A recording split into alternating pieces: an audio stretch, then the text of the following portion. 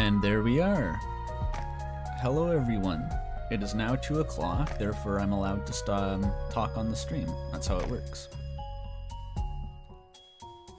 I'm gonna wait for confirmation that you can all actually hear me. I think you can. I haven't streamed in quite a long time, so I had to dust off all of the implements and whatchamacallits.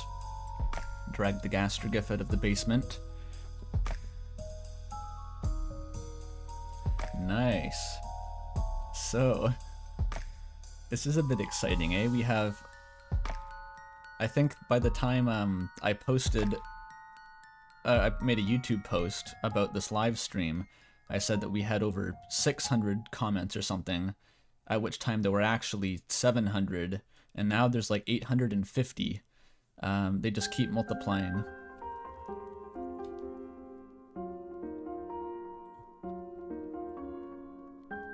Yeah. My mic is muted.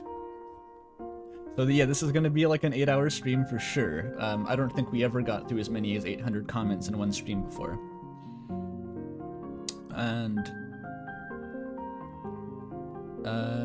yeah, also sorry about the no live music intro this time. I'm sort of running low on repertoire for that kind of thing. And I have some more that I could play, but they're very loud and bombastic and would clip the microphone, which is unfortunate. So we gotta let go of the gimmick for now until I learn some more songs on piano. Anyway, let's get to the comments here. I've had a brainwave this time and increased the size of the browser to 125%. So you can actually read them a bit better this time.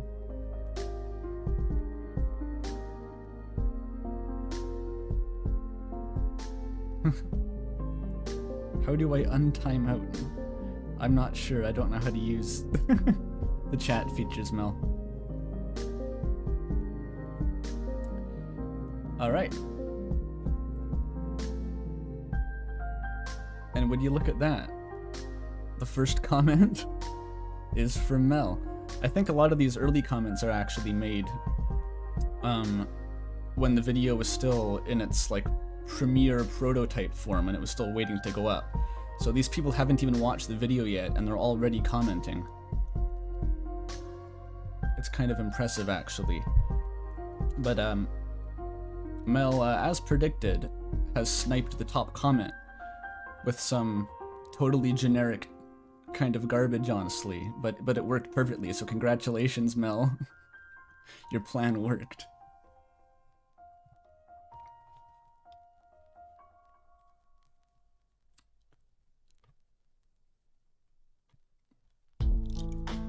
Sorry, chat's just being a bit sketchy to start off with. That's fine. That'll work itself out. It's an 8-hour stream. We have time.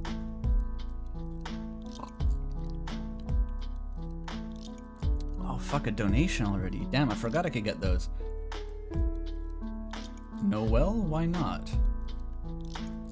Noel? Is that like a dad joke or something? I'm not sure I get it. But it's wonderful. Thank you for giving me money. My voice is quiet compared to the music now, so people were telling me the music was quiet, now I turned it up, now my voice is quiet. Too much cheese, too much macaroni!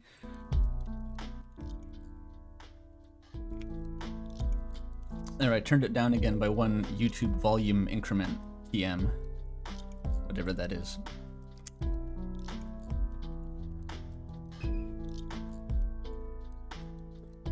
Having a toxic fandom proves that you're big. Hell yeah.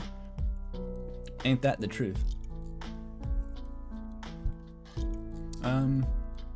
Oh, I jumped the gun. Sorry. I start the stream and then my mind goes blank, and I'm unable to do any of the things that I planned on starting with, but there was... I did a little bit of prep work, you know, I occasionally read the comments and outside of these streams. And I don't respond to anything usually, but I keep them in mind. And I noticed a few very common points, similar to the last video where I was noticing things like the argument about Flowey not needing a soul because he's a plant being brought up over and over again kind of thing. And where is it? Let me find my funny meme that I made. Let me find it.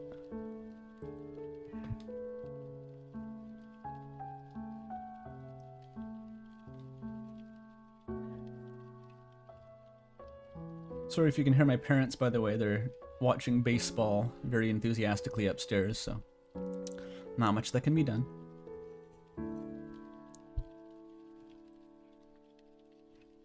There you go. There you go. So this is going to be one of the most common sentiments that we're seeing on the stream here, right? So if any of you have watched my narrator video, I don't know who I'm streaming to here. The conclusion was basically that the narrator was Toby Fox, or that's the conclusion how I phrased it in the video, that the narrator is Toby Fox. The thing is, oh, Canadians watch baseball? Yeah, the Blue Jays, Toronto Blue Jays. That's the trick. Anyway, so what I meant when I said that the narrator was Toby Fox was simply that the narrator is not diegetic. That was basically all I was going for. I just phrased it in a very, you know, whimsical, entertaining way. I wanted to have the sequence where the annoying dog zoomed out to dancing mad. I thought that would be fun. Of course, this being YouTube, it's you're always going to have people who don't quite get what you're laying down. So we have two sort of alternative sects of people who have. One of them seems to interpret that as the narrator is Toby Fox, which of course makes sense because Toby Fox is a diegetic character in the form of the annoying dog. And yeah, so the narrator is diegetic because it was just the annoying dog the whole time. That's not quite what I meant, actually. I don't think that actually helps anything. On the other hand, we have people who heard the narrator as Toby Fox and interpreted that as, oh yeah, that makes so much sense because every character is written by Toby Fox, so therefore whoever the narrator is also just Toby Fox. Oh, Toby, you sly dog, that makes sense. So, both of those are essentially meaningless, and I'm not sure why so many people glommed onto those as if like I revealed some sort of revelation to them. Like ultimately, like maybe you could argue that the narrator is diegetically the annoying dog. It just doesn't really matter the way I see it. But that's just not what I meant. That's what I'm trying to say here. And we're going to see a lot of these, so maybe I'll just flash this image on screen whenever one of them comes up.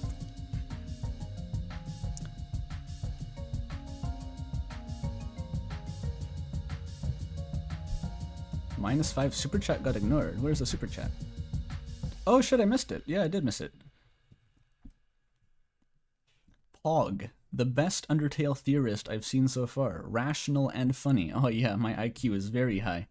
Hopefully my comment shows up. It has no likes, who knows. I'm going from oldest to newest in these streams. That's the way it works. So no matter how terrible and downvoted your comment is, I will read it.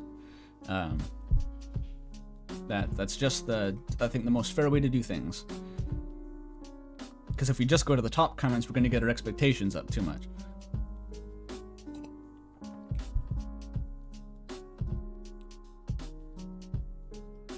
Yes, you need to have a very high IQ to make rational Deltarune theories. The narrator's Toby Fox is just regular third-person omniscient. Yeah, alright. Okay, so now I should actually start reading the comments. The beginnings of the streams are always such a clusterfuck, I'm sorry.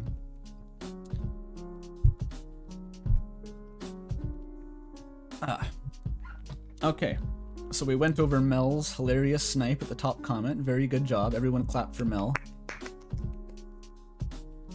We have the other ACDS Discord mods. Snipes the other comment. This isn't the Peepus video.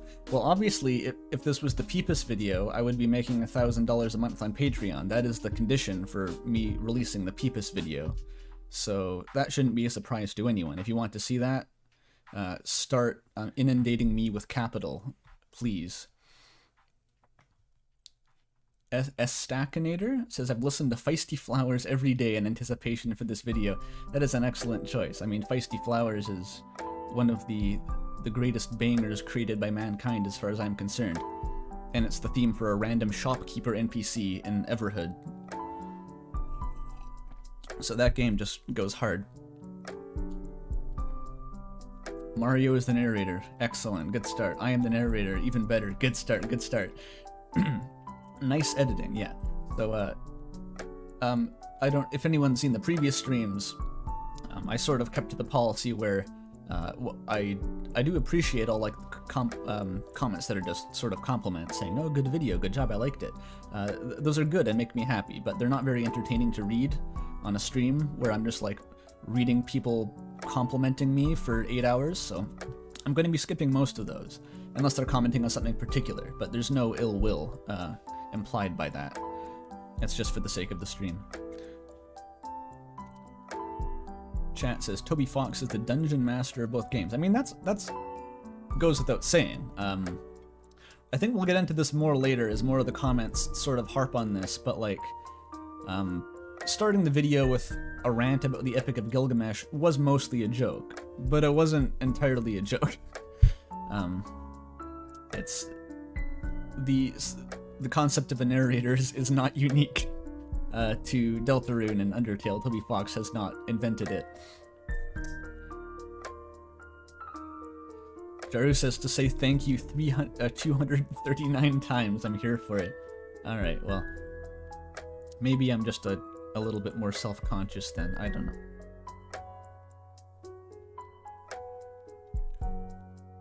Oh, here's our first actual theory comment.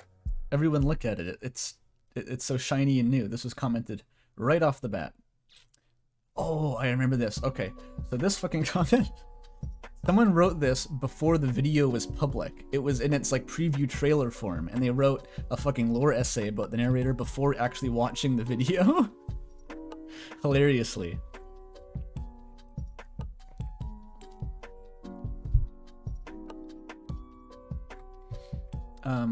And I said, I'm not going to read that until you've watched the video. But now I assume this person, user McSkull, has watched the video and therefore is eligible to have their opinion considered on stream. So let's make good on that promise.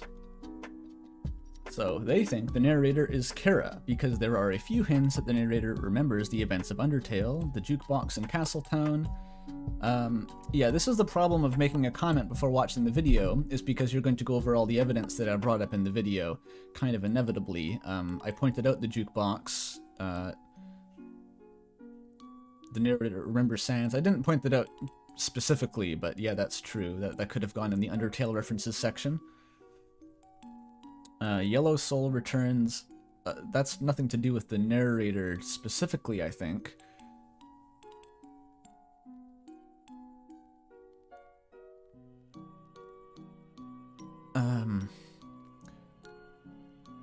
Alfie's never... Okay, yeah, so they're saying that in Undertale, the Yellow Soul was a product of, like, Alfie's doing something to your phone, which somehow gave you, like, a jetpack and a gun. I'm not sure how that exactly works, but...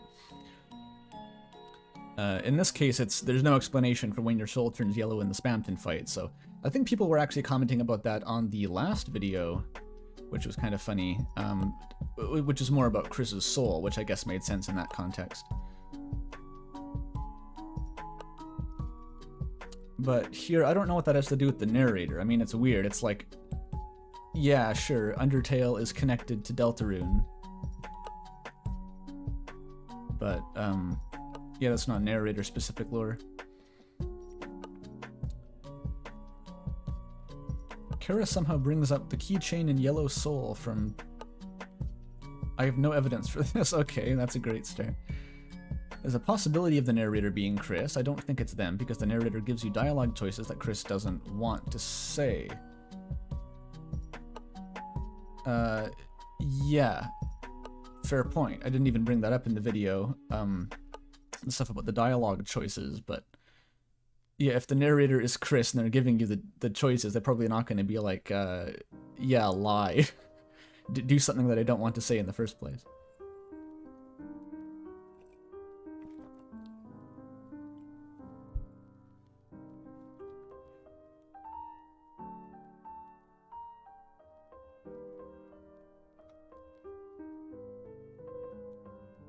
Hello, Rich Connor GMN. And yes, for the record, I am aware of the chicanery occurring in chat, but acknowledging it's not going to accomplish anything, so.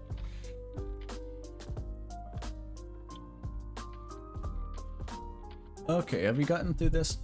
I don't feel like I'm warmed up yet. I don't feel like I'm firing on all cylinders here, ready to respond to all these little points. I've got to work into this. So maybe this is fine as a warm-up. They didn't watch the video. They're not really commenting on what my evidence was. It's just a random theory that's gonna like slap my brain back into actually thinking about this stuff. So, cool. Toby Fox is the narrator. My evidence is solid. He's cool. Alright, I mean, I agree with your conclusion. I guess I can say that much. So excited, so hyped. Make sure the preview is uploaded separately. The preview is from the video, so these are still before the video was public. We still haven't escaped that. We got a lot of comments even before the video was public.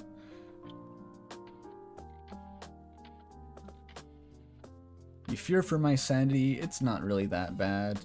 I mean, if someone's gonna go read 1,000 text boxes, it might as well be me who can actually profit from it somehow, you know? It's not that bad. Doru says my money is on Noelle. That's just a bet before the video is public, once again. I didn't even consider Noelle as a candidate. But I think I know why Doru said that. Yeah. The narrator of the video is Andrew Cunningham. Such insight. You're back. Yeah, I did upload the video on fucking Homestuck Day. Completely unplanned. I had no actual plan to do that.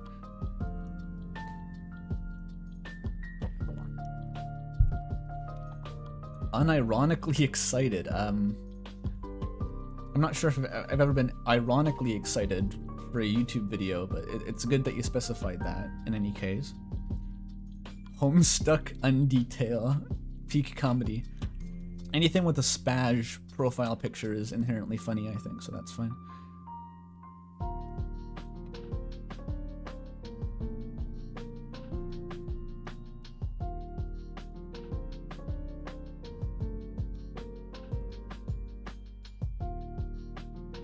Maybe chat... hang on for a sec. Let me see if I can put a little bit of like slow mode spice onto the chat right now. It's festering a bit. It's funny, I didn't do that with the previous streams.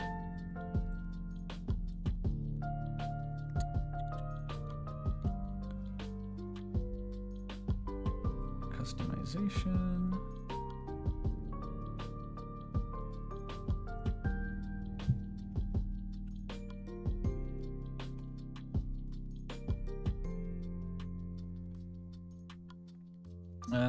There we go, that should help with the spam a little bit. I don't want to completely stifle chat, because the disruptions will naturally burn away as time goes on here.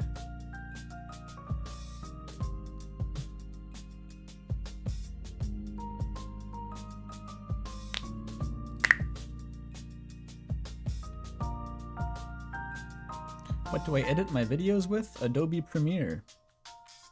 For better or for worse. It's the only software I've ever used, so I can't really comment on how good it is.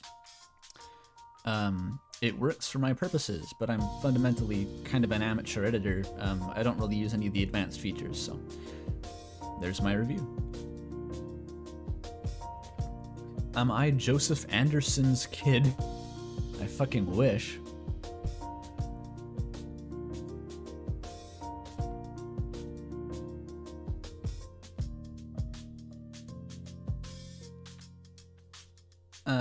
Alright.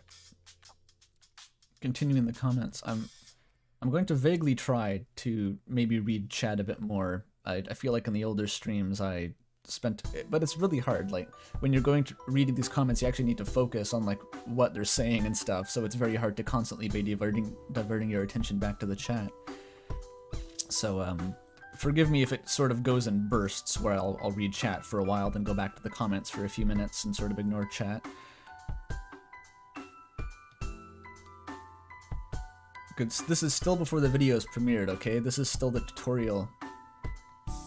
I'm insane in a good way. Oh yeah. Yeah, the trailer cuts off before the blatant Joseph Anderson gag. Carefully edited. 10 out of 10.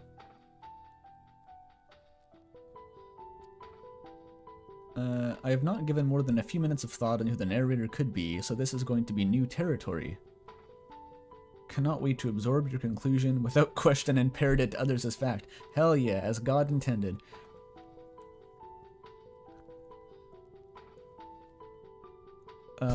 Yeah, wonderful. So hype, it's gonna be a good one, excited for this. Current belief is Kara. It wouldn't surprise me if it ended up completely changing my view. A lot of people had the inherent belief that it was Kara going in, which I guess isn't surprising. That was sort of the default. That's the mindset I went into it with, was because of the Determinator's character analysis, everyone by default is going to think Kara. So we have to investigate it to see whether this actually pans out. That was sort of the due diligence that powered the video initially.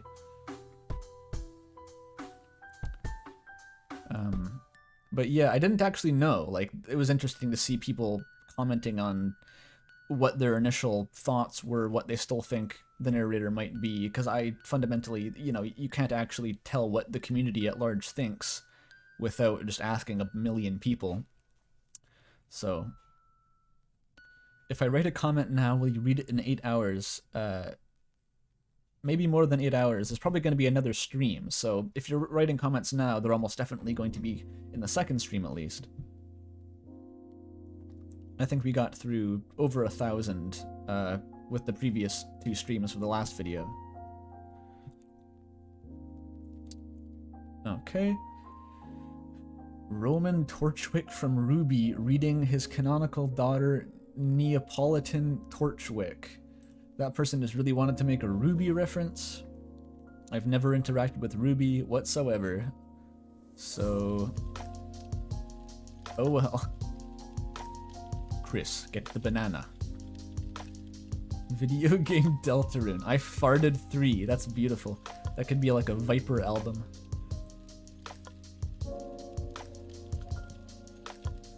This is a person just confused whether they're watching the full video or the premiere trailer.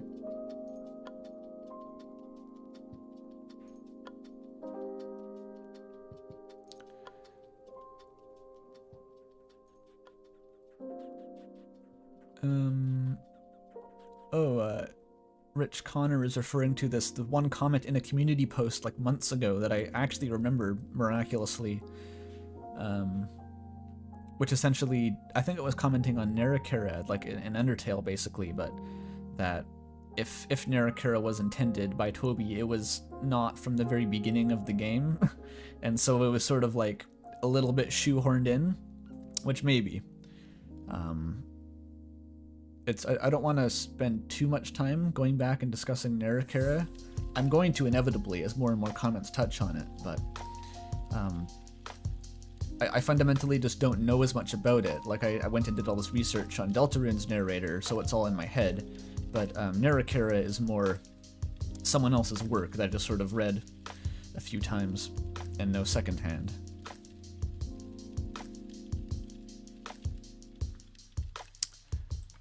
Oh, I forgot some narrator candidates. This is, again, still the premiere trailer, which was just that section where I went through the, you know, Kara Dreamer, soul-surfing icon, and arguable pioneer of the Sundata Cactus gag.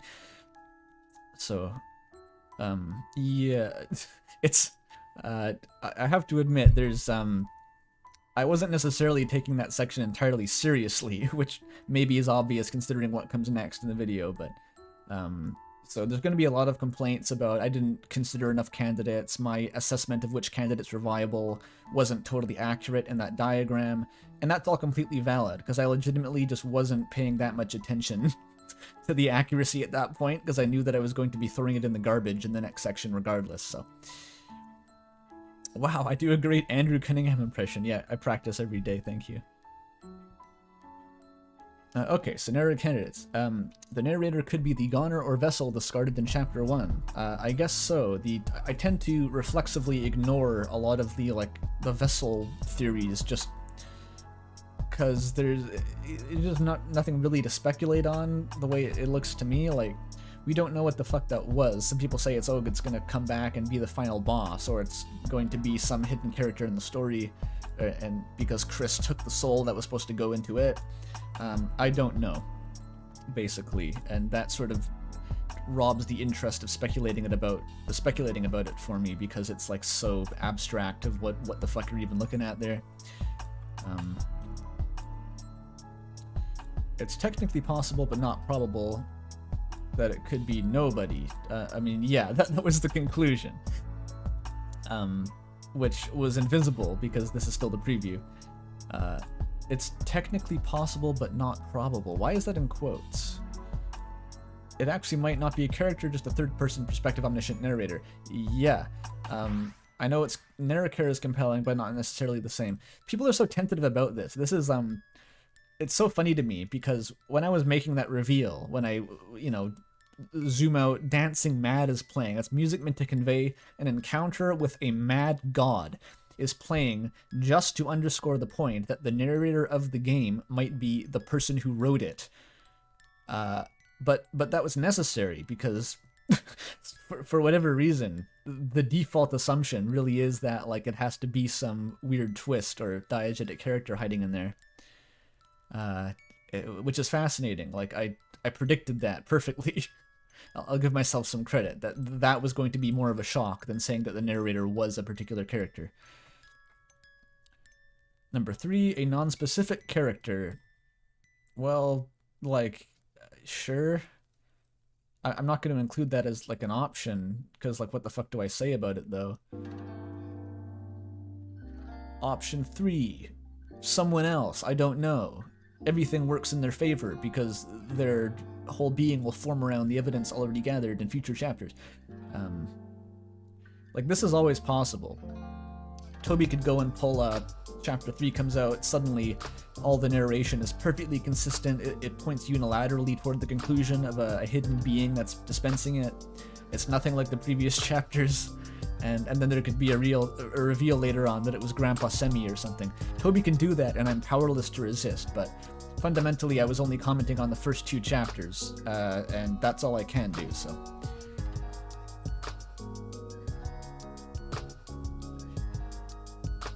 Ignore number 2. Oh, I already read it because you put it below number 2. Oh well. Save the trailer. Done. Narrator is Noober. Excellent. So excited. Glad to finally have a third video to watch. Ultra nauseum. Is that a real Latin phrase? That's pretty cool. Ultra nauseum.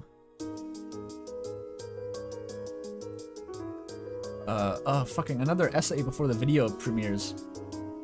Come on, guys. Save your essays until you've heard what the fuck I have to say. The current theory... Oh, DR narrator is Frisk. Okay, this is a new one, though. This is a new one. That's kind of neat. Frisk, that's out of left field. That would be really fucking weird. Let's see what they have to say about it. Let's check chat first, though. Jaru says, Lamau, where was the non-specific character section? I can only do so much. I'm a mortal man. Imagine putting a row in the big grid diagram with non-specific character, and everything's just question marks because we don't know what they are. That would be so useful, right?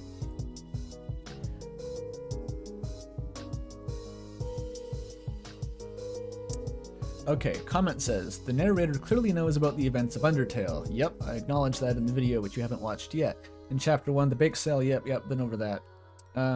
DR narrator knows that Undyne and Alphys are connected. Yes, okay, Undertale connection. These are all just Undertale callbacks so far, which is one of the commandments on the big narrator axiom tablet. Systematically examine every character in a 3-hour video. That sounds familiar somehow. Who would do that? Who would do such a thing?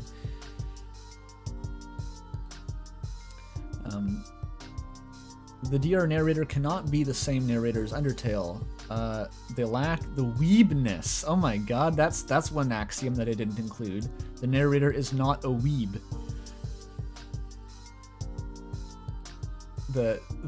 Thy narrator knoweth not the land of Orient, or something like that.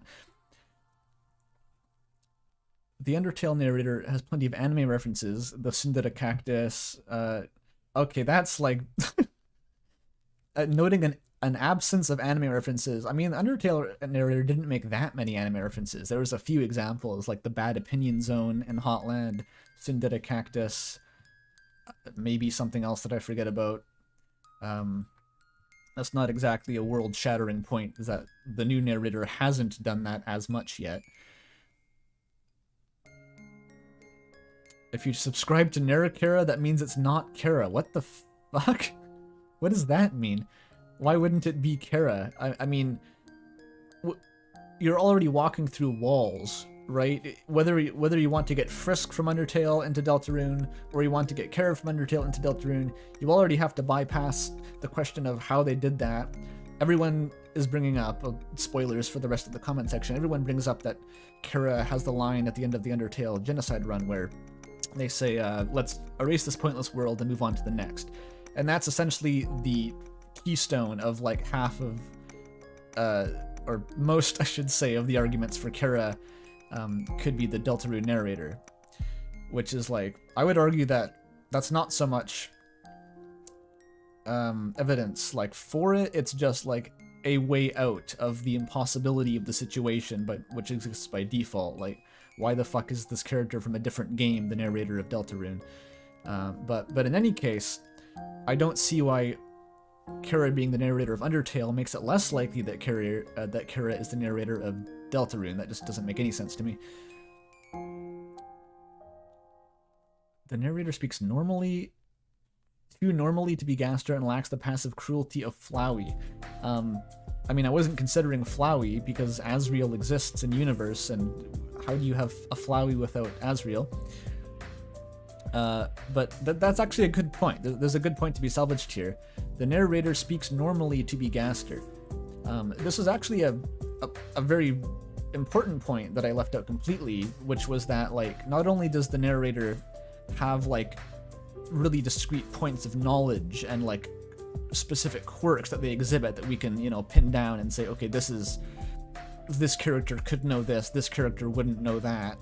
But there's such a thing as, like, voice in writing. Like, characters don't talk the same way as each other if it's being written by a competent writer, which Toby seems pretty good at. Like, and we haven't seen very much dialogue from Gaster. The only, like, 100% confirmed, okay, 99% confirmed would be entry 17, but even that, we know, like, Gaster speaks in all caps, using, like, short clipped sentences in, like, a really kind of formal way, which is not at all similar to the narration is just, like, constantly shit posting and going on about, like, fluffy boys joining your party. So I know that people like the headcanon Gaster is like, oh, what if he's just a goofy grandpa the whole time? Ha ha ha. Wouldn't that be such a cute reveal? But, like, I don't see it personally. I don't think, like, I just can't imagine Gaster pumping out these lines that are like, oh, you flushed the toilet, woohoo! But I didn't include that in the video just because, like, I wanted to keep it, like, focused on really specific points that wouldn't seem subjective whatsoever, just because it's easier, honestly. And it would have extended the video by quite a bit if I started getting into more subjective stuff like that. Can't wait to watch the video. Yeah, I can't wait to get to the part where people have watched the video. I feel the same sentiment. You could make a theory about how I'm adopted and I'd believe you. Hell yeah. Speech 100. My theories are good. Thank you. What's that say? Hyped for Andrew's video. Gaster. No, wait. Yeah, Gaster. Hyped for Andrew's video, Gaster. Thank you, Thneff. I think the narrator in Deltarune represents pain. Reference to the previous video. Idea. Whenever someone claims you haven't looked at a specific piece of evidence, point to this video and start sobbing uncontrollably. So this is like the meta comment, I guess, which is like giving me instructions on how to survive my own comment response live stream. Thank you. There's going to be a lot of that. It's inevitable. You make a video, people comment, they haven't just watched the part of the video where you address the thing they commented on. You hate to see it, but it's inevitable. Can't type 5 out of 10, not enough peepers. Again, inundate me with money in order to achieve peepers. What's chat saying? Yeah, I can read wingdings. I paid Thneff to write that so I could show that off. I spent 2 years fucking as an Undertale goblin. I had to spend my time doing something. You haven't talked about who the narrator is. You should make a video about that. We're going to eventually. We're still in the tutorial phase of the comments, remember? I feel like I have these sort of thoughts that I think that are going to be gradually disseminated and drawn out of me. I can't just dump them all in one big lump here, but you're gonna get some like insider info, some stuff that I didn't include in the video for the sake of brevity, some clarifications. It's gonna be good. Hey Andrew, don't know if you will read, but did you see the new game Mossbag is part of? I haven't looked into that, but I saw that he posted a video, which was kind of cool. I assumed that Mossbag had like either like withered into a husk or actually been thrown into a volcano by Reddit at this point. So that's good if he was just making a game the whole time and hasn't like died. Happy to see it. Also hilarious because immediately after we did that, I shamelessly plugged my own indie game in my video. So my quest to be the Undertale Mossbag continues. The narrator is an Elden Ring boss. Which one though? I hope it's Rykard. You're the Serpent King has family.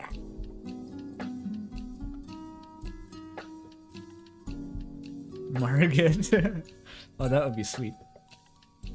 I could see that as like a one of those, you know how the it was like League of Legends or something. They brought in like cameo narrators to do the announcements, so that they got like Logan Cunningham from Bastion do like ultra kill and stuff like that.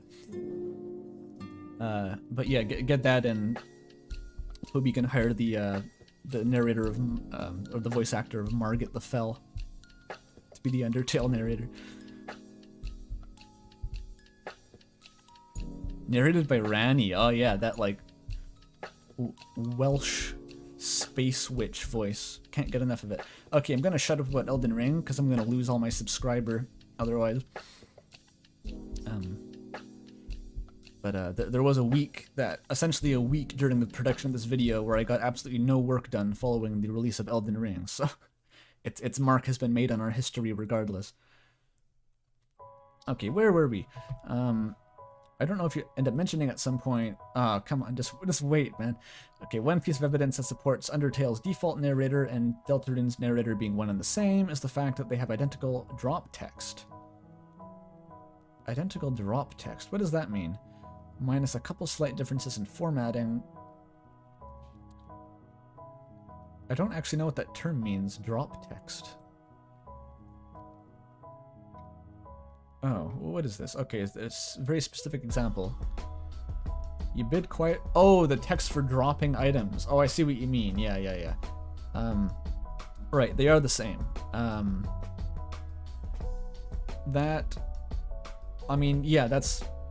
Sure, that works as, like, the narrator similar to Undertale. Ultimately, though, the unfortunate thing is that, like...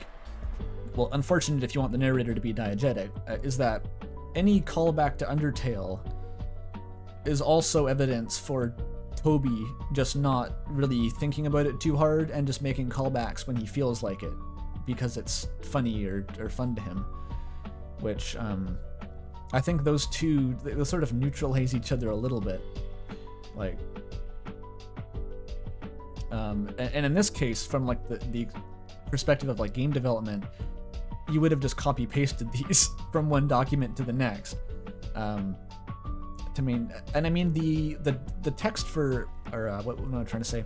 The menus in the overworld were deliberately kept as similar to Undertale as possible, which Toby admitted in the live stream for the release of Chapter 2. He said that he specifically wanted to create like a completely different menu system for the overworld that would make people think that they were still playing Undertale. So I don't know what the fuck that means, Toby. What a dick thing to do. But that would explain this anyway. Like, if you wanted to keep it consistent, he would keep the same dialogue for dropping the items. And why he's keeping it consistent, I guess, is the real question, and that's kind of interesting.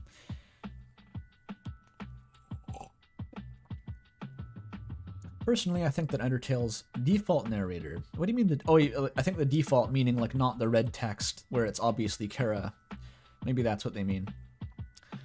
Isn't an actual in-game character. I think it's a disembodied voice, or I guess that exists solely to guide us, like most narrators. Yeah, yes. My conclusion. What big surprise, they agree with my conclusion. One could easily argue that he's the narrator. Yeah. Chat says, I doubt Toby really thinks too deeply about the small callbacks. After all, if we're thinking way too technically, the dog car scene can prove that Undertale and Deltarune are connected. Yeah, you bring up a very unavoidable point where there are points in Deltarune where it's clear that, like, the fourth wall is being broken, callbacks are being made that aren't meant to be taken seriously. Like the fucking annoying dog running you over with a car, and then the Undertale game over screen comes up, and then it's destroyed by the annoying dog. Like, that makes no fucking sense. Like, I'm sure there's someone out there who has given legitimate thought as to how they can justify that as, like, an in-universe mechanic of Deltarune. And I applaud your dedication, I suppose, but I don't think there is hope. I don't think you can do that.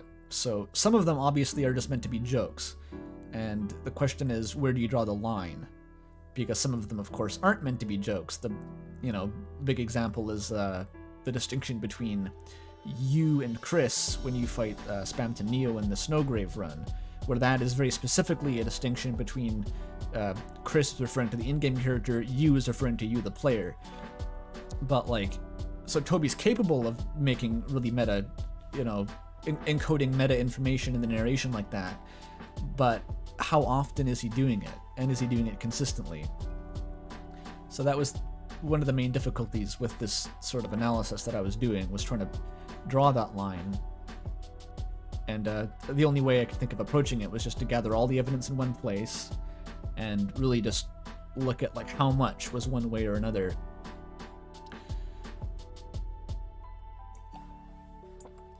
The dog is a meme and remains a meme. Yes, I am pretty sure that the annoying dog is essentially... It's essentially the equivalent of, like, a text disclaimer popping up on screen that says, "This is not canon, stop thinking," while a gag is happening. If the annoying dog is on screen, you're allowed to not think about it. That's my philosophy.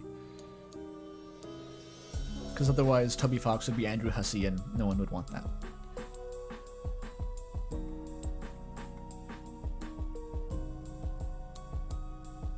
Props to you, mama. Cool, I don't know exactly what this says, but I'm sure it's great. It's too early to know. It's too early to have watched the video, so you're one to speak, eh? Huh? Narrator disbelievers rise up. My take is more nuanced than that, but you're free to rise up as far as you want. I think people have actually watched the video at this point, so that's good. We're getting into people who have actually seen the video.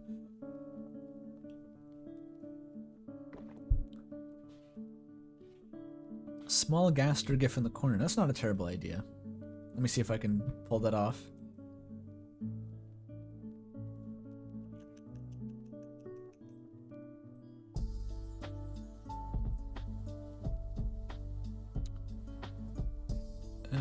Dancing Gaster.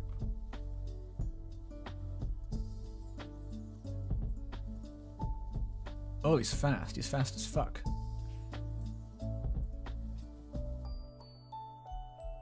God damn, can I slow him down? Huh.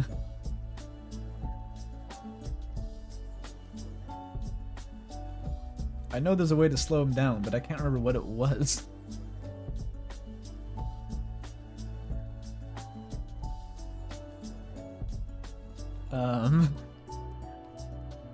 Wait, in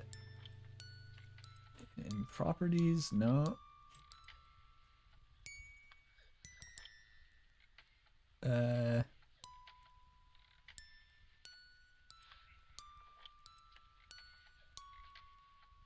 Order, transform.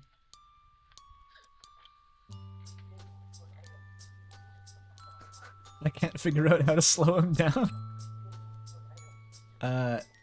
I guess he just stays like that, unless he's too distracting. But, alright, that's fine. Fucking hell. Okay.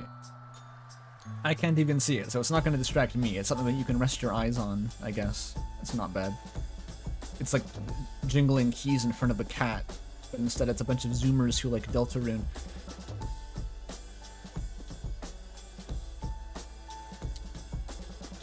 Good video.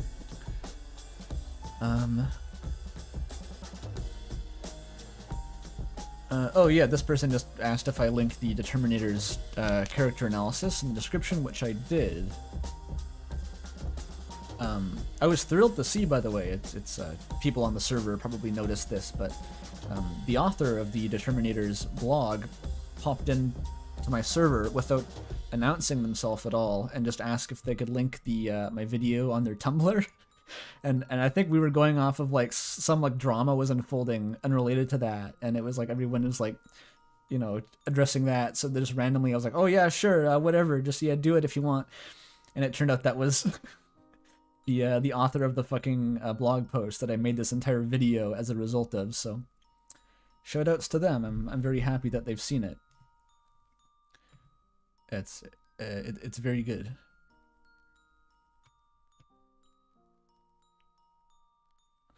I like to wonder what kind of character would fit everything they need to do, the narrator, that being. Like, if you wanted to take this forward and shouldn't, you're right, it's most likely just Toby. What would you look for in a character that does fit everything? Yeah, that is a terrifying thought, and I think I say as much. Yeah, so when you're faced with the amount of inconsistency that I found when looking through all those points, you know, analyzing them one by one, the thought of trying to, like, galaxy brain your way to, like, oh, one character's got to fit all of these, you know, specifications perfectly. There's got to be one of them.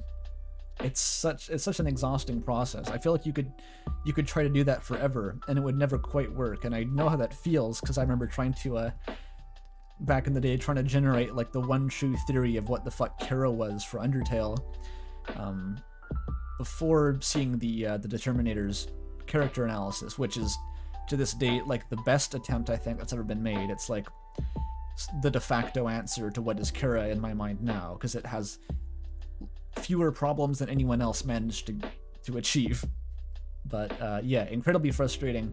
So I'm not willing to give Toby Fox infinite benefit of the doubt that he's somehow pulling 4D chess and that I'm just not smart enough to figure out what crazy angle he's coming from, when I'm pretty sure I've thought about this for like fucking years. It's tormented me that sometimes he just doesn't maintain consistency. He's just not willing or capable of doing that 100% of the time. So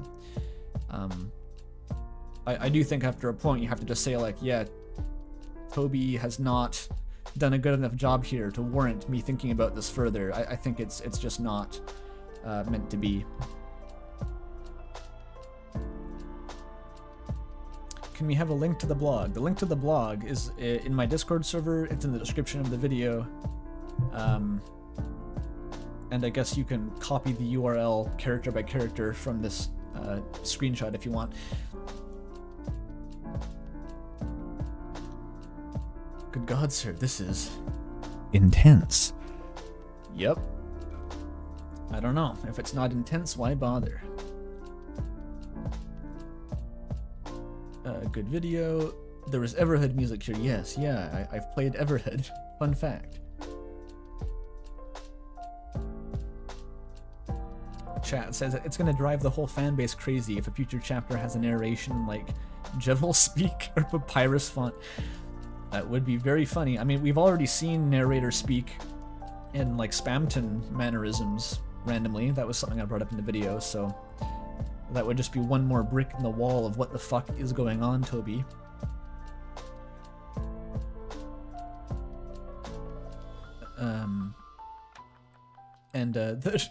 There was a moment in Undertale where the narrator reads Papyrus's own narration off of his outpost, so there would be precedent, I guess. I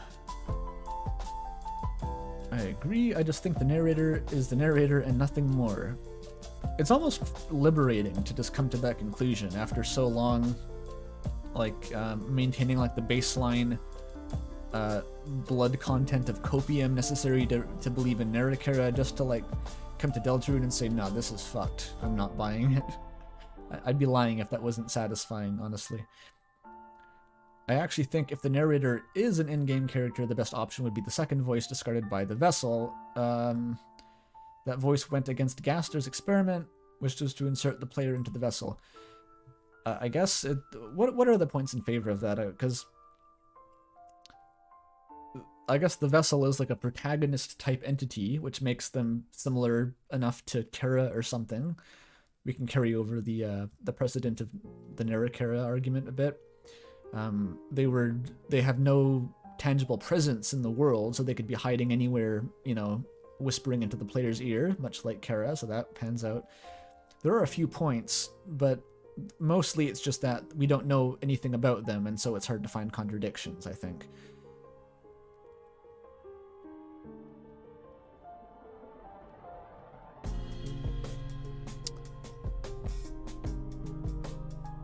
My conclusion is the best choice. Just like in your example for the Epic of Gilgamesh. Yeah. So the reason in which, or the logic by which the Epic of Gilgamesh rant wasn't 100% a joke was just me reminding the Deltarune fanbase, anyone who has been too far gone into the brain rot, that the concept of a omniscient narrator has existed since 2000 BC. And that it should absolutely be the default.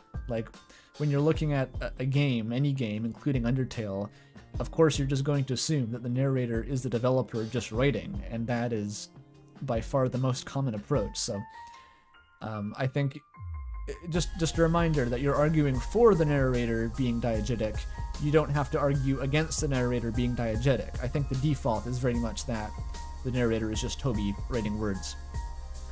Yeah, the Gilgamesh narrator was probably just a storyteller, you're right, but I didn't want to go into a... I don't actually know anything about the fucking Epic of Gilgamesh. It was literally just, I thought it would be funny, but like, the concept of narrators comes from way back in the day. These stories would have been passed on orally, and so you would have had a literal person narrating the story to you. Yeah, it's pretty goofy to bring up the Epic of Gilgamesh in that context, but mostly I just wanted to use the inscription music and edit together bizarre footage of deserts. Right. Here's other Toby. Shilling for me as usual. He's the guy I'm working on the game with, actually, so of course he's gonna plug the game. Good job, Toby.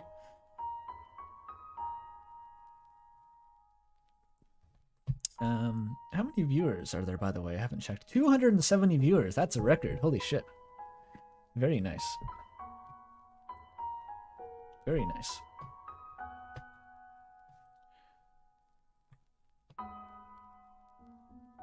Hang on, I've lost the chat. Here we go.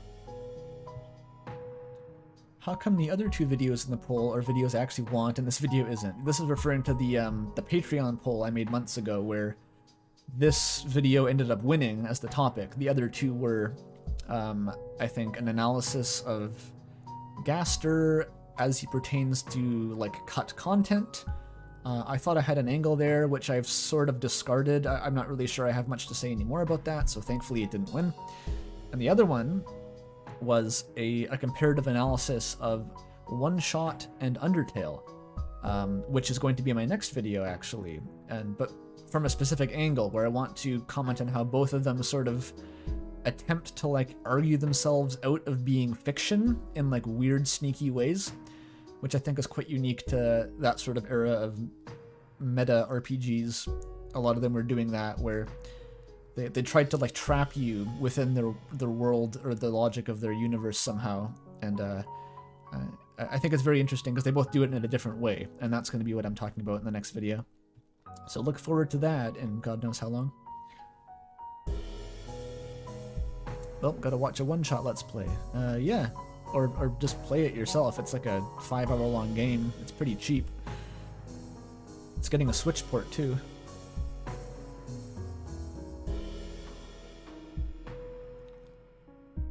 The video is good. I can't argue because the video is too good. Correct opinion. When chapters 3 to 5 come out, do you intend on making a video that updates the previous series with new information? Oh, essentially, around 2 more... Oh, sorry.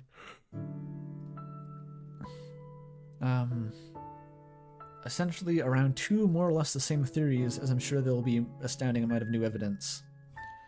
Maybe. I think I replied to this that I will decide when they come out. Yes, which, yeah, exactly. I literally just haven't thought about it. There'll be plenty of time to consider the battle plan once the new chapters actually drop. I spend like quite a while like writing the scripts and planning anyway, so that's not going to be a problem at all, is trying to think of ideas for videos. It's going to be like all hands on deck, alarms blaring, and just like address as much as possible on release. That's going to be a shitstorm, but I'm looking forward to it. And it's also going to be like 2 years from now, so I'm kidding myself if I'm making plans already.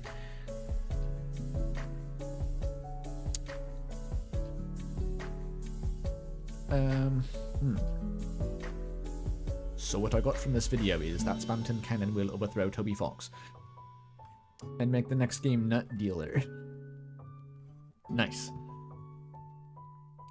This is like one of the top comments here. The narrator is Professor Oak from the Pokemon franchise, as he would be the only person qualified or likely to know that all the Czech dialogue for the different Poke Darkners. Unfortunately, I think Professor Oak would spontaneously combust in the Deltarune universe due to the overwhelming presence of non-binary characters. Unfortunate. Banger video, good video, cool. This is Half-Bred Chaos, who is like another content creator. I can't believe I just said that unironically. Person who makes videos about Deltarune lore. They're pretty cool, but like this comment, I don't know what the fuck it means. I'm not gonna lie, like, I don't know what the fuck it means. It's just a quote. Like, so, not sure how to respond to that. Sorry, Half-Bred.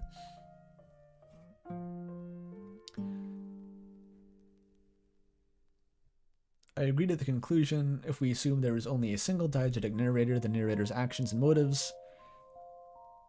Random capitalization, okay. Simply don't remain consistent. This is disappointing for some.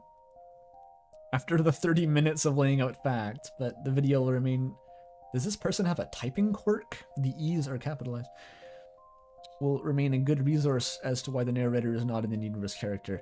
At least without a big plot twist. Yeah, that is essentially what the video ended up being. Because as I alluded to even in the previous comment response stream, I said that I didn't know the conclusion of this narrator analysis going into it.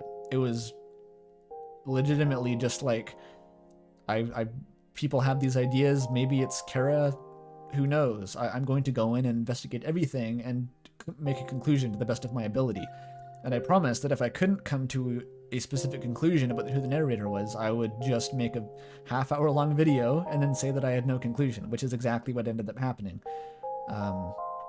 And I think if I wasn't willing to do that, I shouldn't have been making the video in the first place, so I don't regret that at all. And so, yeah, the value of this video, beyond just the conclusion that I don't think there's a narrator, is the narrator axioms. I think having that resource summary is like the actual bread and butter. that, you know, people can refer to.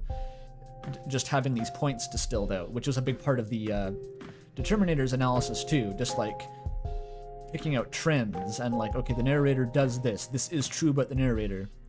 So I can remain confident that at least that was productive. Chat's freaking out.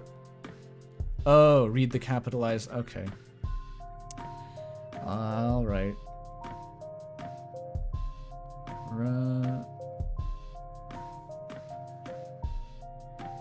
Oh, it's gonna say like RAL safe feet probably. Yeah, it says RAL safe feet. Nice. That's good. I can appreciate that. As an enjoyer of stupidly obscure gags, I can appreciate that. But you're also now banned from my Discord server, so too bad.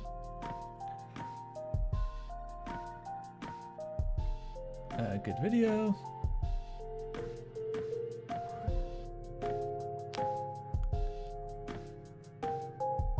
Lol.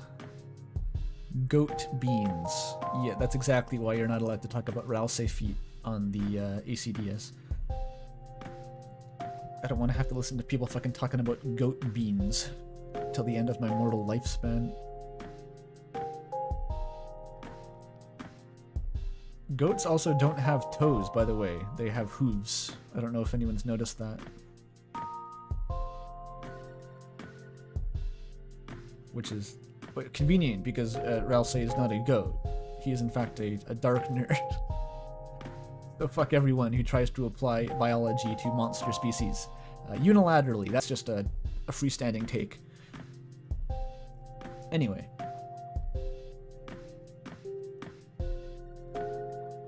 As much as the video is needed, I can't say I didn't expect the conclusion. This is someone who wasn't afflicted by brain rot, clearly. Anything we assume to be a real plot point must be consistent at very least some of the, or most of the time. It must show intent on behalf of the writer. If it's messy and inconsistent, making it a real plot point would create gigantic plot holes and blur the plot as a whole, or render it meaningless. Yeah, it all felt very familiar to me. I've done research of my own into the meaning of the soul icon during the battle menus. This person knows the struggle. That's why this is so obvious to them. It's like, all right, I know how this plays out. Including how the characters see it. The famous moment where Chris's soul goes into the box from the right, yet when you're fighting Lancer as Susie. The conclusion was that it's godforsaken, inconsistent mess with no rhyme or reason. Yeah. Okay, so here's the look behind the curtain. For anyone who watched the video and got to the part where I went over the narrator candidates and I put down the big diagram that was cross-analyzing all of them with the evidence, that was, at that point in time, basically just a farce. The point, the actual conclusion, which overrided that, was that the evidence was too inconsistent for me to responsibly say that anyone could be a viable candidate. It was just too brute force inconsistent. And so, like, it was pretty clearly illustrated with some, like, you know, Kara and Chris in the diagram. Most of the points were counter evidence. There, you could claim that, oh, you could have considered more candidates or something like that, but it's just like, if Toby wants this angle, this kind of unique angle of the narrator being diegetic, to be tangible and actually be a part of the story, then he should be trying a lot fucking harder to make it consistently visible. Because if that is his intent, and this applies to the Narrator theory too, if it was his intent to have this kind of hidden secret, then anything that contradicts that is now literally a mistake in his game, like a plot hole, an inconsistency in his script that he seems pretty good at avoiding those in general. So why would he be so suddenly terrible at setting up this cosmic truth that the narrator is diegetic in Deltarune, if that was his intent? Like, I just don't see it. And if that is his intent, he's failed to the extent where I don't believe it. So, what can you do? Really.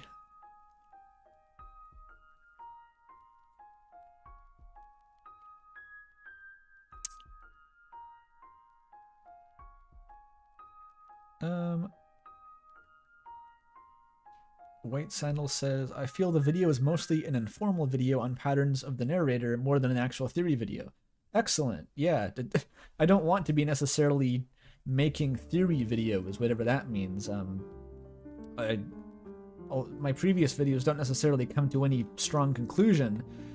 The focus is really for me just on sorting out information from misinformation, clarifying what we do know for sure, what points still remain ambiguous, what the possible answers to those could be without specifying anyone in particular, and just forming a conclusion based on the evidence rather than the other way around. So that's good. If you don't think my videos count as theories, I take that as a compliment.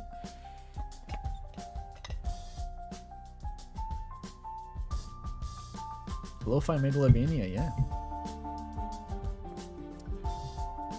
Maybe the narrator is actually Temmie Chang this time. That's a galaxy brain take. It's like Toby Fox, but the other one. That's incredible. Isn't Temmie a VTuber now? So you could theoretically go watch Temmie play Undertale or Deltarune and have her canon voice be the narration. You could record the clips of that and then patch it into the game to make Temmie canonically the narrator. Very cool.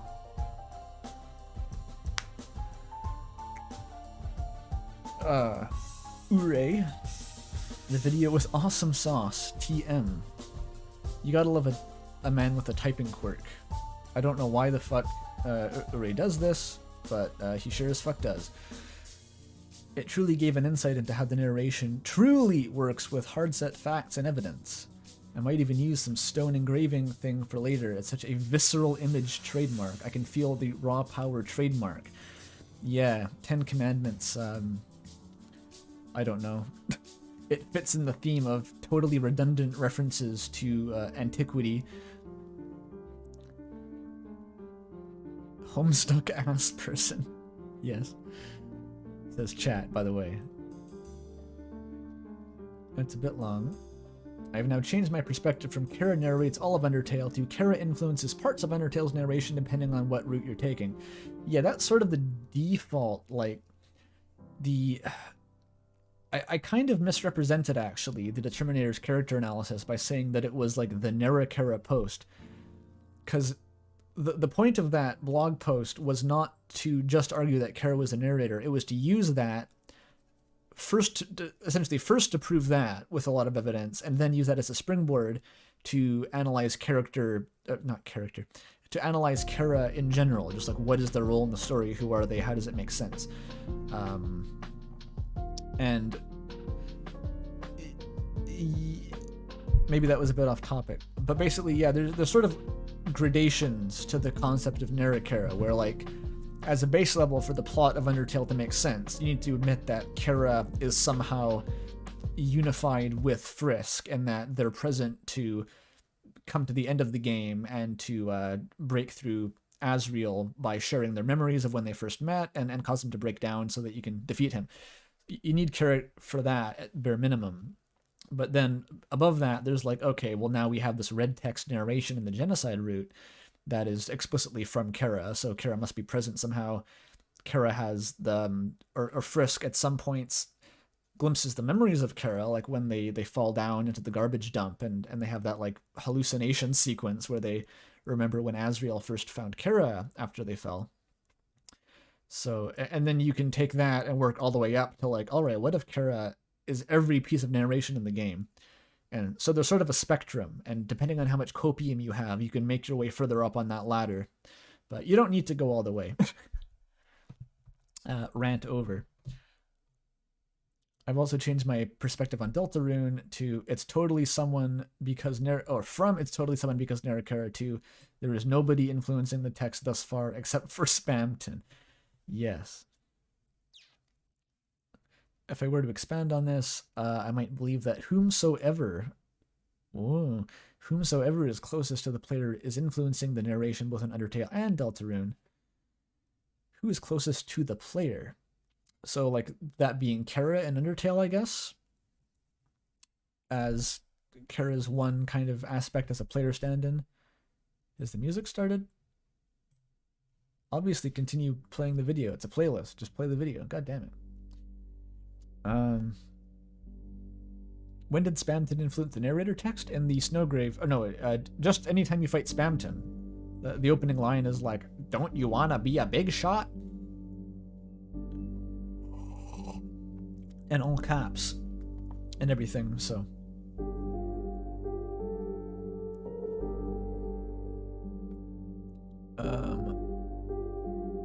Okay, do not worry, Mr. Cunningham. I know what you did in 1999.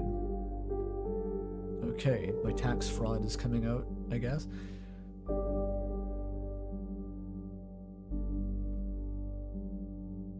Okay, that's incredibly threatening. I look forward to that, Uri. Or Yuri, I don't know. The narrator in Deltarune is the same as saving and loading in Deltarune, a normal game mechanic. Oh, bad example, buddy. Saving and loading in Deltarune is something specific. In the previous video, I went through that whole montage of the save select screen before you beat chapter 1 is this weird like green wireframe version of the menu with like weird gastery comments whenever you click on like to copy or delete a file, which is like the strongest hint to me so far that like something's going on with that save system. Something gastery, in fact, is going on. And even before that, I think the carryover from Undertale would make the default assumption that saving and loading is diegetic again, which doesn't seem to be as prominent of a thing in Deltarune. So I'd be willing to concede that maybe it's not determination anymore, maybe determination is something different now. Because just thematically, the idea that what determination was commenting on in Undertale isn't really so much a thing in Deltarune, because that would just be redundant. But I think it is going to be something, so I wouldn't dismiss it that quickly. So that rant definitely wasn't warranted for a comment this short, but like, you just chose a really poor example of a non-diegetic aspect of the game.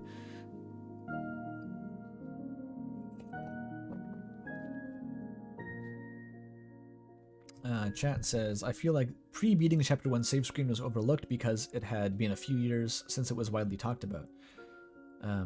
Yeah, I guess so. I'm not sure why that was so overlooked, really. It's clearly there. But I guess most people, I mean, I played chapter 1 in one sitting, so that implies you have to actually leave the game and do something with your life and come back to it at a certain point before beating it, which is maybe a tough ask. I want to point out the question of who is presenting the I give up, I can't explain what I'm talking about over a YouTube comment. Okay, thank you for cutting yourself off nice and early there. Very good, I appreciate that.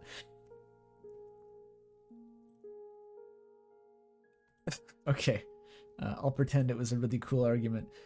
I mean, the narrator being the knight, we don't know who the knight is, so if the narrator's anyone, it could be the knight. You never know. You never know. If it does end up being Gerson or something. Who is the knight is actually one of the areas that I'm least knowledgeable about. Maybe that's going too far to say I'm not knowledgeable, but like I haven't really thought about it very hard, just because I don't think it's we don't really have much hope of figuring that out at this point. And I just kind of like the mystery of it. I'm waiting for it to be revealed. Unless it's Chris, in which case I do have opinions about that, but let's not get into the knight discourse too much.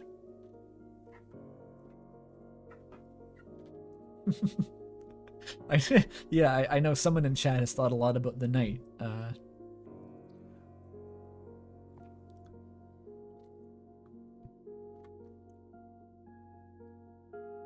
Okay, let's hope that we don't have to fall back on the Japanese translation of Deltarune to gather clues of how the narrator speaks in the Japanese language. Yeah, I don't speak Japanese or understand it. The complicated nature of translating it into English has helped in the past, giving more information. Yeah, this is the first of several comments asking, why didn't you discuss the Japanese translation? This one isn't really asking that, but other ones will. And the answer to that is that I don't speak Japanese. and nor do I have access to any convenient translators, really. Way back, the server and I were doing a little bit of like guerrilla translation analysis with like, you know, we had like a Girius going on to like Japanese language servers with fucking alt accounts to like pester them to translate Deltarune narration, which like it kind of worked, but it wasn't at all efficient, and you could never tell like how credible the translation was or how perfect it was. And because I have no knowledge about the language, I couldn't be critical about that whatsoever. I just had to accept it with like full trust, which was hard for me to do. We had a couple of false alarms about like maybe, oh shit, is the Japanese narrator talking in first person? It turns out that was probably just a misunderstanding that, you know, probably would have been obvious if I knew anything about Japanese. So fundamentally, I do not trust myself to even attempt a Japanese language analysis, and even any kind of secondhand information that comes out of that, the stuff like the second voice that cuts off the Gastery presence in the Goner Maker sequence that says no one can choose who they are in this world. I know people say that, oh, in Japanese, it's like you can tell it's Kara somehow.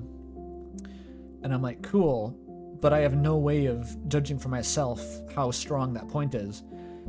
And I know people, like, the sort of theories that get passed around the fandom are like, some of them I agree with, and some of them I just fundamentally think are ill-founded. And what if that's one of those? What if I spoke Japanese, I would just be like, that's not much to go on, dude. I don't buy it. So fundamentally, I'm just trying to exclude Japanese language knowledge from my takes completely, because I'm not qualified to use them, to wield that power.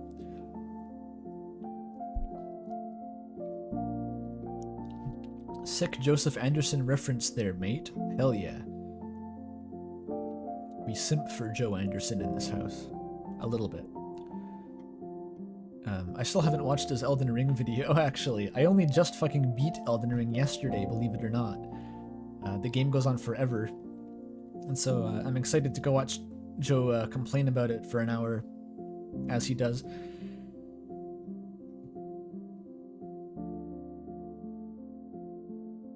Chad is saying... Kara speaks in kanji at the end, and whoever that person is also speaks in kanji. Yeah, that's the problem. Like, whenever I hear about this Kara is the second voice in Japanese, it's like broken telephone, people trying to explain it who don't fully understand it themselves. It's like slightly different each time. It's sketchy. I thought Joseph Anderson was dead, to be honest. He went dormant for a long ass time. I don't know what's going on with him personally. Like, I haven't followed him on social media or anything. I don't really look at his Discord. I haven't for a long time. I think essentially he got way too overwhelmed with the Witcher project. Decided to step back and like focus on his family. He has like an ever increasing number of kids. He was telling people to unsubscribe to his Patreon for a while. So he took like a big hiatus for some reason. But now he's back with Elden Ring, so that's cool.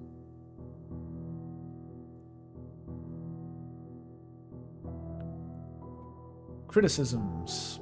Okay. We know the narrator can switch, so assuming there's only one is extremely presumptive. Aha, it begins.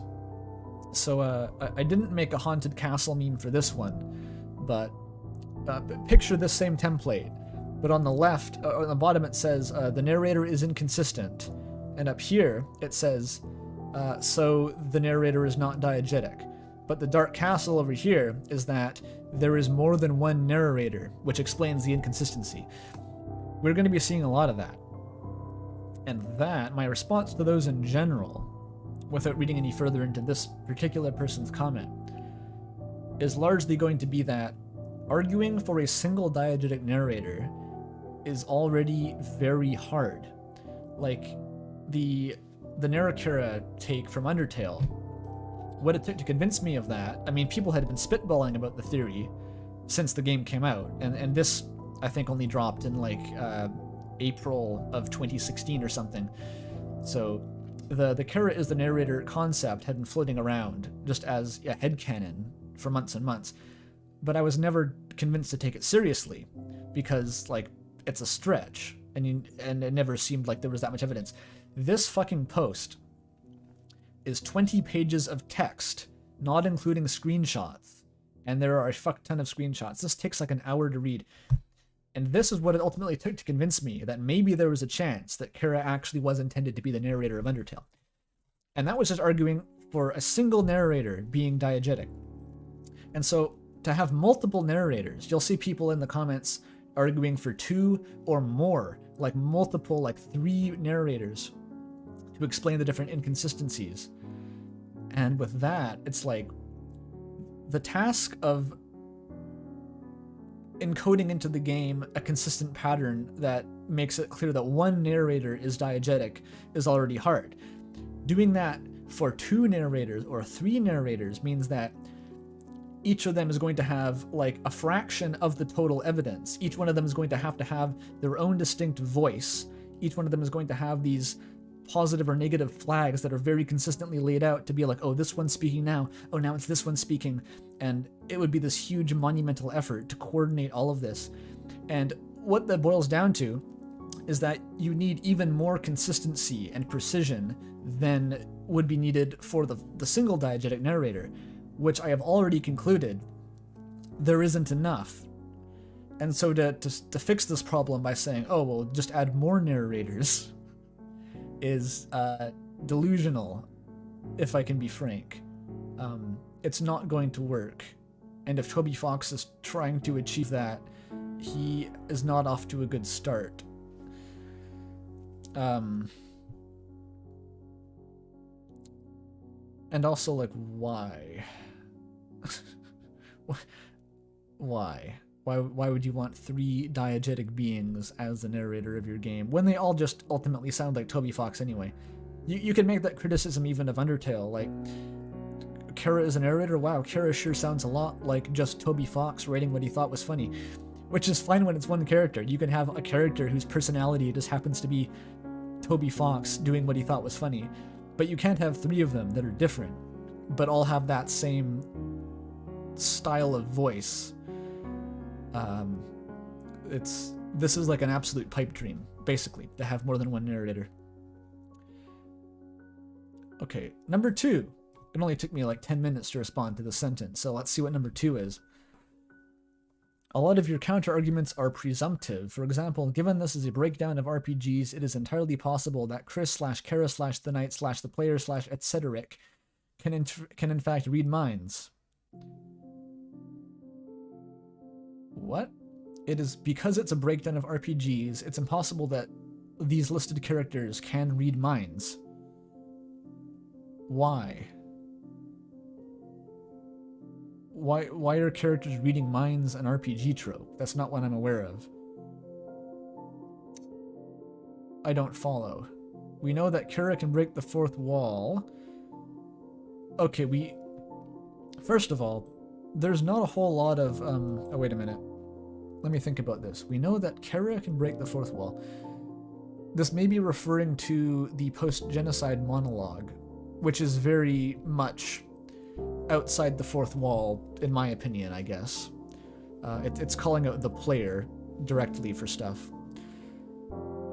So, okay. But in order for this point to make any sense, in order for this to be relevant, one, you have to have Kara be the narrator in the first place.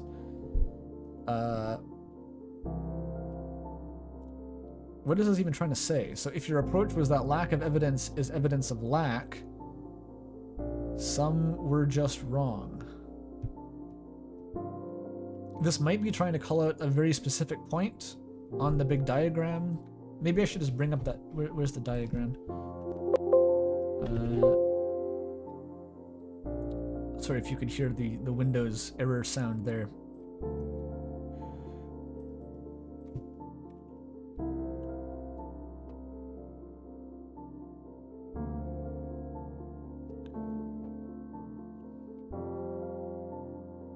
Oh, I don't think a version of the chart that was filled in actually exists, so we'll just have to use this one. Oh, shit, sorry. Okay, here we go. Figure 1. What they could be calling out here is like, okay, so breaks the fourth wall, contradicts with Kara being the narrator. Sure. And I'll repeat this. A lot of the points in this diagram, the specific grid cells, are debatable. I don't deny that. Like, you could argue that, oh yeah, why can't Gaster use Chris's perspective? That could be consistent. Why can't Kara break the fourth wall? We don't know for sure. The level of specificity I went into with this chart was excessive, and I'm not prepared to back it up because, again, my conclusion was already foregone at this point. What was on this chart was actually irrelevant, and it was just a gag. So that is my fault, basically, and I deserve to reap the consequences for that. But ultimately, nitpicking very specific points isn't going to change the fact that it's still an inconsistent clusterfuck, even if one little bit of inconsistency you can remove somehow. I think you're still... it's still not enough.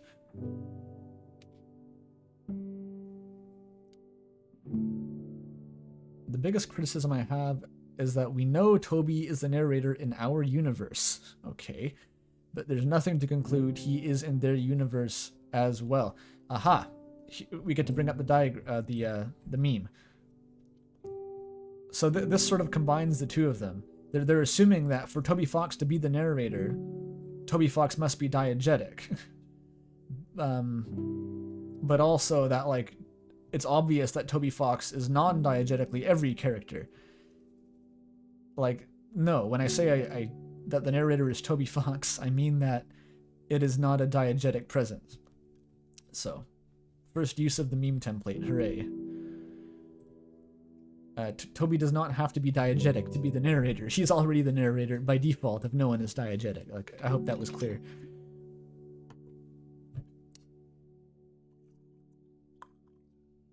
And also, like, Toby Fox being a diegetic narrator would be the same fucking thing. Like, I don't even think it makes a difference.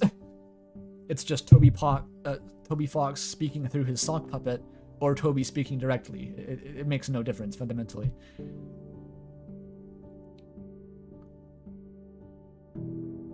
Toby Plock. Canon.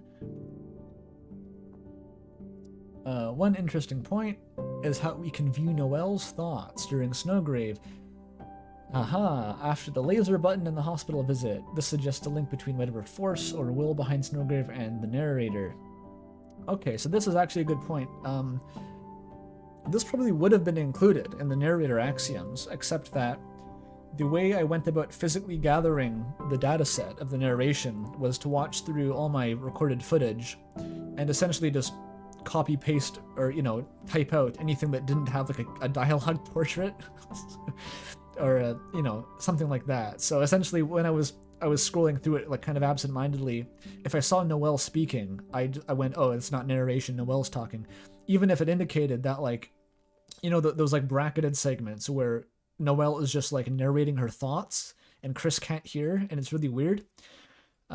You could argue that that counts as narration because it's being only shown to the player somehow, and that's weird by itself, but I simply didn't include it because it didn't get onto the data set and I forgot about it. So oops. So if that was included, I guess it would work as evidence for the narrator being able to read minds, basically, which was already a point on the diagram, so no great loss in the end. This comment is saying that it links the narrator and the force behind Snowgrave, which, I mean, isn't that just the player? If you have a take where the force behind Snowgrave isn't the player, then you're already on like a different planet than I am in terms of the take on this game, so oh well. Obviously, all the points made in the video still stand. However, as seen in Undertale, the narrator can shift the point of view from any other in the game. The point of view from any other in-game narrator type to someone like Kara. The narrator in Undertale goes between second person and first person, but that's not specifically a shift in point of view. That's you can interpret that as the narrator is always Kara, and when they're talking to Frisk, they use second person, like you do, and when they're talking about themselves, they use first person, so... that's not quite what I meant by shifting point of view. I was talking about, like, the narrator restricting themselves to knowledge that the characters should or should not have, as opposed to just being omniscient. This makes it more likely that characters like Kara and Gaster use the narration as means of communication with the player, rather than having to be the narrator the entire game. I don't see the point here overall.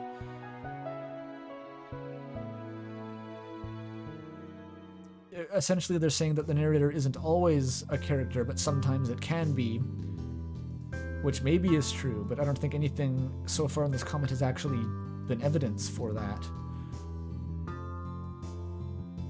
Similar to how saving is a game function used as part of the story, narration could be a similar way, with important characters being able to hijack the narration to get their way, such as Gaster.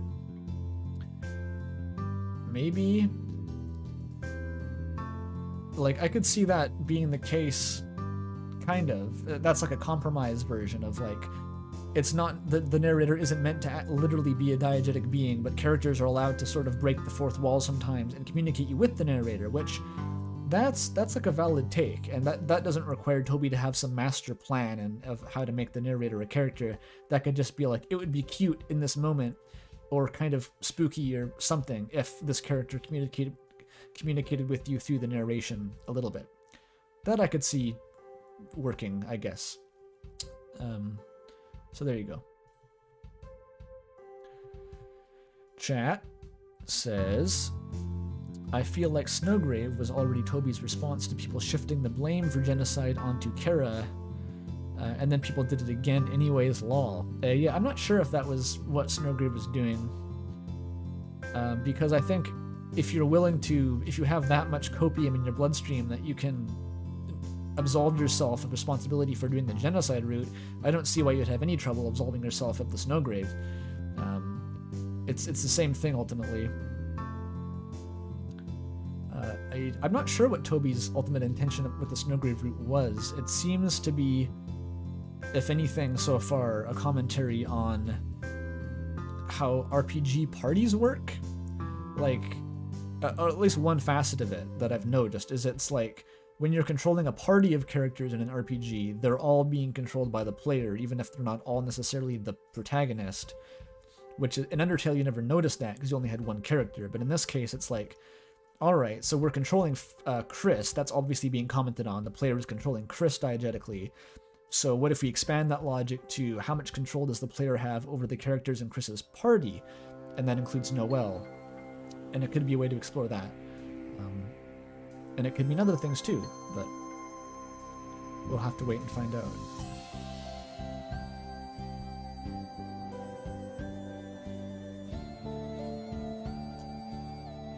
Okay. Next comment. Do you think there's enough counter evidence to rule out the 3 diegetic characters based on only the first 2 chapters? Aha. Obviously the pattern is unlikely to change, but can we be sure that there won't be another where are the knives situation? I'll be damned if I know. Perhaps it could be the same as pre-character analysis Undertale thinking. So characters overruling the non-diegetic narration. I didn't actually realize that was a common thing before, like Narrator in Undertale. Maybe it was, but I didn't notice it. It was only a brief window of time after all.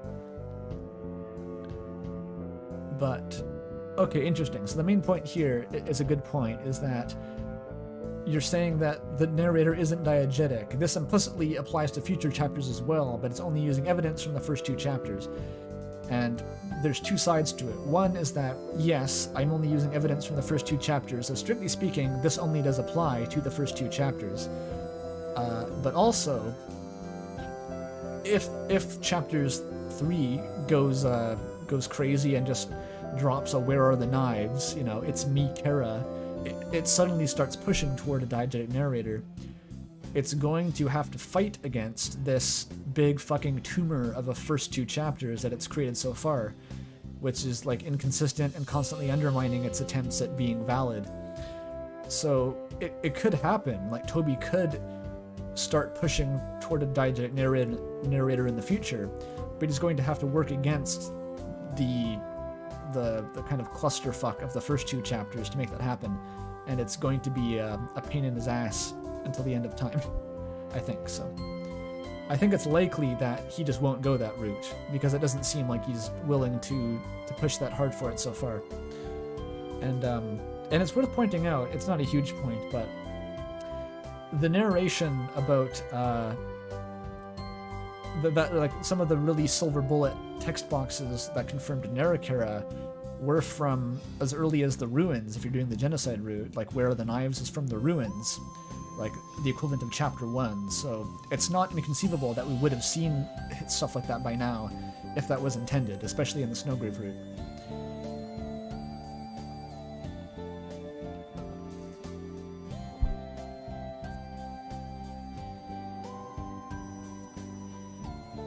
Chat says, it would be a big mistake if you saw people commenting on how it would be cool and then tried to make it work after the fact. Yeah, talking about Toby. I don't think Toby does that much at all. I think he's largely above that kind of thing. Because this game has been in his brain to some extent for like a decade now. And he's written like the skeleton of the story already. It's like he's written most of the script by the sounds of it. So I don't see people worry about like fandom opinions seeping into Toby. I don't think that's the case. Toby's not sitting on Reddit reading about people's like weird ship pipe dreams. Toby's not going to be influenced by fucking people's weird theories on Reddit. Okay, I think that's the type of brain rot that you fall into if you immerse yourself in that too much. You think, oh, I'm getting, my brain is being infected with all these stupid theories. Maybe Toby is too. No, don't worry about it. Toby's fine.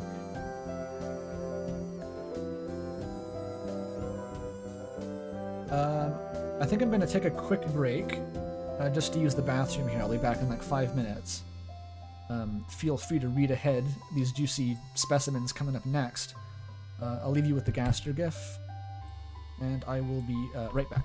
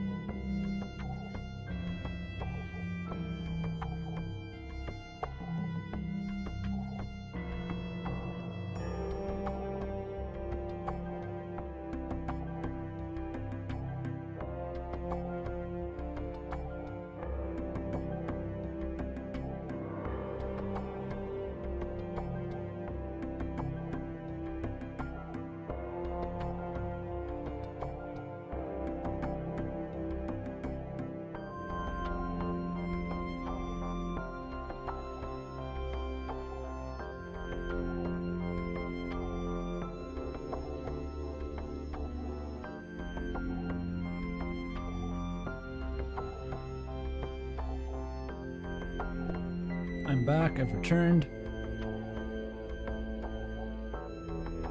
Talking about tax evasion.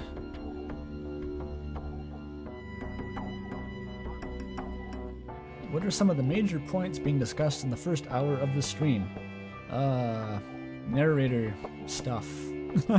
It's been all over the place, right? It's been like a couple dozen comments already. I'm not sure I can summarize it easily. I'm sure they'll all be readdressed many, many times because no one is coordinating these comments to make sure they're not repeats, so have no fear.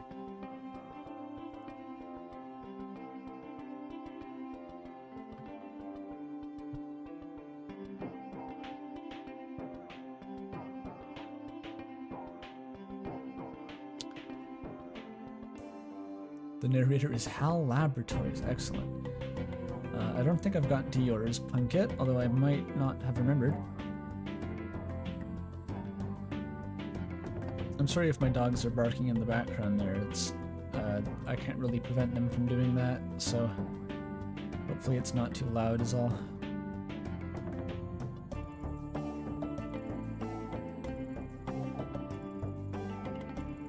No Fumar says, I'd say half the commenters haven't watched the video when they submit the comment. You think they read all the previous comments too? No.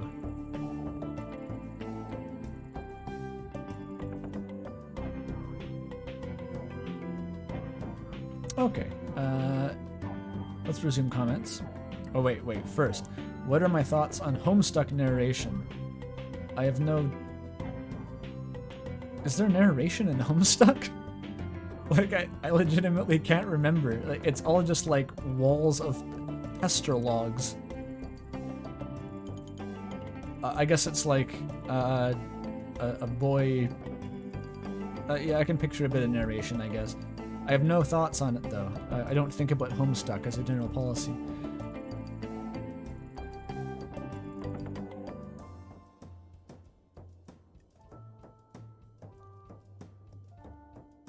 Homestuck predates the concept of narration. Very true. It was shortly before the Epic of Gilgamesh, I think, was when it first came out.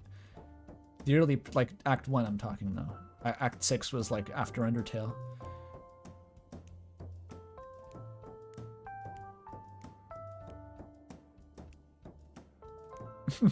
There's different narration styles, but they're also very inconsistent. What do you know?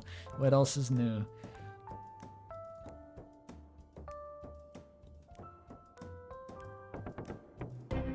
Alright, yeah, back to the comments. Let's go. Goodbye, Gaster GIF. We still have the small Gaster GIF. Maybe he's canonically so fast because he's shrunk down but has the same amount of physical strength, so he can just move his body like no one's business.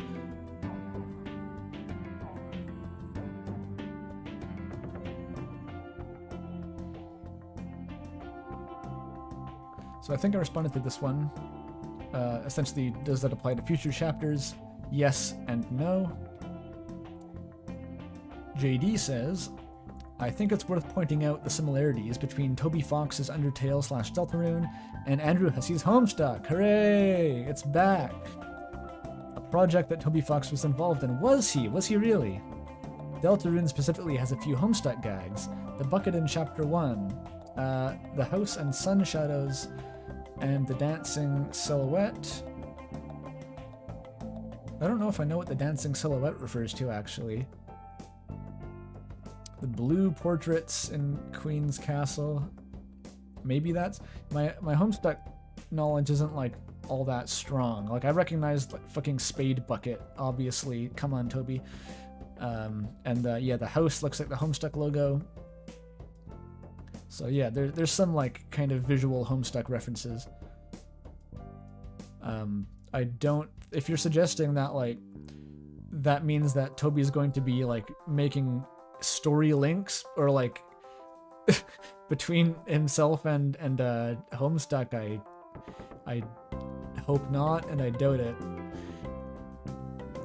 Yeah, so, like, Andrew Hussey in Homestuck does insert himself in a very, let's say, overt manner, a very elaborate manner into the plot of the story, in a way that, at least initially, is actually kind of cool. because Homestuck's such a clusterfuck anyway, it doesn't really matter. Like, it's just adding fuel to the fire. But, okay, yeah, they're saying that, and Toby as the annoying dog is the same role. I don't really agree. I mean, I've said previously, like, the annoying dog... Okay. It's not as clear-cut as it once was. The annoying dog has, like, actually caused notable interference with the plot at this point. Where, it created the traffic jam at the beginning of Chapter 2. And without that, Chris and Susie wouldn't have had to go to the library, but that's where they were going anyway. So in that case, it's really just like the developer wanting to stop you from exploring an area that would have no content in it and making you focus on the story, which is like a very utilitarian thing to do. And I'm assuming that Toby just like, instead of trying to think of like a really contrived way to like have that make sense, he just thought of the stupidest example possible and made the annoying dog do it. And if you want, like, it doesn't have to be the annoying dog. Like, there are examples of if Toby just doesn't want you to do something, he just won't let you do it. Like the traffic cones that come down when you're in the cyber city and stop you from following Susie and Ralsei. Like, yeah, just traffic cones, lol. It's not meant to be taken seriously. And I think the most, not egregious, but like the one that's not commented on at all is when you enter the bathroom at the end of Chapter 2. The door, like the hitbox for the door to leave the bathroom just doesn't exist. You can't even interact with it. There's no cheeky text that says, oh, you still have to use the sink first before you leave. There's just no way to leave the bathroom. So Toby's not above that. He'll just like make you do what he wants if he has to. And the annoying dog is like a very comical way of doing that sometimes, maybe. But as for like doing the Andrew Hussey thing and making himself like more and more of like an agent that the characters can actually interact with and stuff, I don't think that's gonna happen.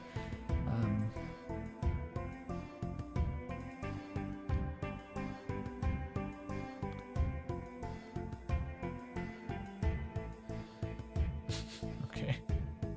Chat is of no help at the moment. So this person continues, I am a Narrator believer for sure in Undertale, but for Deltarune, considering the similarities between the two creators and their closeness alongside the lack of the smoking gun toward any particular character being the narrator, I've always believed that it was just Toby, yeah. But this is the dark version of that take, where it's Toby, but also Toby's a diegetic character in the form of the annoying dog, which I think is pointless and redundant, but it doesn't actually make that much of a difference in the end. So, fine.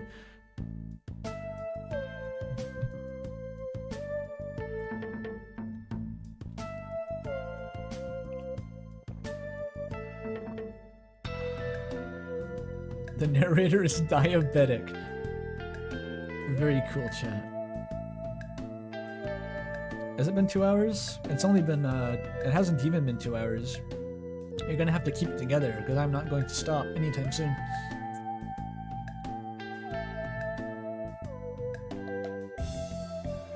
Okay, Michael Kint. I think you hit on a really important point about theorizing in general. Most people tend to develop theories by noticing odd details that could have interesting applications, come up with explanations for said details, and then see if anything else supports that theory. Yes, people rarely think of what could possibly disprove a theory and tend to look only for proof. This is why coma dream theories are so prevalent, because it's right till proven wrong, and they are unfalsifiable. Yeah. And unless the dream theory is very specific, it's hard to come up with things that disprove it. Yep, that was a basic point that I was trying to get across without being too much of a preachy dick about it. Was like a lot of theory stuff that I personally just don't like, I'm not interested in. I know a lot of people really do just like speculating and writing their own versions of stuff that might happening and comparing what would that mean, what would this mean. And I've been accused of being afraid of indulging in that kind of thing, being afraid of being wrong. That's not the case. It's just that I don't give a shit about speculation. Like, I'll read a fan fiction if it's well written, But if it's not like likely to be true, it might as well just be a scribbling on a bathroom wall, as far as I'm concerned. So, and in order to find a theory that is true, rather than just to come up with something you think might be interesting and seeing if you could somehow justify it being in the game, that necessarily involves looking at counter evidence as much as evidence. Music cut out. Fucking playlist is useless.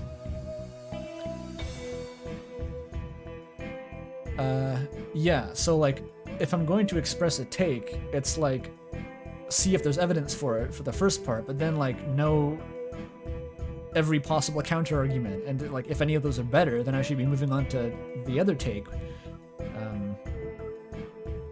So yeah, that's just not something that I really care about, is following these kind of what if this, and then looking for all the evidence, and you can cherry pick and you can make a really good case for it if you want, but ultimately it's not looking at the whole picture, and it's probably going to be wrong if you're not looking at counter evidence.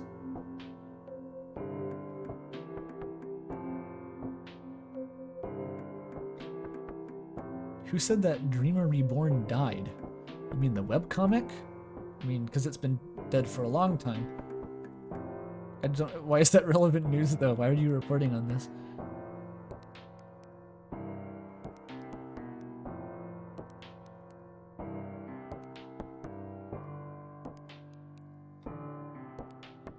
Rest in peace, Dreamer Reborn. Hasn't he not posted for like 5 years?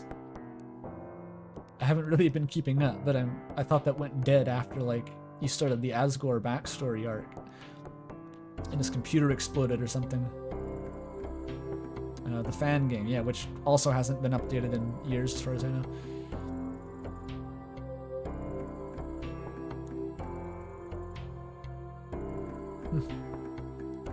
Funny to see people still bringing up Dreamer Reborn. It warms my heart. Christopher Moon, we summon thee. Yeah, please do appear, Christopher Moon. I would be very happy. I won't feel validated as a Deltarune YouTube man until Christopher Moon comments on one of my videos, and they've steadfastly ignored me so far. Oh well.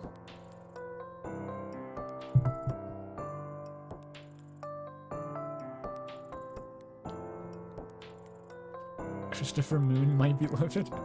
Who the fuck is Christopher Moon? That's why it's so funny to me. It's like, they're no one in particular. They just make a lot of YouTube comments, and everyone knows who they are. Fucking legend.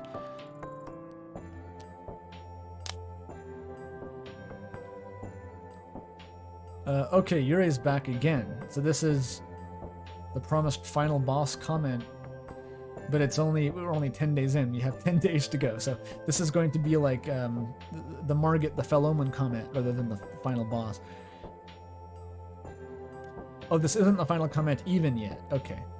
But I'm a bit disappointed I didn't go into the part where the player can clearly see the character's thoughts while the character's talking. This is referring to the Noelle's thoughts appearing as her dialogue again, which, as I said previously, I didn't include it, which was a mistake, but also it would have just slotted into the narrator can read minds point anyway, so it wouldn't have made that much of a difference.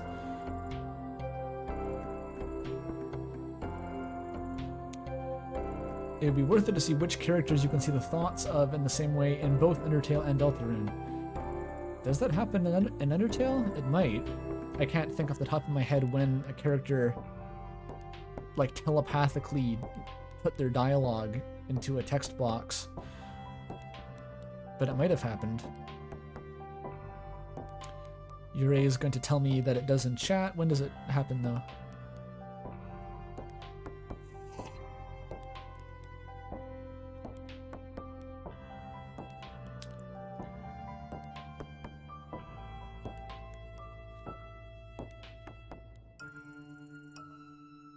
Someone asks to lower the music a bit. Does anyone else have opinions about lowering the music? I don't want to do it just because one person mentioned it.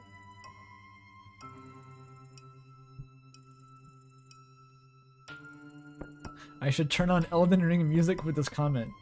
Fucking excellent idea. Hang on though.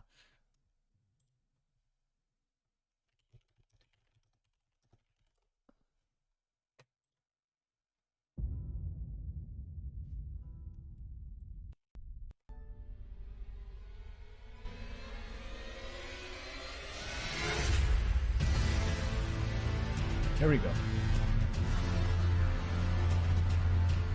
I presume you didn't mention this because this video is primarily about narration, but maybe it does fall into that, though I'm betting that you're making a video about the player and saving it up for that.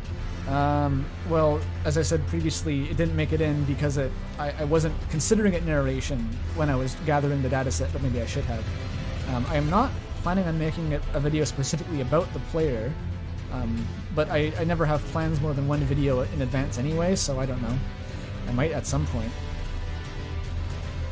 I know it's too high, it's Elden Ring music, it's just a meme.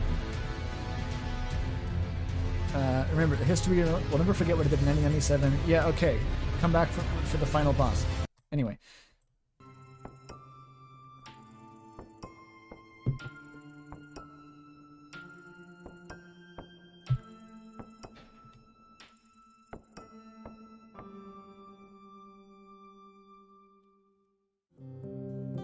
It's almost as high as I am when watching Deltarune theory videos. Nice.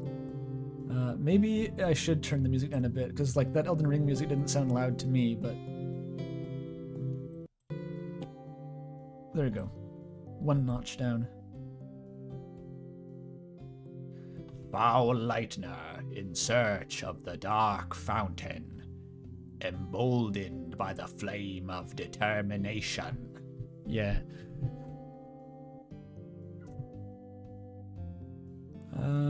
Okay, I may have missed Uri's comment. Okay, you can see Toriel thinking things in brackets. Oh dear, something is burning. There we go. Okay, so there is an example of that. It's carried over. You could argue that that has to go through the narrator somehow because there's no way that's happening diegetically. But once again, it gets absorbed by the narrator reading minds. In Undertale, the narrator already had like 5 lines of dialogue about Papyrus is thinking about what to wear in his date. I actually compiled those in the sheet here. The formatting is turned horribly janky for some reason. There we go. So this is I went through the wiki and just went through every line of dialogue that seemed to have mind reading in Undertale. So there's like about 10 of them. Some are cooler than others. Anyway, that's just an aside. Have I talked about the translation? Yeah, I did comment on that. And basically I said that I don't speak Japanese at all, and so I couldn't add anything to the discussion, or even like be able to tell if people's existing theories about the Japanese translation are accurate or valid or not. So I'm just going to keep my nose out of it. I'm not qualified to discuss that. My headcanon on the Jaru lore is that he accidentally pressed the enter key when putting the 3rd Jaru and only the J and then left it like that. Yeah, I was wondering about that. When you search Jaru in YouTube, you get some fucking like Japanese sketch comedy group. You have to put the J in to get the real Jaru. It's a bit of an SEO problem, actually.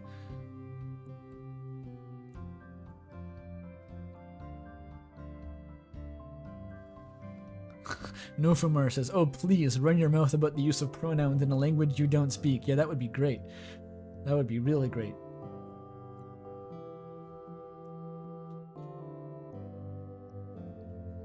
If the Japanese theories are true, I'm going to be so pissed. It's kind of how I feel. It's like, oh, they got the spoilers, and I couldn't even decide whether it was true or not.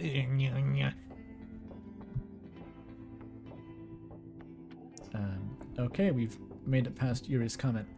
But there's going to be another one. He is truly the Margit of Deltarune. But what if the in-universe narrator is actually the annoying dog? Toby can be the narrator in all contexts. The meme. Moving on. To be honest, you are right in that it's probably just Toby, but it's actually kind of funny that out of the 3 candidates, Gaster had the most going for him, given that he still has more positives than Chris or Kara, who are overwhelmingly negative.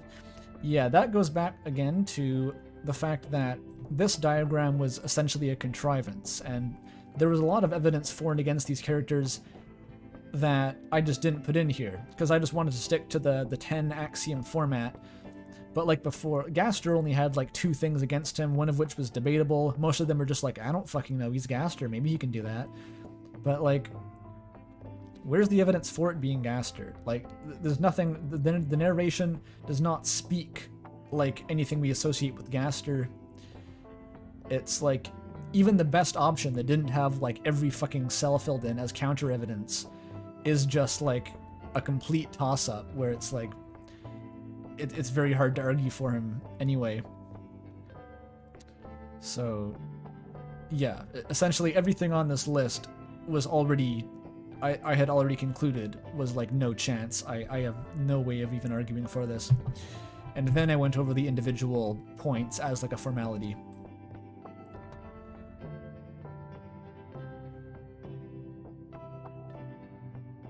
When is Fart 5, the last fart, going to be talked about? When I encounter it, I wasn't aware that was a thing. What is Kara's name? We don't know. Apparently it's Kara maybe, but not really. Or it's Chris. That would be funny. Have you explained why the narrator can't be Asriel?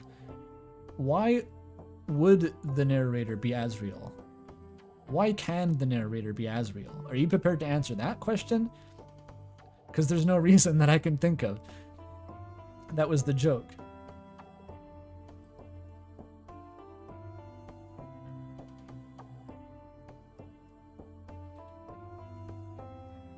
I named them Obama on my first playthrough. Case in point. Perfect. Asriel's at college telling his bros a story. Yeah, that... Excellent.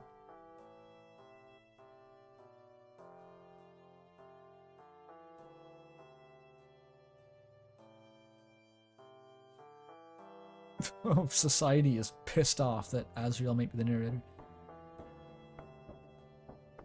Not fucking Asriel. Fuck. Okay.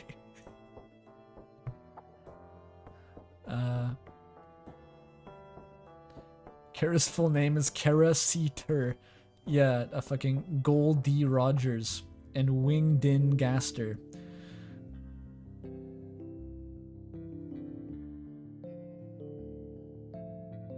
Oh, Agarius has bombed into chat to say that the Japanese translation is, for all intents and purposes, the exact same as the English one. Cool. The Will of G. Fuck. I don't want to give the impression that I'm actually a One Piece fan, I just know that meme.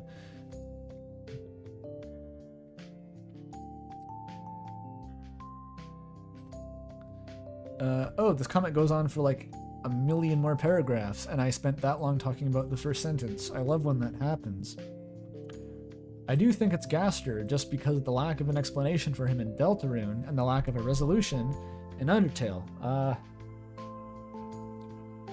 I mean, the fact that he wasn't explained in Undertale, and hasn't been explained in Deltarune still, isn't evidence that he has to be the narrator. That just means that we're probably going to have Gaster be a part of the story at some point in the future. I think it's actually inevitable. So that doesn't necessarily mean that he's the narrator for any particular reason. And even if he was, that would make him more explained. He would still be a complete mystery. If he was somehow the narrator, he would just make even less sense. Because now he has the line about Ralsei being a fluffy boy. In Undertale, all that was really said about him, if you didn't get the Goner NPCs, was that he fell into the... Well, he fell into his creation, not even necessarily the core. You did get more information. Yeah, okay, like, I know how Gaster works and stuff. Yeah, like, Gaster wasn't explained in Undertale. I have no argument there. He was very, very vague. It's clearly established Deltarune is a step up and a step left from Undertale. What do you mean? It's not one-to-one, but the memories and characters are still there. However, like Undertale and unlike the other characters, Gaster is the only one who hasn't been mentioned. I mean, Gaster was barely mentioned in Undertale. Like, I think there's probably a few, like Muffet hasn't shown up again. Kara hasn't shown up again unless they're Chris. Brisk hasn't shown up. That's not at all unique to Gaster, especially for a character who is barely even present in Undertale, so... The only thing he could be is the man behind the tree. I mean, why isn't the man behind the tree Frisk? Why isn't the same argument applied to Frisk there? Saying this is Gaster is not strong.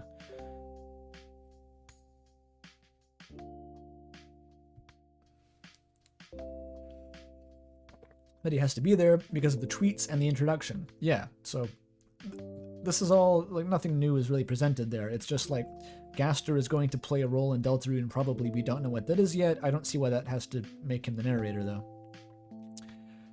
I'm betting it has something to do with the weird bunker. Okay, sure, but, like, irrelevant.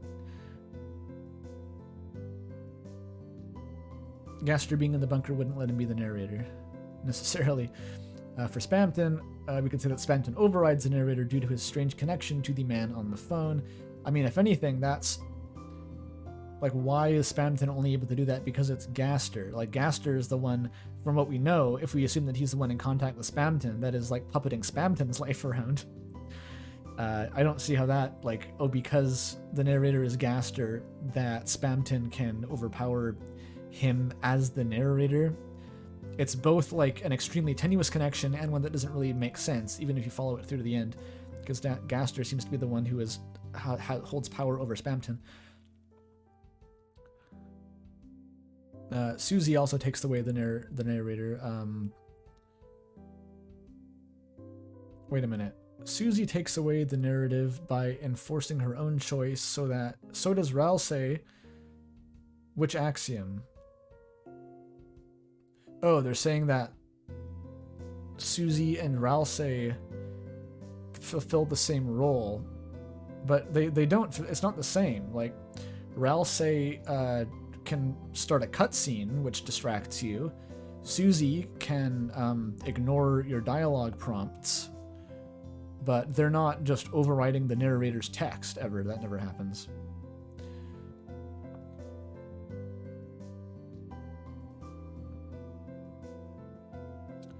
Those are my thoughts. Nothing is confirmed. Chris being the knight. Why are you bringing that up, though? I'm sorry. Like, that's a very much of like a non sequitur, huge can of worms to drop in the final line of the comment.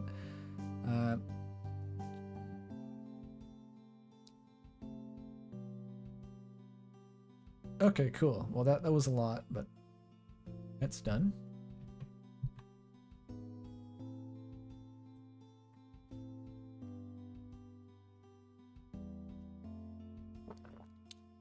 I don't think the garbage noise means Gaster so much as a noise that happens when you try to contact another world without a proper connection. Well, why is it the same sound as plays in the Gaster room in Undertale? If you're gonna throw out evidence like that, you should have something to replace it with, in my opinion.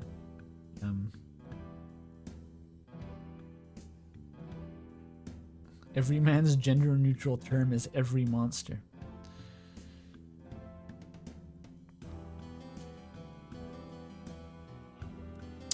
Someone thinks on 2 separate occasions that Chris is a child who hasn't gotten enough support to help in their life. Toriel isn't evil, but she doesn't seem like someone who doesn't deal with difficult issues up front.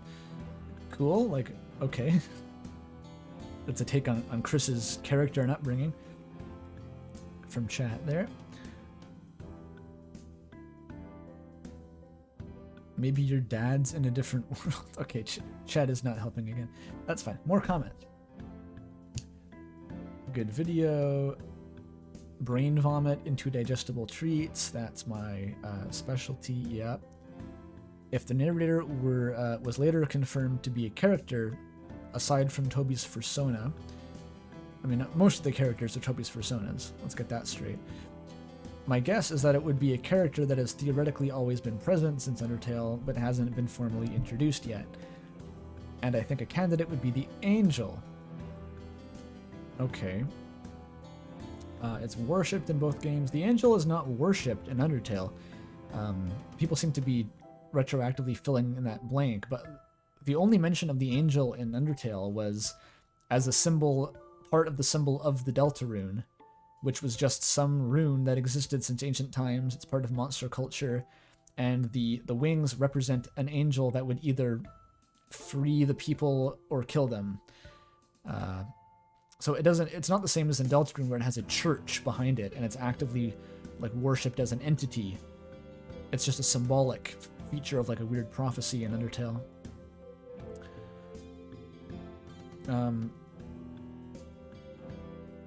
Explaining the shifting perspectives, but also a little scrunkly.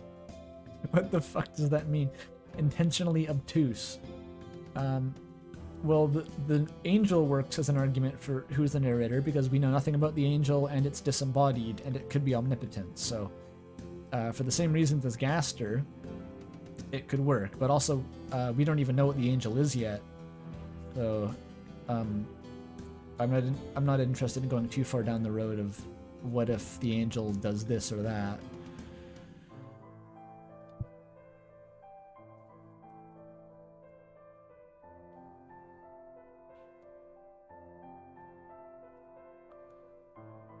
The narrator kinda scrunkly, actually. I haven't been on the Know Your Meme page for that word yet, so sorry. Good comment, good, yeah, good video. The video makes sense. No, I miss. Oh no, someone missed the premiere, I guess. Shoutouts to that guy. Stop this madman. Oh, this is just a reference to the fucking Hornet is void appearing between the brackets as a cutaway gag. Like, I have no belief whatsoever that Hornet is void, but everyone who saw that seemed to just take it really personally. That's I really don't follow Hollow Knight lore too much outside of just watching Mossbag occasionally. So that was literally just, I know if I wrote this, then people would be upset, and I did it. Master troll. Hornet is the narrator. You got it.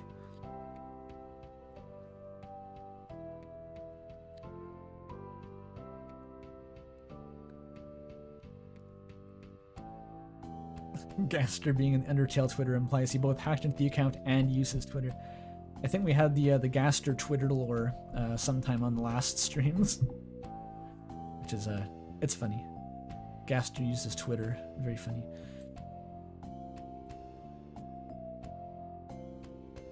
Did I play Hollow Knight? Yeah, I played a shit ton of Hollow Knight. I have like hundreds of hours in that game. I tried learning the No Major Glitches speed route briefly.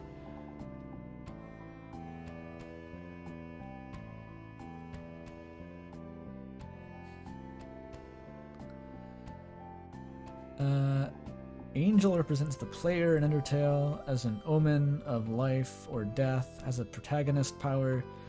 Then does Deltarune's Angel's Heaven represent the higher level players in? I think in Deltarune, there's at least a decent chance that the angel represents the player. In Undertale, I think the best reading you can make is that the angel actually is referring to Asriel, because he is one who has seen the surface and, depending on the context, either frees the monsters in the pacifist ending or destroys them as Flowey. I think so. It's either Asriel or Kara who would be the angels in Undertale. Jaru says, I knew if I wrote this it would upset people, so I just wrote it. Is the motivation behind all of your theory videos? Well, it's worked on me at least once, so you're doing a good job.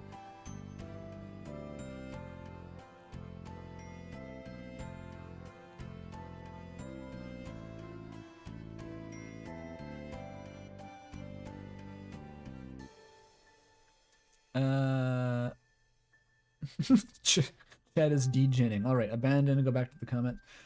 This Devin McGuire guy has come back up. My personal favorite theory is that Ralsei is the narrator. I haven't heard of this character, actually. Who is he?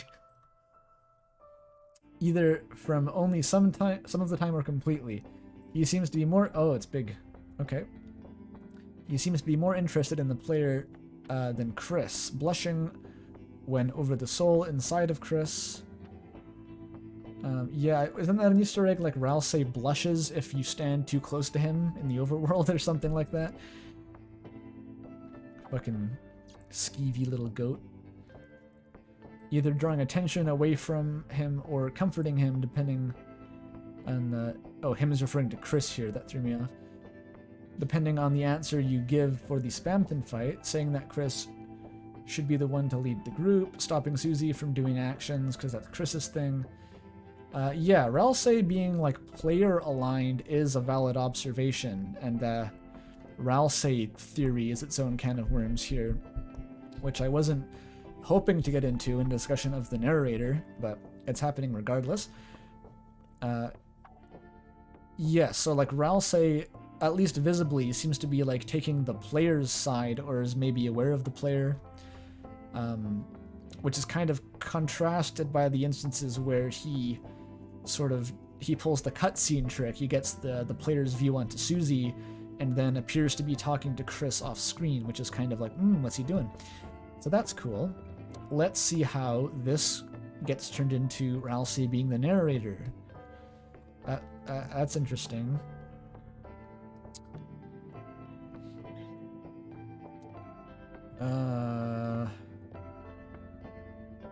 He doesn't know about Chris's personal life, and the Dark Worlds are new. He has extensive knowledge that the player doesn't. He'd probably be confused. Okay, this is going into like axiom. I forget. Do I have the graphic of the axioms here? There it is. So yeah, this is the narrator using Chris's perspective, or knowing about the Dark Worlds, but also seeming to be limited by Chris's observational abilities at some points. So they're saying that, okay, so Ralsei has background knowledge of the Dark Worlds, but for specific instances, he still has to observe his surroundings. Okay, maybe I should address the elephant in the room here, is that I don't think it makes sense for a character to be the narrator if they're also a character who is just visible on screen and has dialogue already.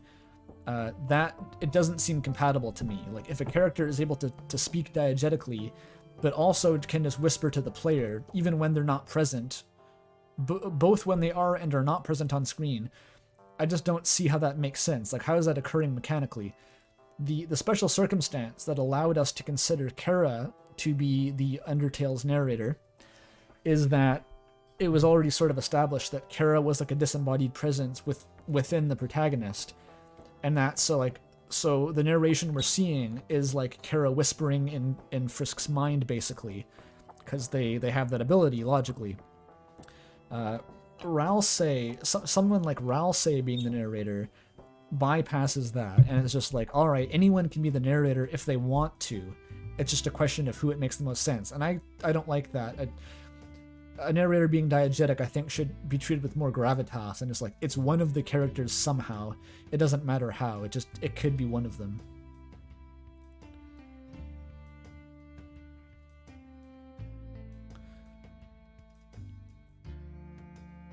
Oh, I read a comment that said talking to the player was established very explicitly, and I was like, what do you mean? But then they were talking about one-shot. That's very true, yeah. One-shot's a whole different level in terms of player-protagonist interaction. It's extremely explicit. It leaves nothing to the imagination. So it's a different conversation if you're talking about one-shot, yeah.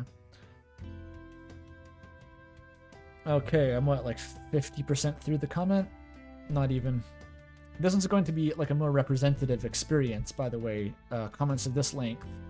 We're going to get into more and more of these like essays as the stream goes on. So I hope you're having fun.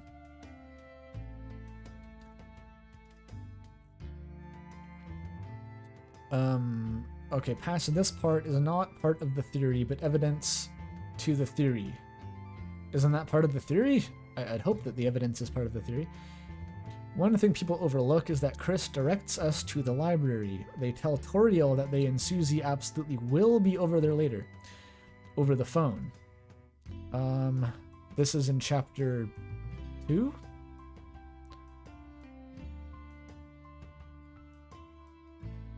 I can't remember when that occurs. Like, I know what he's referring to, but I can't quite remember it.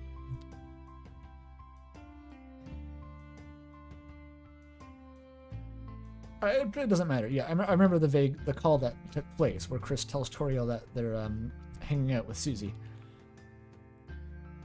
I think that works perfectly well. Like, it has plausible deniability as just being like a diegetic conversation. Like, Chris is telling Toriel that they're going to hang out with Susie, which we could still override, I guess, if we wanted to. Maybe that's what he's getting at, is like, how does Chris know that the player isn't going to not do that? But we don't know whether we could have not done that because there was a traffic jam unrelatedly that forced us to. So I think they're unrelated ultimately. the reason why we had to go to the library is unrelated from Chris telling Toriel that we were going to the library.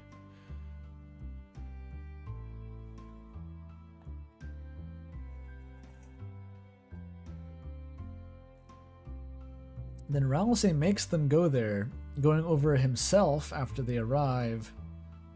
It's possible that he's somehow following us and switching narration roles.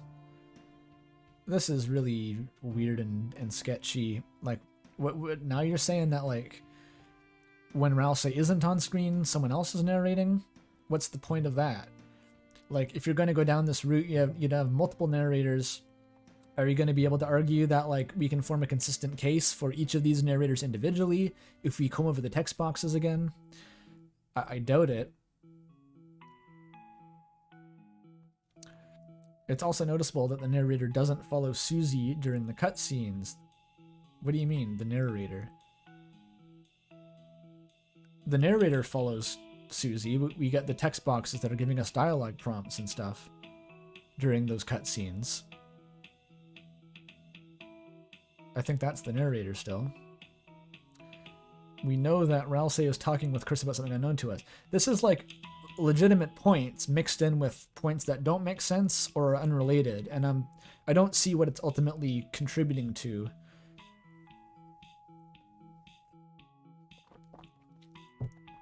Okay, tangential theory within a theory, part 2, Electric Boogaloo Revengeance. Andrew, ignore it. It's for other people, and I don't want to waste your time. I mean, oh, if that's a legitimate request, I'm going to move on from the comment. So, okay, in here, in Undertale, we have the ability to resonate with someone's soul. We do it with all of the souls lost at the end of the game, and with Asriel. Okay, this might explain the ability to know a certain character's internal thoughts and feelings. Debatable. Oh, wait a minute. Super chat. £10. Hefty lad. Your commitment to this is staggering. Also, if you disregard all logic and could choose any character as being the narrator, who would you like it to be most? Who has the most narrative potential? Ah, what an interesting... That is a completely different question. Would you believe it if I said that that has not even crossed my mind once? Like, who it would be cool if it was the narrator has not crossed my mind until you brought that up just now. I think, now that I'm thinking about it, the reason it hasn't crossed my mind is because I don't think any particular character appeals to me as a narrator yet, because we don't have the context. The reason that Kara was interesting in Undertale is because that's basically all we got. That's the vast majority of Kara's personality came through. If you buy the narrator interpretation, the vast majority of Kara's personality comes through the narration, and so that's a very interesting angle. And they're also like the sort of dual protagonist kind of thing. And in Deltarune, there's no equivalent to that directly. Maybe the most interesting character would be Chris, because that would be essentially all of their speaking lines come through the narration and they're mute otherwise, and it would make sense because, like, we get to hear their thoughts in the same way that Frisk got to hear Kara's thoughts because we're sharing a body. That would be cool. Unfortunately, Chris seems like one of the least likely of the people I considered on the list to be the narrator. There's a huge amount of evidence against that, and it doesn't make sense at all. So, but if I could choose, yeah, Chris would be cool. Okay, that was another detour from the long comment. We're going back to the comment now. Thank you for the donation, though. In Undertale, we have the ability to resonate with someone's soul. Right. Okay, so they're saying that the soul resonation is like a possible diegetic way of explaining the mind-reading stuff. Maybe? Like, we can kind of... I guess it's a bit hard to deny. Like, in Asriel's boss fight, you get to, like... You're talking to, like, Papyrus and stuff from inside Asriel's soul, which... that has to be occurring at least a little bit diegetically, because it has an effect on the fight. And So yeah, okay, maybe you could argue that you can just like look at someone's soul and understand what they're feeling, or maybe at least Kara can. You have a granule of truth there. That's a point that I've never seen raised before, and I admire that. So that's kind of neat. It's not talked about very much, but it may apply to the Nera of Deltarune. That's funny. The Nera of Deltarune, as well as not sharing it in game just yet. So Ralsei knows people who he's only just met, like Lancer, despite never meeting him. Is that true? Like, what is Ralsei's initial reaction to Lancer? I don't think there was all that much that indicated, like, deep familiarity. I mean, all the Darkners seem to have this weird familiarity with other Darkners, even if they're from different worlds that existed at different times. And I know there are people in the Discord server who spend a lot of time talking about that. And how the fuck does that make sense? What is the logic behind the the Darkners, like, history? Why does King know Queen, despite her Dark World being created after that conversation? Like, I don't know.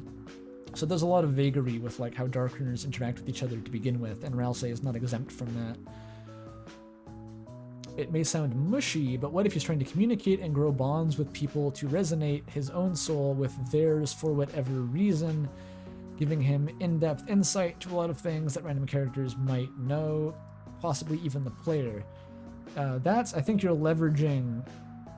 taking a very minor point at the end of Undertale, where like, okay, this one weird thing happens once that implies like you can see the inside of someone's soul. Well, one, that's an Undertale, and I'm not convinced that all of these map one-to-one from one like universe to this new Deltarune, whatever's going on here. And two, it's too major of a plot point to base on something that obscure and minor, and that was never explained in Undertale, I think. Unless that was like a big thing later on, where it's being like, oh yes, the power of determination was at work all along. The power of soul resonance was the key to all of this. Maybe, I can't disprove it, but I don't think it's likely. And I don't think there's been very much evidence presented in general for Ralsei being a narrator. I don't even know if he's arguing anymore for Ralsei being the narrator. It's gone to something else. This comment is going on the assumption that Ralsei has a soul. It's kind of funny, but it's also true. It doesn't seem like Darkners necessarily have souls at all. Or let alone that they work the same as Undertale souls. Warning a Homestuck. Good start. I like to think that the Dark Worlds work like planets in Homestuck. They're created upon first viewing and have built-in lore. That was my default take, yeah. But it's like, you can justify a lot with like the kind of retroactive history. But it just gets into a mindfuck when you're thinking about characters knowing each other before they were ever created.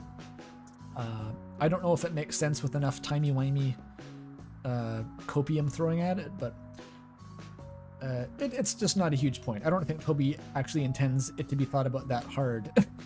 I don't think he's prepared to delve into the massive sci-fi implications of this. It's just like a conceit for the sake of having a story take place. The comment is not even finished, apparently, after all that. Alright, crazy, nuts. Alright, that was the first, like, really big comment, I think. And there'll be many more to come. So I look forward to it. It's Essence all over again, says chat. Yeah, Soul Resonance kind of, it does seem similar to Essence, but it even plays a smaller role in the plot. Content warning, Andrew Hussey. That was like one of the funniest fucking comments on I think the first, like, the determination video I made, someone content warning Andrew Hussey and then a timestamp. Fucking beautiful. Okay, new comment. With all the craziness going on in Deltarune about freedom, I wouldn't be surprised if the narrator is a rope tug-of-war between all three potential candidates. Again, that's like multiple narrators, nightmare mode. I couldn't even imagine the amount of effort and consistency that would take to set up something like that within your game, and I cannot imagine the effort that would take to decode that if it was set up. So I am not considering that at all now as a hardline stance. You get 0 or 1 narrators. The thing about Toby being the narrator is less interesting than a character being that, but well, okay. It's an unfinished sentence, but yeah, I know a lot of people were hoping, obviously, that there would be a diegetic narrator. That's why I built the video around the premise that people would be thinking by default that it was a diegetic narrator, even though that's mildly insane, but still understandable in context.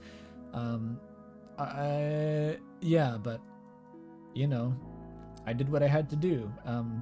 Even if it would be interesting, I'm completely unconvinced, and I think it would ultimately weaken the story even, because if Toby tries, just like axiomatically states at some point, oh yes, the narrator is this character, then all of this inconsistency is now plot holes and flaws in the script, and maybe it'll be more interesting, but it would make the story, or at least like the micro level of the story, less cohesive and like just objectively worse, in my opinion. Because if we can't trust, you know, this narrator stuff, then what else can we not trust within the lore? Once you start questioning whether Toby's even being consistent in his lore, it's like it's downhill from there. It's obvious that Spamton is the narrator because of random brackets and being able to mess with narration. Okay, I don't know how to respond to that. It's probably a joke.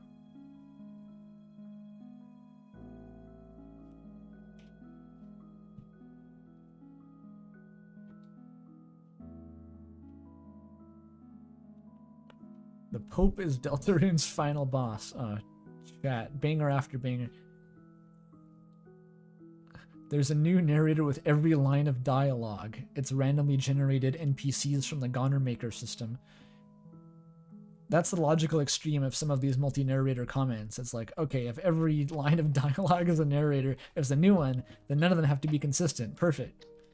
We've accomplished something, I don't know what. And I don't know if it was good, but we accomplished it.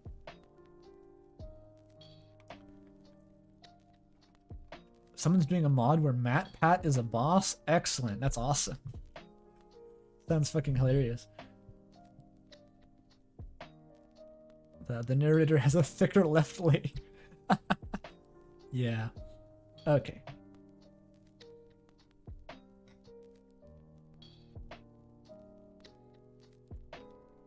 Alright, since the credits player shot type... What? Since the credits player shot type. Oh, okay, this is referring to the credits minigame.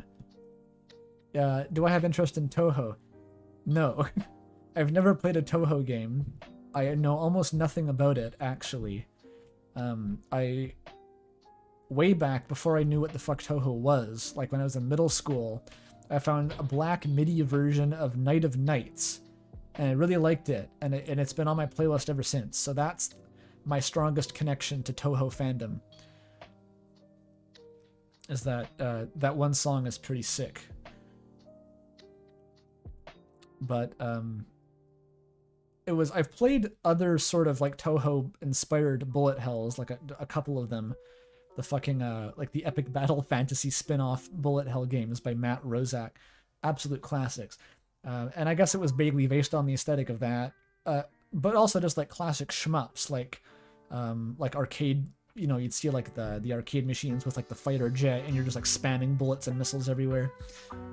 That aesthetic vaguely, no one in particular, because I don't play any of them, but I had the mental imagery in place. Yeah, maybe one day when I'm 90 years old, I will decide to play through Toho so that I can get the Undertale references, or the Toho references in Undertale. Maybe. It's not on my to-do list currently. Jaru, what? Jaru is an EBF fan? That is amazing. I was convinced that no one else in the universe actually played EBF except for myself, so that's excellent. I still haven't beaten it, actually, nor have I beaten EBF 4. I insist on playing on epic mode, and then I get to the final boss and get stuck and never beat it. It's hilarious. Enough of that. Never expected to hear Ace Combat in the Deltarune video. I only know that fucking... they're referring to the Megalith Agnus Dei that plays during the Narrator montage, which is such a fucking amazing song. There's like, it's on another level, but the only reason I know it exists is because that, like, Dark Souls challenge run guy, YMFAH, used it in one of his videos just as a random song. And I was so blown away by how cool it was that I looked it up and found it and then stole it for myself. So that's how you get things done as a YouTube video guy. Yeah, YMFAH, or Yimfa, as I believe it's canonically pronounced. Some of the best editing on YouTube, stellar soundtracks. I don't know what the fuck he's even doing most of the time. You don't even have to play the Souls games to watch the videos. I highly recommend him.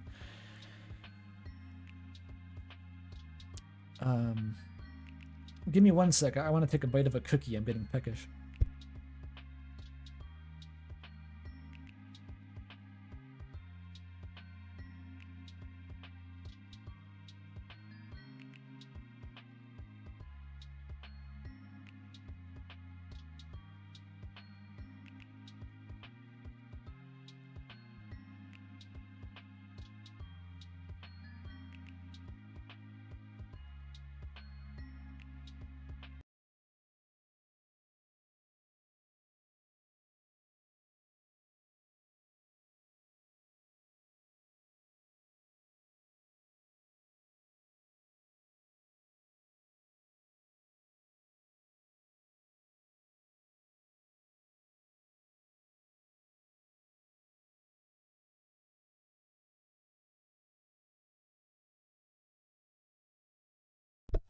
You cannot hear the cookie. I muted myself. That's a lie. Okay, that's enough cookie for now.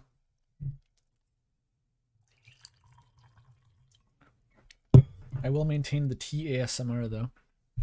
Tell us the cookie lore. It is a basic Thrifty's brand chocolate chip cookie. I don't know if Thrifty's is a universally recognized brand or if it's local, but they have a bakery and they make cookies.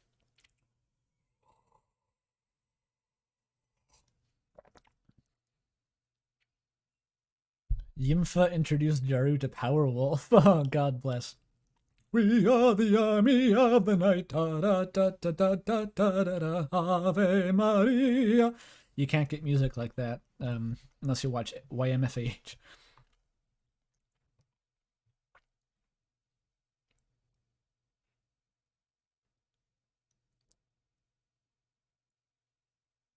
Theory, so Gaster is from Toho, and Gaster is a maid woman who is also a chicken who laid eggs that Chris now has and will hatch into mini Gasters that narrate the story. Damn. That's like if you took a military grade serum that broke down all ability for your mind to have like critical thought and you were just left with free association and like a trance. That's what you would like dream about.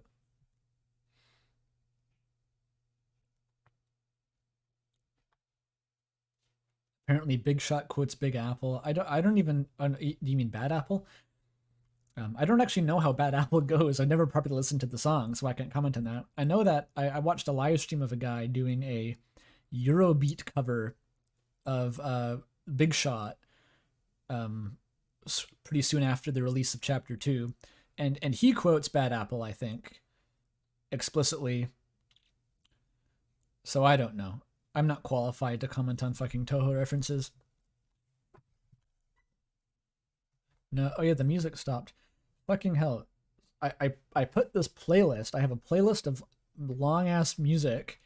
I said autoplay and like loop and shuffle, but every single time it just like auto pauses itself for no reason. Why does it do that? Anyway. Elden Ring. Okay.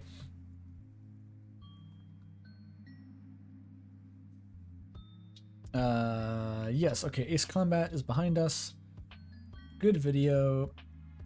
Good video. A theory as to why there are distinctions the narrator makes between Chris and you. It could potentially be because the soul. In the situations you described where the player is essentially Chris, the soul is inside them. Hence, we embody them. However, in the Snowgrave battle, the soul is separate from Chris, which is why the narrator addresses the player as you. I mean, that's basically what I was saying. Like, I recognize that in that context in the Snowgrave route, a distinction is drawn when the narration says Chris whispered for, or no, it's Chris called for Susie and Noelle, and Ral say, not Noelle. You know what I mean. Sorry. And that doesn't work. And then it says, you whispered Noelle's name. And that's like a big, woo, it's talking about the player, because it's directly contrasted with Chris. What I meant, though, like that, in that case, you can clearly see a distinction, and it's undeniable. But most of the time, it's not just that the player or Chris is never called by name. It's like, it still happens, but it's just really rare and inconsistent, and it doesn't seem to have any notable significance. Like, we can just let's look at the spreadsheet here. I think I noted every time that Chris's name is used in the narration. See if I can remember how to use the shit. H? There we go. Wait, no, that's still not it. Give me a sec here. I forgot how to use the search.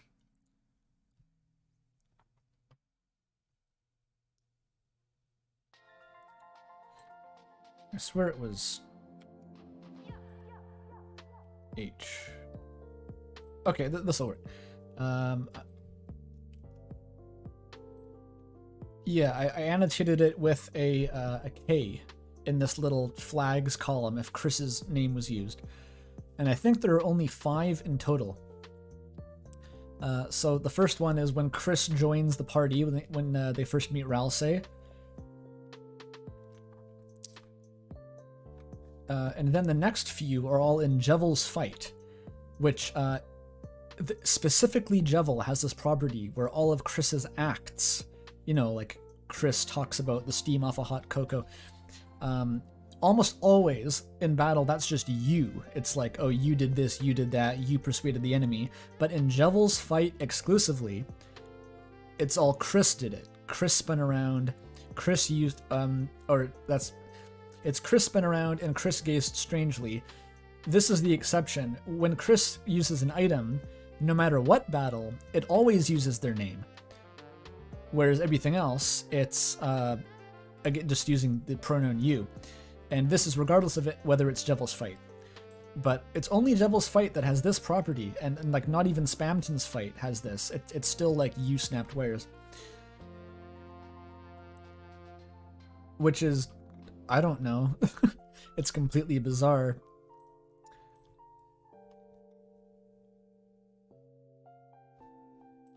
And then this one was patched out, which further complicates the situation. In an earlier version, when you went to the QC's diner, it said that Chris got the hot chocolate, which would be one of the only times their name is ever used in the narration. But then it got patched into you got the hot chocolate. And that's the only time Toby's patched one of these inconsistencies, which is like, it makes it seem like he is trying to reinforce a pattern of some sort, but then why didn't he go back and fix the fucking Chris used the revivement? Unless that's supposed to mean something. And I can't imagine what that's supposed to mean. So my current best guess is that this was literally like, we have to assume that every time Chris's name is used, outside of that one instance in the Snowgrave route, was just like a whoopsie, like Toby just wasn't thinking about it. And this one in particular, he noticed later and went, oh shit, why is Chris there instead of you? And then he fixed it, but didn't do a full sweep of the script. Like, I don't know. It's incredibly strange. But there's only like 5 of them in total. And if you try to build a pattern with that, you're going to go insane. So I don't think there's any significance to it. I don't think there can be.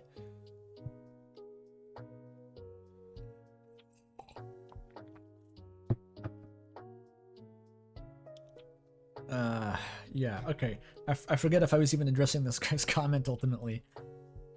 But I think this is going to happen a few times. Is someone is going to point out just some like spitball, what if the brackets mean this? And rather than just kind of humming and hawing about, yeah, maybe not, I think I will just go through the spreadsheet, recreate the process that I used when making the video in the first place, and try to test some of these live to see if they work, because I'm pretty sure it'll make it clear really quick just how far any of these ideas are from viability.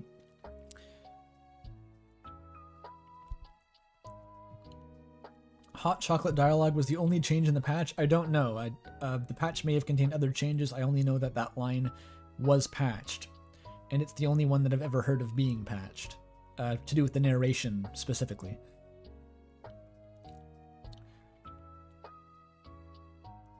Maybe the use of Chris are actions that Chris wanted to do, while you are actions that Chris did to our will. This one comes up in the comments a lot.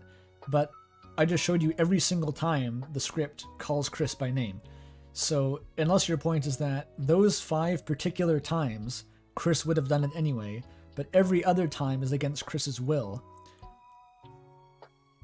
I don't think you can make a case for that very easily whatsoever. Because now you've seen all the information. So you can just do a mental check every time you think of a hypothetical. Maybe the you means this, and Chris means that. Just go over those 5 points and see if it makes sense.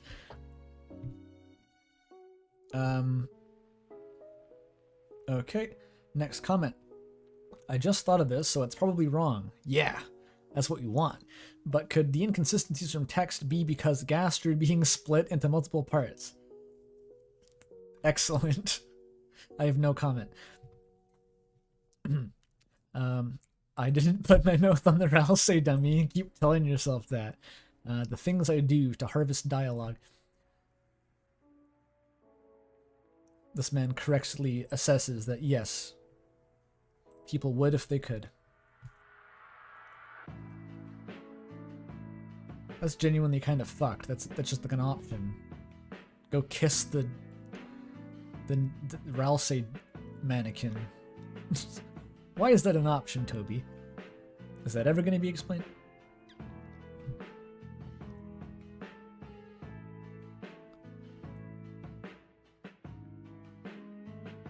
The use of Ralsei having like these weird options where you can like just hug him, hug this mannequin of him, it feels like he's being made into a marketable plushie diegetically.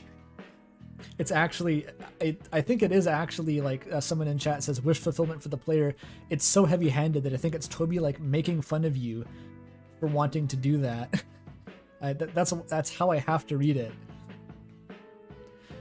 It's like these fucking cattle are gonna want it. All they care about is hug goat boy. I'll let them hug the fucking goat.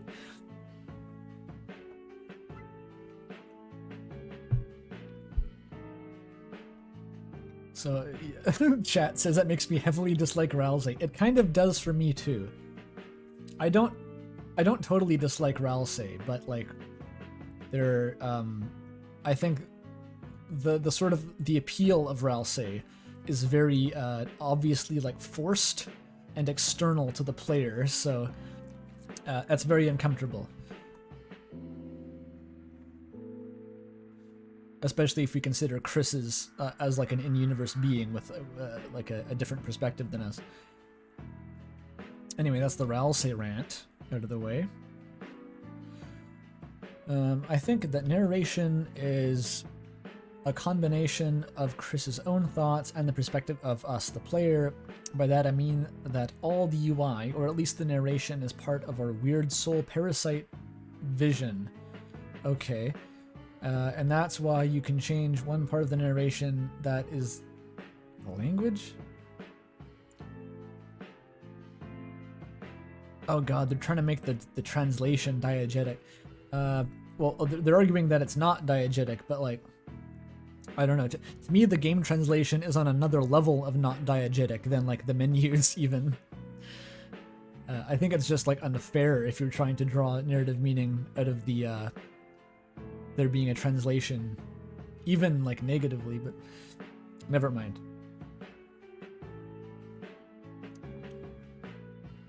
You press control, you get the menu that lets you access weapons and items.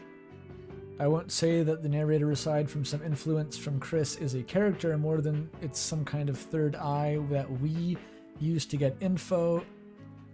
Like, at this point, I don't think you need to think about it that hard. Like, if you acknowledge that the narrator is just what a narrator usually is in a game, then it doesn't really warrant further, like, detailed explanation, because that's just going to make it more and more inconsistent the more you try to make it make sense logically. Like, you could interpret it like this, but fundamentally it's not going to change what it is.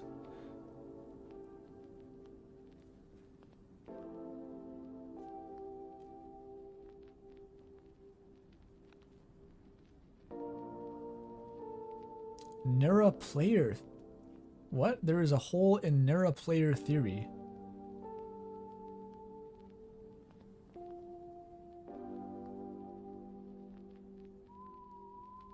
I don't know.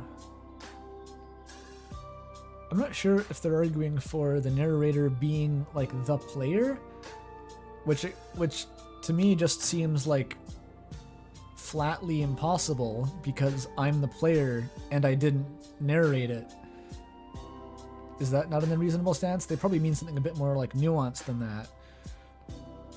But this seems to be like sort of a really specific version of the narrator just not being diegetic somehow. So I don't know if I see the point necessarily. Christopher Moon jump scare.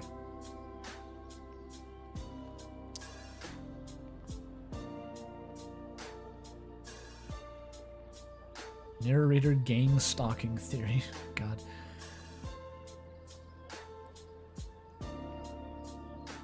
The true Nera player would let me type out the text boxes. Yeah, it's true.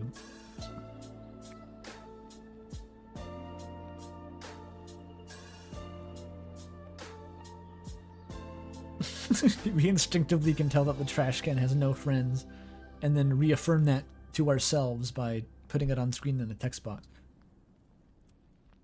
The narrator's Lemony Snicket. Isn't that guy's real name like Daniel Handler or something? I was devastated when I learned that.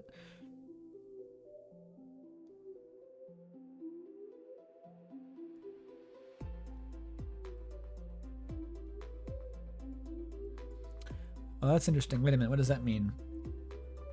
Someone in chat says that the flatly impossible because I'm the player and I didn't narrate it works as a counter argument against player responsibility in Snowgrave. I don't see how that works. Could you elaborate? If anything, it oh, I guess you mean like the dialogue prompts itself to like be able to do the things. I mean, I could see that working as an argument against, like, it wasn't the player's intent to do Snowgrave. The same way it, like, the specific actions that you can take in Undertale are constrained by, like, what the menus allow you to do and stuff, but the choice is ultimately still yours to be able to just do obviously bad things. So maybe responsibility is the wrong word, and more so the specifics of the intent behind it.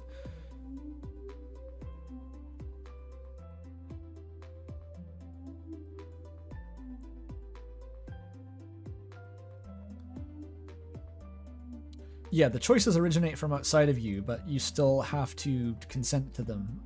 So yeah, I think just responsibility is the wrong way to put it, but there's a point there that you collaborate with the game to make the bad shit happen. But at that point, like, who's your co-conspirator? Toby Fox? Like, there's no one in universe to blame that on, I think. Especially in Deltarune, because that's, like, it's directly commenting on, like, you're controlling Chris, more or less, potentially against their will, not entirely with their will in any case, so. And it also works in Undertale, too, because people, I've seen a couple fringe takes that, like, not fringe takes, but I think there's people getting it a bit twisted, like that because Frisk in some timelines does the genocide run, that means that they must actually just be like a secret psychopath the whole time or something like that, or arguing that, you know, Frisk is actually a really morally gray character. And that's like trying to use that to interpret Frisk's character is like so unfruitful to me, because like if you actually do try to consider all the possible outcomes of Undertale as completely like in-universe motivations, like Frisk would have done that regardless of a player being there. That's just part of the story. You get like the most inconsistent fucking nonsense character of all time. It's like in one timeline they're like the completely pacifist and the cutest and nicest, most precious being, and in the next one they're just wantonly murdering like a psychopath. And like, okay, you can make that be the character, but the character is going to make no sense and have no distinct personality. And I don't think you gain anything from doing that. I think all the implication just goes to, like, there is no real in-universe motivation that would lead a character to behave like that. It has to come from outside of the universe, which is the point, because it's the player doing that.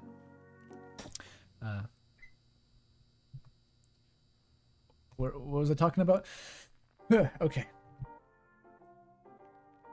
I find the idea of Deltarune having a regular old narrator to be slightly disappointing because of how much I love Narrator, but honestly, it makes the most sense out of any possibility. Yeah. And really, Deltarune doesn't need a lemony narrator to be loaded with tons of personality and heart. Yeah, I think there's a point to be made here about, like, while I was working on this, I was reconsidering Narrator the whole time, basically, because that was inevitable.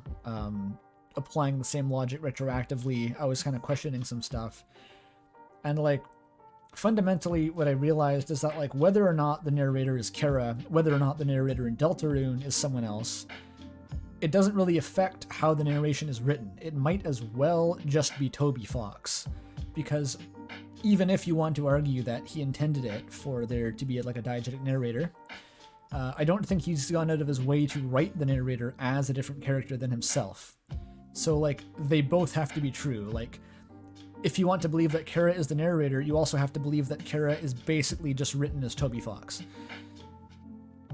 And I think that in Deltarune, if we remove the element of the narrator being diegetic, and we're just left with the narrator being Toby Fox, nothing actually has to change about the quality of the narration. It's just that extra layer of intrigue that comes from it technically coming from a character is lost. So we don't lose anything either way.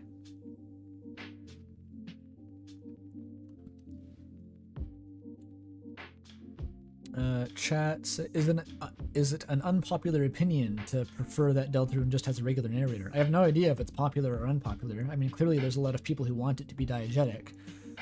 I don't mind either way. I personally feel somewhat relieved that it's just nothing, because then we don't have to do the whole song and dance again.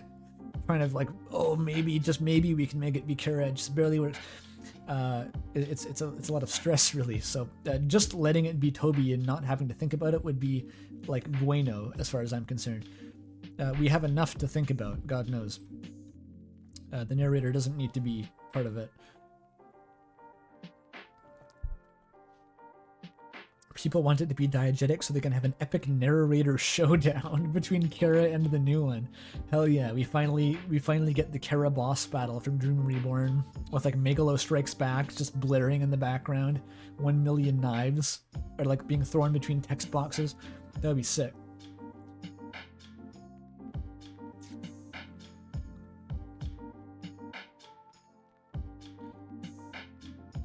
What do you mean Frisk also has knives? Everyone knows that Kara uses 1 million knives when you fight them in a fan battle.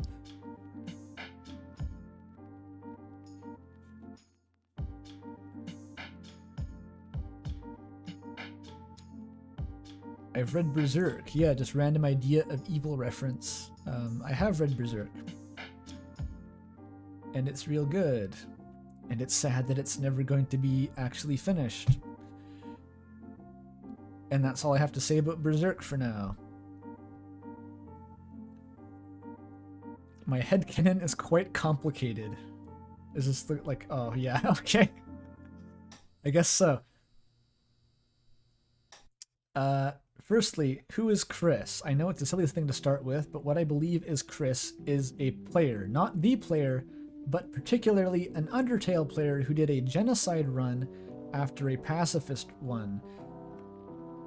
I see where this is going already. They're going to use the line about erasing this pointless world and moving on to the next. That one line gets a lot of mileage. Basically, they destroyed that world and moved on to the next. Okay, the next sentence that came up. What a clairvoyant I am. Only now they're the one that is experiencing everything the player does unwillingly since Kara took their soul. This is a brain boggler for sure.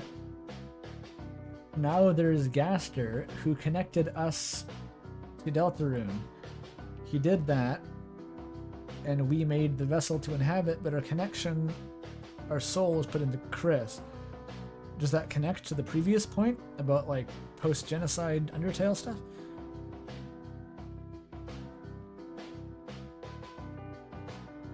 I believe the narrator is still Kara. We still have Kara. So we've imported Kara from Undertale. We've also imported Frisk from Undertale, who is Chris, after a genocide run, who physically moved to a new world. Unlike Kara, which I'm pretty sure was meant like metaphorically at that point, but I don't know. But also, our soul was going to be put into the vessel by Gaster, regardless of Chris/Frisk, who is also already the protagonist.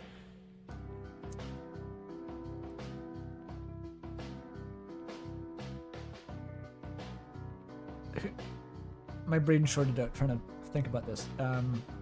It does not seem likely, I think, is my preliminary stance on this.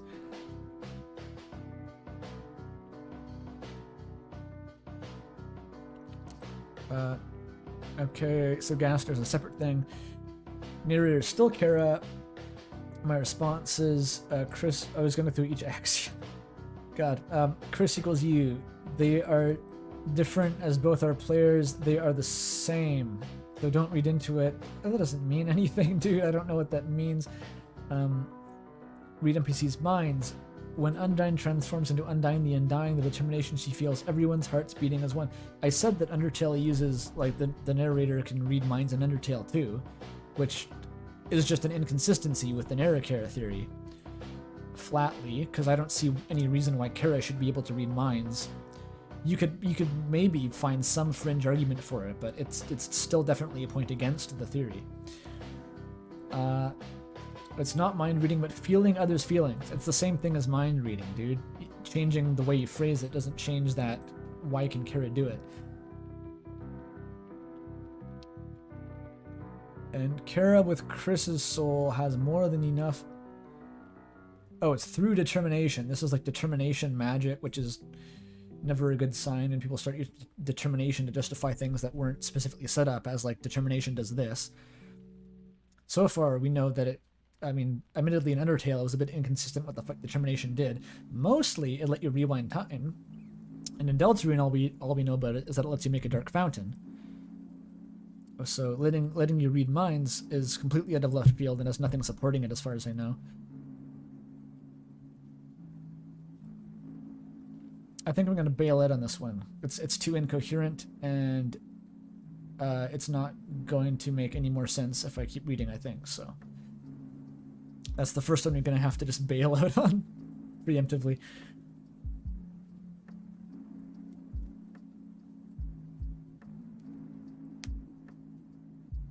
Now there's Gaster. Seems like a summary of many theories. Yes. Why not Sans?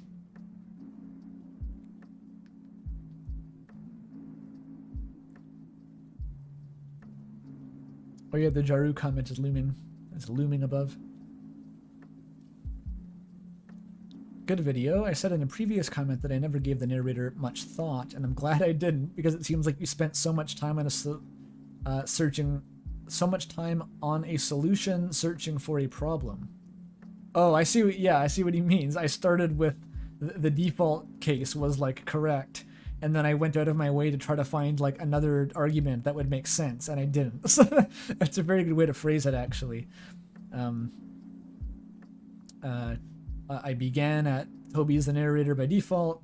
I tried a bunch of different other ideas. None of them worked, and I ended up right back where I started. Nonetheless, this was entertaining and well thought out, and I'm in agreement. Oh, but it's long anyway. Okay. Few exceptions I didn't touch on because of their exceptional status. The two narrators of the intro sequence. Yes, okay, flat out, I just didn't count those as narrators. I don't know what those are. They're likely... They're speaking to the player, but they seem to be diegetic characters, so I don't think that just assuming they're the same ones making the text boxes is a reasonable assumption. So I left them out, yeah.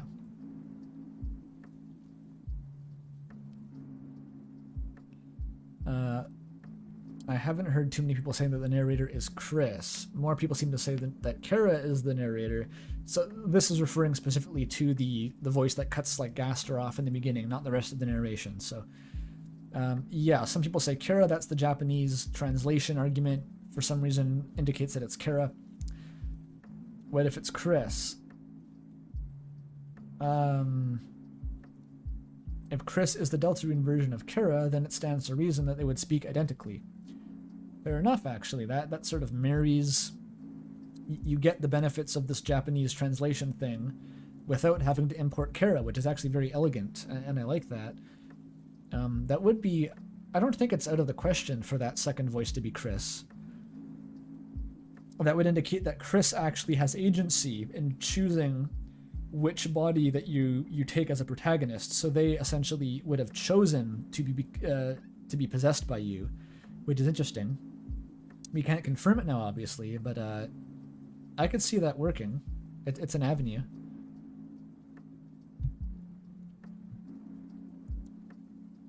Actually, I think when I first played Chapter 1, if I remember correctly, my first thought was that Chris was the character who said that. For no reason in particular. It just, like, it popped into my head that, like, we get this big fade out, no one can choose who they are, and then we're this new character. And it's like, oh, did they just intervene? Is that what they were saying? So, it's not that far-fetched.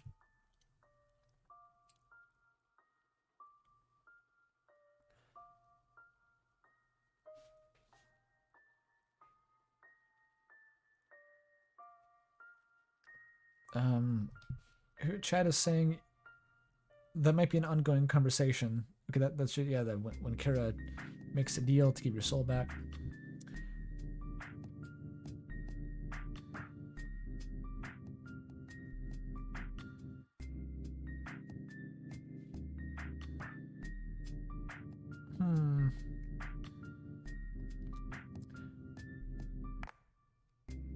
That was two voices now? You're just making shit up. I mean, fair point. It's not even confirmed that the second voice isn't just Gaster trolling you, which would be hilarious. He just changes his mind. Yeah, it was a prank.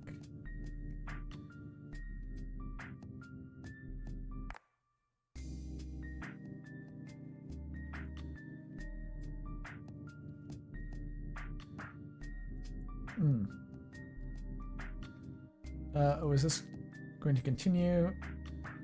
Okay, nobody mentions, completely unrelated. After watching both comment live streams like an idiot. What a trooper. 16 hours. I noticed many people brought up how the TV was plugged in after Chapter 1. Of course, this implies Chris plugged it in to prepare for the end of Chapter 2, but no one ever mentioned the pie in the same way. When you first see the scene at the beginning of Chapter 2, it just looks like a fake-out, but Chris already planned to open the fountain, as the TV dialogue suggests.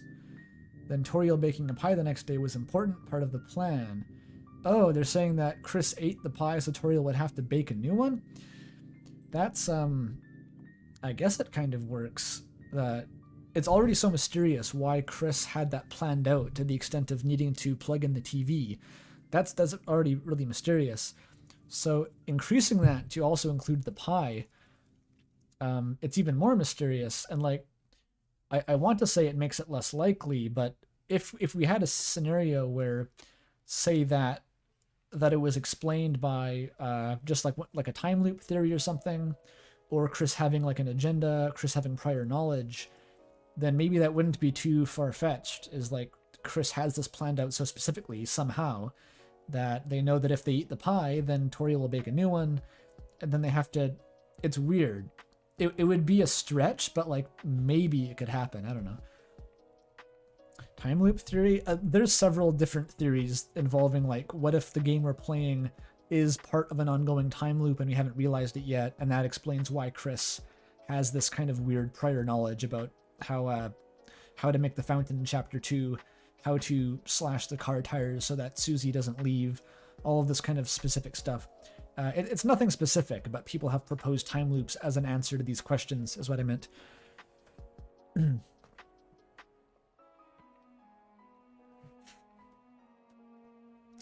So yeah, I don't think the pie needs to mean anything, but maybe it could. I think it's kind of cute if Chris just legitimately wants to eat the pie really badly. I'd be fine with that. It's one of their few established character traits, is that they eat sweets a lot.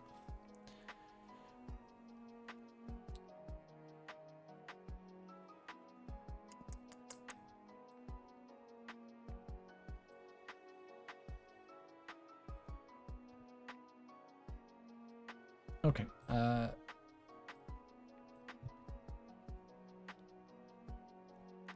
Next comment. I really don't think Undertale references are just references because the narrator is omniscient. You can literally say those dialogue options to Sans, which means Undertale knowledge is canon. Interesting point about this, but I'll read it first. You're confused by something that Chris already knows, and other characters react to it, which means that narration sometimes represents you canonically.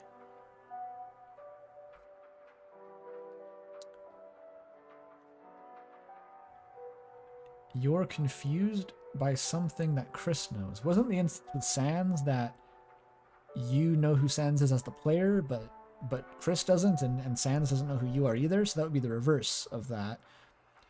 Like other characters being confused by player knowledge leaking into the game. So ultimately, the answer to this point, I think the reason that we can have that weird dialogue with Sans where we recognize him is because we, the player, have like canonically played Undertale before. And like, so we would, in this case, if we assume that the narrator is not diegetic, once more, that would just be like, let me slow down here. If we assume the narrator isn't diegetic, that basically means that all the dialogue options are essentially the game providing us like some mixture of like, what would you or Chris do in this situation? What might you want to do? And in that case, our impulse, Toby predicts correctly, is to say, wow, that's Sans. And we see that represented diegetically by the narrator. Which is, it's sort of unique. We don't have many opportunities to do that, but it doesn't seem inconceivable that if we are like meant to be literally controlling Chris as a player, that we would react in a way appropriate to someone who's played Undertale before. It might just be a joke. Maybe he hasn't thought about it that seriously, but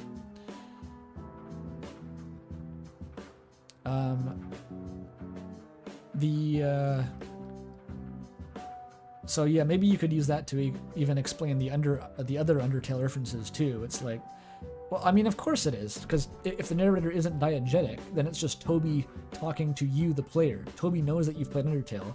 Toby can make jokes that he wants. This one is it's unique because it has ramifications onto other characters. It's like observable within the story. I see the distinction now, but it still makes sense because you, the player, are canon to the story. You actually have an influence on it, so it shouldn't be impossible for your knowledge of Undertale to leak in. Okay, I made sense of it in my head. I think it works.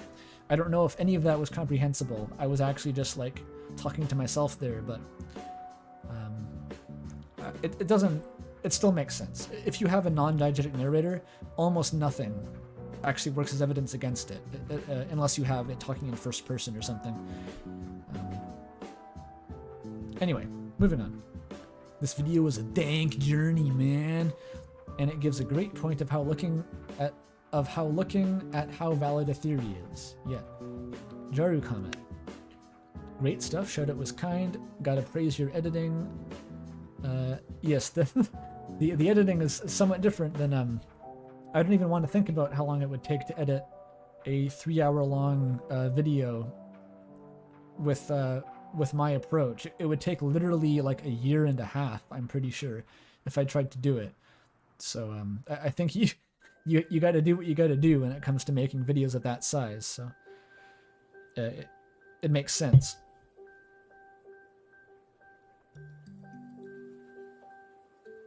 And you agree. I'm a bit surprised that you agree, honestly.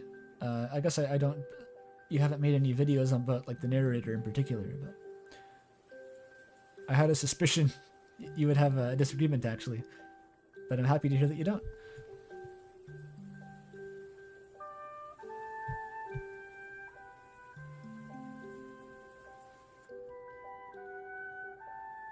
Yurie's girlfriend is Gaster, says chat. Cool.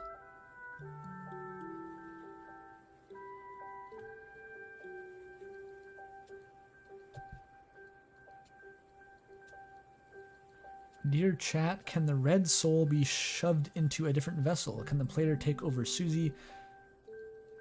I have to wonder why you think chat knows that. Maybe it will, but we don't know yet.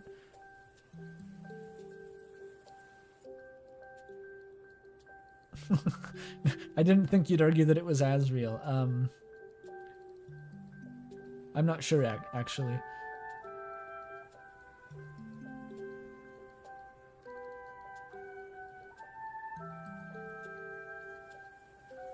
I'm pretty sure at least that a lot of... I mean, I'm fundamentally grounded in the assumption that Deltarune is an alternate universe, which I think naturally just creates a lot of dissonance between, like, my takes and your videos, I guess, is mostly what I thought. So I'm assuming I'm operating on assumptions that are not valid in your eyes, more or less. But maybe they didn't really matter too much to this discussion. Flower Keeper fight does slap. Very true.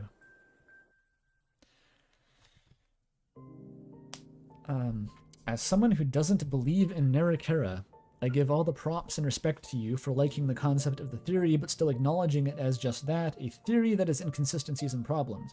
Yeah, I think if you're a Narrator believer, quote unquote, and don't understand the problems with the theory, then you're not doing it right.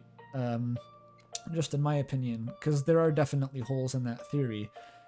I can comment more on that maybe after I read the rest of the comment.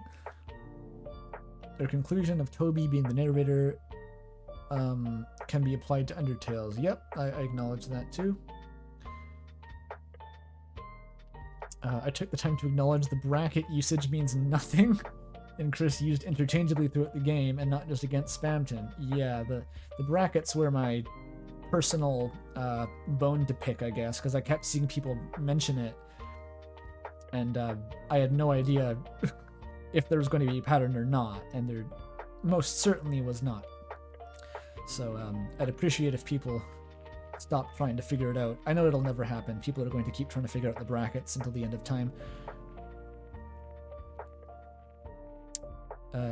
Cool. So yeah, about Narrator, the reason that Narrator is so powerful, and I touched on this earlier, is not just that Kara being the narrator is cool and that there's evidence for it. Like, it's ultimately a part of a greater sort of puzzle of trying to make sense of Kara, period.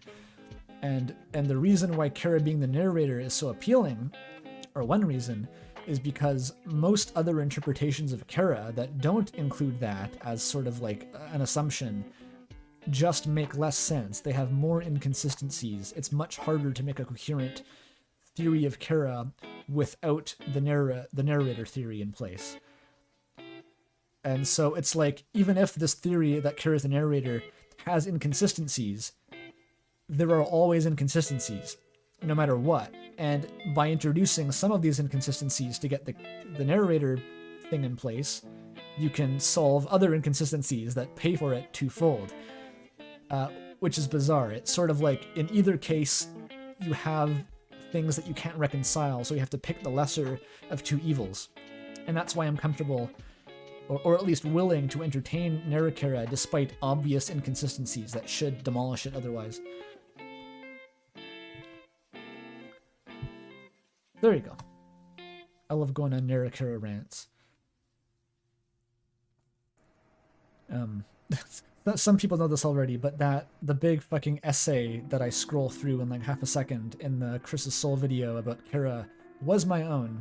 I posted it on Reddit in 2016, which was my early attempts to make sense of Kira, and I went over 3 different interpretations that I'd seen, and one that was sort of my own, and compared and contrasted them, and ultimately concluded that all of them conflicted with each other, and there was no one answer that made sense.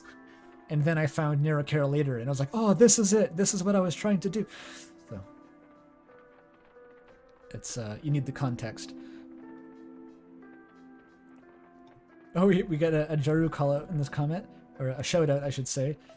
Jaru's Ralsei theory actually makes Azrael being the narrator a possibility.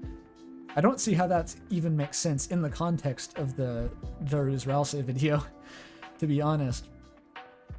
There's a lot of stuff going on in that video, but I think Azrael being the narrator... Oh, no, wait. Oh, yeah, Azrael being the narrator would make sense. You're right. You're actually right. Within the context of the Ralsei video, strictly, it actually would make perfect sense for Azrael being the narrator. True. Of course, I have somewhat of a complex relationship with that video, by which I mean I don't agree with it at all, so it's sort of a moot point. But this is true. It's Spamton. Spamton is here, everyone. It's me, I'm the action blocked. Hey, listen to me. It's me, I'm blocked. Hey, please, please, listen to me. No, not at all. Fine, you crapper, one day I will be known. Alright, thank you, Spamton. Very nice.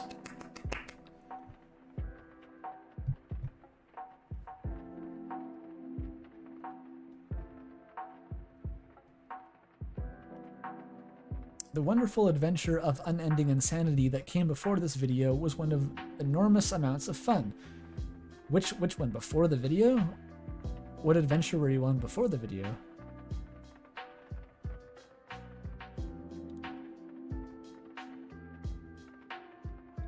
Oh. Oh my god, it's massive. This is the... Okay, new biggest comment.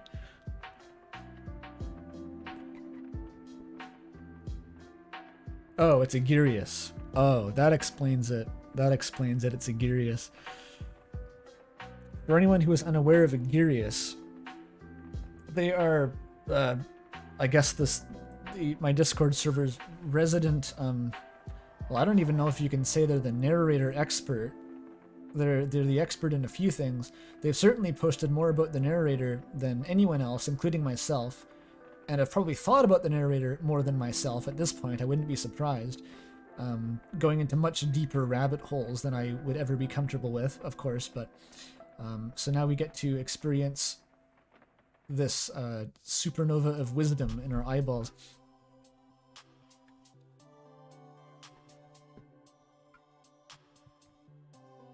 Okay.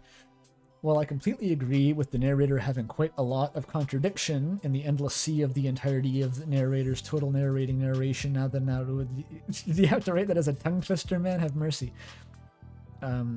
Yes, that. As of now, saying the narrator is diegetic is nothing short of impossible with what we currently have. I believe the game has something in store for the narrator later. Okay.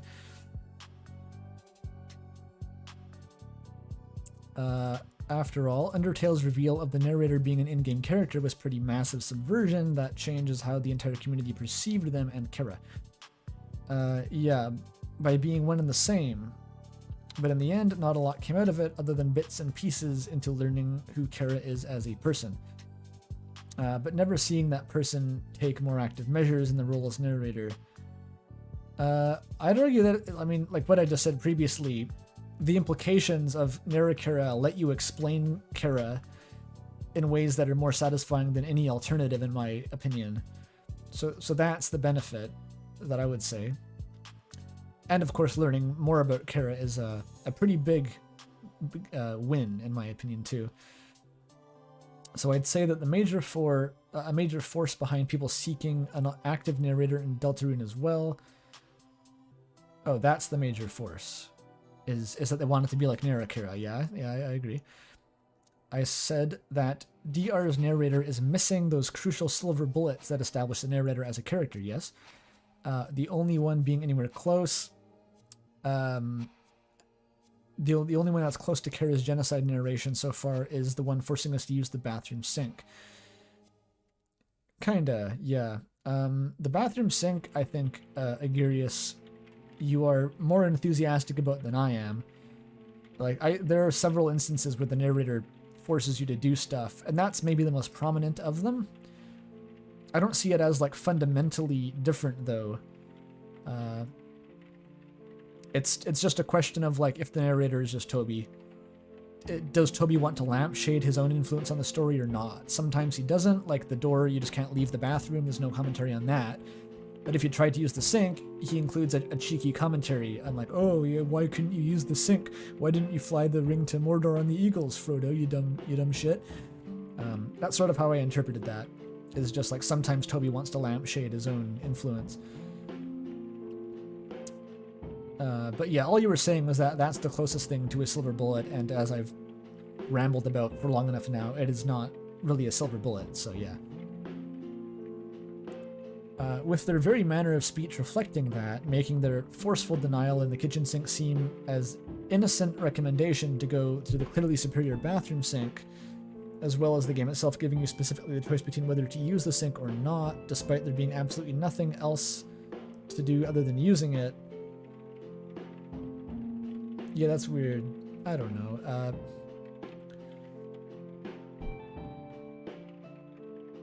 Still, I think that, like, there's other instances to the game forcing you to do stuff besides the sink. It's just that in this case, it's sort of the burden is put on the narrator to do the constraining. When you enter Chris's home, that's kind of it. The chapter is now over and you're playing out the ending. When you enter the bathroom, you have only the toilet and the bathtub to inspect, and can no longer exit the room, yes. So why give us the option to use the sink? The other objects have the same descriptions as when you began the chapter. The only reason to say no would be for the sake of saying no. Yeah, then the tap will be waiting until you choose to run it. This is what the narrator asks if you refuse. Or that's how they respond, I should say.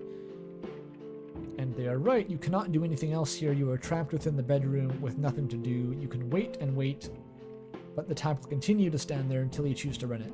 Yeah, so it's very obviously the story has forced you into this action. The valid question is here as to who is responsible for that. Is it just Toby being a dick? Is it Chris somehow exerting influence and overriding you? I think that's plausible, except if I hope we get more logic later as to when Chris can and cannot overrule the player, but maybe it's Chris. Because that ultimately that sequence serves Chris's ends, in that they need to be in the bathroom to take out your soul to do the whole plot of slashing the tires. So I don't know. I don't know who exactly to blame that level of collusion on.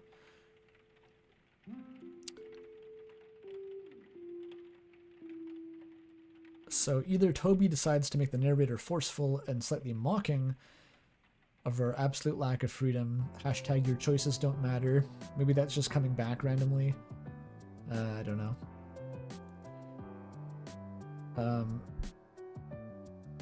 To set up a tense atmosphere, knowing what follows. Or there's an entity that inhabits this world which takes, in which the story takes place and has reasons to force us down the specific path. A path that entails giving Chris their freedom from our control. So yeah, something. This essentially is like narrator as third entity. I hate to say it. That's sort of what we're getting to it here. Unless it is just Chris somehow, and they have the ability to, under certain circumstances, override the player. Which, maybe there's still hope for that. The entire sequence of events and lines and text, with it being so oddly personal and direct, without the looming context of a diegetic narrator being the thing that Toby did in Undertale, really makes me think that the chances of Deltarune having a diegetic narrator, much like Undertale's, but unlike Undertale, the narrator... So wait, you think that this Deltarune has a chance of having a diegetic narrator, but unlike Undertale, a narrator that is far more active in their role as one and actively uses their position to meddle with our actions.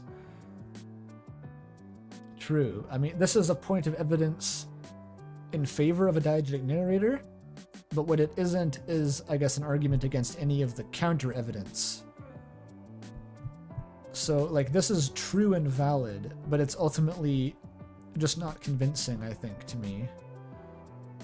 It's just not enough to overcome all of the sort of garbage that's diluting this argument.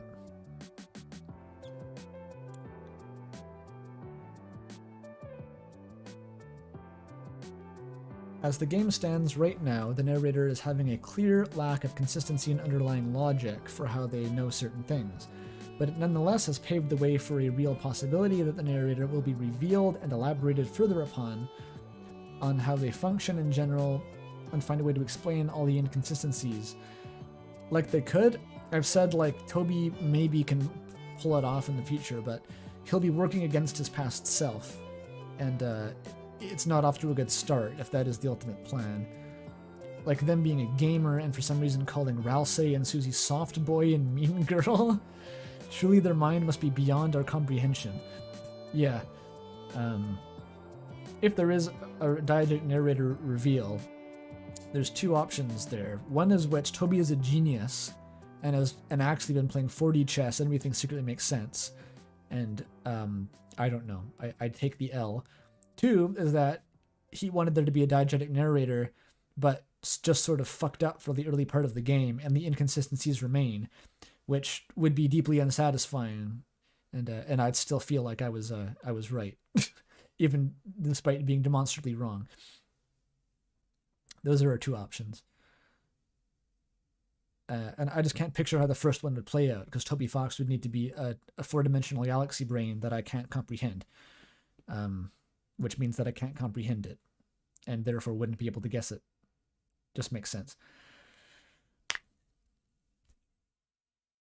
I believe such a thing will come in the following chapters, hopefully as early as chapter 3, seeing that chapter 2 ends with the narrator doing the stunt and putting this whole idea in place as it currently stands. Okay, and that's it. Thank you for reading.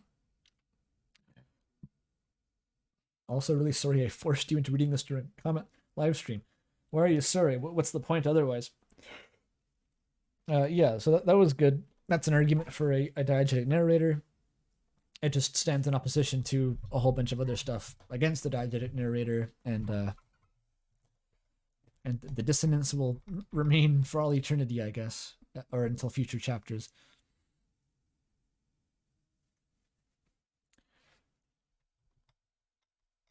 I made a great reference to something.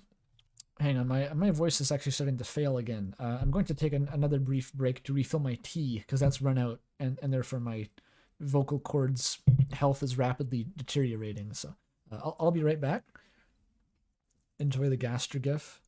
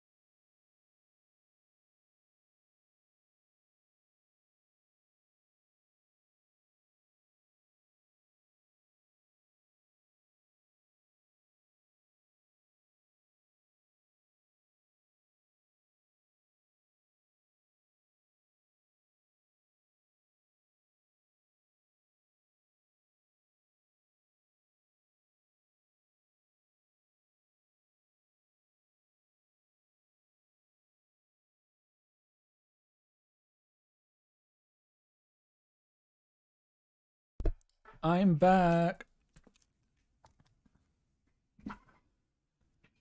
Oh, sorry that would took a little bit, but the tea must flow in order for the stream to persist. It is just a fact of life. Talking about tea, eh? Eh?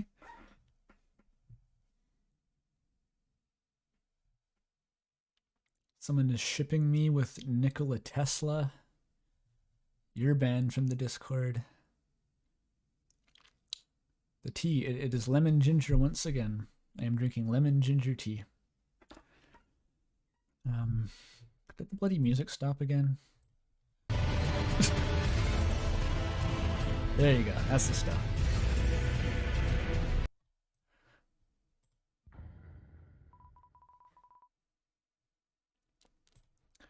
Okay, we're back to Undertale Lo-Fi, that's what you want. People in chat are British. Very cool.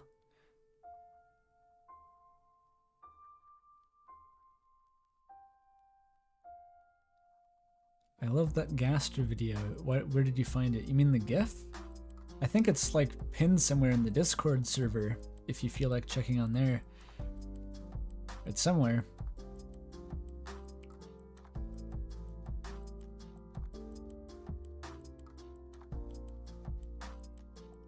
Is the Gaster GIF still up? Oh, it is. There we go. Hello, I'm new to the channel. Hi. I'm new to your existence too. It's mutual. Wow. Hello there. I'm happy that you've decided to join the stream. People in chat are now discussing whether they are or are not British. Riveting.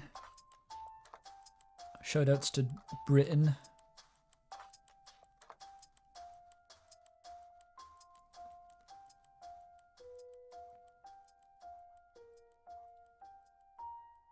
Chat's also talking about fucking shipping.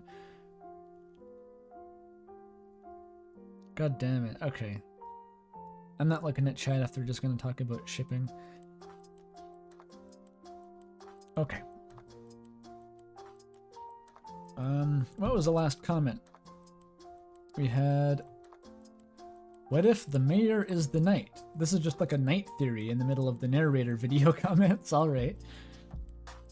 I was like, I thought of this at 4 a.m. Here, read it. Like, what? Who are you? Read it. Okay. But what if the mayor is the knight, Noelle's mother? The knight is speculated to be a lightener, someone who locks Chris and Susie inside the closet in chapter 1, the library closet hint in chapter 2. I mean, like, the knight has to be a lightener because they're making dark fountains in the light world. I think that's the more fundamental point that you're maybe bypassing there. And C. Holiday has a chance. For motivations, we could say that she's looking for deaths in the dark world. This is just someone's headcanon about Mayor Holiday being the knight. Cool. More power to you. As I've said earlier, I don't have that many strong takes myself on how or who could be the knight, so I can't comment on that too extensively. Go copy paste this to Jaru's video, please, so that he can read it. There you go. That's how we solve the situation.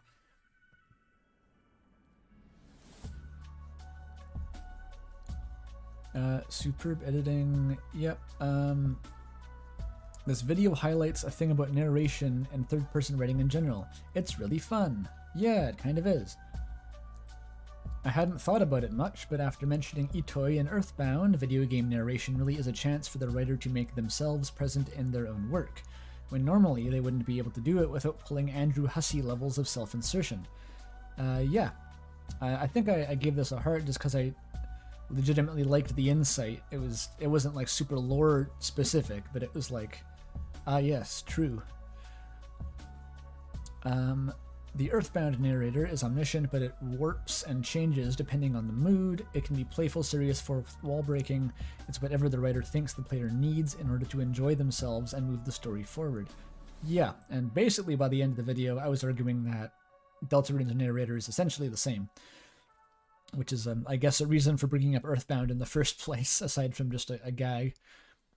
But it really is again, even if the narrator is diegetic, I think the motivation behind it is always just going to be this.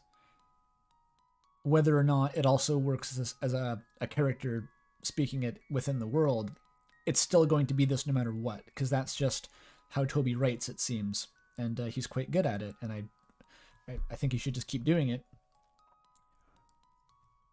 In that way, Toby Fox is an especially fun case because his writing becomes a character in and of itself. The narrator doesn't have to be diegetic, but they certainly are a character, one that is meant to act as a guide to the story. It's kind of like playing with someone who already knows the game inside out, and they're giving you hints on without trying to give away enough to spoil anything. They want you to have the best possible experience with the game, and they're using their knowledge. As the writer, you have all the knowledge to point you where to go and have the most engaging experience. Basically, yeah. If you don't restrict yourself as a writer to using an in-universe perspective, you're free to just do this, and it's often for the better. In that way, yeah, and I think Toby puts more of himself into the narrator than average, just because there's a lot of personality and it's very informally written. And by default, that lends itself to, like, you can squint at it and picture a character speaking rather than just, like, you know, data being broadcasted at you by a game engine. In that way, narrators are almost infantilizing. Ooh, you don't know this enemy, but revealing immediately after that they do is kind of fun use of omniscience. It helps you put you in the shoes of the character while still allowing the benefits of multiple perspectives. Yeah, that's a pretty clear case of, like, all the stuff with changing perspectives, that's just like, it would be unnatural if we indicated that the player should know this, so let's just pretend we don't, and then later we'll reveal it when it's more relevant. That kind of stuff. That's all perfectly in line with just, like, writing for the player's benefit. I'm an RPG developer myself, and videos like these help me engage with certain already codified elements of the genre, like narration, in a way that is more purposeful and thought through. Good stuff. Oh man, I know I'm never going to go back to be able to writing, like, game narration without thinking about, oh fuck, are players going to interpret this as a secret message or something like that? That worm might never leave my brain. But God knows, if I ever did decide to write a game with a diegetic narrator, I would do a better job than Toby Fox. I promise you that. I promise everyone that. At making it diegetic, clearly, not at necessarily writing the game, but...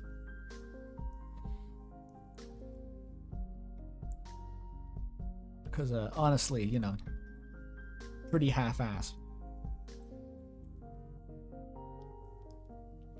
My favorite Joseph Anderson ripoff. I appreciate that, thank you. I do make video essays on YouTube, and therefore I'm a Joseph Anderson ripoff.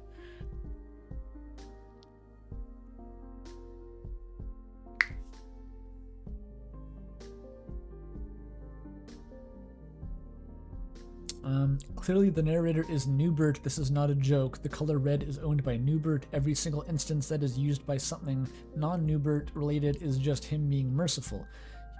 But he wouldn't just let another character use his color on text, therefore must be him. End of my theory. Nice. That tracks. Interested in the RAM project? Yeah. Hopefully I'll be able to have some PR, like publicly visible stuff on that at some point. I've said to a few people who have asked, but we're like deep into the weeds of porting it to a new engine, so it's not going to be like ready for public visibility for a while. But we're getting there. So thanks for the interest. As a side note, would love the video about Undertale and one-shot trap you in fiction. Yeah, that's my next video, so I hope you enjoyed that when it comes out eventually.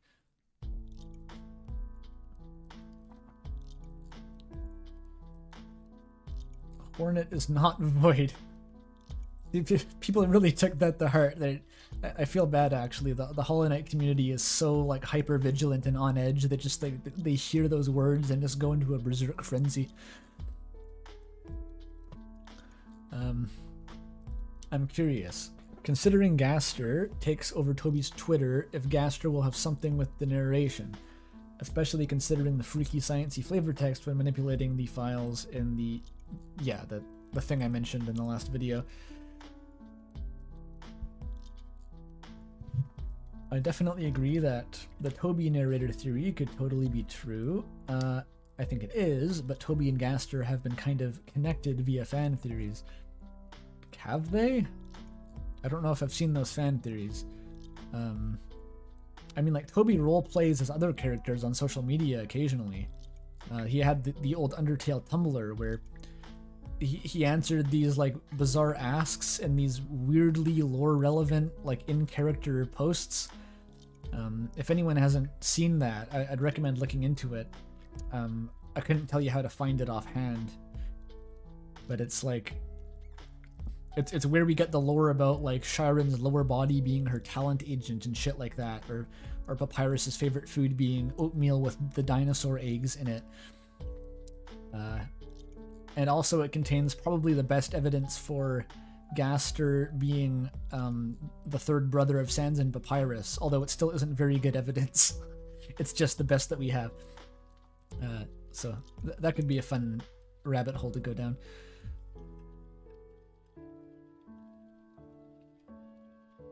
But anyway, I don't know if Gaster's really that connected to Toby, or at least if he is, I haven't seen it.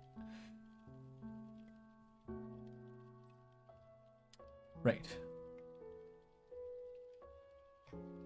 Gaster is the third brother of Toby Fox. Don't ask about his second brother. That's Robert Fox, is his second brother, who he murdered and assumed the identity of, or I mean the other way around.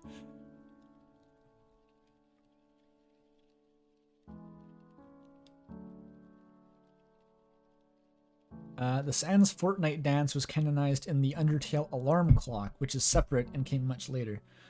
But I don't know if either of them were canon, by the way. They seem kind of canon. I mean, like, Toby Fox wrote them. There's a lot of fucked up shit that became canon, arguably, with the Alarm Clock dialogue, but Sans Fortnite dancing is definitely the most prominent.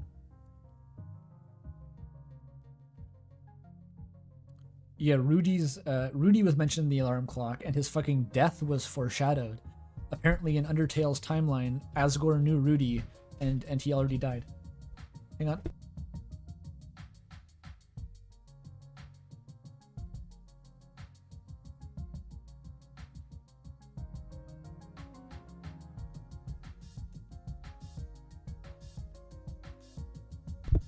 And we're back.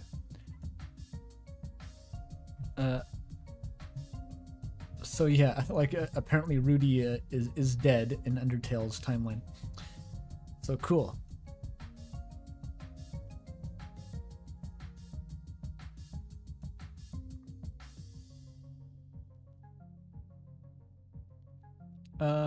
Okay, next. Where's the next comment? What if, hear me out, the voice that cuts off Gaster in the intro sequence is the narrator, aka Toby Fox? What? That's like... that's like somehow taking my conclusion and pushing it so far that it wraps back around into, like, being against what I think makes sense. I think if anything, the narrators from the... Well, I shouldn't call them narrators. The two voices at the beginning of the game, I don't think they are narration. I think they are, like, two characters that are diegetically speaking. It's just that they're speaking directly to the player. So even if the narrator isn't diegetic, I still think that those two voices probably are. So this is not what I would conclude, that the narrator is... Because why would Toby Fox also just tell... Like, the narrator doesn't talk to other characters. It just talks to us. I mean, I don't really want to believe that Kara broke into Deltarune either, but that's not our only option. It could be literally anything else.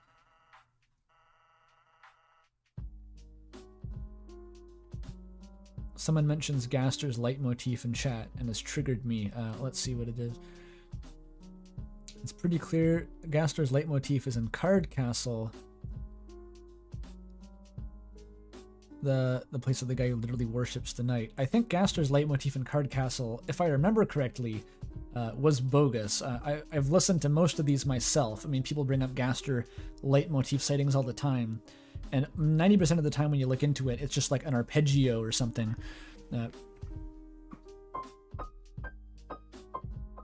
I think the Card Castle one is something more similar to that, whereas Gaster's leitmotif is a very specific pattern.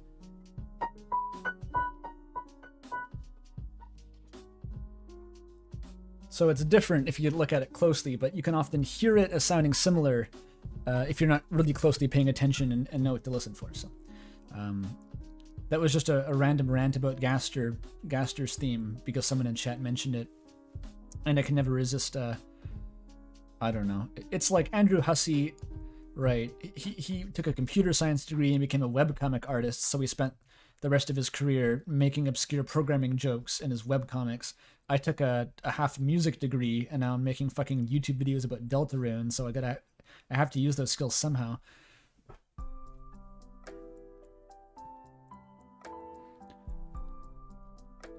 Yep, Gaster's theme is in Scarlet Forest. That one's pretty clear. Gaster's leitmotif is in Spamton's shop. I don't know about that one.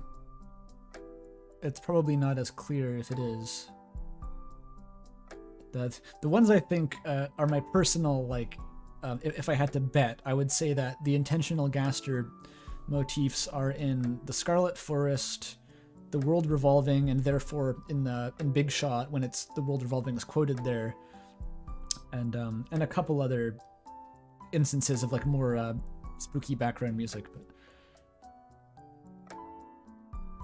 the World Revolving motif is different, but it's different in a way that is very clearly, I think, based on Gaster's theme still, because it's so prominent. Hopefully I don't clip the microphone by using the piano too much, but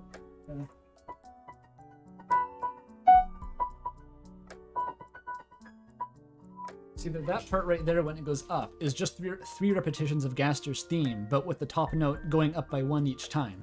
So it's like, it's not the same, but it's the main melody, it's the climax of the piece, and it's just Gaster's theme with one like minor formulaic change to it. So I sort of headcanon the World Revolving as like a Gaster battle theme remix. That's just me though, you don't have to go that far. Yeah, I'm not sure if you'll be able to hear the piano.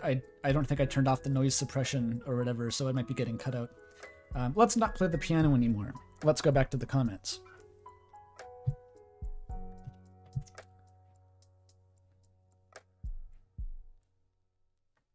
I love this. Thank you. I'm so happy to see someone else point out the TV being plugged in overnight. Yep. That plus the fact that Chris bothers to turn the TV back on before making the fountain, and the smile that appears in the static has felt significant. It is significant. It's always been significant. I just don't know how. And I don't think any of us will until future chapters. But yeah, it's definitely something. Aside from that, this is a thorough exploration of the topic. Yep, good video, good video. For fun, my half-serious theory for who the narrator is, trapped in the void, Death's Holiday. Interesting. Death hasn't been brought up so far. So as far as I know, the idea that... Okay, I should start at the start here. There is some sort of weird presence, or voice that is like in the code of the game, which is like marked off in an obviously contrived and unusual way to draw attention to it. Where it's just like unused dialogue in the code, which is, I forget what exactly it says. It's like, it's dark, help me, something like that, something spooky, and people have essentially jumped to the conclusion that it might be Death's Holiday. I don't know. It feels plausible, but there's like nothing in particular that indicates it. But I don't disagree with that conclusion. It's just. There's nothing that guarantees it. But okay, so then you take that assumption, and then you also assume that Death's Holiday in the Void is the narrator, right? Which would work for the same reasons as Gaster, for the same reasons as the Angel, because it's a disembodied character who we don't know anything about and may be omnipotent, and that's about it.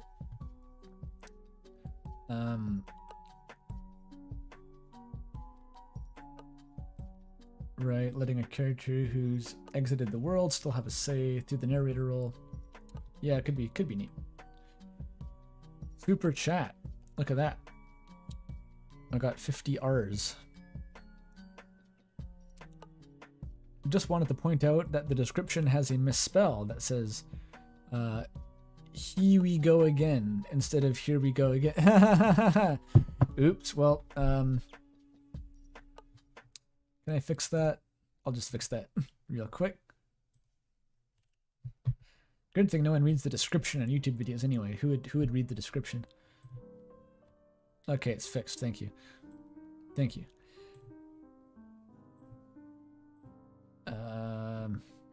I lost the chat. There it is. Okay.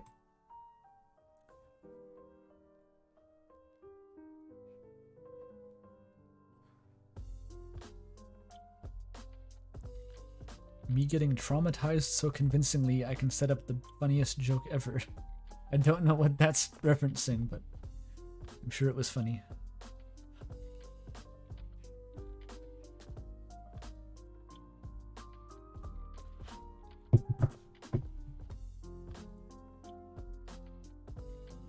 All 4 examples at 18 jump out as important. What was this again?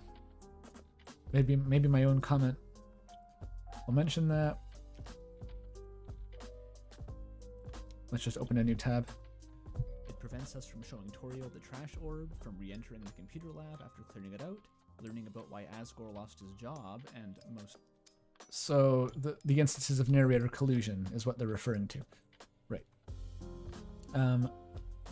These feel important, not as examples of Chris secretly being the narrator, but as Chris using some amount of their own free will in spite of the player's actions. Yeah, I think I touched on that previously, where it seems... I don't agree with... I see people saying that, like, Chris... We don't actually control Chris. Chris could actually break our control at any time, and they're just going along with us of their own volition, which I can't buy because of the Snowgrave route, and that would mean that Chris just has to be complicit in all of that 100% without ever wanting to resist. But I'm also... I think there's room for Chris to have some level of autonomy, because we see that when we give Chris dialogue that they wouldn't want to say normally. Like if we say that we want to join Queen or like join Birdley or something, Chris will say that like sarcastically, and then they won't be taken seriously as a result of that. So, and clearly they're able to at least have enough autonomy to rip out the soul occasionally, which appears to let them be free of our influence for a longer period of time. Thank you for the donation, Nova Brawl Stars. It's just a happy face. So yeah, I do think there is room for this. Like, some of Chris's will bleeding through, and we experience that through the narration, could be. And that may be elaborated more as the game continues. Keeping Toriel from seeing them being weird, refusing to re-enter the room, was presumably they hid their Birdley's body in. Yeah. Avoiding being reminded of bad things their dad has done, washing their hands. Yeah, so a lot of the collusion seems to be in Chris's favor, which is a fair point. Yeah, same with Chris closing their eyes when entering Asriel's room. Yeah, all these little things of like Chris interfering a little bit with the player. There's definitely room for that to be expanded on in the future.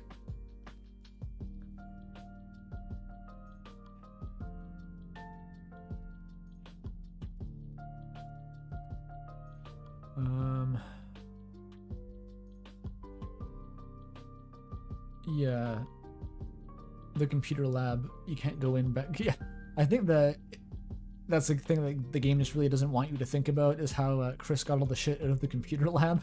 That makes no sense, but it just has to happen, so I'm assuming we couldn't go back in there because you would have to like show a version of the computer lab with like the entirety of the furniture stripped off, and it would be obvious how little sense it made.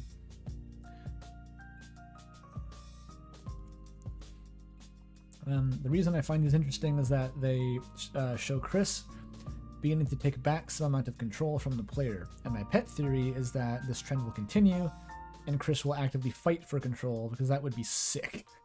Alright, well, yeah, that's possible. Lots of people are I think hoping for a final boss fight with Chris or something. Personally, for me, speculating on what the final boss is tantamount to speculating on the nature of God at this point. It's too incomprehensible to even consider. I don't even know where the game's going to go as of Chapter 3, let alone Chapter 7, let alone the secret 5 chapters after Chapter 7 that were secret the whole time, and who knows what's going to happen, but maybe Chris will fight the player at some point. That would be cool.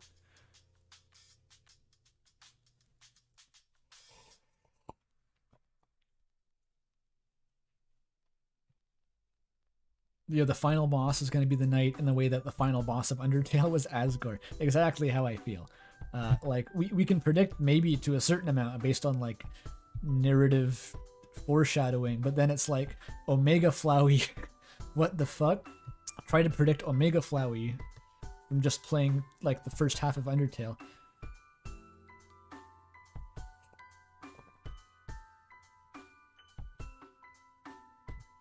Toby lied in Chapter 6 is longer than the first 5 put together. Yeah, someone had the meme of, like, it was the Deltarune chapter select screen, but it was formatted as if it was the Acts of Homestuck, and it was one of the most terrifying things I've ever seen. Leave it at that. I agree that Toby Fox is the narrator, but also I think that they're a diegetic character. Toby has always made deliciously meta art, and I have no doubt they are a character in-game, and that character is the dev of the game. 3, 2, 1, moving on. In the castle... Okay, maybe that warrants a bit more discussion. Toby has made deliciously meta art. It is meta, but not in that way. Toby's art has always been... always been... extrapolating from Undertale exclusively.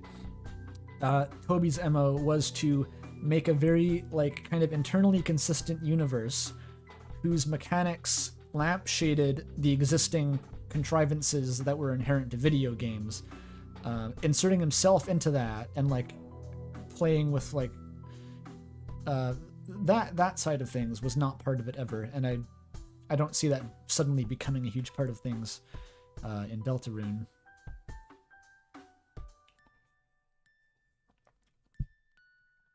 Toby made art. Link, please. You can go buy the official concept art book on Fangamer if it's not still sold out. Are we at 5 hours yet? It's only been 4 hours.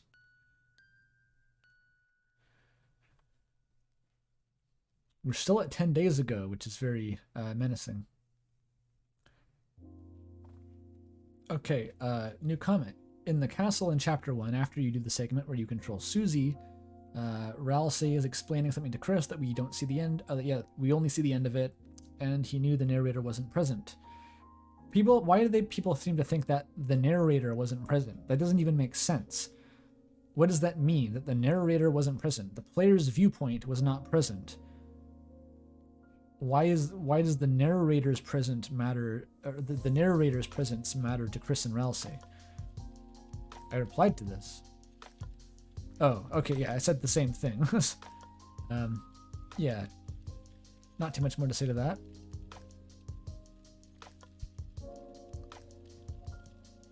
When are we getting to my 7 days ago comment? Well, as I said, as of start of the stream, there were like 850 comments.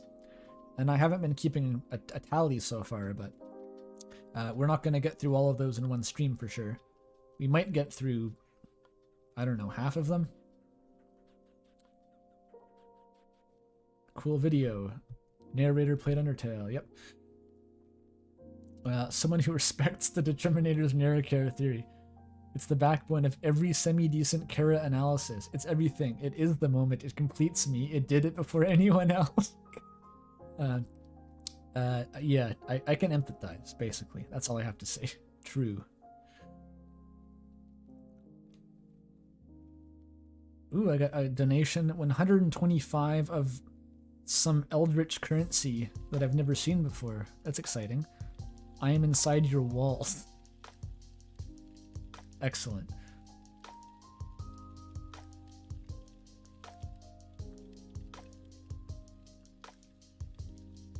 Do you see any water damage while you're in there?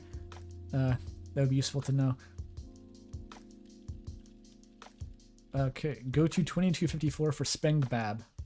That's a very useful timestamp, actually.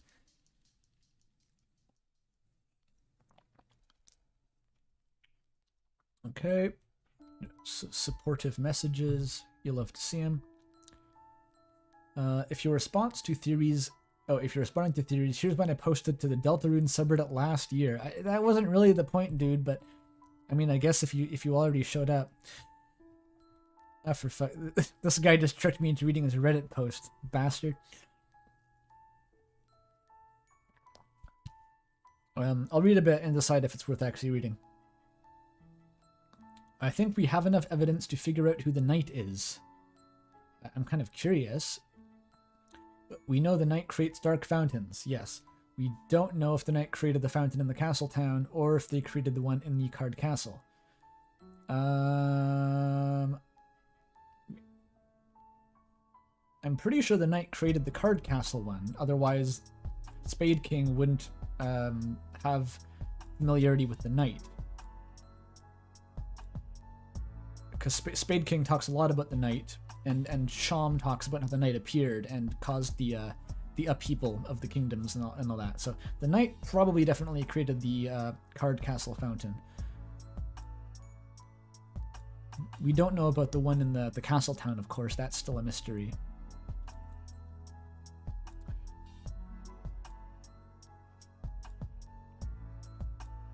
Set a time frame for when it's created. It had to have been made after chapter 1 because you can see inside the computer room after you leave the dark world. At the end of chapter 2, you can see Noelle and Birdley had their books. Okay, this is getting into like the knight argument, man. Like we were just talking about this in the Discord the other day. The whole thing with like, could Chris be the knight? When did the library fountain? When was that created? It's a big can of worms. And I do have, like, takes on it, ultimately. I'm struggling with whether I should indulge this whole thing, even though it's completely, like, irrelevant to the narrator. Maybe it's worth just taking a detour here. Who cares? So, yeah, they're bringing up the books being out on the table as evidence that it must have been created after Noelle and Birdley entered the room. That is how this argument plays out, I'm pretty sure.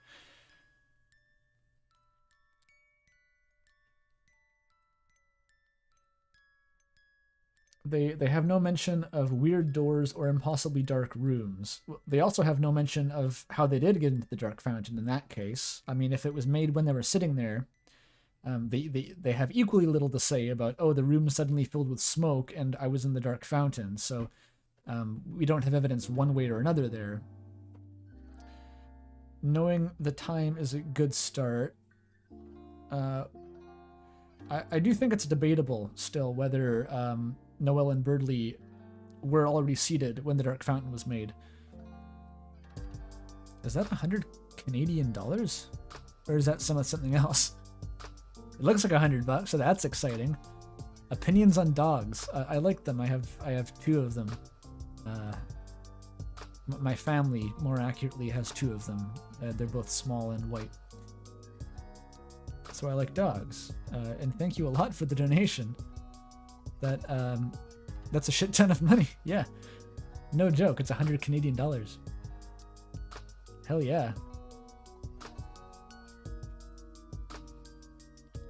I think I wish you'd written something more elaborate so I could have given like a really in-depth response, but it's just like, what do you think about dogs? Here's $100. Incredibly based. Okay, cool. What was I saying though?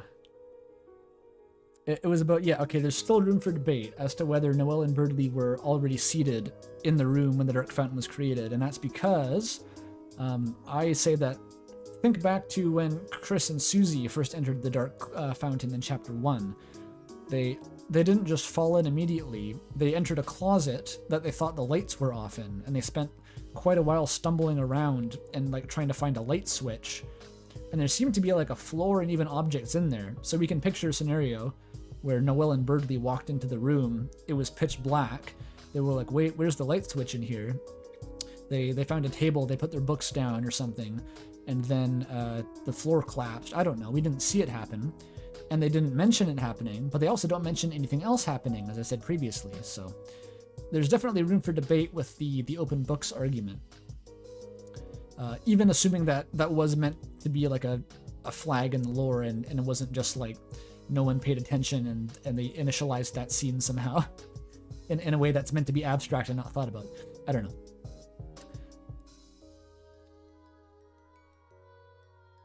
But anyway, so okay, if we establish the time as after Noel and Birdley were in the room,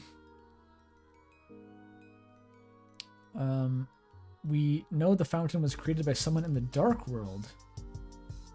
No, dude, that doesn't make sense. If the fountain was created in the dark world, then why is it in the light world? That's not how it seems to work at all so far.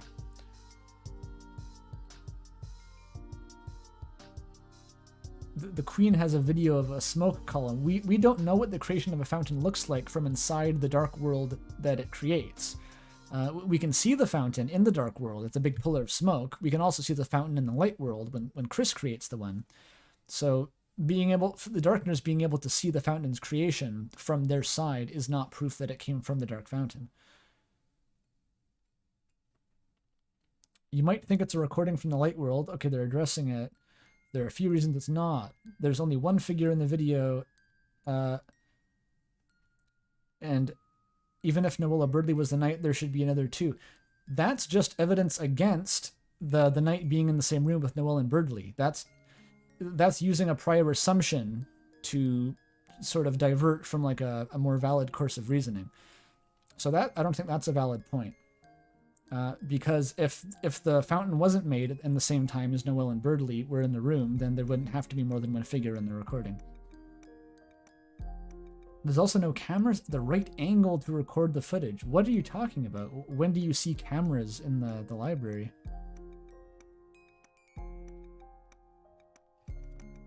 I'm going to abandon this one because it's not selling me so far, and it's about an irrelevant topic. So I think that's enough.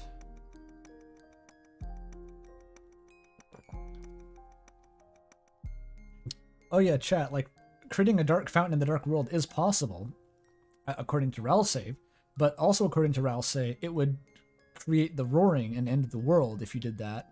And also, I don't see why creating a dark fountain in the dark world would make one appear in the light world. Like, how would you even get the corresponding location in the light world? That doesn't make any sense to me.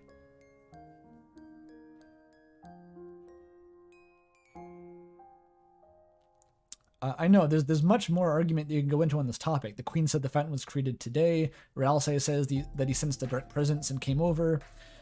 So it seems to be that the fountain was created like on the spot. There is all evidence for that.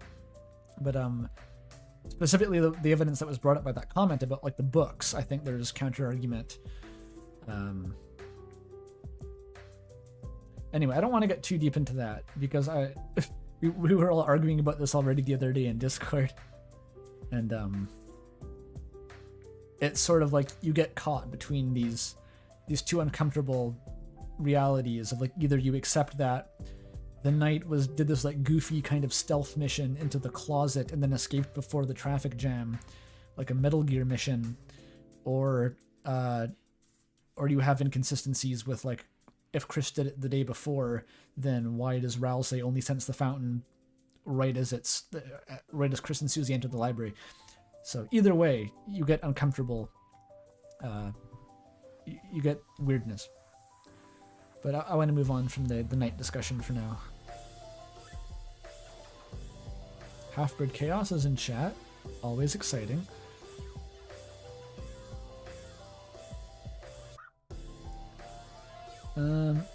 The distinction between Chris and you could be increasing over time as our control over Chris slips or our actions and thoughts or will unalign. If it's increasing over time, why do 2 of the 5 examples occur during Jevel's fight in chapter 1, but not in Spamton's normal fight at the end of chapter 2? Again, anytime you're trying to draw a pattern, I think people just don't realize the fact that you have 5 data points You have 5 data points in 600, and you're trying to make a case that these are gradually increasing in frequency. And just off the top of my head, I can guarantee, in fact, that they are not. But also, we don't have enough data to even say one way or another. So that's not worth considering.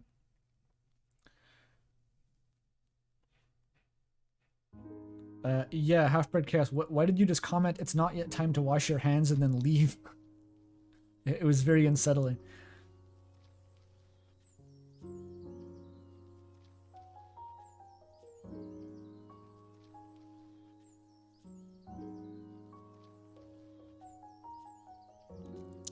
Not even Kingdom Hearts would do what they're suggesting. Crush and blow. Absolutely savage. I watched the video between editing and it was all I could think of. Excellent response. Great video, but I fear for your sanity. Yeah. Deltarune discussion with Homestuck and Outer Wilds music. That's my niche. That's my demographic. People who play all the same games as I do.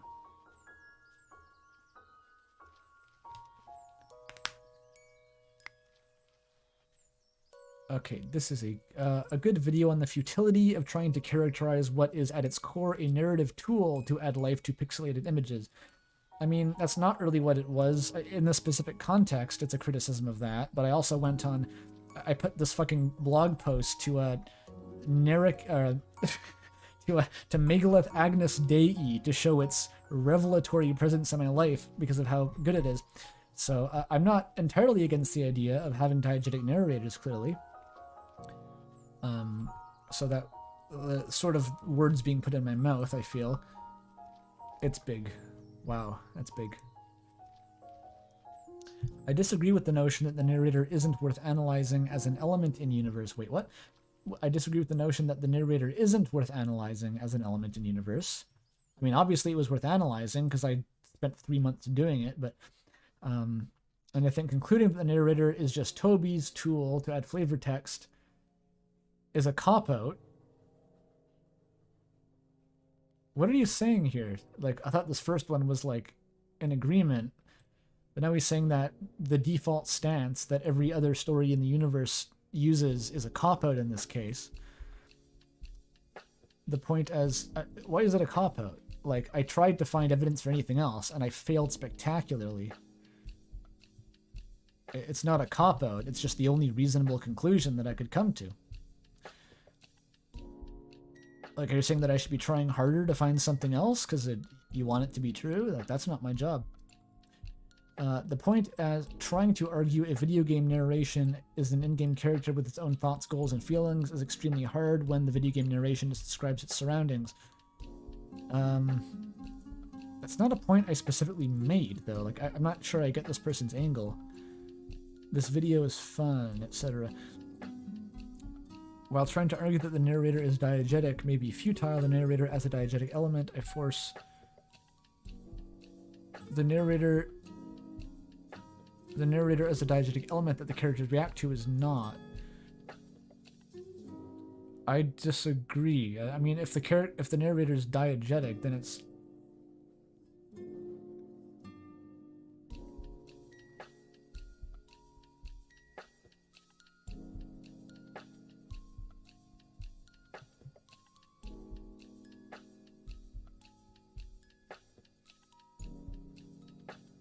I mean, I guess you could argue that it has a diegetic effect, but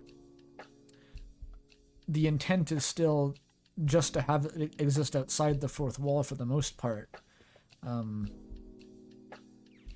I think. Yeah, sorry, this is a lot to take in quickly here. Yeah, people react to the narration. There's like, yeah, Susie says enough already after the third bloody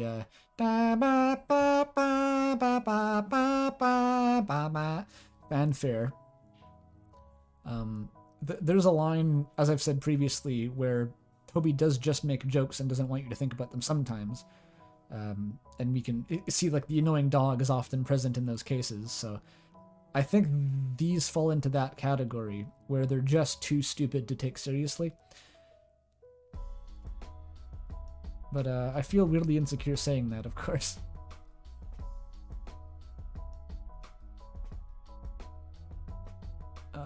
Characters are aware of narration.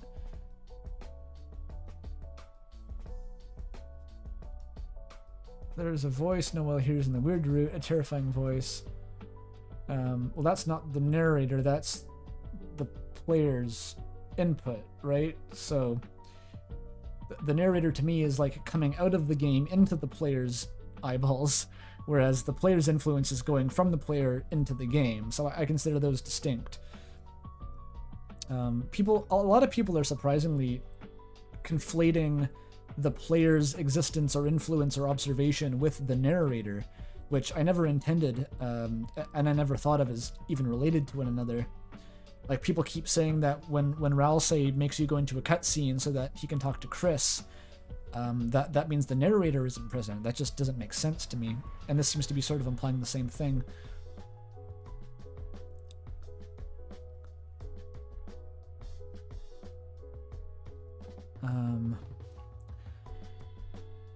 The voice is associated with her objects to proceed or do anything else. So this is basically just enumerating a bunch of times that the narration is responded to or affects the characters of the game. Alright, like, I can appreciate that.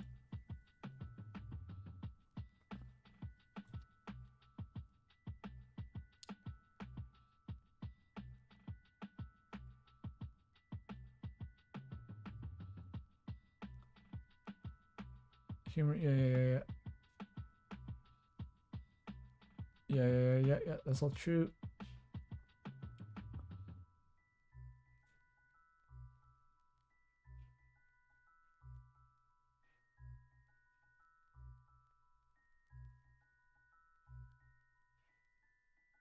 Okay, where's this going? A point is to question the game mechanics that seem natural to us. Yeah.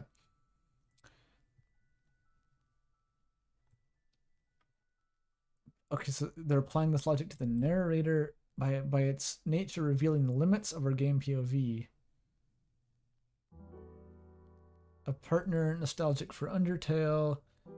I think I see what it's going for. It's basically like the narrator isn't diegetic, but it can lean into the fourth wall. It can have effects that don't necessarily make perfect sense without it being a diegetic character.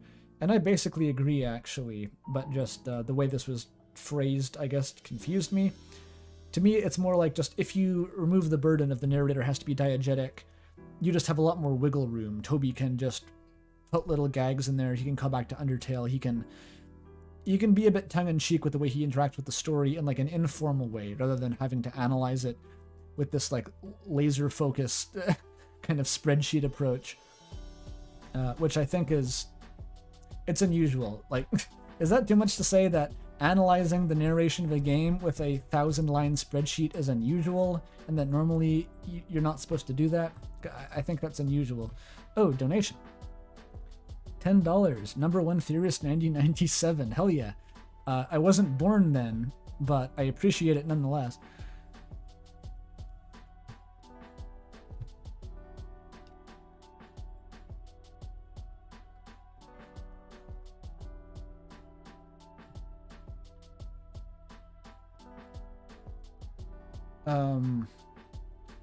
This comment is it's just very large. It's making me hard. It's making it hard for me to concentrate on it.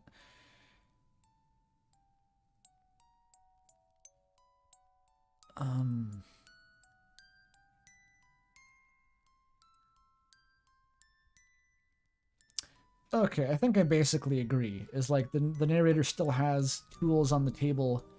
It still has the option of interfering with the plot sometimes. It just doesn't necessarily have to have a very rigorous diegetic explanation as to what exactly is doing that, other than Toby as the writer of the game. I'd be happy with that summary. But I perhaps misinterpreted that, and that's not even what they were saying. I don't know. That's the best I got.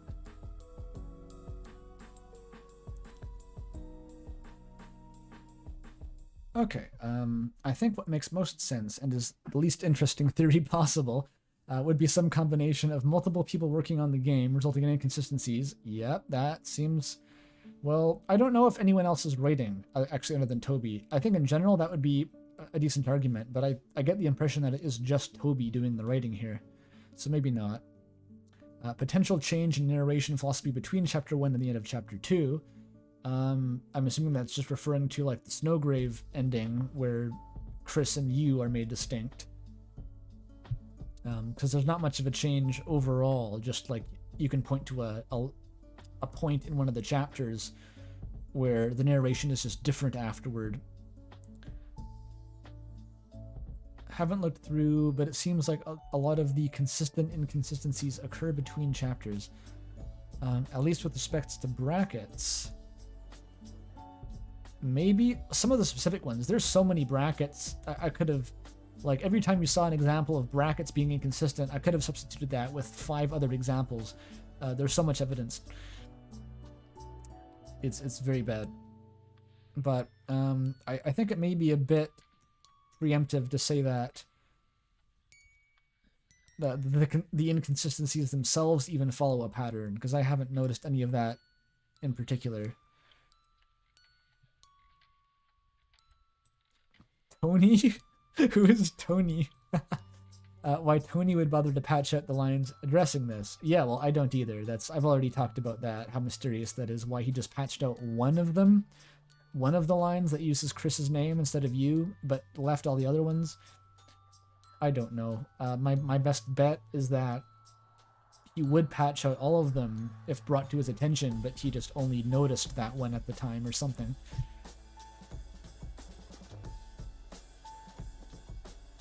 The only other thing I can see is the narrator change theory. It has no basis as of now. I'm assuming that's like multiple narrators, which I've already ranted about ad nauseum. Maybe it's a lazy take, but I know if I was Toby and I got to the end of making Spamp and Neophyte, I would say, hey, we should probably differentiate between you and Chris consistently through the whole game like we do here, but that's a lot of work. Let's just fix it going forward. Maybe. This does make sense.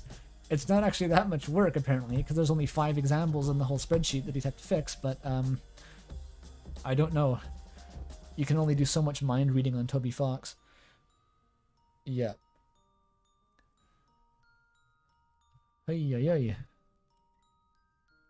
Tony's in chat. Oh, shit.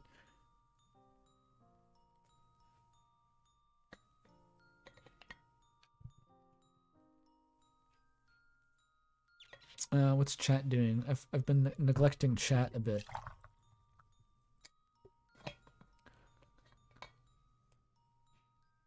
Until someone tracks down Toby and steals that mind shield helmet. Yeah, we can't read his mind.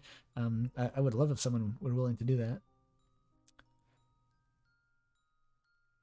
Half-Bread says, after the Flowey name thing, I don't trust Toby to overlook such huge plot points like that. Even in the early game. The Flowey name thing. I don't actually know what you mean by the Flowey name thing.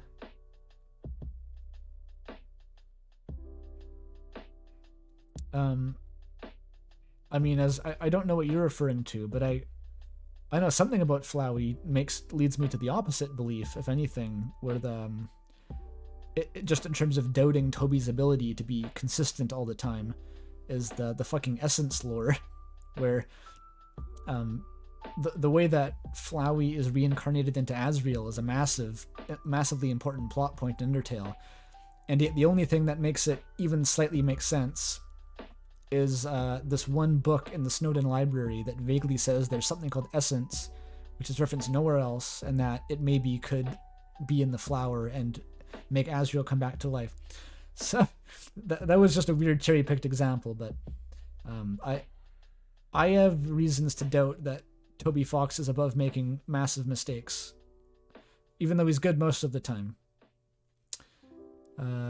Okay, what is the explanation? When you start Undertale, you can name yourself anything, and if you want to name yourself Flowey, it says, I already chose that name. This means you can get Flowey to foreshadow that they weren't always a flower before you can even leave the ruin. Oh, it chose that name. I didn't know that. That's kind of interesting wording. because every character has a different response, right? They all phrase it slightly differently.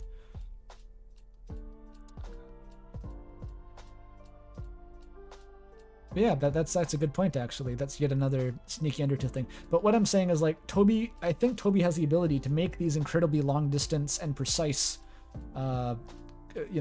foreshadowing and callbacks and stuff, but also has the capability to shit the bed on, like, other equally important things at the same time. So just because he can do that sometimes doesn't mean that he always has to be doing it, I guess, is my ultimate point. Ultimately, though, like, I wouldn't like Undertale so much if it didn't have so much, like, impressive foreshadowing, so he's still, like, good at it. It's just not perfect.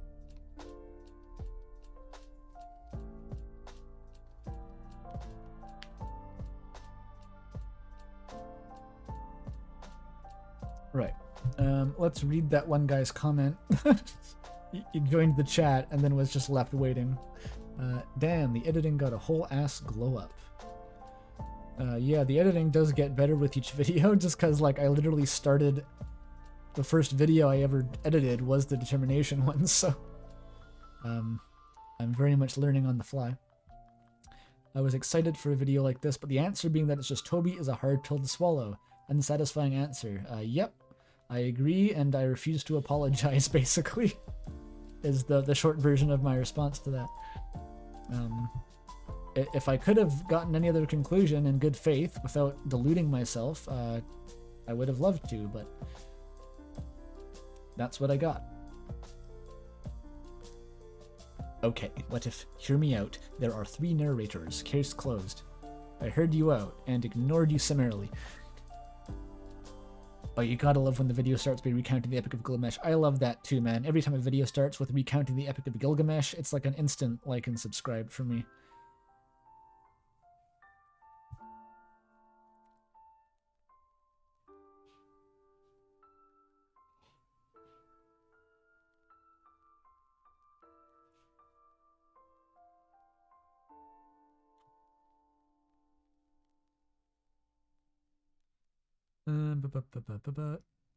All stories are Gilgamesh fanfiction. Very true.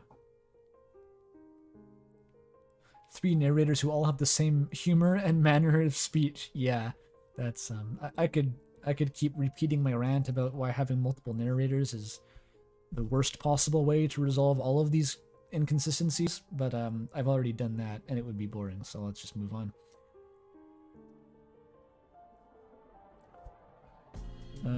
I'd like to think Toby is the one, as it could lead to an interesting 4th wall break in a later chapter, maybe with the vessel coming back to give Toby a less silly form.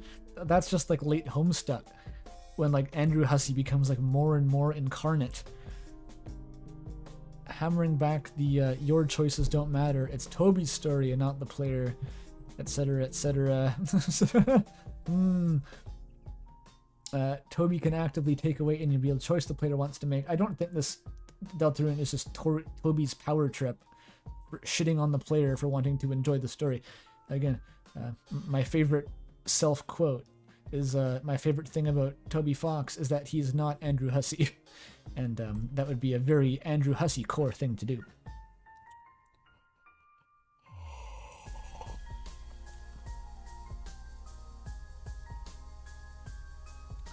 Okay. Since I know you'll be responding to these theories, here's one of mine. What if the underground is a giant dark world located under Mount Ebott, with the seal keeping the monsters in that world? The whole idea that Undertale is a dark world makes a little bit of sense. I won't deny that. Like, there is an angle there that could work. There are also inconsistencies that don't work. It's in the back of my mind constantly that that's a potential like big late reveal or something crazy could happen to do with like Deltarune or Undertale being a dark world within Deltarune. I'm not able to justify it really to myself yet, though. There's still too many things, like Undertale has too many of its own rules that aren't represented in Deltarune for that to quite be perfect. Like determination and stuff doesn't seem to be the same thing. Monsters behave differently in one than the other.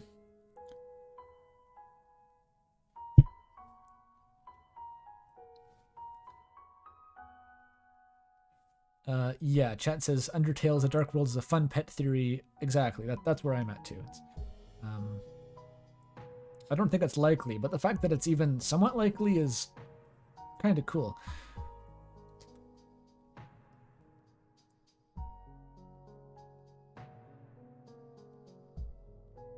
"3D Toriel as the narrator." I would accept that, mostly out of fear and unwillingness to speak against it.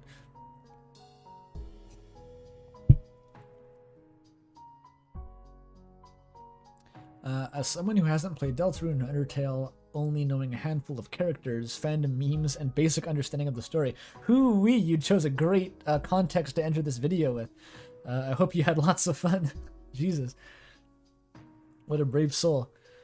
This is yet another banger that makes me feel like I know half of what you're talking about. Amazing. I'm surprised it was even somewhat comprehensible, so that's fantastic if it was. What an interesting take.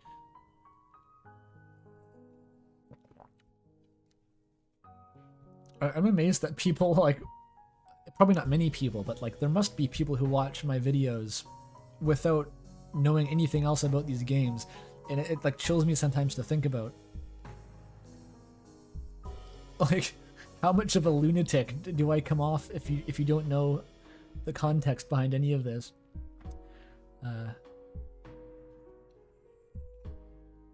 That's why I shudder to think of, like, and I hear like my grandpa watch the video or something. I'm like, oh yeah, how was that? It's very uncomfortable to think about. I'm shitting myself. Yeah, Germa is shitting himself. You heard it here first.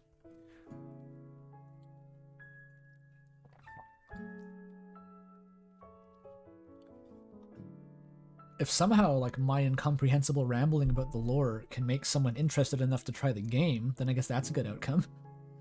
That would be a very weird way to join the fan base, but I guess it works. There's been weirder. I mean, the reason I read Homestuck ultimately was because I heard Suburban Jungle used as the intro music to a weird like PCP university lecture about some lolcow that I'd never heard of before, and I thought the song was cool, and I just decided I had to read Homestuck. That's the weird origin story. Anyway. Yes, I think this is the top comment or something. What he lacks in concrete lore, Gaster makes up for with his lack of concrete lore. I'm lying if I say I'm not part of that line. Pretty good line, so I appreciate having that shouted out.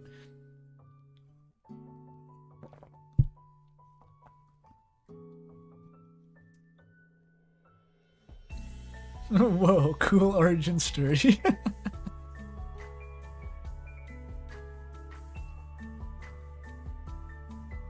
I was pretty hyped when the teaser trailer started playing in the actual video. Yeah, that's like when the anime brings in the opening theme again during the climactic battle or something. I mean, the reason I made that the teaser is because it was the most elaborate editing in the video and looked cool.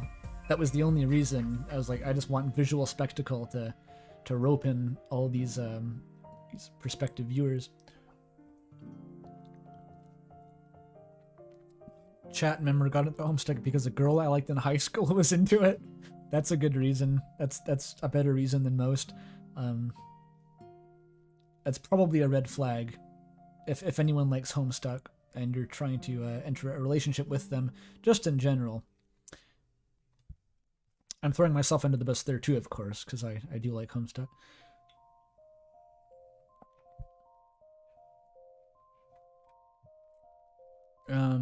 I'm pinged. Excuse me. A uni lecture about a lolcow. No, it wasn't a real universe. There's a series of videos by it's like a podcast with some like vaguely edgy AniTubers that I used to watch a lot of. But they do these like, it's a series that are formatted with like one person doing a lecture to a classroom of other people, and it's like these big long form rants about weird internet rabbit holes, and they're very entertaining, basically.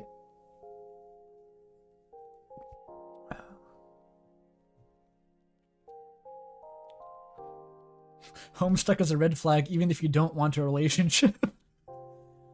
It's not Trash Taste Podcast. Unrelated. It's worse.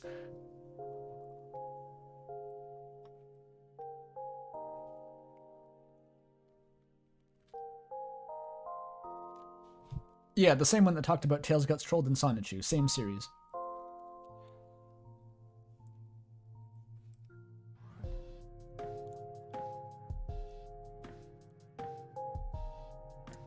Okay, where was I?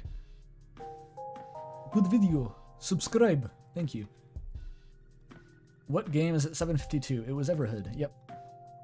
It's stolen from Germa's playthrough specifically, because apparently Germa played Everhood? I didn't even know that. So, often if it's just for like a 2-second clip, I'll just find a big like YouTuber and steal it, because I'm too lazy to like play the game to get like a tiny reference. The game... Oh, it's the same game. It's also Everhood. This is someone I recognize, I think. Okay. This is a theory I'm sure you've scrolled past 50 times by now, but have you considered the possibility that Toby could be a character in his own game? I think that's what... yeah, the meme theory... Oh, excuse me. Not necessarily the author avatar, the annoying dog, but a game master entity that Toby the person embodies. This might just be me grasping at straws. We're already dissecting the relationship between game and player, so why not go a step further and dissect the relationship between game and author? That's like a more mild version of like the annoying dog as a narrator. Ultimately, I'm still not convinced by it, because I just don't think that Toby has shown signs of being interested in dissecting his own role within the games, and I'd honestly preferred if he didn't. If I'm being perfectly honest. I just don't think that's as interesting nearly, and it has a potential to degenerate into like navel gazing. But yeah, that's my main... I didn't expect to have the assumption that Toby Fox wouldn't be a self-insert put under this much question, but I guess it's not as inconceivable to many people as it is to me. I just don't like it. I don't think it's going to happen. Also, Ram looks sick. Reminds you of Nuclear Throne. Yeah, it's pretty heavily based off of... It's a cocktail of roguelikes, really. I play a lot of them, but Nuclear Throne's in there for sure.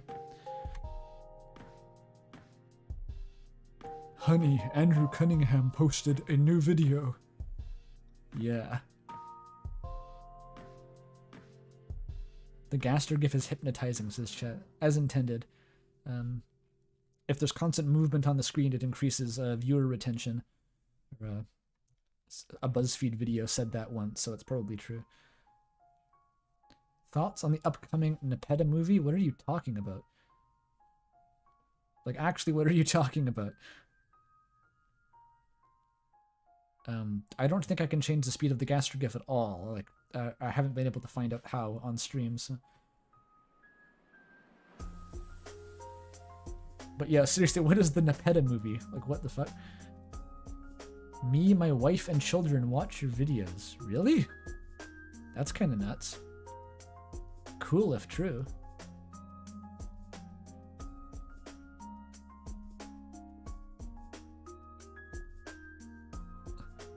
I'm still just reading chat because I want to find out more about the Nepeta movie. I think I've been catfished.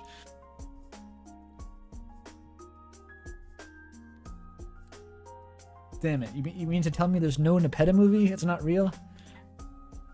It's devastating shit. Ah, fucking hell. Okay, I'll go back to reading the comments. In retrospect, I don't think a Nepeta movie is something I want at all, actually. I probably wouldn't even see it, but it sure was eye-catching. I love that I came into this video with the exact conclusion you ended with. There is no fucking narrator character in Deltarune, and the narration style is inconsistent as hell. Also unrelated, but Toby is definitely the Roaring Knight. Sure. I don't know what to make of that at all. Sure. Oh, here's the Hunter x Hunter 2011 Dick Writing Association, who's I don't know what they are in particular, but I've seen them in many other comment sections, and they're enough of a meme to me that I was kind of happy to see them appear here. I am also a bit of a Hunter x Hunter 2011 dick rider myself, I'll have you know. I have a knack for wrangling the chaotic fan-based theories into reality with facts and logic and charts. Hell yeah. That's what you need for your fandom clout. You need facts and logic and diagrams. Apparently that's true. It's just the way my brain works, so it's all I got. Well, thank you. I appreciate that, the Hunter x Hunter 2011 Dick Writing Association.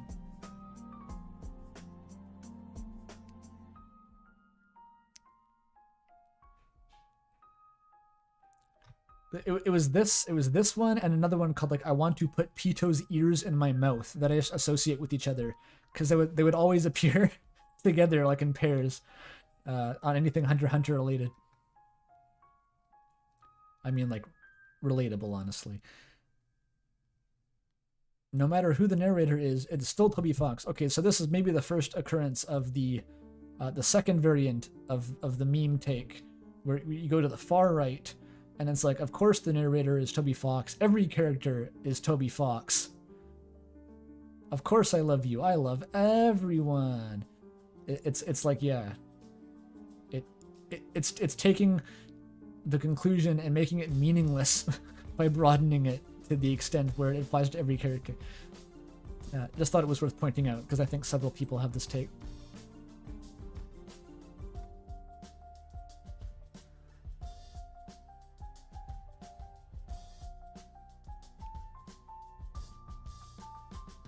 Neferpito is 60 days old. Okay, redact everything I just said about Neferpito. Never mind, I never mentioned it.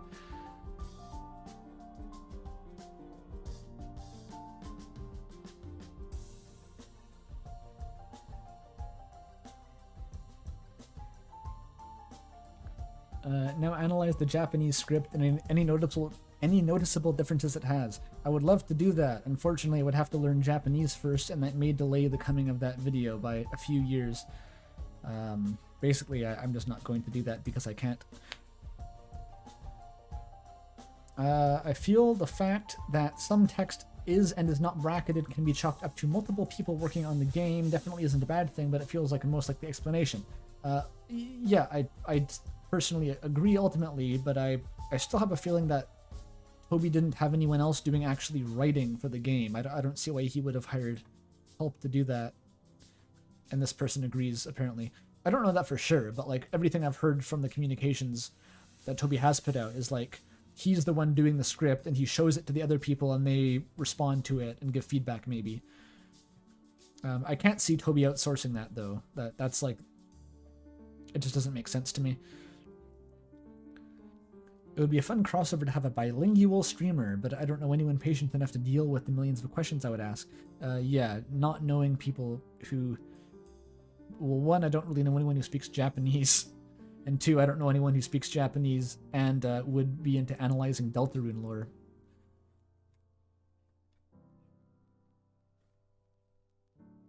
Probably a very common issue. Just say it's a character we haven't met yet. Easy peasy. And conclude nothing ultimately. If it's a character we haven't met yet, I'm helpless to predict that. But same applies as before. If it is a character we haven't met and it was diegetic all along, then Toby has done a lot of work to sabotage himself with how inconsistent the first two chapters have been. That's cool and all, but what if it's all of them and Toby Fox? That would be very funny, and you can write a fanfiction about that if you want. I want to point out that in Undertale, every single one of the mind-reading segments can be explained one way or another with the context of Narrator. Alright, well, they might look like arguments against it at first glance, but the theory perfectly holds up. I've already made some research about this exact subject. Well, let's see. Great video. Oh wait, they're not gonna like explain. Ah shit. Well, it would have helped if you mentioned what the research was so that I could have like read it. But I mean, like, we can just look at it real quick here. This is all the narration I gathered that works as mind reading examples in Undertale and therefore counter evidence for Narrator. And like you can make your own judgments as to whether this is like, could someone intuit that just from looking? I mean, stuff like Ice Cap is thinking about a certain article of clothing. Like that's comically obvious because all Ice Cap thinks about is the hat. So okay, that's kind of weak. But why does Kara know this? Like maybe that's obvious from context. Maybe that is. But like, there's so many fucking things about Papyrus. Papyrus remembers a bad joke, is thinking about what to wear and what to cook, and considers doing karaoke. Like a lot of these, you'd have to make a real stretch to be like, yeah, Kara could just squint and probably tell that. In fact, there's a bit more problems too, because a lot of the other Czech dialogue in Undertale, where it's like, Kara would know this because they know the monsters personally, because they were already a citizen of the underground. That you have to take it with a grain of salt, because Kara probably died like at least a few decades before any of the characters, or before the events of Undertale. Like probably 100 years, but like at least a couple decades. Which is like, I don't think they would have known any of these characters like personally, but anyway, let's not go any further down the rabbit hole of like retroactively picking at Narrator. You doubt 100 years, chat member. Actually, Jaru has a pretty good timeline breakdown in the I forget what video that was. I think it was about it was the one where like it concluded that Deltarune was an alternate timeline of Undertale, which I disagree with, but I think the timeline itself was actually quite strong, so maybe give that a watch if you want to see what the evidence for like having a 100-year time skip is, because I think it's pretty strong actually.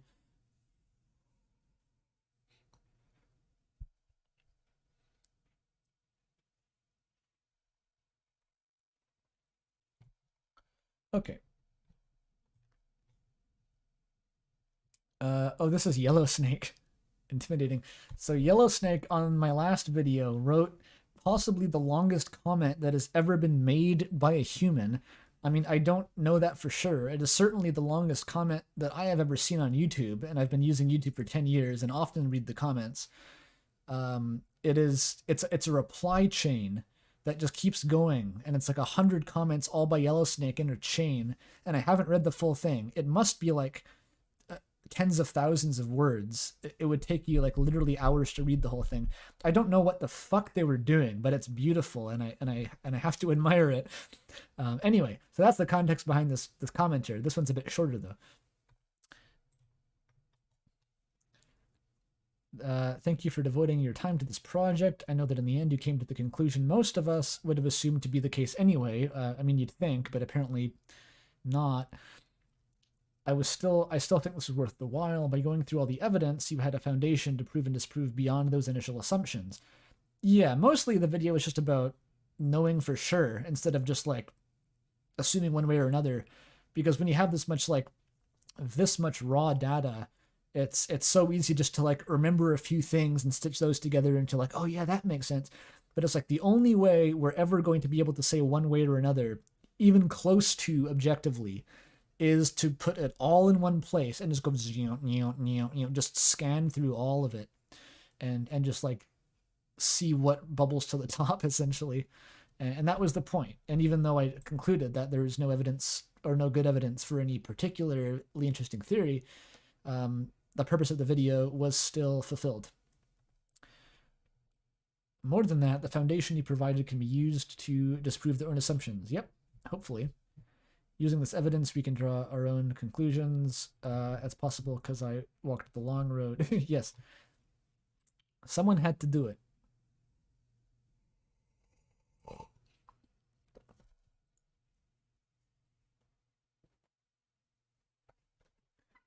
Yeah, Chad, I think this comment literally is 1,000 times shorter than the one on the other video. That's probably a pretty accurate estimate. Part 5 cleared up many of my own conflicting feelings. I believe in the Kara the narrator, but I wanted the Deltarune narrator to be an entity as well. Like you pointed out, there is yet to be any actual text to support Toby wanting to make the narrator part of the plot, unlike in Undertale. Yep. This video has helped me reconcile that fact. Wish you luck. Don't forget to sleep. Thank you. That's nice. Very cool. Yeah, actually that reminded me of the, I don't know how to refer to them. I'm just going to call them Determinators because that's the blog's name. Whoever wrote this, their own take on my video was that they still want to believe that that Kara could be the narrator in Deltarune, which is kind of funny to me. Although they acknowledge that like I made a good argument and it's sort of made it seem pretty unlikely. So that was funny. So yeah, the dissonance, it does create dissonance if you're a hardcore like Narrator fan, and now you're having this, you know, shoved in your face where like Deltarune, it's not working out at all. It can be a bit difficult to reconcile. Like, is it so one game has it but not the other? And I don't know. I felt that too.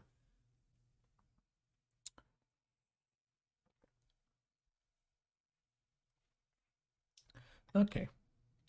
Parentheses. Yes, I know that they're called parentheses, technically not brackets, but parentheses is not a very easy thing to say like 100 times in a row while you're trying to read your script in one take without fucking it up. So I just decided to say brackets.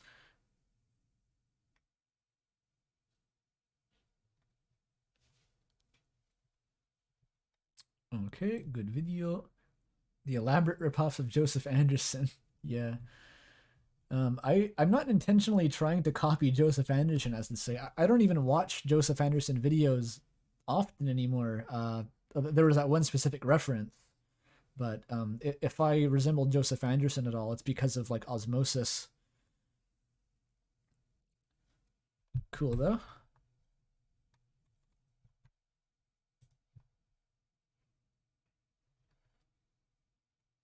No chapter 3 does to a motherfucker. Yep. Very accurate. We wouldn't have to do any of this if we just had the answers. And I probably wouldn't either. That's a wide night right there. God damn. I don't even know what that's referring to. I'm sure it's funny though.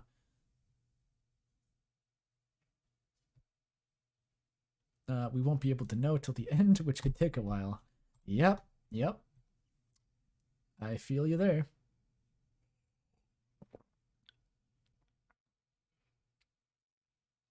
I get compared to Joseph Anderson.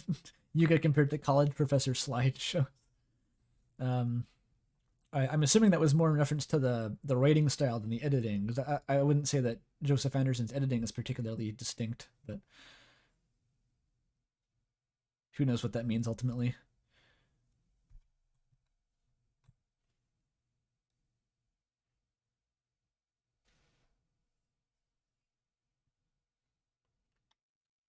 Kara's soul could have been transferred to Deltarune through the start of the game, where the soul gets summoned after you are there and connected. I don't think this is true, but I believe that the soul at the start of the game was originally from Undertale. What the fuck does that mean? What a masterful troll comment. It's like, known argument. I don't think it's true, but the conclusion I believe anyway. Like, what? Incredible. What does it mean? Oh, okay, a follow-up. Jaro and you are the best theory crafters I have watched. Excellent. Shout out to Jaru by this commenter.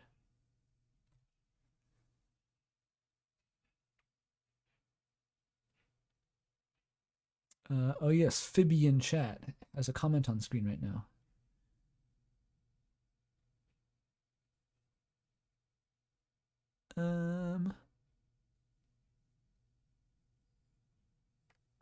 I like the discourse about which existing YouTube video man I most resemble. I'm very curious to know myself because I have no idea.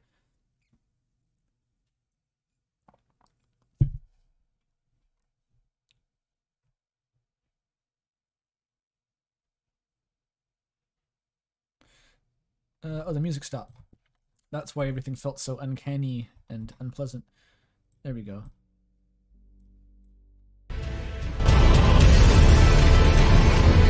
Okay.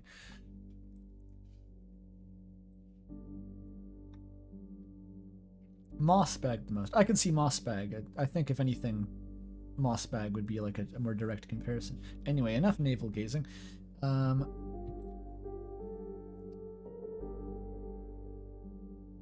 Where was the comment? So much to think about. Yep. I want to comment to say how much I appreciate the videos. I love your theories. Yep. I'm clear and investigate alternative possibilities. That's the hope. That's the task. It's a breath of fresh air, more grounded approach that are rooted in speculation. I mean, if I can cater to a demographic that doesn't want speculation, then I have the market cornered. I'll tell you that, buddy. I don't know if most people appreciate that approach, but I know I do, so I'm happy to attract more people who also do. That's not to say those types of videos don't have merit. I like those too, because they get you thinking about things you never would have thought about. Yep, compliments. Very good.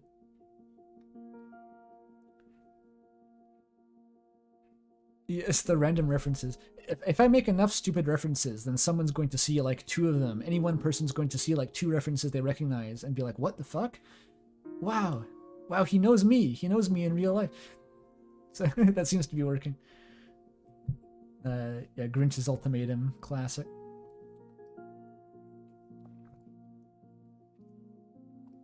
A chat asks if I've done an analysis of weird root text boxes specifically. I wasn't just looking at text boxes, I was looking at narration, but all the narration, I think almost all the narration is the same in the weird root, with the exception of like a few extra ones. So yeah, the weird root was a surprisingly minor aspect of the dataset creation.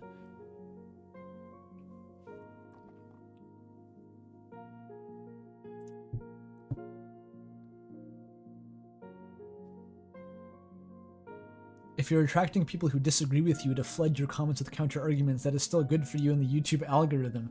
Very true. Isn't that literally called Cunningham's Law? The one that proposes that the quickest way to find the right answer on the internet is to make a really stupid take and then have everyone correct you who know more? If that's the case, I'm happy to be named after it.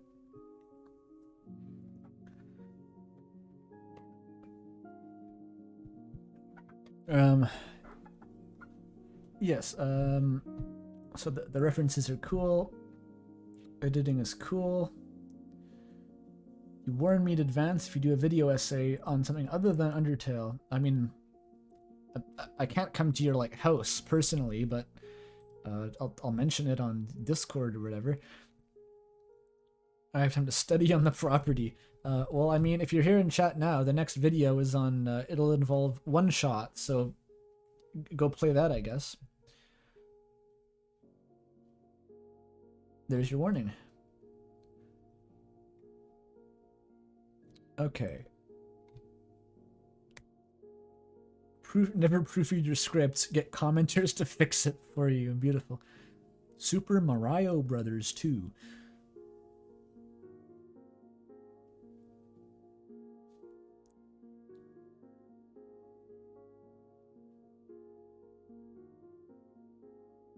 I should do Everhood or Heartbound. I don't know what Heartbound even is. And Everhood, I don't think I'm ever going to analyze Everhood because I have a really weird opinion on that game, which is like everything about it is really good except for its like what I interpret as its message. And I don't want to make a video just like legitimately like real mode criticizing the intended reading of a game. That it just doesn't sound like a good time at all.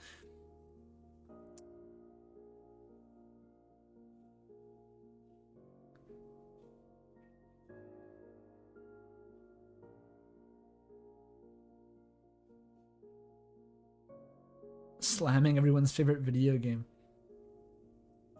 Everhood is a really good game. I just don't like elements of the story, I guess. But like mechanically and the soundtrack, it's like there's nothing wrong with it. It's a great time. And it's obviously Undertale inspired. It uses the same fucking font. It looks like an Undertale fan game, honestly. It's a very strange game.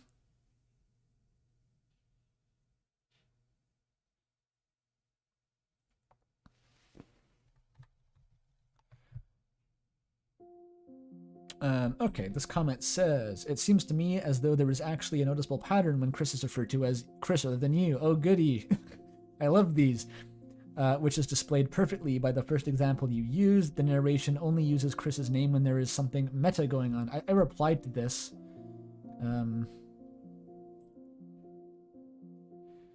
Yeah, I had a bit of a rage moment here. Mostly contained, but after seeing enough of this, I was just sort of like, you have like 5 total examples of Chris's name being used, and you're like, okay, most of these, except for like maybe 2 or something, follow this pattern. It's like, that's 60%. That's 60% of only 5 examples, and you're trying to draw meaning out of this. It's like, you have to just stop yourself. Please, just restrain yourself. So yeah, clearly I didn't agree with this one.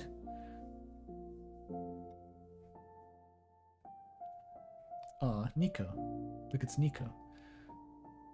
The narrator could change throughout the different sections of the game. Gaster may only interfere or begin narrating when it serves his purposes. Kara or Chris may only be able to describe things in the light world. Oh my god. It's like the fucking Power Rangers. They all have their own, like, ability. Okay. That's the most humorous statement of the multiple narrator nightmare realm so far, so that's cool. Yes, there you are.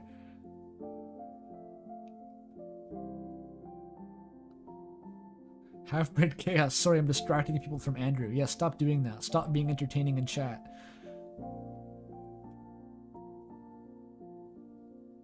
Holy shit, half-breed chaos.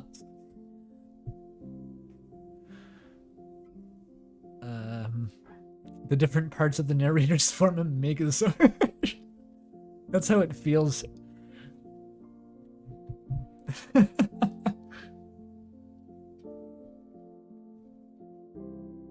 Half-bred. By the way, I liked the video you made where you just made balloon animals for no fucking reason. That was amazing. That just occurred to me, and I thought I wanted to say that. Kara did say at the end of the genocide route that she would be following. Oh, rare female Kara, look at that. Would be following you from game to game, embodying the feeling of gaining levels in a video game. That is basically what Kara says at the end of the Undertale genocide route. I can't even disagree with you. But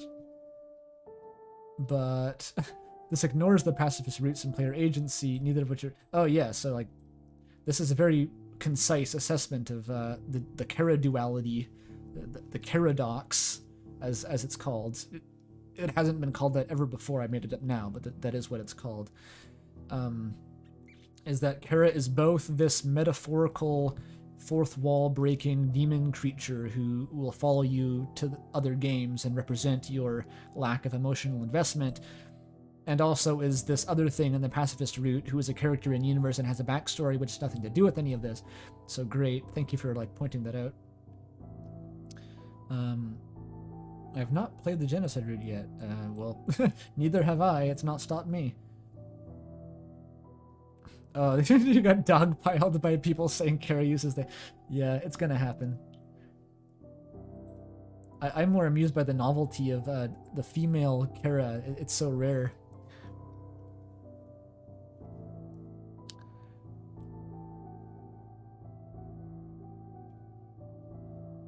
I'd personally like to assert that this... I'd like to assert that the narrator is unknown. Okay. Whilst with a personality of their own... Interesting use of whilst. And existing within the universe. Okay, so the narrator is unknown, but has a personality and exists in universe. So it's an unknown character, essentially. The narrator is in a sense the unknown variable in an algebraic equation. What does that mean, though? In my opinion, we should not assert them to be anybody that we know of to exist. Rather, we should work... Okay, they're saying it's an unknown character, and we should be using deduction to narrow down who it could possibly be. Maybe. Like, you can do that if you want. I'm just not interested. personally. Speculate on them as a possible different unique character. Like, I think if you tried to do that, I mean, I'm not willing to do it, so I can't say for sure, but like, if you're just staring this fucking spreadsheet down for like hours trying to figure out a hypothetical character who could tick all the boxes, like, you would like decide that Deltarune is a shit game and you never want to see it again before ever reaching a conclusion.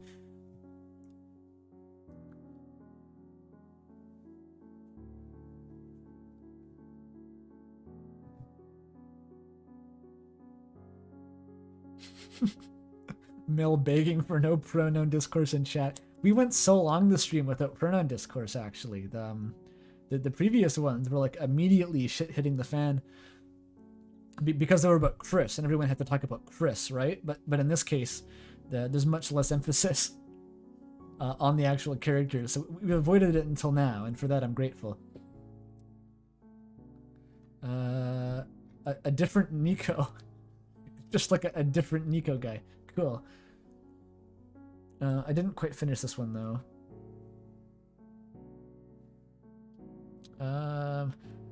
We still have 5 more chapters. Oh, I haven't forgotten.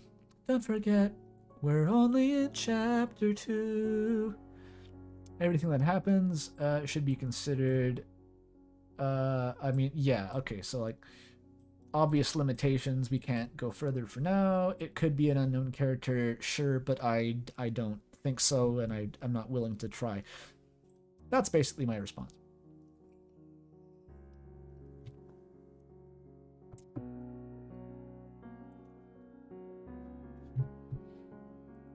When will we get edible merch line? Why are you asking me? Go ask Toby to make an edible Ralsei dummy.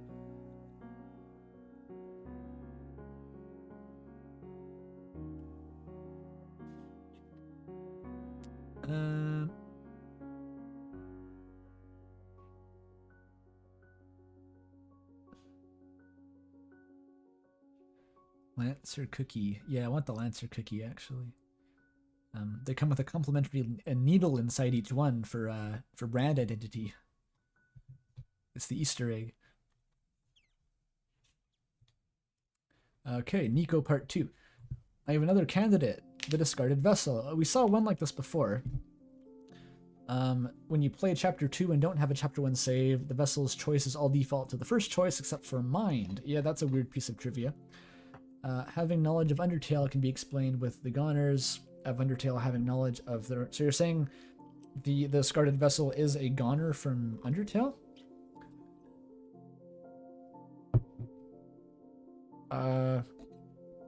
I guess, like, yeah, Clam Girl has, like, Deltarune foreshadowing.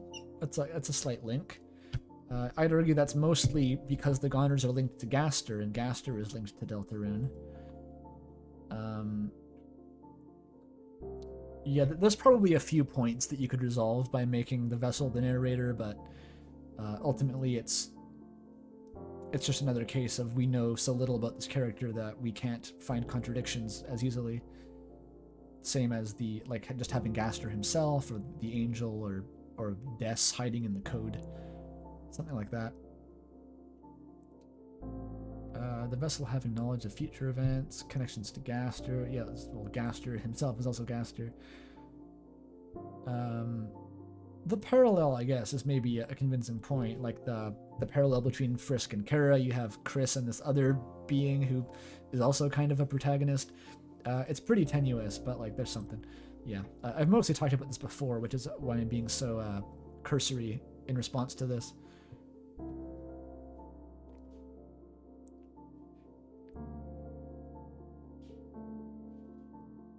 Toadcore? Who's talking about Toadcore? That sounds amazing. It's like Nightcore, but all the vocals are just pitched up Toad.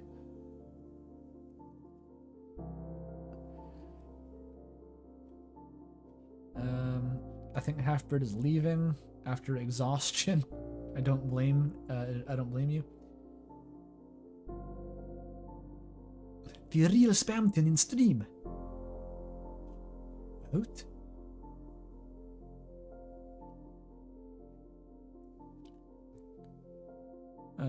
Jaru wonders if Gaster discovered a Deltarune reality because he discarded the vessel and it wound up there.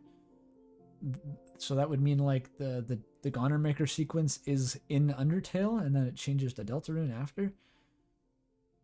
That would be wacky.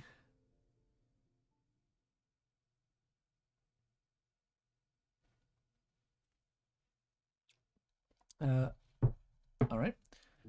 Another shout out to the Gaster line. Nice. Oh, here's no Fumar. No Fumar. A lack of Fumar. The initial position of knights on a chessboard are on the B and G files. Someone else whose initials are B and G? Burger Pants. Extremely based, thank you.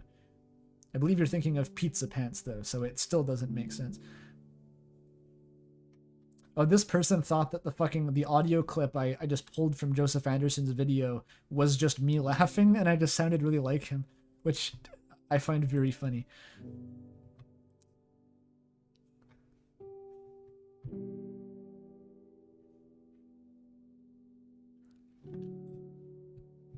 We're still at 150 viewers. That's not bad at all. Not bad at all. Varg Skeletor Joel is Andrew. Yes, yeah, that's definitely true. I'm just the third Canadian form of Vinny.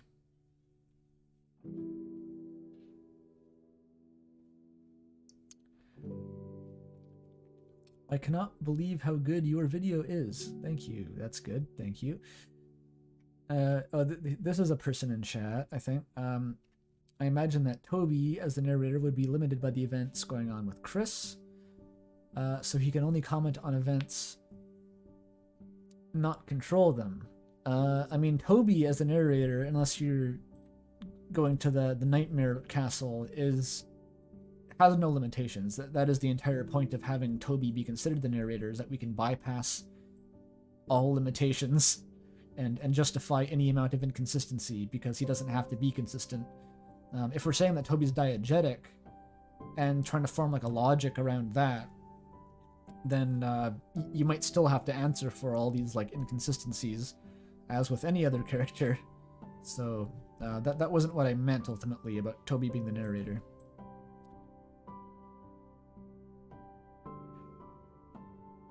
We still don't know Burger Pants' real name. Yep. It'll be a big reveal someday. Like, maybe Toby Fox will do like a poll where we get to choose. We either get to know like Kara's real name or Burger Pants, and the other one will be discarded forever, and we'll never find out.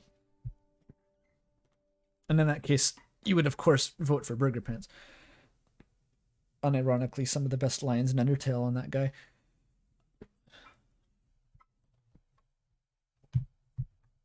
Brian.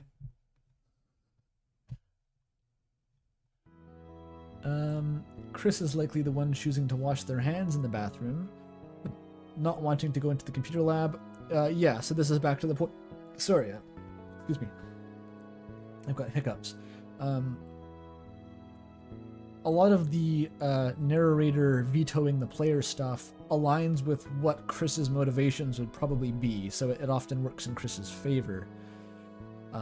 Which, you know, is the narrator Chris, and I've been responding basically that that's just us seeing like the narrator giving us a window into Chris having some sort of actual resistance against our influence, which is yet to be explained in much detail. But I think that's the most likely explanation, is that like Chris, it does have some amount of resistance to the player, and the way we experience that is through narrator collusion. Without meaning that Chris is literally the narrator. But this isn't arguing that, it's arguing that something else, which I haven't gleaned yet.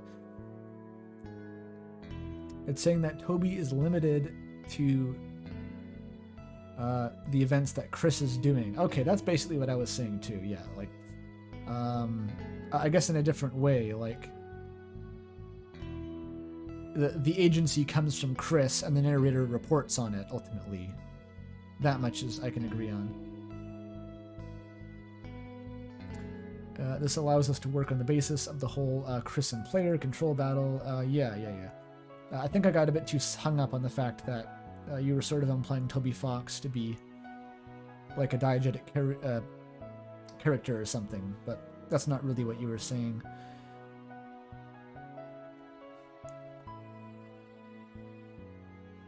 While still having a kind of diegetic narrator. Yeah, maybe. One thing that people love to do when talking about Undertale and Deltarune is to overcomplicate things to the point of ridiculousness, adding in unnecessary details and theory crafting that don't fit the current subtext and themes of the game. Big mood. And while it's fun to be off the walls and insane, it doesn't make for good logical explanations on possible futures of Deltarune. Yes, I agree. Specifically on the thematic point, I think that where a lot of theories go wrong, aside from just being speculation in the first place, is like considering like what could be a story without considering like, is this even remotely similar to what Toby seems to be like into writing? Does this align with any of the themes that seems to be ongoing in the story? And oftentimes, when those are ignored, you get these really bizarre takes. Deltarune probably isn't going to be that complex. I mean, if by that complex you mean as complex as many of the previous comments have made it out to be, with like having 4 different narrators, probably not.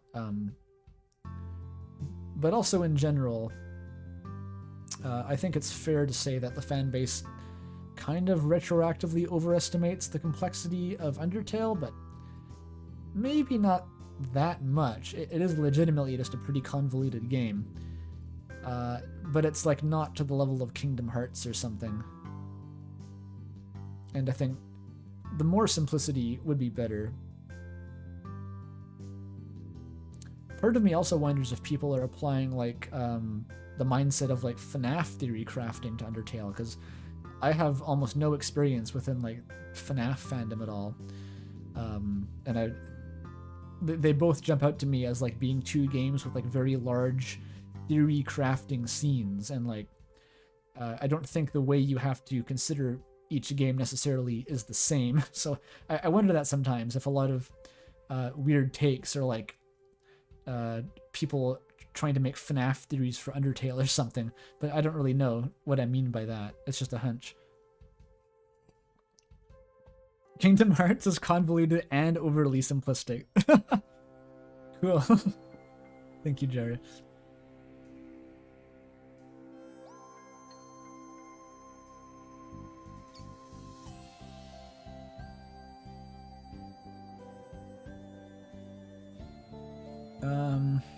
Someone in chat is having an identity crisis about why Sans said our report showed a massive anomaly with the time-space continuum.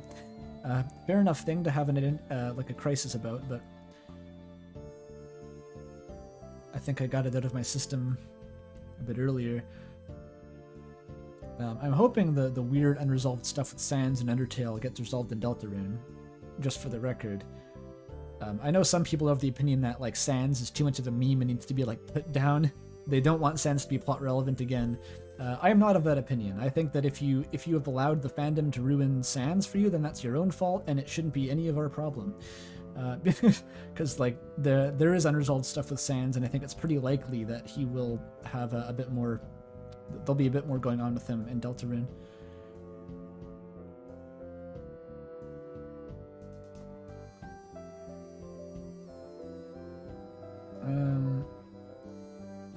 At least I'm glad you don't try to overcomplicate things to ridiculous levels when there's a simple explanation. Yeah, I do prefer simple explanations, just in general. Especially when they are, like, emotionally resonant at the same time as being simple. That's what you want. Okay, cool, thank you.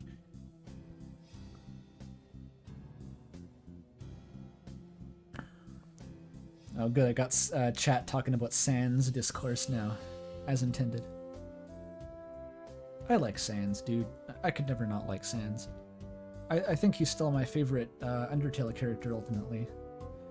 Despite everything, I still, like, unironically love Sans.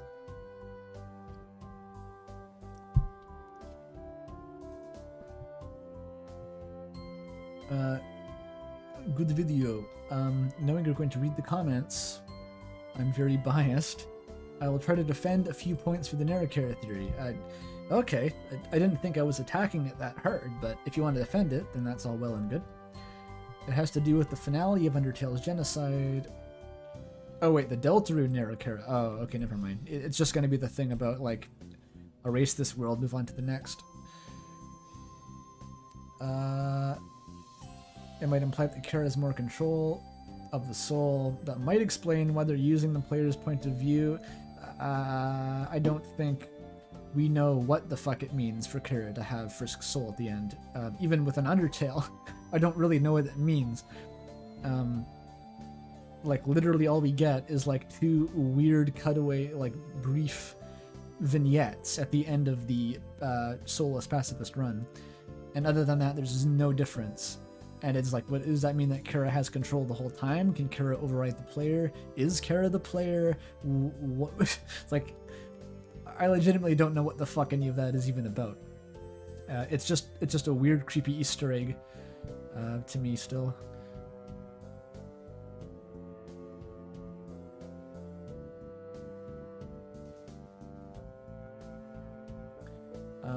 Yeah, so I don't know. I'm not comfortable at all using Kara has Frisk's soul logic to somehow explain minor points of inconsistency within Deltarune's narration. That's further out on the limb than I'm willing to go.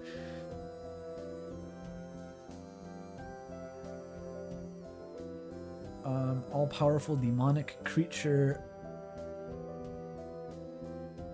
If you want the narrator to be like post-genocide, fourth wall breaking, demonic meta commentary Kara, like maybe it would work, but also you now have post-genocide, fourth wall breaking, demonic meta commentary Kara as the narrator. Is that something we want? I'm not sure if that really makes sense narratively. At least I don't see where that would be going. It's just a lot. Okay, about Spamton, I got absolutely no idea either. It doesn't make sense. Yeah, it's like the fucking Spamton takeover. It's even on the little diagram I made, it was the only point that was counter evidence for all 3 candidates. Because it just makes no sense. I think more than anything, Spamton taking over the narrator is evidence not against any one particular character being the narrator, but against a diegetic narrator in the first place, because that just doesn't seem like something that even makes sense. Like, the narrator just suddenly mimicking the mannerisms of another character for no reason, unless it's just Toby doing that because it's funny. Like, maybe you could think of a way where some character would have a motivation to do that as the narrator, but it's a lot more work. Why the fuck would the narrator be diegetic? Because of this blog post I read in 2016, TLDR. Basically that. Otherwise I never would have made this video.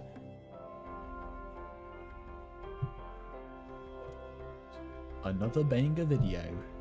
Yep. Yes. Thank you. The idea of evil is one of the first things to show up. I love my idea of evil. That's not even like canon to Berserk, is it? Like, wasn't it retconned? It's like the Gaster of Berserk at this point.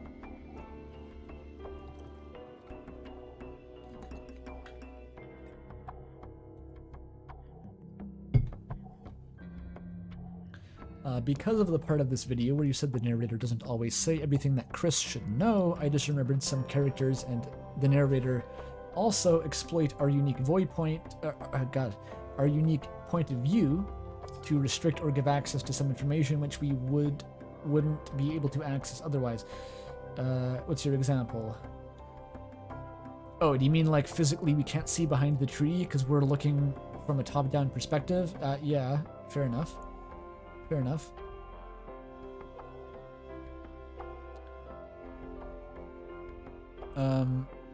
I have seen some rumblings about, like, apparently in some Ralsei dialogue, I think it's when you're on the boat through the acid tunnel, if you like hug him or something, or no wait, if you do something like Ralsei positive in that exchange, Ralsei turns directly toward the screen for a line of dialogue, whereas if you say something like Ralsei negative, he turns away from the screen during that same line of dialogue. And that's like it's creepy. It's so subtle, but it's like undeniably hinting at something that like Ralsei is able to like somehow intuit that you can look at them from a certain perspective, like through the screen.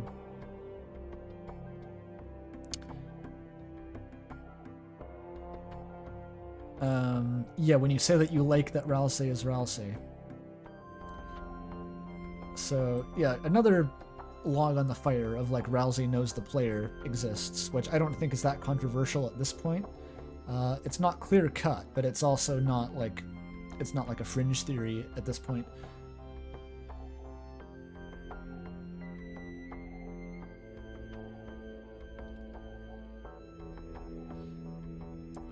What is that, James? This is as simple as I can make it. You either believe Kara is the player or Kara is not the player. I believe Kara is not the player, therefore Kara is not in the game, only the player jumped over. I don't know why I just decided to read that out of context. I don't really know exactly what that means. I'm assuming you're talking to someone else.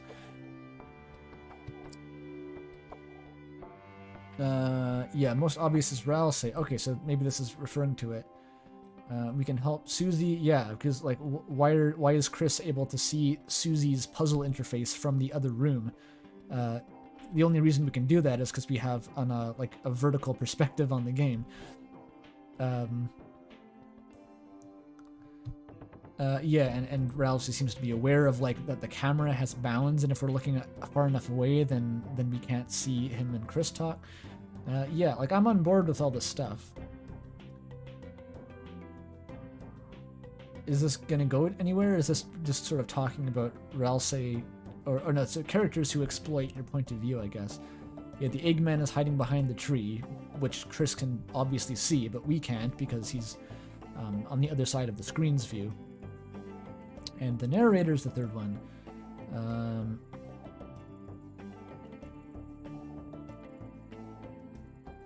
Oh yeah, the narrator is talking directly to the player, so if the narrator was diegetic, it would have to be talking to the player. I guess the last one is Chris. They know about us, and they know that we are the soul. So this is just sort of a list of characters who know the player exists, which I have no reason to argue against. It all seems fairly reasonable. Or at least characters that exploit the player's nature to hide information, I guess.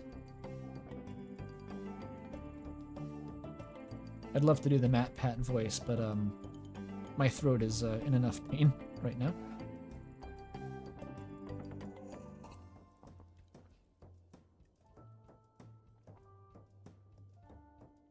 Who the fuck is asking whether Ralsei is Chungi?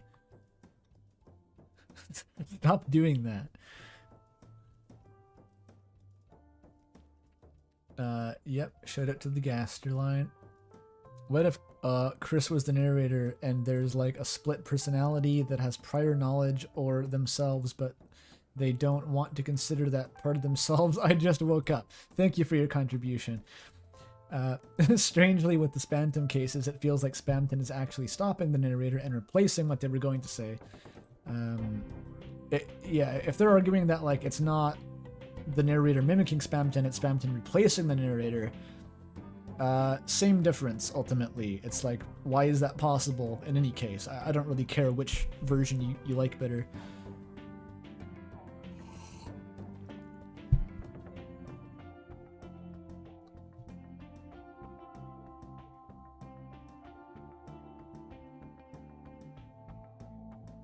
Chungzilla.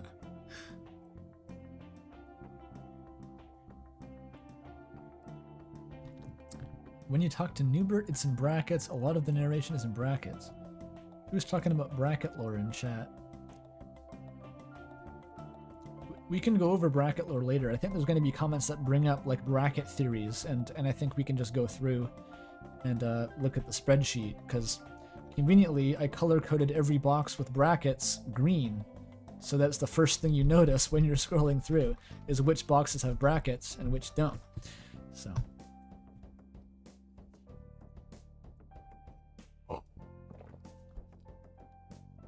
Okay, where was this going?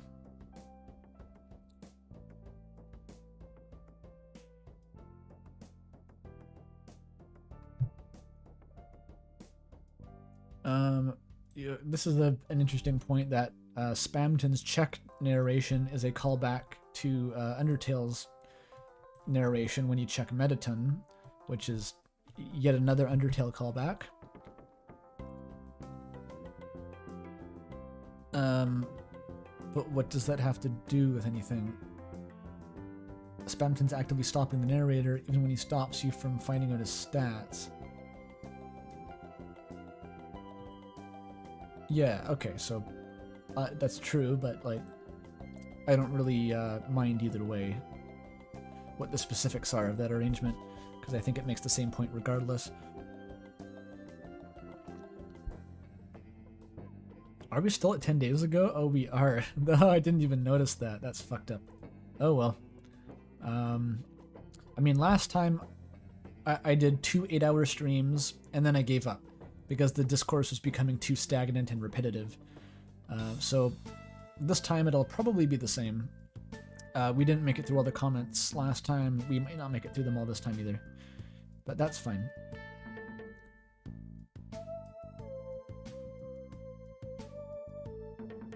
The narrator could probably not be a singular group of entities working together. Wait, what?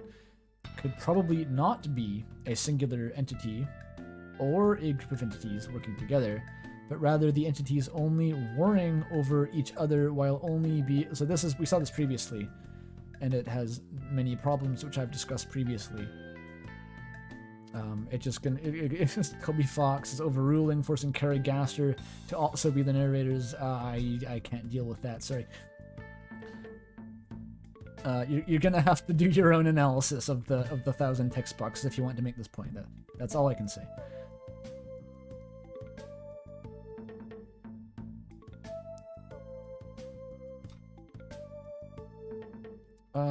This person's made like 5 comments. With Narrator theory, I will say mind reading in a lot of cases could be guesswork. We saw this opinion previously expressed. If Kara had lived underground, they would likely have picked up on monster body language. Few characters they wouldn't have met would be quite blatant, like Papyrus. Yeah, you can argue that the mind reading could be like just like intuiting or just extrapolating, but it seems to me to be a bit of a stretch. I don't think I would have been this careless about writing all of these lines if I was trying to make my narrator an in-universe character. Like, just because you can weasel out of it doesn't mean that it's not, like, still evidence against the conclusion.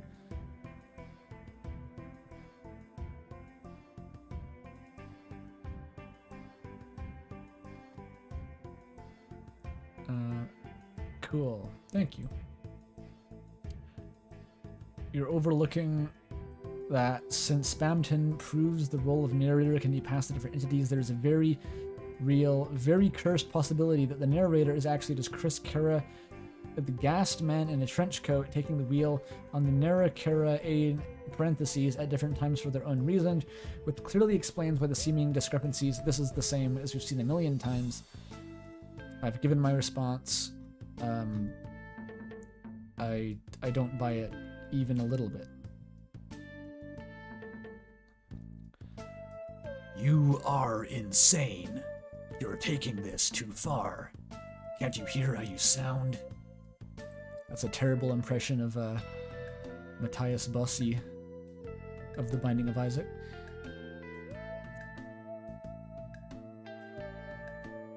Did I just watch a half-hour video explaining that Toby Fox wrote the narration for Deltarune?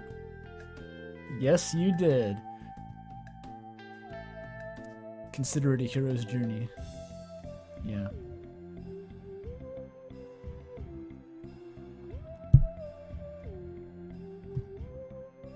Oh yeah, this is a reference to The Binding of Isaac. Don't worry about it.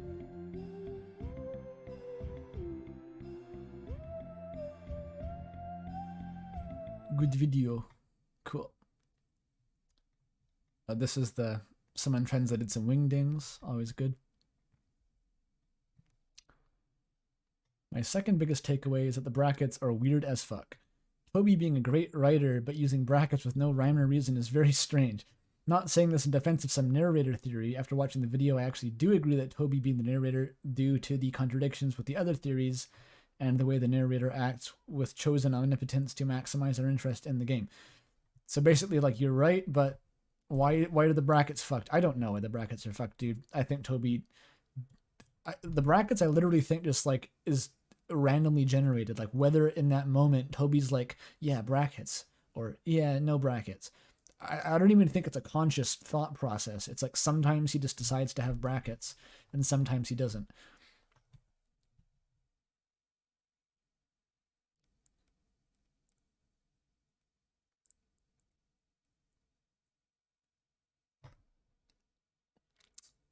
The music died. Thank you, Char. But not really. All I have to do is reopen the tab because YouTube has decided they've allocated like a dedicated like just employee to randomly troll me by pausing this video at random intervals. Very cool.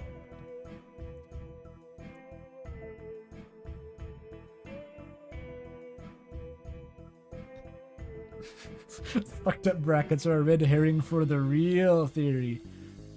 Yeah. That'll be when curly brackets get introduced. That's when you know. I think I know the difference between the bracketed and non-bracketed text. Maybe the bracketed is meant to be someone who isn't an actual in-universe character, and non-bracketed is an in-universe character. Ah, we found the first bracket theory, the first proper one. And it's a cursed one at that, by the looks of it. So this is saying that we have two narrators, one of which is an in-universe character and one of which is not. And the one that has the brackets is the not in-universe, and without brackets is in-universe. This is just literally impossible. I don't know how you would have two narrators, one of which is diegetic, one of which is not. I expected to have to go to like actually analyzing the brackets to argue against this, but just this premise is fucked beyond belief. We'll have to find a different bracket theory. That's what I've been saying. Okay, what's it? Oh, the narrator is Toby Fox, yep. Everhood OST shoutout, yep. Chris is the narrator talking to the player. That would explain the narrator saying you... Wait, Chris is talking to the player. Saying you and Chris interchangeably... That wouldn't... Why would Chris refer to... What? Chris is the narrator. This is definitely a point against Chris being the narrator, because otherwise, if Chris is talking about themselves in third person, why are they saying you? If Chris is talking to the player in second person, why are they calling the player Chris? It doesn't work either way. And using the player's point of view, why is Chris allowed to use the player's point of view? Oh, I guess the player's point of view is usually a subset of Chris's point of view, so that actually does make sense. But why?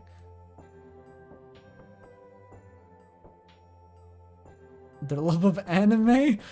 This is why you disqualify Kara, because they like anime and the Deltarune. This is the second comment that is brought up, like, the narrator in Deltarune is less of a weeb, as like a legitimate plot critical point of evidence against Kara, probably. Which I'm like, vaguely true, but also you could probably do better if you tried. Than like the narrator is slightly less open to referencing anime.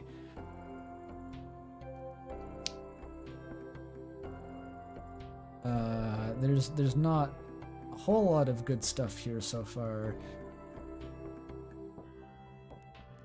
Chris can notice other characters' facial expressions. No, okay, Chris is like the worst. Even among the examples I chose, knowing that they were all destined to be discarded, Chris was the worst candidate out of all of the three of those. So, Like, even just glancing at the big chart will show you, like, all the points of contradiction.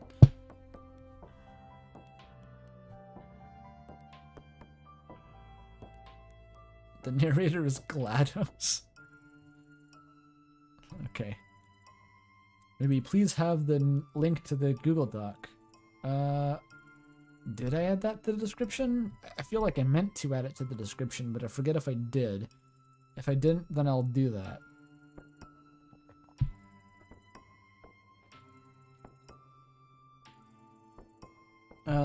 Oh, this is Chrono Vortex from the Discord.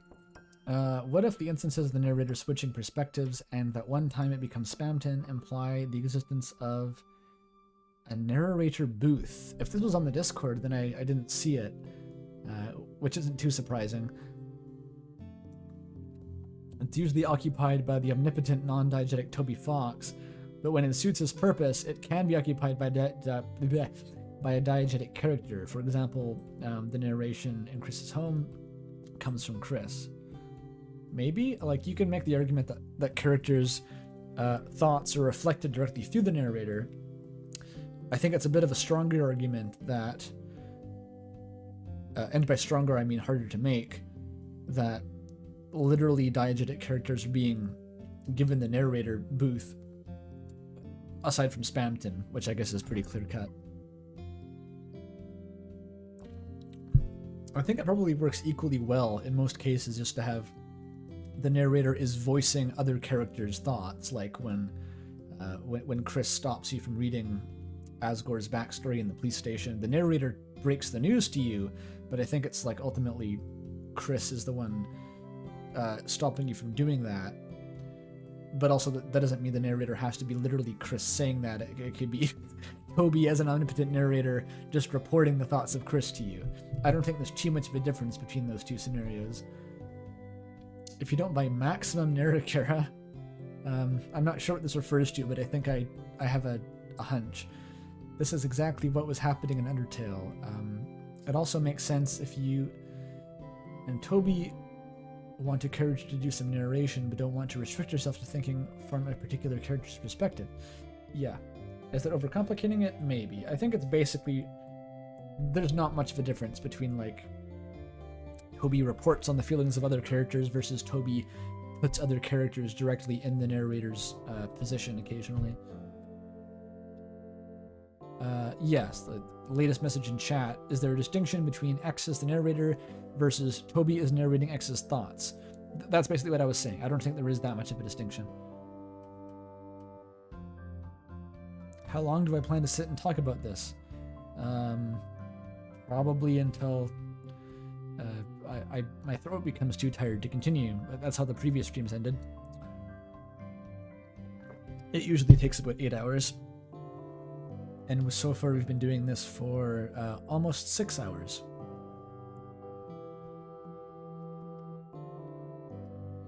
Never make or take games seriously is what I'm getting. Not even what I'm getting at. So this, I don't know what they're saying, whatever. That's obviously not what I was saying in the video. Good video.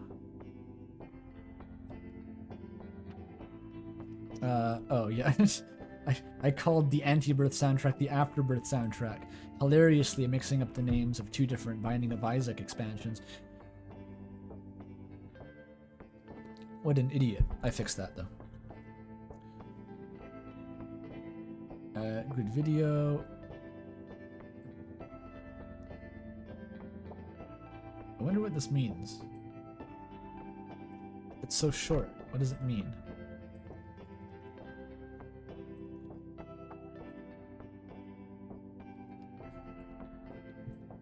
Wait a minute. Fun is endless with Eurocopa. Did I reference the fucking Spamton CDI gag? Because that's like the fun is infinite Sonic CDI thing, right? I don't know what that's referencing in my video, though.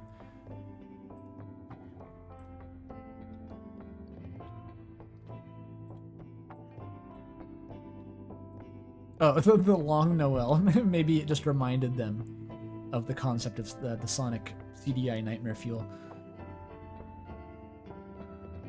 or Sonic CD. What the fuck was it called? Not CDI. I don't know. If you know what I'm talking about, then you know. I disagree. Chris could be narrator of You Say There's Gaster Fuckery Solved. Thank you for your contribution. This video is great and actually reopens Undertale and Deltarune to a lot of potential storytelling depth and subversion, as following this logic, the narrator doesn't have to be one definitive character. The narrator is almost always just the dog. Oh god. That appears canonically. Oh, it's long. Is this a comment this long, just saying like the narrator is diegetically the annoying dog? I hope not. But it can be hijacked by Kara or Spamton.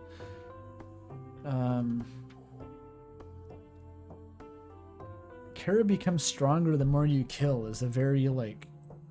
I feel like that's a very pre-Narrator early fandom mindset, where like it doesn't really make sense why that would be true. It never really did.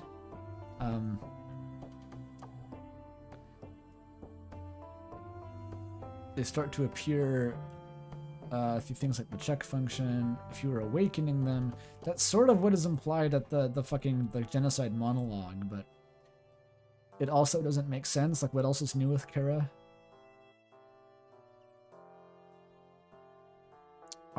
Our thing you haven't mentioned is definitely think is interesting. Noelle reads their thoughts.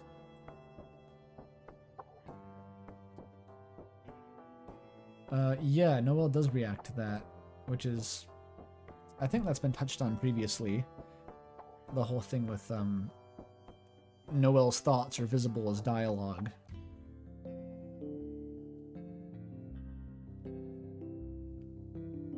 So that, I just didn't mention that, but it exists. Yeah, as I said earlier, the reason I didn't mention any of that was that I was skimming through my footage to gather the data set, and anything I saw with a dialogue portrait, I just went, oh, that's not narration, so I didn't pay attention to it. And of course, Noelle's thoughts would have had the dialogue portrait, so I just didn't include them.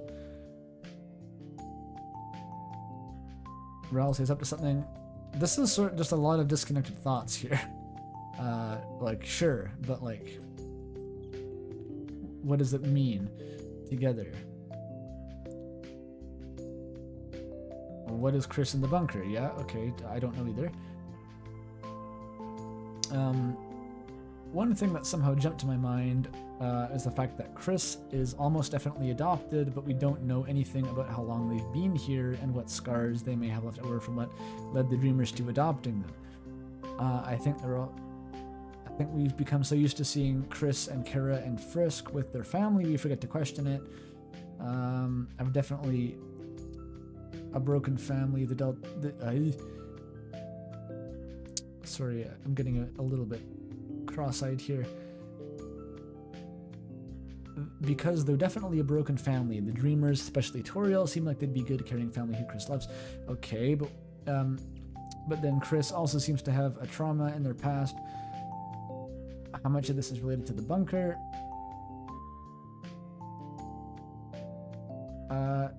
Like, that's all true, but I don't know what to respond to it. It's like, yeah, that's an observation, all right. We don't know about Chris's past, and we don't know why they're adopted, just like we don't know about Kara's past or Frisk's past. I kind of doubt the bunker incident. That would have been well after that Chris was adopted, like, because they were there with Asriel. Chris's relation to Frisk and Kara, it's odd that Chris's colors are on the surface, though it definitely sticks. This comment would have been a lot better on my last video, I have to say. I was actually talking about Chris a lot then, and touched on some of these points. This is a bit off topic though, so I'm just going to move on. Appreciation for the annoying dog zoom out, thank you. Here, take a break from the thesis-length lore essays in the comments and tell the stream about your favorite fast food restaurant. Yeah, sure, I'll take it. So, my favorite fast food restaurant. I don't think I have anyone. I don't really have any particular love for any specific fast food restaurant. I think I'm not a massive fan of like fast food in general, except as like a convenient and cheap way of getting food sometimes. I think it's mostly just like an inferior version of normal food that isn't fast. Restaurants in general?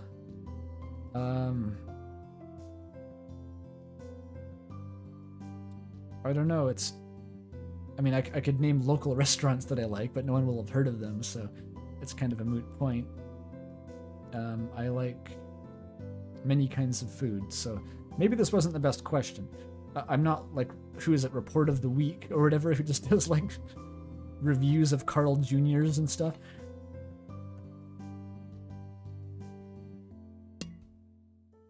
Yes, chat member, Jaru is here.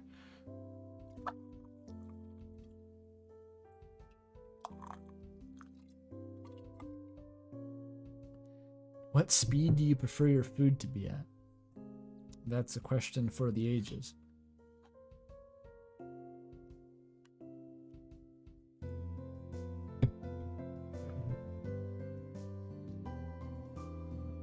Apparently Jaru isn't here. Maybe Jaru left? Oh, no, Jaru's right up there.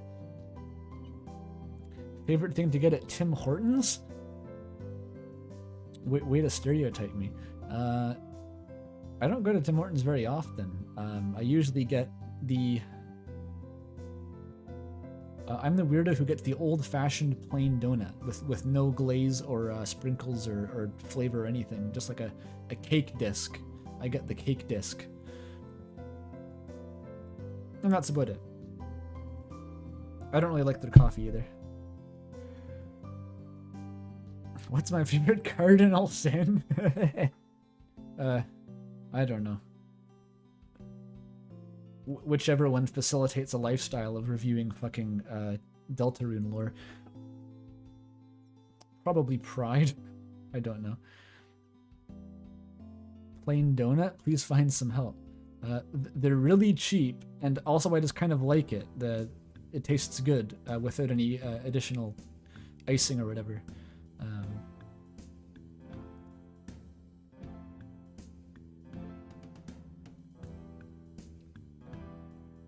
My favorite color, probably yellow. Someone thought I was from Austria. I'd love to know the story behind that.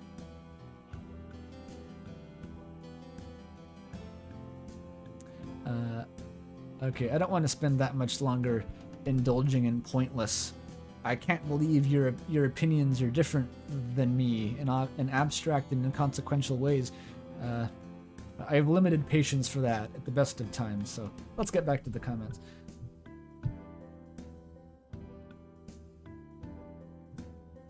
Nice break, though.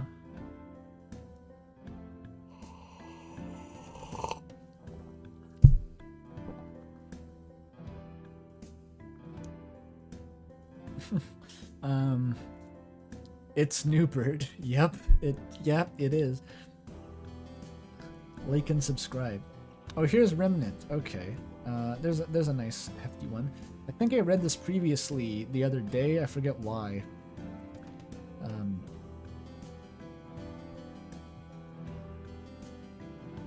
I enjoyed the video. Like you said, quality is the goal. Hoity doy. I do like quality. This doesn't count as double dipping. I think your previous comment was a fucking like one-liner released before the video was published.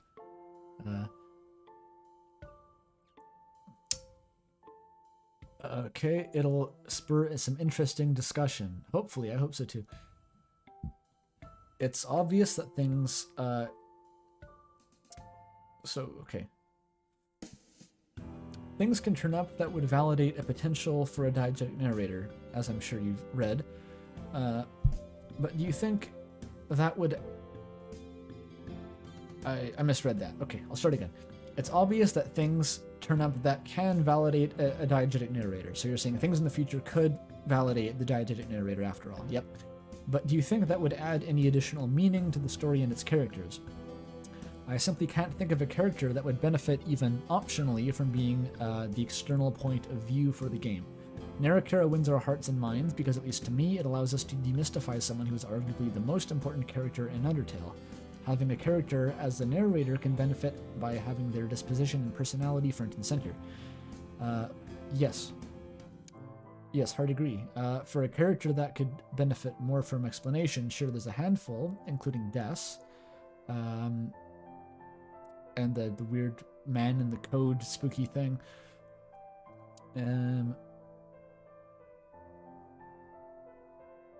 But with that amount of knowledge and foresight on display, let's not double down when we only have 3 and 2 on the blackjack table. Gambling reference. Whoosh. Oh well. I'm thinking aloud here, but I feel that the question of who is the narrator is a question worth asking when there is a pattern to be observed, as your axioms seem to only prove the chaotic prose and nature of the narration. So I think I addressed that question about whether there is a character I would want to be the narrator much earlier. Someone asked that specifically, and basically I said that I couldn't really think of anyone in particular, nor had I thought about it previously, but eventually probably that Chris would be the best, even though they're one of the most inconsistent answers currently, and I have no confidence that they are the narrator. Chris being the narrator would be cool because of the same reasons as Kara. I wonder if that's maybe because Chris is basically just Kara, but because that would be their only speaking lines in the game, would be the narration then, and that would sort of give you a window into their personality, which is very valuable. But yeah, the need for one is not as great as with Undertale, where Narrator lets you solve so many of Kara's inconsistencies just in general. Whereas we don't know if we have inconsistencies like that need to be addressed because we don't have the whole game yet. So currently the appeal of a diegetic narrator is not even as strong as an Undertale, I would say. Okay, part 2. The intro sequence leads me to believe in this world we're playing either a simulated the world we're playing in is simulated or being manipulated by a machine or computer. Yeah, that's the implication kind of the spooky, well, both the intro sequence and the save select menu before beating chapter 1. To me, it implies that. That could make the narration part of its operations, along with all that saving and loading and quitting so that you can leave the world to rot like a sorry sap. Let me read that again.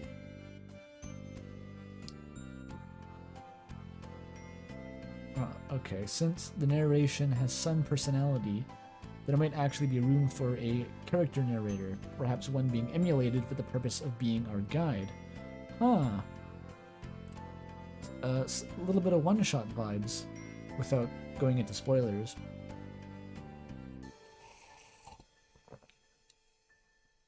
Now that's a good hit from the speculation bong, sure is.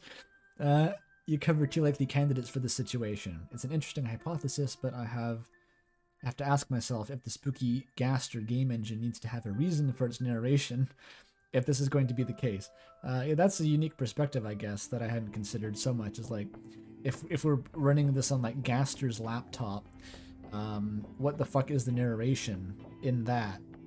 I'm not sure that necessarily is the answer, that like the game is literally Gaster's simulation. I think it's more likely perhaps that the world really does exist within its own fiction, and Gaster simply has some sort of high-level control over it. Even saying that much feels like rampant speculation, but I think compared to the scenario of the whole game being like literally a computer simulation, I'd prefer that case, because we already know the game's a computer simulation. It's on our computer, so adding a second layer to that seems kind of redundant, even if Toby does want to sort of play with the game being a game. He already did that with Undertale just well enough.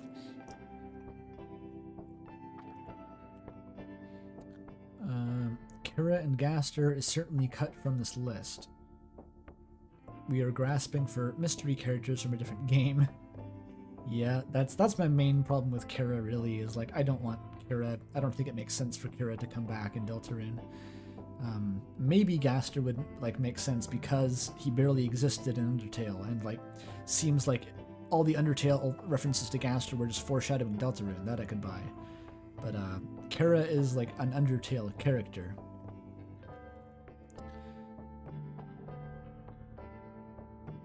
Yeah, and until we can understand how these universes actually relate to each other, any theory that involves Kira going to Undertale is going to essentially be built over thin air.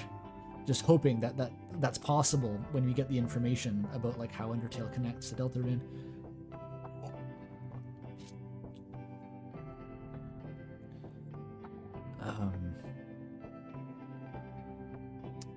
If I'm going by the assumption that the key reason that someone would make the narrator a character is to have the story reveal more about them, then what emulated stuck in a void unknown meta entity would benefit from it? No one, really. Unless the whole point of having them be the narrator was to characterize them before we meet them. Maybe like an Asgore situation where we meet the character at the end of the game, but we already know everything about them because of all the foreshadowing. I don't know, maybe. That's just a complete spitball. Eternal what if bin. Yeah, rip.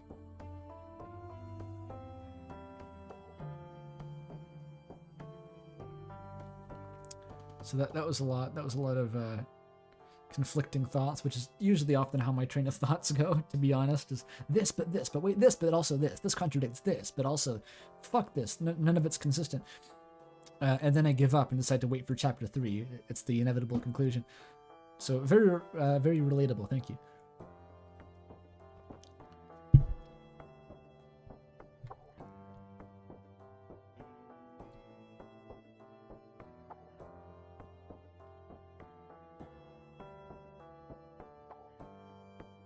What is this? A montage of people who mentioned dubious in that video.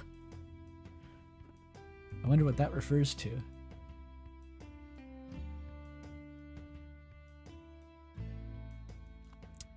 Oh, is it like the night video? You kept saying dubious over and over again? Maybe that's the context. I didn't notice that if that's the case.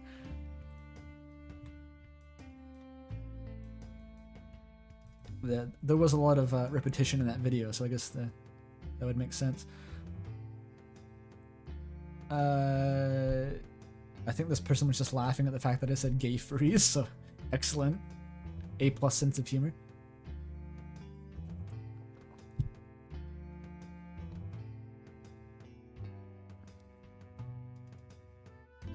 Take a drink every assignment says dubious. Yeah, I can see how that would happen. Considering how many... You use, like, every candidate imaginable. That was what was remarkable about that video. It's like, not even the candidates that, like, maybe had a chance. You're just like, everyone has to go in, and everyone who isn't even remotely possible, you have to one by one put into the F tier, and probably call dubious. It was an approach I have never seen before. Tip for the tea fund. Thank you, Remnant. Thank you. $10. You go through a lot of tea making these.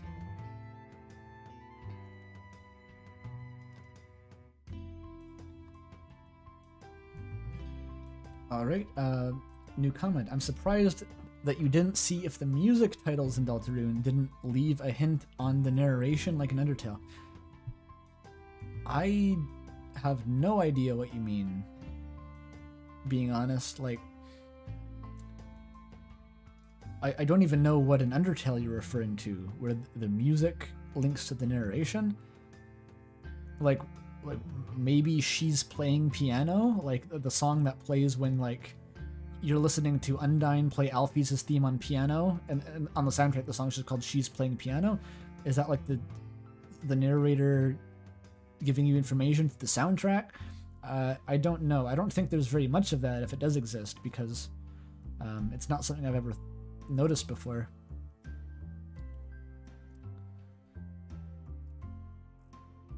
So that's not an avenue I would be keen to pursue, because I just don't think there's probably that much to glean from it.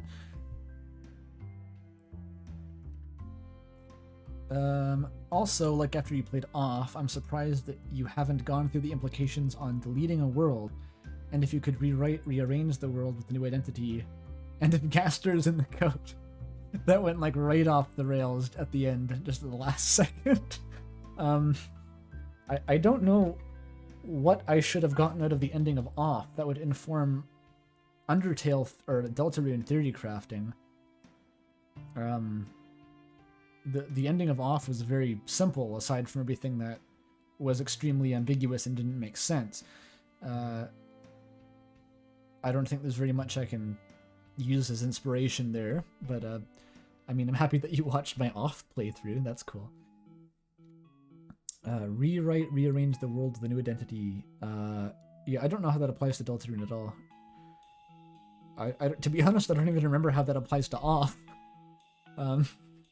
I may not have been picking up everything the game was laying down. I'll be the first to admit that. And I don't know if Gaster is in the code. That has nothing to do with anything. Okay.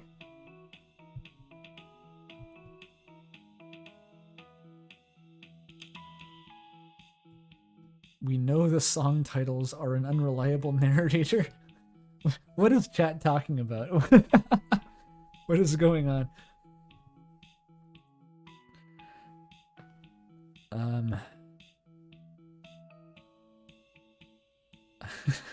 I don't know.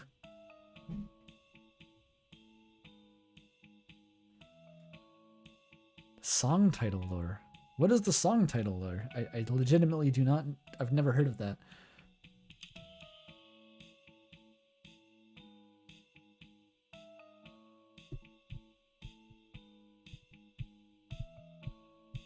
Maybe I shouldn't wait for chat.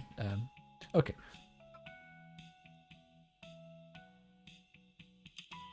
Admirable amount of engagement. Yes, I strive for engagement. Mostly I've just been like a weirdo who actually uses the YouTube comments for so long that I feel I have to now give back to legitimizing them as a way of actually sharing thoughts and opinions. Otherwise, my own childhood is invalid. There, you can report that to my psychoanalyst.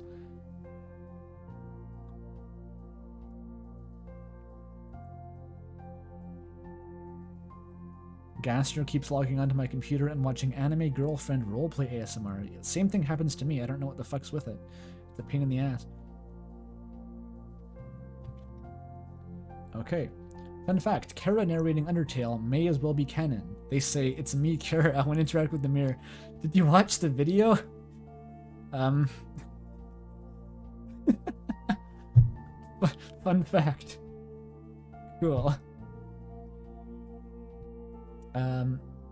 I haven't fully finished the video. I'm on the third bullet point. What if the narrator is you and Chris, because you would technically be sharing one body?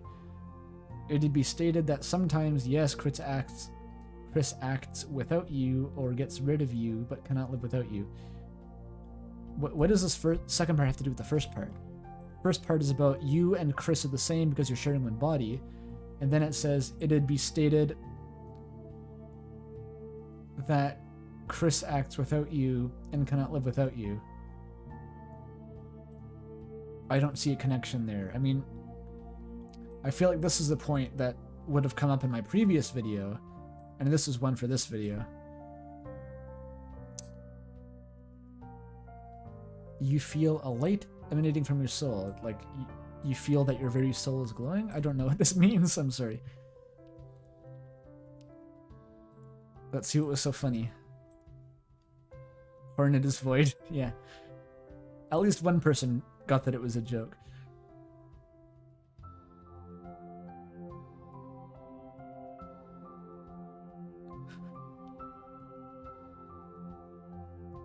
Someone in chat just remembered that we only have 2/7 of Deltarune's story.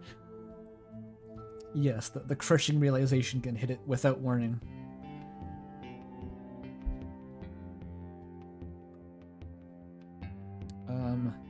I think my my awareness and the speed of my brain function is starting to suffer a bit from being hungry, so just give me a few minutes while I go eat something real quick and then I'll be back. Okay? I'm finding it harder and harder to like read. I have to address this.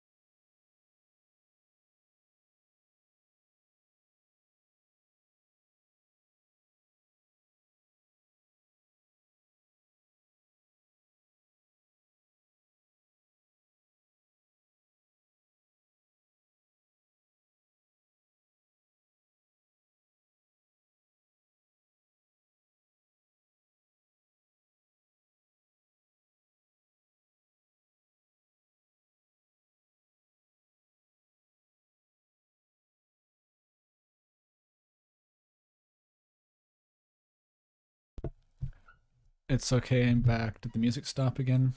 Bet your ass it did. It detected that I had left the room and conveniently paused the video to save bandwidth.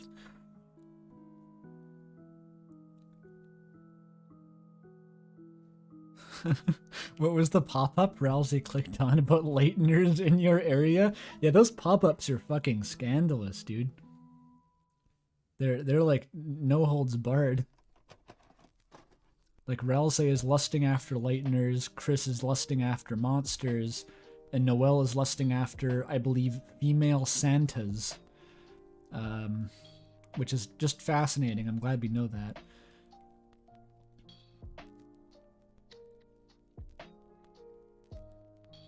Lust theory. And I think Susie just clicks on a picture of a steak. Resolutely refuses to be shipped with anyone. The shipping bait dialogue. Yes.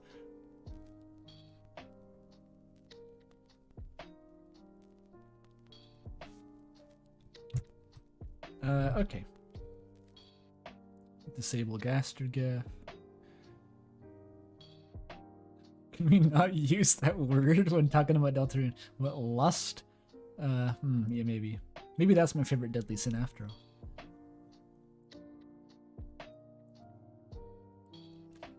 Oh no, I've just reactivated shipping discourse potentially within the chat.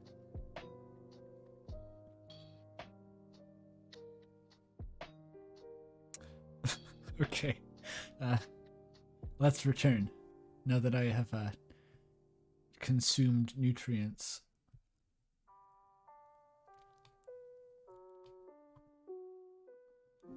You say that Deltarune doesn't have any silver bullet text boxes to confirm a diegetic narrator, but what's the deal with the jukebox? It's not a joke, and it's not an interesting or meaningful reference.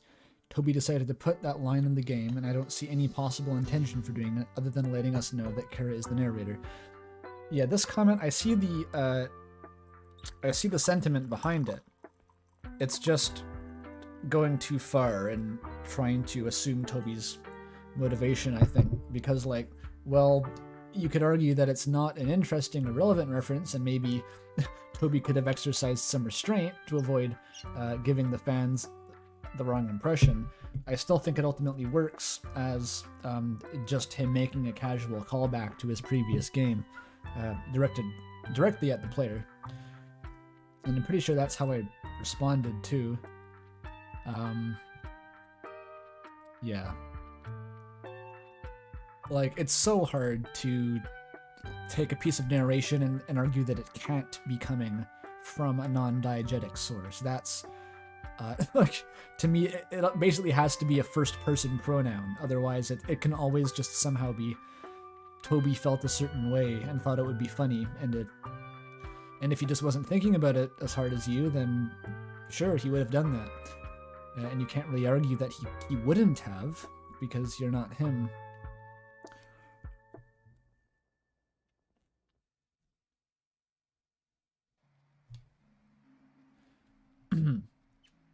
Yes, Shedit. I did mention that in the video, but apparently people think that there are some points that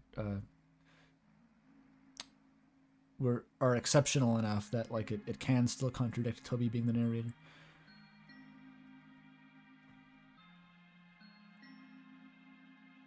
Spamton and Jevil usurping the narrator is funny, but also tier-worthy if you think Mike does not equal Gaster, or if you do. That sentence does not have meaning, as far as I can tell. It is tier-worthy if you think either one of two cases, one of which is that Mike is not Gaster, one of which is that Mike is Gaster, so it's tier-worthy no matter what. And it's funny and tier-worthy, and that's the meaning of the sentence if you parse it logically. Okay. But Gaster asking Toby if he can have phone time and be mysterious on Twitter is objectively funny. I agree with that. That's very true. Most common interpretation of this is you referring to the player, not Chris. It only addresses Chris sometimes. That's exactly what I said in the video. It's exactly what I said. And this should be the most common interpretation, but the point of analyzing it was to find out if the most common interpretation was true.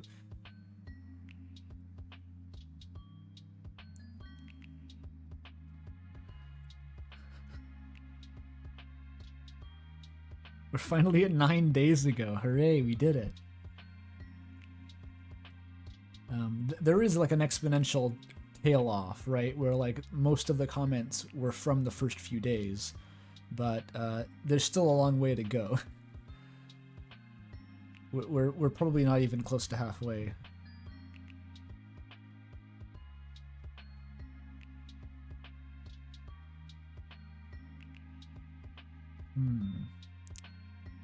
Chat asks, why do people think Mike will be the secret boss? When people mentioned Queen, she turned out to be the main villain of Chapter 2. That's my words exactly. I couldn't have said it better myself. But also, not really on topic, I guess. Absolute fucking madman. Yep. That's me. Excited for what chapters 3 to 5 will do with supporting or changing this video up once more evidence is available. Well, yeah, like likely any future chapters have the capacity to completely demolish any of the like lore video is made when only chapter 2 is available. God knows. I didn't even really look into Deltarune lore videos back when chapter 1 came out, but I'm sure most of them were demolished by chapter 2. So yeah, that's fine. I won't be surprised at all if that happens. I think a lot of stuff might explain why certain characters would fit the boxes as time goes on, since I can't really think of anyone else who could fit the bill as narrator.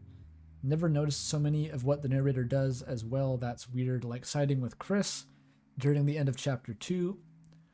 It goes to show there's definitely many people invading Chris's brain. I mean, that's not the conclusion I would take at all. It seems like you absorbed the same evidence as I did and reached the opposite conclusion, which I guess is your prerogative if you want.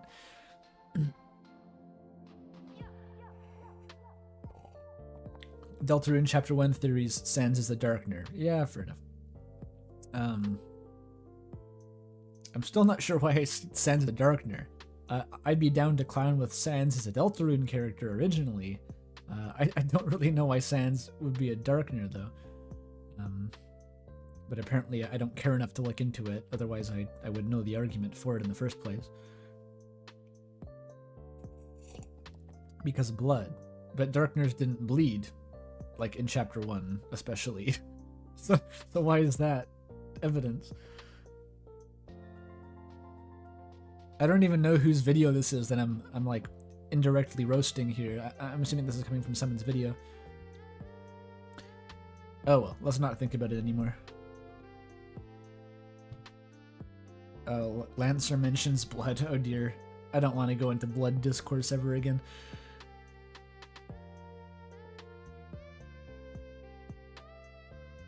Sans the Darkener who stole a Lightner's soul. Wait, what's that meme thumbnail I made for this video? I feel like that was the similar to like the random theory I generated to go on the gag thumbnail.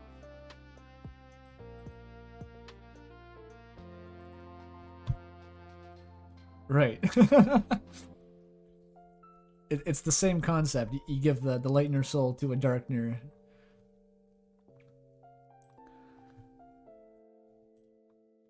Anyway.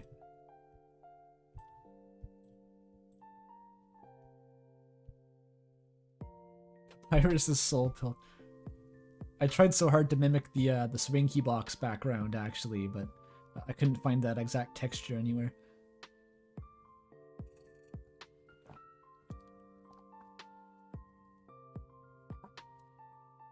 Anyway, I mean, it's speaking in past tense, so maybe this is just retelling with crazy visuals. That's like... that's probably the worst take so far. It's essentially like a dream theory, but also just describes all visual media. All visual media is a dream theory. Fantastic. Okay.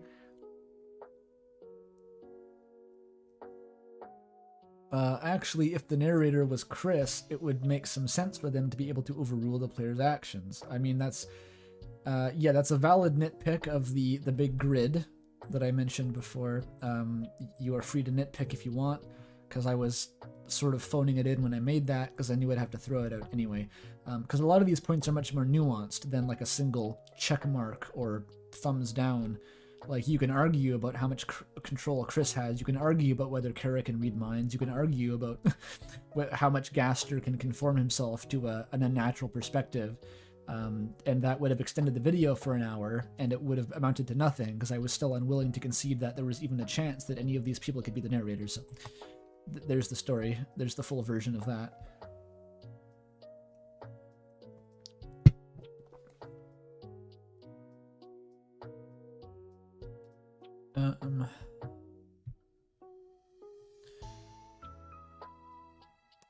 And yes, if you really wanted to, Toby could LARP a spam tin. Yes, the best line in the video, apparently. Thank you, cool.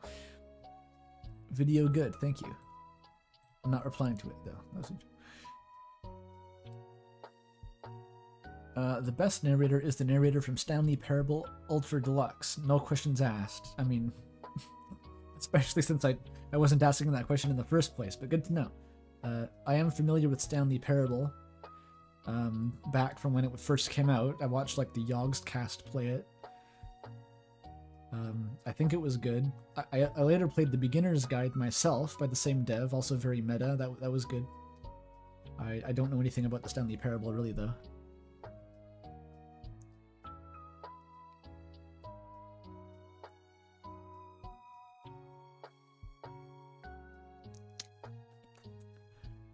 Homestuck, yes. I read Homestuck once. Deep lore.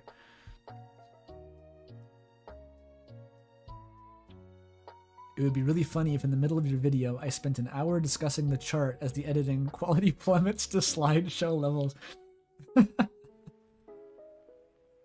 Is that what people keep meaning by the by they want to see like a crossover between me and someone like Jaru or something?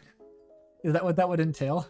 I call in Jaru to do an hour-long segment with minimal editing in the middle of a gag that has no relevance. To ensure that no one watches to the end of the video and my click-through rate plummets.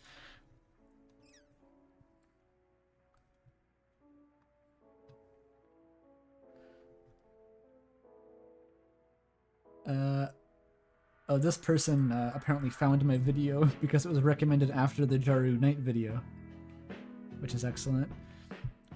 I respect the fuck out of your dedication. Thank you, Casey Lee. This is kind of a video good. That's nice, but it's more.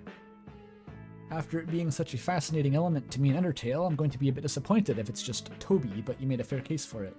I was expecting an experience for people who have completed Undertale with dialogue prompts that explicitly ask characters questions about the world they never lived in to build up to something, but maybe it won't. I mean, that can still be referencing, like, we're still here, like, we are the connection, if nothing else is. Like, we have played Undertale, we are the player. I believe quite firmly that the players are at least somewhat diegetic within both Deltarune and Undertale, especially Deltarune, so... it's still leading up to that, if nothing else. Or maybe it's just about the sole player coming from Undertale. Oh, that's exactly what I said. He's on the ball. The narration facilitates that, but it isn't actually diegetic. Yeah, that's what I'd say, basically. I've thought about it before, and obviously nothing clicked for the reasons you explained. Yeah, that would... It's sort of like... What would be the equivalent is like going through like a dark maze and you can't find the exit, and then eventually you get to see like a full top-down illuminated view, and it's like 2 miles square, and like you never had a chance. I can picture that what it being like if you tried to casually analyze narration and then were exposed to the spreadsheet.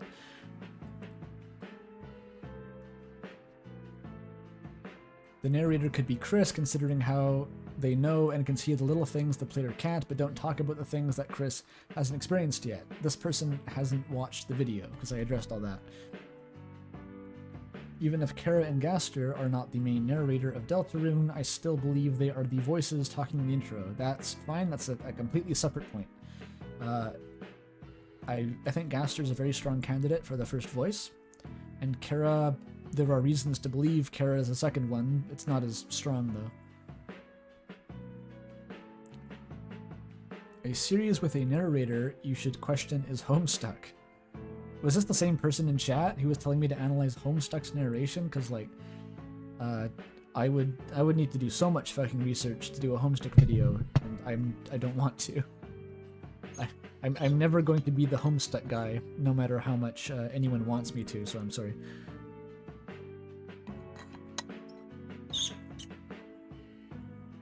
I've considered doing like a counter for how many of the same comment comes up, but I feel like I would just forget about it and it would waste time, so ultimately it's not worth it.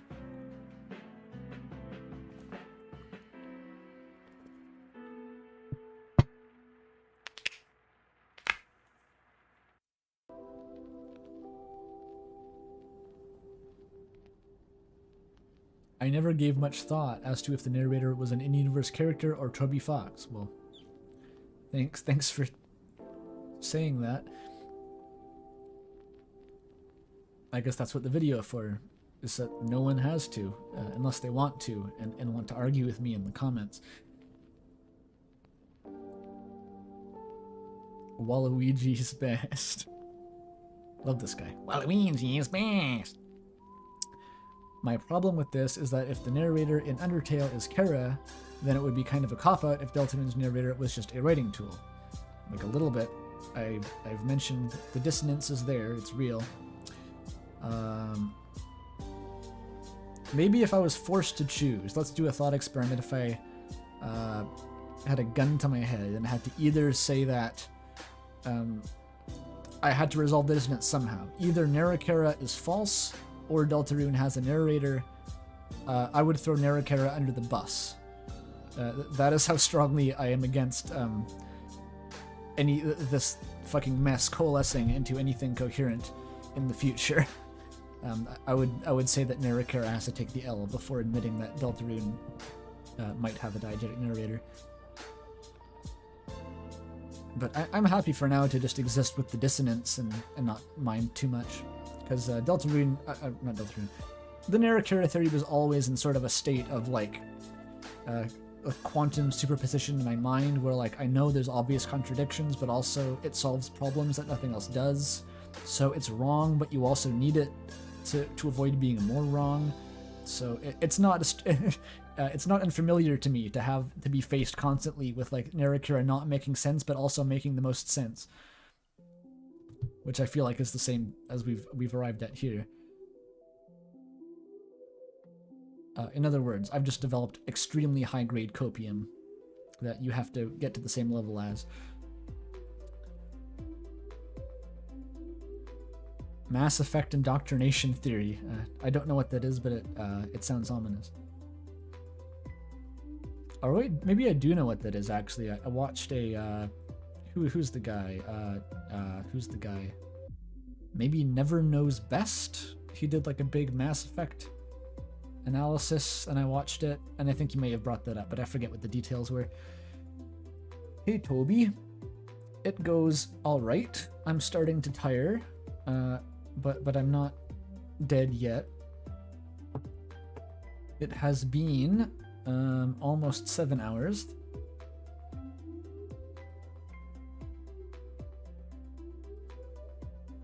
Mass Effect 3's ending was such a mess that people came up with a huge theory that totally fixes it. If it's true, which it probably isn't. Yeah, okay, I think I can understand perfectly. That sounds very familiar.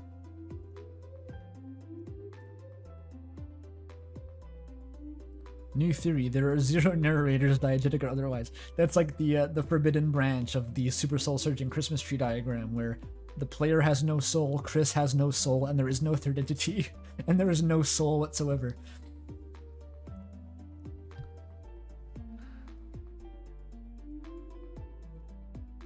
Okay. Was this comment still going? It was. I barely even scratched the surface and then went on a rant. Things like determination, souls, and level wait, Deltarune follows different themes and concepts. It generally mentions Undertale themes and concepts like determination, souls, and level. Yeah, that's where I'm at too, basically. Where it has the same thing, but because it's tackling different ideas, they necessarily have to be, like, not quite the same as before. And also are indicated to in the text quite often to just not be the same. Which is weird. But it's less weird than the alternatives. It would be weird if a conceit just completely ditched. I guess? I mean, like, it seems like we've ditched essence, hopefully. I wouldn't be sad to see that go. This is on a different level, I think, than in-universe mechanics. This is like a gimmick on the level of the game's concept, which has been ditched. Yeah. Betrays audience expectations. I want to emphasize that Narrator is not canon. No matter how much you go on about it, it's never confirmed, and it was never clear that this was intended, and no one is obligated to believe it. So I still think using Narrator as like the default ground truth and saying anything that deviates from it is a betrayal, that's inaccurate. I think if Toby decides that Deltarune has no diegetic narrator, then that's the Narrator believers' problem to deal with internally for the rest of their lives. By having the previous game have a narrator that is a character in the game, it makes people think the next game will too. Yeah, the same point I just addressed, really. This isn't Toby Fox's fault, basically. Unless it's maybe Toby Fox's fault. I don't... I'm not sure here. Like, I don't know still, fundamentally, whether Toby intended Narrator to be a thing. And I'd have to resolve, like, the quantum superposition to really answer this. So I'm just going to move on, because that makes my head hurt. Of course, if the Narrator theory is false and this doesn't matter, we're overthinking things. I guess, yeah, this guy was way ahead of me. Video good, thank you. A theory of my own. In Chapter 1, Birdly and Noelle had unique talk sounds. So far, all Lighteners you've seen in the Dark World have had a unique talk sound. What's known of the next chapter doesn't contradict this. Toriel is almost definitely going to be in the Dark World and has a unique talk sound. My theory is that all characters that could, did, or will go to the Dark World already have a unique talk sound. And, I think conversely, characters that didn't, that can't or won't go into the Dark Worlds do not. Fair enough. Maybe that's true. I mean, Toriel is an unfortunately weak example because, like, she has talk sounds because she's an Undertale character. I think all the Undertale characters still have their unique talk sounds. So, but yeah, I don't think this. Like, maybe this is true, but it also doesn't imply that all the Undertale characters, just because they have talk sounds, are going to be in the Dark World. Which, yeah, they say right here. It's not a guarantee. I mean, it's a decent enough assumption. But I don't know. I haven't really thought ahead too much to what will happen in the future chapters.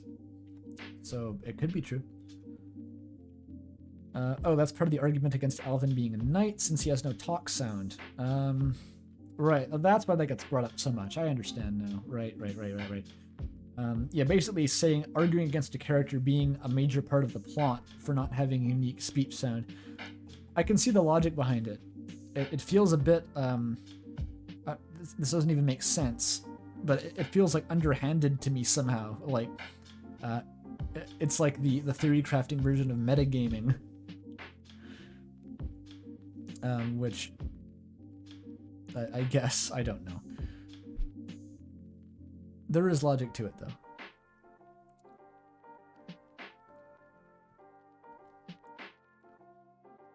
I guess I just feel for Toby in those cases where, like, the things that are being used as evidence for the future of the plot, like, how would you make that not...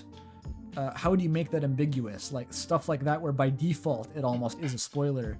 And in order to not have it be spoiled, you need to put in a whole bunch of effort to, like, redundantly give all these characters unique voice sounds. Like, I just feel bad. Like, there are limits to what you can expect from a single person.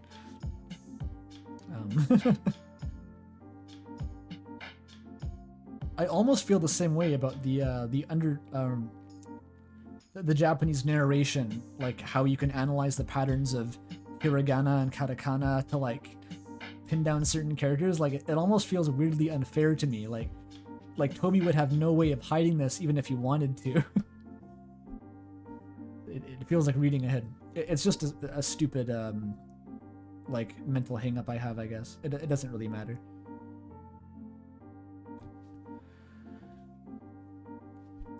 Chris, there is a dog in my head that calls me Muffin. Susie, please leave me alone. That's a reference to something, I don't know what. This video is just like the Epic of Gilgamesh. I'm so glad you think so. What the hell is wrong with you? Why would you do this to yourself? For fucking views? Duh. Do you know how big of an advantage it is to have like a big number in your thumbnail? The other BuzzFeed video told me that, so it must be true.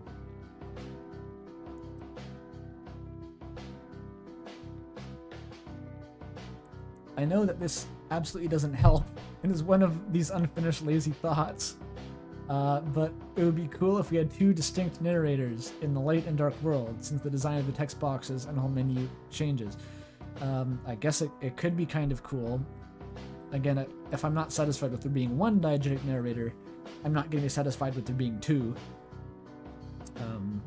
And I don't think many of the consistencies were like that notable, like there weren't patterns that the light world had that the dark world didn't have. There's nothing that obvious that jumped out, so it seems unlikely. Wishing you the best, thank you. Homestead reference, yep, it is. The main reason people think Kara is the narrator is because they don't mean Kara the first human. They mean Kara, the entity in the game that represents power, the feeling we get as gamers to get as many points as possible. That is what Kara is. I mean, well, I know what you're saying. You're speaking for everyone here, and I don't think that's accurate. Like, maybe some people mean that. I think a lot of people mean... I don't think a lot of people even think about it that hard. They're just like, Kara somehow gets to Undertale. But, like, I don't know if this necessarily makes sense either. Or, not that it doesn't make sense, but I just don't see, like, where that would be going. Like, Kara had their big, weird meta monologue, and so importing that being into Deltarune, it's like, what's the point of it? What is Kara doing for the story anymore after being the moral of the genocide route in Undertale in this very specific scene? I don't see it like going anywhere. I don't think it would be something that I don't think you could justify dredging it all the way up from Undertale.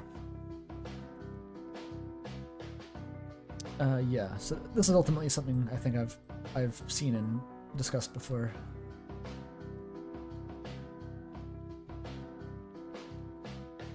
Spamton would not sell NFTs. We're tackling the real issues in chat right now.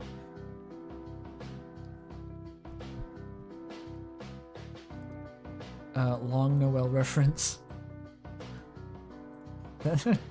That's a reference to this random tweet that appeared in the Discord server that someone reposted. I thought it was funny. Outer Wilds music. Yep, touch grass. I do every day. Not every day, but that's what I do for my day job. I literally touch grass for money. Inscription music is good. I love the music. You said that. Thank you. What about Toriel? Is this the candidates? Oh, okay. Who plugged in the TV? The reason why it wouldn't be Toriel, I mean, theoretically, it could be Toriel, but why would it be Toriel? The TV hasn't been used in so long that it's dusty, and now randomly, without any foreshadowing, Toriel is going to turn it on off screen instead of Chris, which would be plot relevant, but Toriel wouldn't be plot relevant. Ultimately, why are you explaining away a plot relevant detail with something that would be out of left field and mean nothing and be very unlikely in general?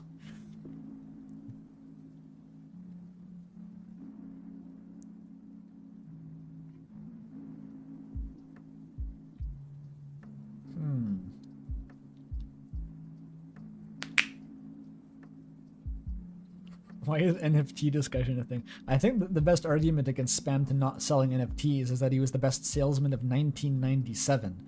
He's from a different era of internet scam bullshit, so it just doesn't track.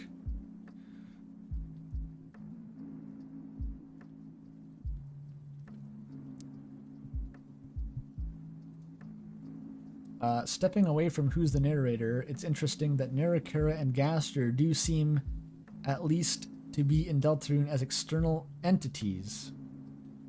How so? It certainly feels, and I assume is widely accepted, that the vessel creation at the start of Chapter 1 is Gaster having direct contact with the player. I would agree. Heart. That's just like an ASCII character you can use? It is, huh. And although it's unclear what intent he had, hang on, I think my dog might need to be let inside or something. 1 second.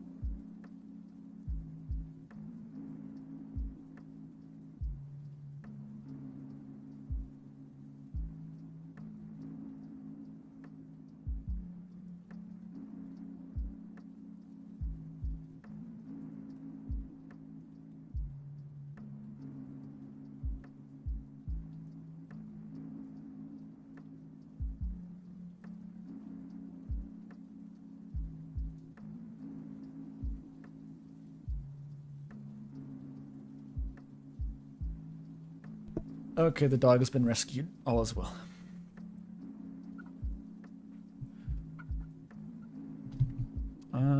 Right, so this is talking about Gaster or something.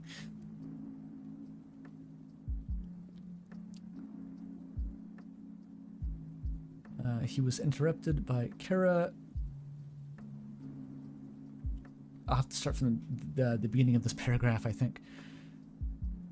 Right, so the vessel creation process is Gaster contacting the player. Yep. And was interrupted by the Kara? Why is it the Kara? Again, like, the second voice that cuts Gaster off being Kara is not by any means clear cut. Even if it's somewhat indicated by the Japanese translation, apparently. Instead of letting you enter the world as an OC creation, it forces you into the role of Chris, which, now that I thought about it, is very RPG meta. What does that mean?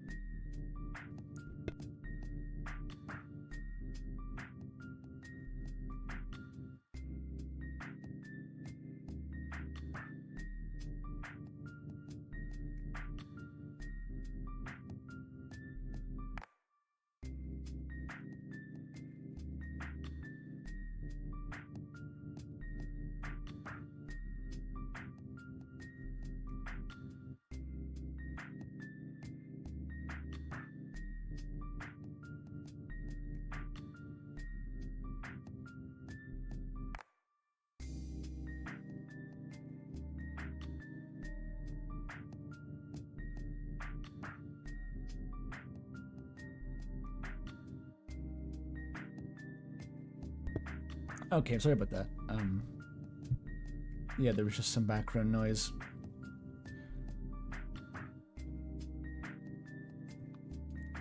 Good, everything is trying to distract me from reading this comment.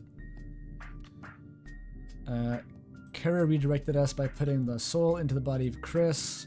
And we game over in chapter 1, or return to the save file. It seems like we return to Gaster in some way. He is still our point of entry into the world, regardless of where the soul ends up.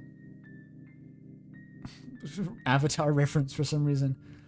I mean, I see the Gaster. I'm following you every step of the way, but like, where's the Kara come in? That's still like a very speculative avenue, is associating Kara with the voice who cuts Gaster off. And I don't think they've offered any additional evidence for that, or maybe any evidence at all, actually. So that sort of defeats the point, I guess.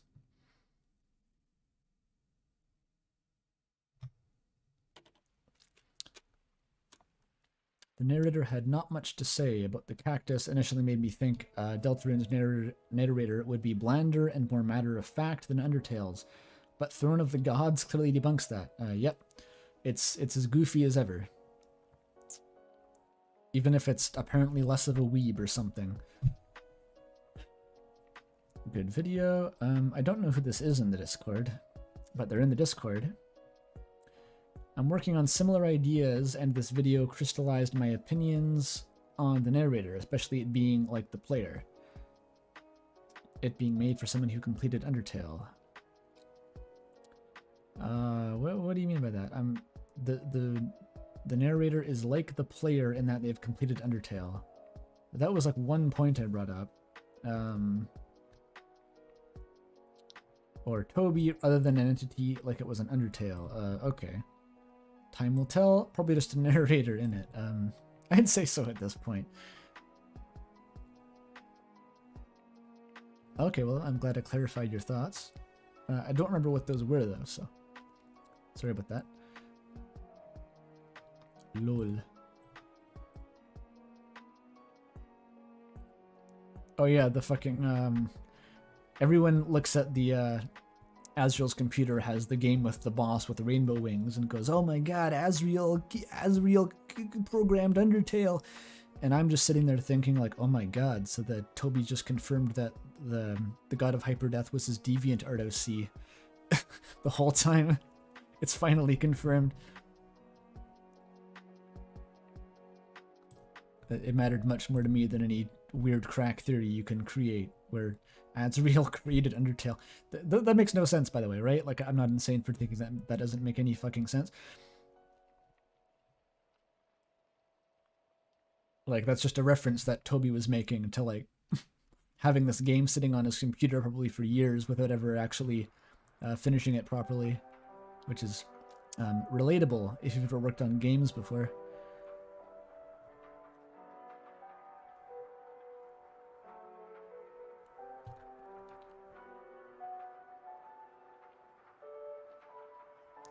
This is just the one line that Kara says again. This is not a how did Kara do it. This is why is it even conceivable that maybe Kara could have done it. I guess that's a more succinct way of giving my response to all of these, is that this is not like a free ride ticket to like, yeah, Kara's here, Kara can just do whatever. It's like, maybe I'll think about it, but it doesn't seem likely. I'm still of the theory that there are multiple narrator voices. Who was of this theory previously?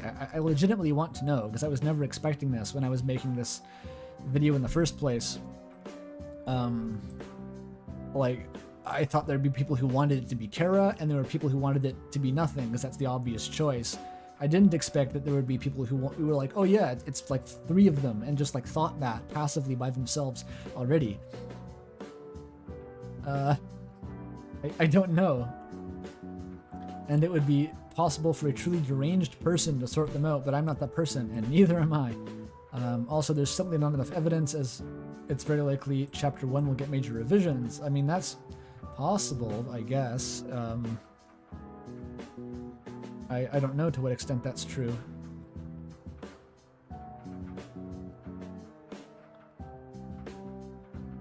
I don't have energy to theorize about Deltarune anymore. I'm too busy analyzing Xenoblade 3 trailers.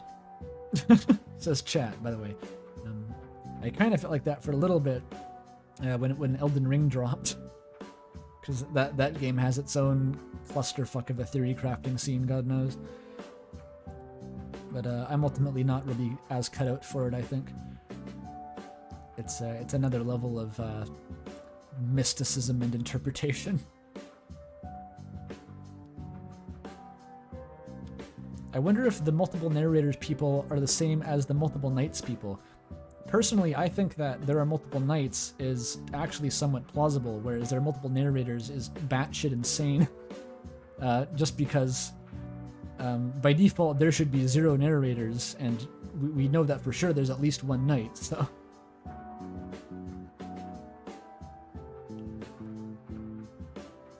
I mean 0 diegetic narrators, by the way, specifically.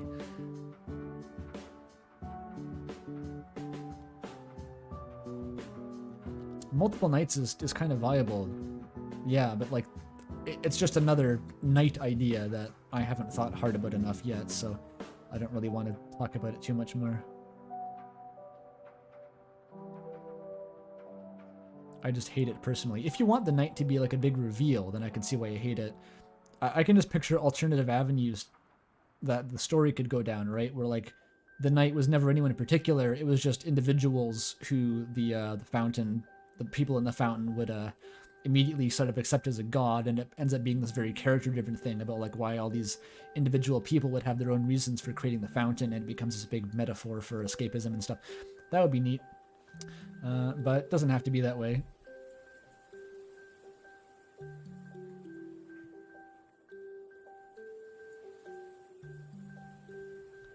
Or maybe even a more likely scenario is that there was one like capital K night, but then as we see with Chris, more people throughout the story start making fountains of their own. It's sort of like the power starts spreading around and being abused. That's another direction it could take.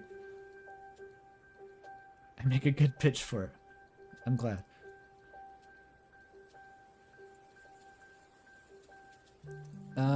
Okay. I'm still of the theory that there are multiple narrator voices, and it would be possible for... Oh, no, I just read that one. Okay. Although it definitely contradicts the principle of assume the simplest explanation that makes sense, there are a couple of other possibilities, maybe. The Toby is narrator is basically solid, but alternative to real-life Toby Fox. It could be some in-universe Toby Deltarune, which we have literally no evidence of existing. If it's... Look, okay... The point of claiming that Toby Fox is the narrator is not because the narrator has any particular resemblance to Toby Fox. I don't know Toby Fox, I can't analyze Toby Fox's mannerisms. It's that Toby Fox is the only human I know of who is the writer of Deltarune. So, making an in-universe version who is like Toby but is not the writer of Deltarune would solve absolutely nothing. You'd be back to square one. It also feels like the battle narration has a very different tone to it than the non-battle narration, to the extent that it's possible that they are different narrators. I mean, I sort of know what you mean. Like, there are like very distinct differences between the battle narration and the other narration. Like, for example, all of these sketchy Narrator points about the mind reading, I think all of them come from in-battle flavor text, which is maybe because that's all that I looked at, but that's, I think, where most of them come from in any case. So if you were to make a weirdly hardline stance that, like, the Czech narration isn't Kara, but the overworld narration is Kara, then you could solve all this. But you also throw out a whole bunch of evidence for Narrator, which is like the what is it? When you're fighting Washua and tell jokes, they're all based on Kara's life. So, I don't think that's a productive avenue, but it's theoretically possible that you could do that. I don't think it's probably a good idea in general to try to segregate the battle narration from the other narration, because, like, if you say that the overworld narration is a character but not the battle narration, then who the fuck is saying the battle narration? That would be really dumb if one was diegetic but one wasn't. I don't think it makes sense for them to be different narrators either.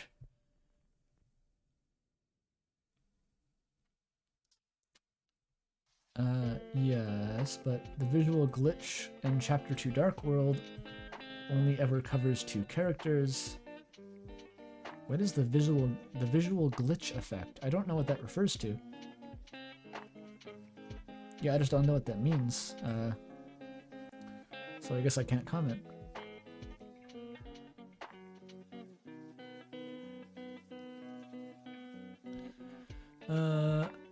Hey chat.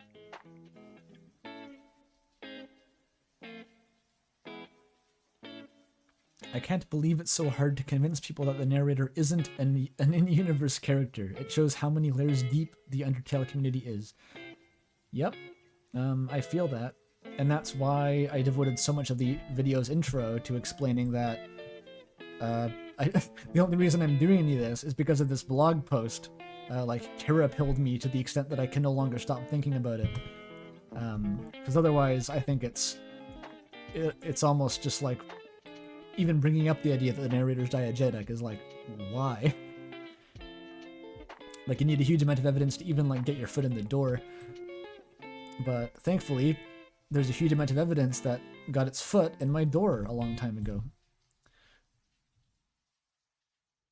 No one has ever played off before.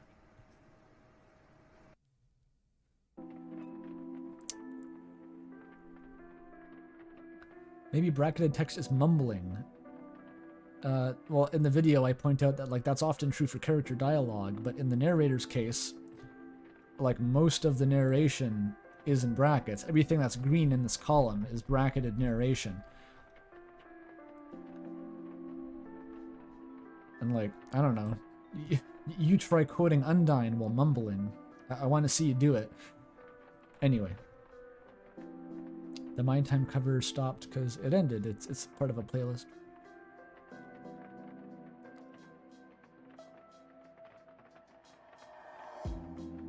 I will never tell us about the dog. It's just a dog. Well, my family has 2 dogs, so.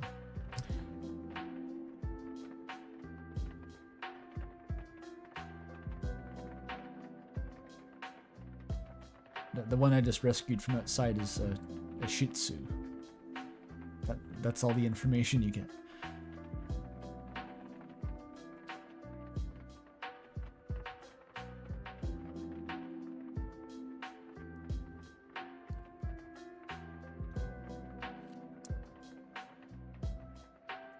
Okay.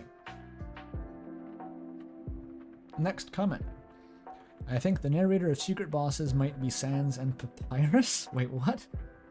Wait, what? Sorry, that slapped me awake. I wasn't expecting that.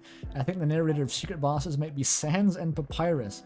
The narrator narrates all the time in all caps, like Papyrus. Well, it narrates in all caps when it's being spammed in, or when it's saying the games begin in Devil's Fight, not at any other point in the fights. Papyrus is not the only character who talks in all caps. And why is Sans involved here? That's hilarious, but there is nothing to indicate that. I think the narrator just switches between Chris, the souls, and the player's perspective, the soul being the adapter cable between the two. If we assume that the player and Chris inhabit the same body because of this, it would be hard to pick out how to refer to themselves. That's extremely vague and addresses one of the points in the video. So that's not going to move any mountains by itself, I'm afraid.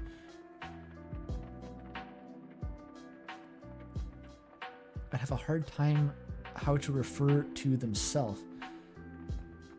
It's not about referring to themselves.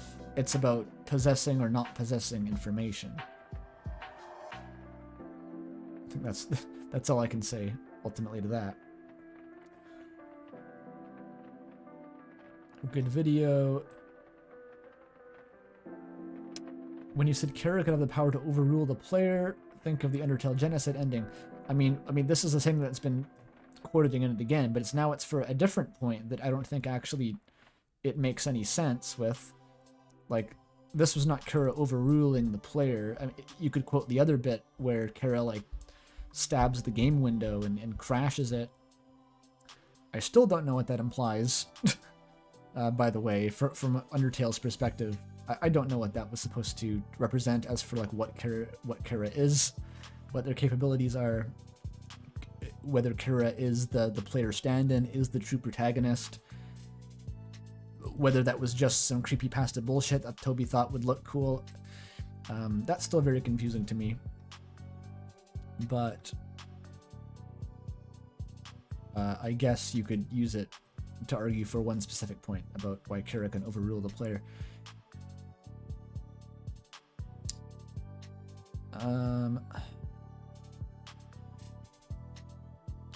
Any chance this is anywhere we can read through? What is it? Oh, the spreadsheet. As I said, if I haven't linked that already, I'll do that. It is in the Discord server, but like in the description of the video, I guess. About the TV being plugged in overnight, it makes the most sense for Chris to have done it, but people seem to overlook the fact that Toriel easily could have. I mean, I'm not overlooking the fact, it just that I explained this a few seconds ago, like there's just no good reason why Toriel should have, and it wouldn't do anything for the story.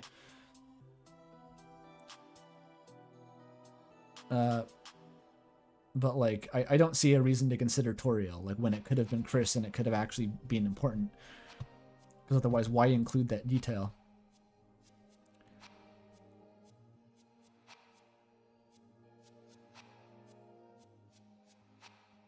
If I heard Lancers laugh in real life, I would shit myself.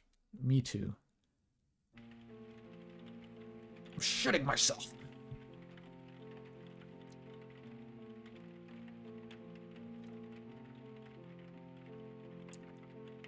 Spamton is narrator. Facts. For the sake of my own sanity, I'm going to assume the narrator isn't limited to one person and the narration is influenced accordingly. I don't know why that makes you more sane, but like whatever floats your boat. The video gave me the idea to have diegetic narration in my own RPG. There was already a character that made sense to have as the narrator, and the changes that had been made to accommodate the diegetic narration will ultimately make the story more interesting. Well, that's cool. I hope that you make it really, really consistent so that no one ever has to do this again. Godspeed with that.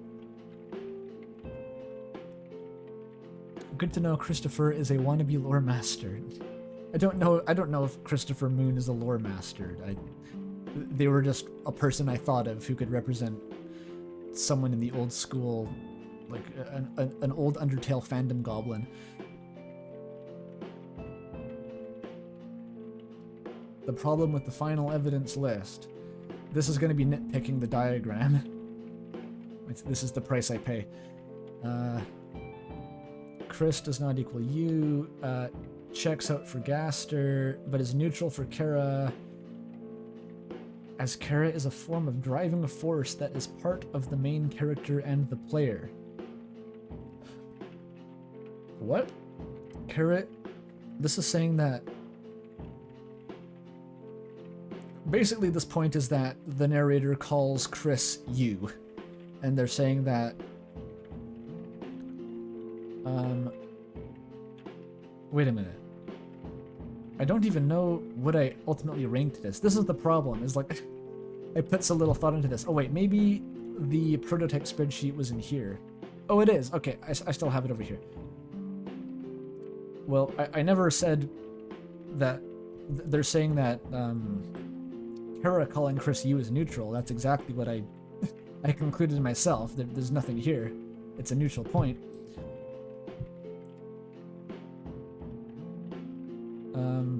So why are they calling me out when I agreed with them? I don't know. Uses the player POV is more neutral than negative for Kara.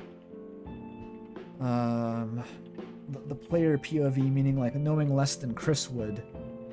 Why would Kara know less than Chris would? We know based on the genocide route from Undertale that Kara isn't just a part of the main character, but part of the player. The driving force between you going through the route, I don't buy that at all.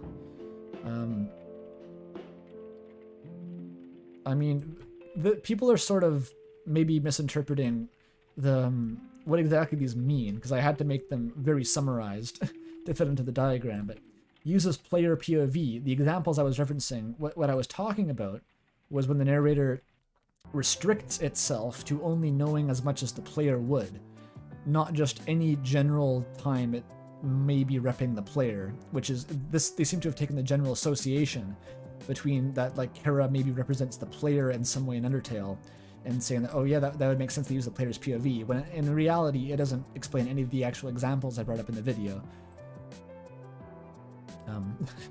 You're getting a glimpse into what the video would look like if I decided to actually explain this diagram now, right? Just imagine this, but for every single cell on this grid. I'm going on a 5-minute rant.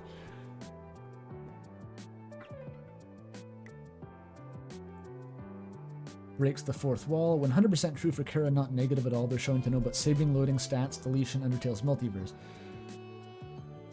Multiverse. Yeah, I mean, that's maybe a more fair point. I think I subconsciously dissociate the post-genocide Kara monologue from everything else about Kara, which is my fault. Even the Narrator interpretation, as from the Determinators, honestly kind of struggles to explain the post-genocide monologue. But on the bright side, any theory that starts from the post-genocide monologue and tries to explain Kara as Asriel's sibling has an even worse time making sense. So you have that to look forward to if you ever get into like Kara lore. But I guess that's a valid point ultimately. Overrules the player 500%. That's many percent. The whole idea is that they control... No, bullshit. Get out of here with that. I refuse to hear that. Fucking Kara made me do the genocide run. Wah baby shit. No, you pressed the button. I don't want to hear it. I was sick of hearing this in 2015. Now does this mean that I think Kara's the narrator? No. Because it would conflict with themes of subversion within the game, and the idea that you can never expect how things will go. Is that the theme? You can never expect how things will go, no matter how much you know about the world. I have not picked up on that being a theme whatsoever, but like if you think so, okay. Yeah. A lot of disagreements there.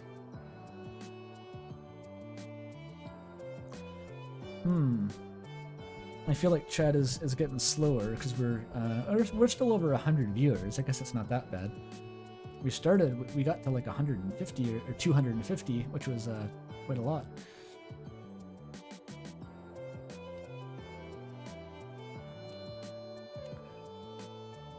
Undertale and Deltarune are about the subversion of expectations and rules. I mean, like, to some extent, especially Undertale at least, but that's sort of like, I think, a lower level theme of it, where it's like, that's like the baby version of like what Undertale is about. It's subverting the tropes.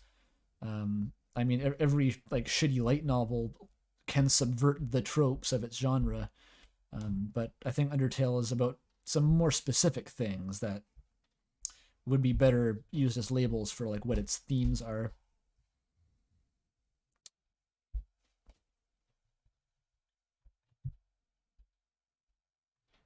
Right. So if nothing else, this comment brought to light a bunch of my own internalized biases, so that's always good.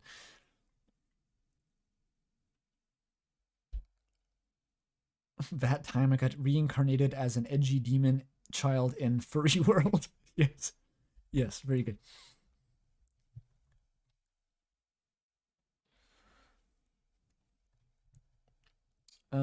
Great video, good video. It was good.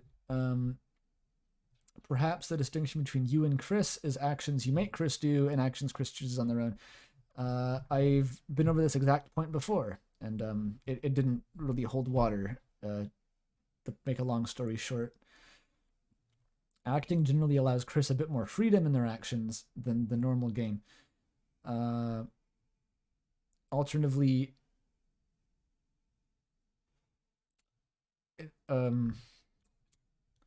instances of Chris instead of you are when the narrator has shifted perspectives to an in-game character like Jevil. But like, why only Jevil? It's literally, they mean like Jevil. It's only Jevil. So that this makes a lot less sense as soon as you realize, like, it's not just this is an example. Like, everything else is not like that. Yeah, it just doesn't work. I also get the impression that the narrator, whoever they are, wants us to believe we are Chris. Yeah, that's actually a fair enough point, right? Or is at least the narrator is conveying to us or attempt to sell us on the illusion that we are embodying Chris, when of course the twist, the gimmick is that we are not Chris. Hilariously, they are their own character and we're controlling them. And I think that's sort of what that weird mirror dialogue is ultimately about. The mirror dialogue that everyone asked why I didn't include in the narration video because it's such a weird line, and I didn't include it because it didn't contribute toward any particular point that I could make one way or another. But the one that's like, it's what they call you. It's what they call you, yeah. So this is like, you could interpret this as like the narrator telling the player that Chris is what the other characters call them. See, as you see, I've analyzed in painstaking detail here.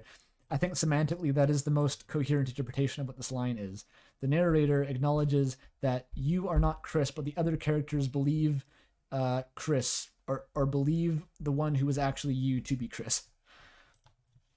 All right, so I just wanted to slot that line in somewhere because I would have no way to address it otherwise.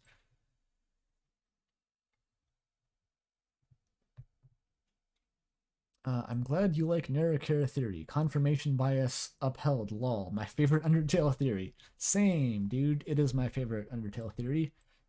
It's probably the only Undertale theory that I could really name or recognize as a theory that I believe in. Everything else is just like more or less canon. So that's how you know it's good, I guess. Hornet is Void Lamau. Oh, yeah. You lucked out, then old school Undertale theories are painful. I know. I'm saying that's the only... Oh, you're talking to Jaro. Never mind. Never mind. Forget me.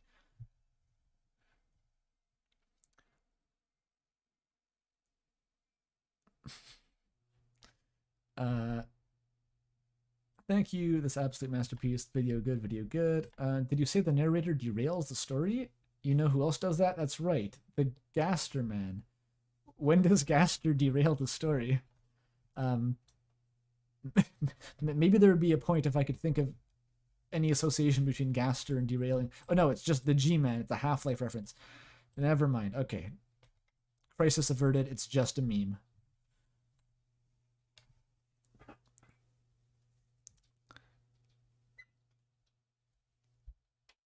Streamer apologizes to chat for thinking they're talking to him.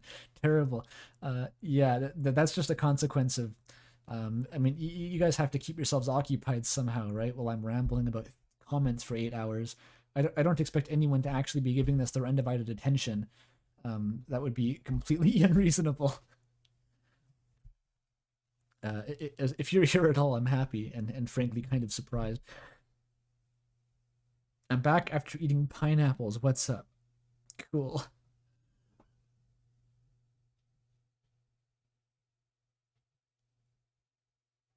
That's an interesting reading of it's what they call you. That line, it definitely, like, you feel what it means, but if you actually try to like lexically parse it, it's extremely difficult and has almost no meaning by itself. But yeah, I could see that, where it's just like a substitution of a common phrase with a pronoun. I feel insane sometimes when I try to explain things like that, where it's like, I can tell what Toby's trying to do with this line. It's vague reference to this kind of like unofficial trope that I can recognize, but I don't know why. And like, so I empathize with trying to explain it like that.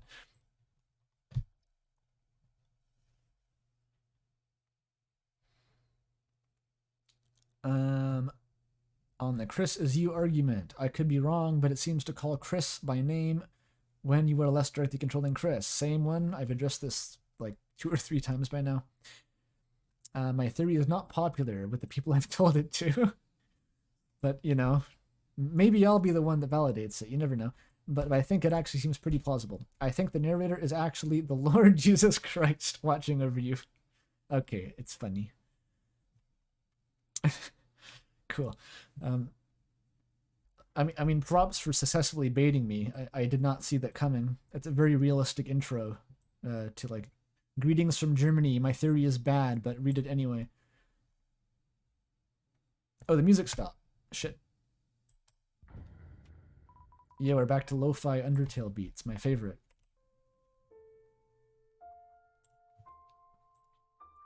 Nera Christ, Lamau.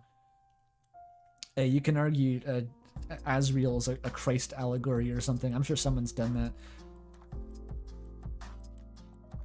that. There's that one person on the Discord who's keeps talking about wanting to make a Deleuzian analysis of Deltarune. I don't even know if that's how you pronounce the guy's name. So if people are doing that, I'm sure someone's done the Christ allegory argument for someone in Undertale. I mean, like, the real Christ allegory is Nico one-shot, but we're not talking about that. This person is pointing out when, in fact, the narrator and the protagonist were not in the same room. I've been destroyed, frankly. That's okay. I can fall back on the CinemaSins argument and say that section was a joke, so it doesn't matter that I was just wrong. That's what I'm going to say. It was mostly a joke, but I'm also just wrong about that.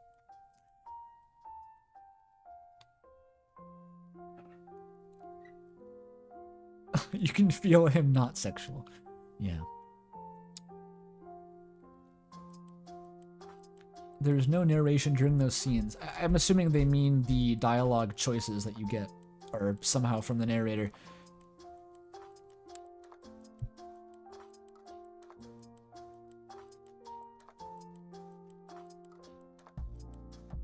I just remembered all the religious allegories. I'm going to have to do a video on that when stuff runs out of ideas. What do you mean? That's a very, like, ominous way to phrase it. All the religious allegories, like, they're all just sitting in a box somewhere waiting to be addressed.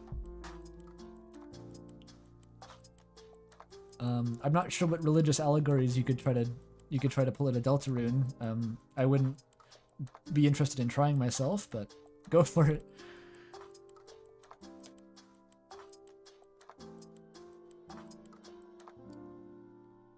Undertale is an allegory for how gamers are sinners and will go to hell. According to Sans, yeah.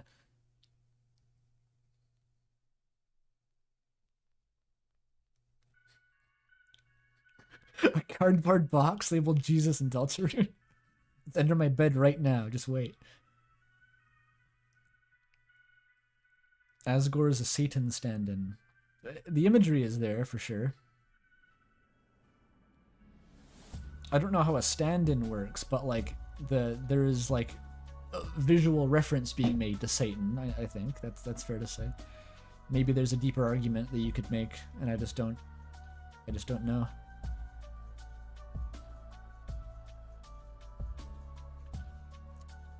I think that that Moog, Lord of Blood, is actually a reference to Asgore from Undertale, because he has the three-tipped trident, and he has horns. And he's big and has a big cloak on. That's my theory.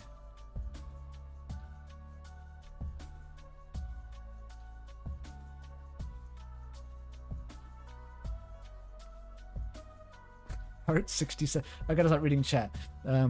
Back to the comments. Come on. I didn't expect to see Everhood anywhere. Yeah, Everhood. I'm always game to shout out Everhood. It does seem pretty obscure compared to I don't know, the other games I reference. Omori in one-shot BGM. Oh yeah.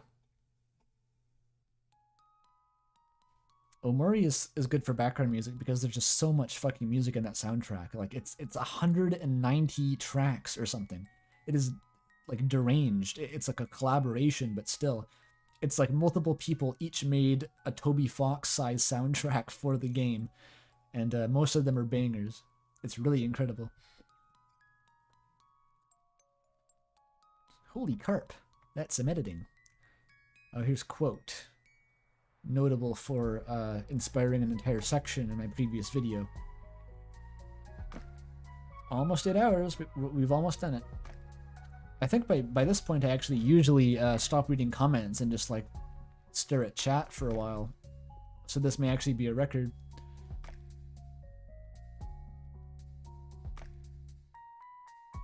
Satan, the middle-aged divorced dad who was depressed because his son died.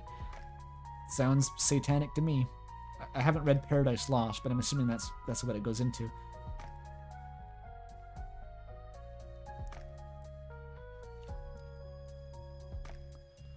Honestly, one thing about the narrator that really confuses me is how, reasonably speaking, they are also the one giving you the choices. It's not like Chris themselves is coming up with "nice to meet you again" text sans. Yep. Not to mention that this is only if the narrator is their own person. Snowgrave isn't just a spell Noel doesn't know. By extension, it's a spell we don't know. It's just a name on a menu that we can choose. We didn't learn anything. We didn't learn it from anything.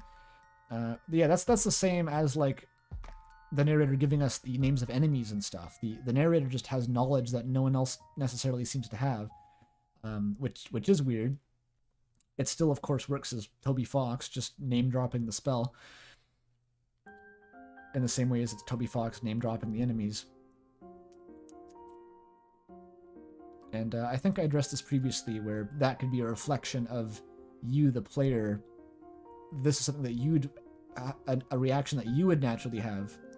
And because the narrator isn't confined by the diegesis, it's free to just reference that and let you voice your like player perspective through the narration in that one case.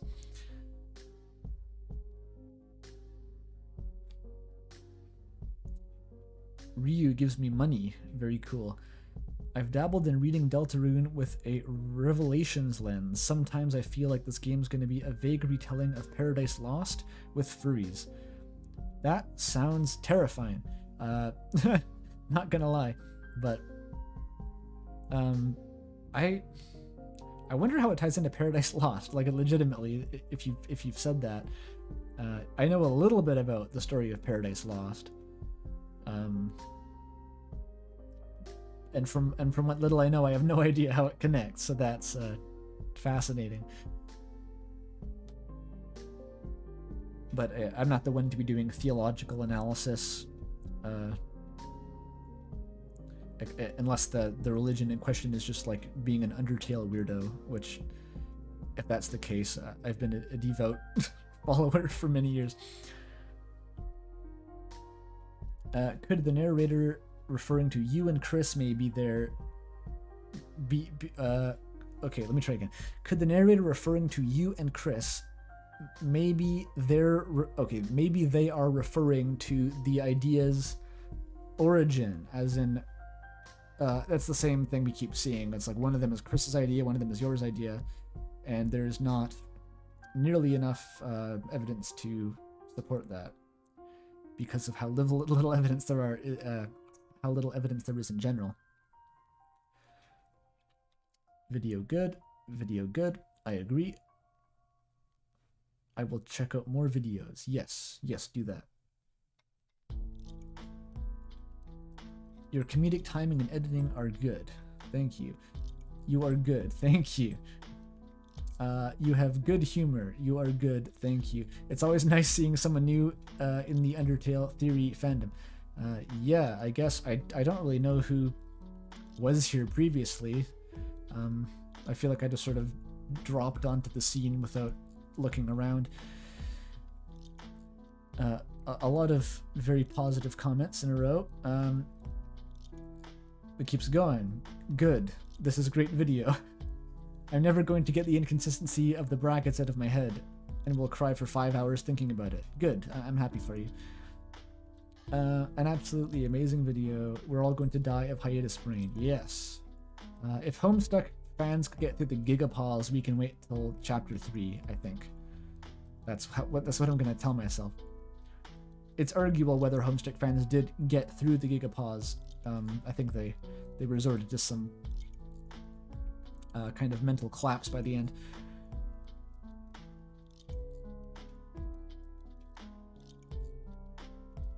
I showed up 5 hours ago to see what he was doing. The patience is crazy. Yeah.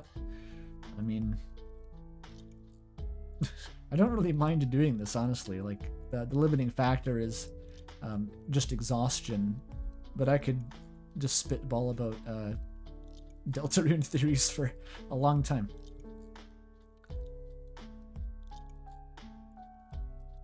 Anything inside parentheses are the narrator's thoughts. This is a joke, by the way, laugh. There you go. Deltarune Gigapause is between chapters 6 and 7. Chapter 7 is just like a 2-minute long flash animation with orchestral music, and then the game ends.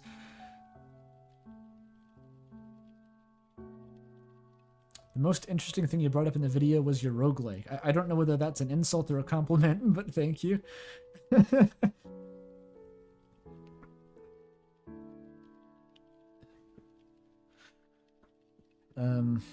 This was an exceptionally unhinged video building to a non-theory. Thank you, it was great. Thank you very much.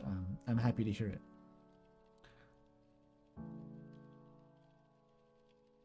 You have hundreds of hours on roguelike shooters. Me too. I'm a fan. Even though the market is saturated to shit, and it's a stupid idea to make a roguelike, sometimes you just gotta do it. 'Cause it's fun.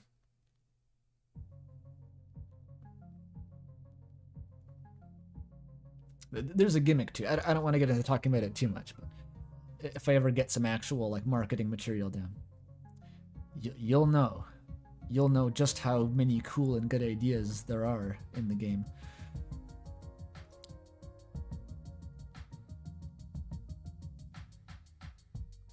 Okay, more comments. I think there isn't a defined narrator, at least not out of any characters we are aware of. There is one entirely theoretical and unnamed candidate I can think of, which I'll mention later. What do you mean later? How much later? How big is this comment? Oh, that's what he means by later. It's a big comment. Okay, maybe this will be the last one I read, because my voice is getting sore and I'm out of tea, and I feel like this is going to perhaps put me into a coma. So let's go.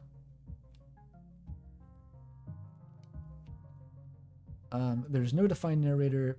There is one theoretical, unnamed candidate I can think of that I'll mention later, but of the 3 in the video, I doubt any of them are the narrator. Not just because of the mountains of contradictory evidence all over the place, but arguably even more so because none of the possible candidates make a whole lot of sense from a narrative meta perspective. Yes, very insightful, I would agree. Basically, that's the stuff I just didn't get into because it's easier and more concise to make your argument just using like objective evidence rather than trying to do a big Remnant called it the Picard speech from the last video, where I actually had to make a case for there is evidence for the third entity, but this is why I think it's really stupid, because that just takes a lot of time and isn't as convincing and invites a lot of people arguing, and you can't really argue back because it was just your opinion in the first place. So but that is true. The one that makes the most sense given the evidence in play would be Kara, but it doesn't seem fitting. When it comes to Kara, in Undertale, Kara was bonded to the player's soul. The most popular Deltarune theory recently is related to the fact that Chris is not in control of their body. Rather, the most popular theory is that they're being manipulated by the player's soul. I'm glad that's the most popular theory, because it's... because I like it. I'd forgotten that was a theory even at this point. Although it's not possible that the player is just although it's not impossible that the player is just controlling Chris's soul. Oh, that's I made that same distinction in my previous video. I'm glad someone else has thought about that. Whose soul looks the exact same and has very similar functions between the two games. It's possible that Chris's soul and Frisk's soul are identical. I'm not sure what they mean by that, but let's keep going. Regardless of whether or not the red soul is the player's, though, Kara is bonded to the player's soul, which we know they, or rather we, have based on... Oh wait, no, I read that wrong. Regardless, the red soul is the... Regardless of whether the player... My reading comprehension is dying. Oh no. I can do it. Regardless of whether or not the red soul is the player's, though, Kara is bonded to the player's soul, which we know they or we have based on Kara's dialogue at the end of the genocide route. So this is still taking that one fucking line from the end of the genocide route where Kara gets Frisk's soul. And that soul, regardless of whether or not it's the same red soul, is now inhabiting, or at least should be connected to Chris and Deltarune. That's sorry, the number of like commas and like subclauses here is really fucking me up, and I'm one who uses a lot of commas and subclauses, so I can't complain, but it takes some effort. Regardless of whether or not it's the same red soul between games, is now inhabiting, or at least should be connected to Chris and Deltarune. Thus, it wouldn't be impossible for Kara to have sort of come along for the ride. So what is this basically saying? Like, because the red soul that we see at the very start that materializes is somehow Frisk's, and therefore would contain Kara. I'm not sure. Somewhere in there, maybe they explain why that would make sense, but I've missed it because it's written in a very convoluted way.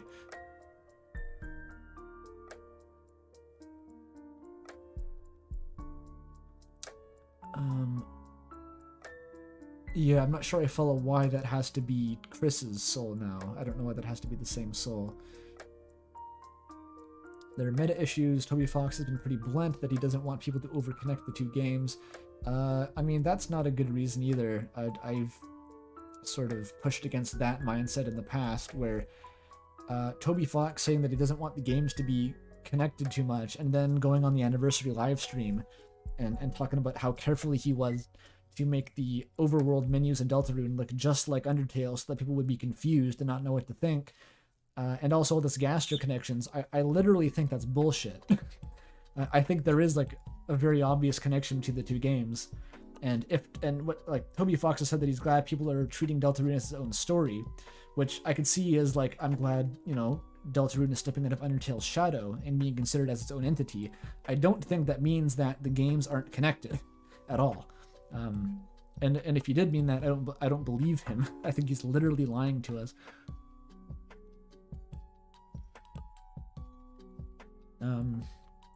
Deltarune is still related to Undertale, but to make it so that one of the bigger twists is just that a character straight from Undertale is also in Deltarune, and not just an alternate universe version of the character, not to mention arguably making Deltarune sort of like a sequel to Undertale. This would make it canonically take place after the events of Undertale, and maybe even because it, depending on the exact theory, it would be counterproductive to Toby's intent on separating the two games. I see what you're going for, but I don't think it's ultimately that big of a deal. Like, Deltarune can still be as much of its own game as it wants, even if it brings in Undertale characters, even if it is the sequel. I don't care, but I don't think any of that means that Deltarune can't be its own distinct game thematically. That's the important part. As long as it's tackling different ideas, then I don't think it's at risk of being caught in Undertale's shadow. So I don't see why they're exclusive, basically. I guess the ultimate point of that was that I don't agree that just because Toby Fox says the games aren't supposed to be, supposedly says that the games aren't supposed to be connected, I don't think that means that it's definitely not Kara. Although I don't think it's Kara anyway for different reasons, which often it often happens where I go over someone's big theory and I disagree with all of their evidence, but their ultimate conclusion is still something I agree with. And once again, we see that here. Okay, continuing. For Chris doesn't make much sense because it's implied that they're not fully conscious, or at least can't consistently make their own decisions. Kinda? I mean, Chris doesn't work as the narrator for a lot of reasons. If they could speak to the player in such a blunt manner, we can presume they would resist, or at least communicate more directly. That's a good point that I have not heard before. That's actually very good. It's like, everyone's wondering, like, why can't we talk to Chris? I feel bad about forcing Chris to do things. I wish I could talk to them. If Chris was the narrator, then they could, and it would be very easy to do so. So I think it would be pretty contrived if Chris was the narrator the whole time and just chose not to make direct contact.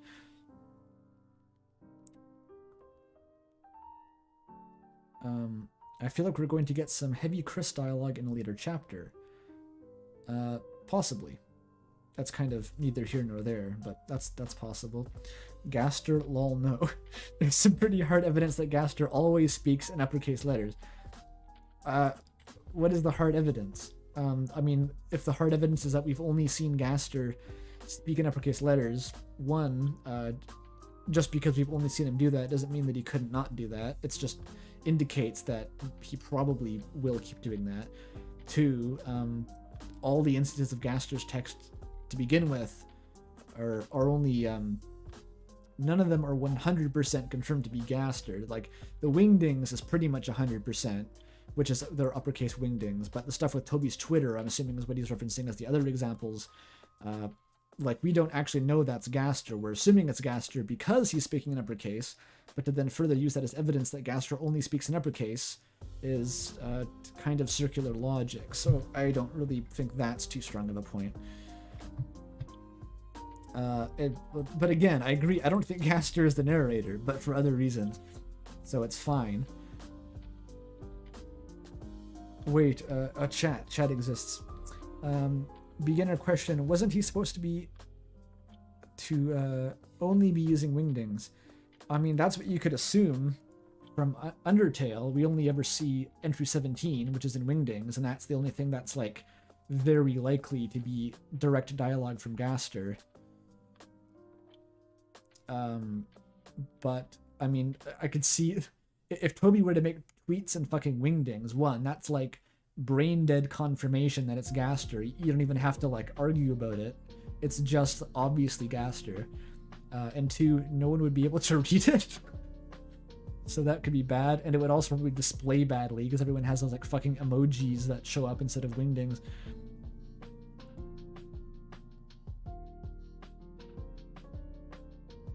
And Jaru says that Sans also can break his like speech quirk if he's just serious or tired or wants to intimidate you. Yeah, so it's not completely hard. It's not a completely hard rule that the skeletons have to talk only in their particular font.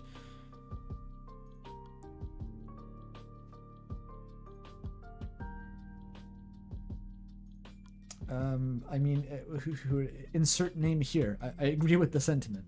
I'm not sure what you're saying that to address, but I agree in a vacuum.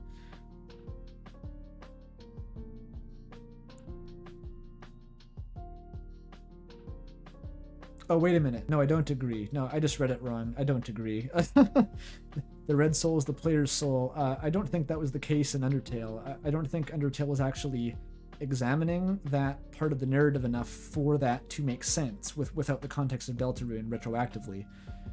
I think in just Undertale alone, the red soul makes the most sense as being Frisk's, and the player is more of a vague connection to... the connection between Frisk and the player is much less explicit in Undertale, because I think Toby just wasn't thinking about it as big of a part of the plot or the meta commentary at that point.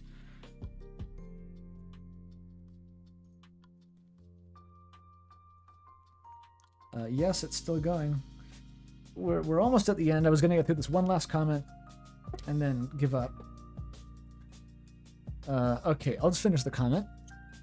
If there will be a defined narrator, I think it'll be a third party that can also take control of Krisk, Krisk, yes. I just made a ship name between Chris and Frisk, fuck. Okay, that can always take control of Chris, being separate from Chris and the player. So a third entity. This could also be Kara, who does the same thing on the genocide route, overriding the player's control temporarily. Yeah, that's kind of true, but like... I mean, like, if a character like that existed, then sure, they could be the narrator, but that's essentially just another case of, like, it's someone we have no hint at yet that we couldn't possibly guess, and will only make sense in retrospect. And, well, if I can't guess that, it's not my problem, so sure. Overall, there will never be a defined narrator. It's either just nobody or Toby. Toby equals nobody in my mind. I want to be very clear about that. It doesn't matter. The points in Deltarune where the narrator's dialogue is relevant in some way is when Spamton is around, both in his normal fight and obviously the version in the Snowgrave. If it weren't for the latter dialogue, we'd be missing one of the crucial bits of evidence that suggests the player is controlling Chris. That might be true. That's not an angle I've looked at it explicitly through, is like which dialogue, which pieces of narration are actually the most plot relevant and matter for like defining the course of the story. So that's, I guess, a point. But wow, that is also the end of the comment and the end of this stream of analyzing the comments. There will be a second stream because we only made it through like 2.5 days, hilariously.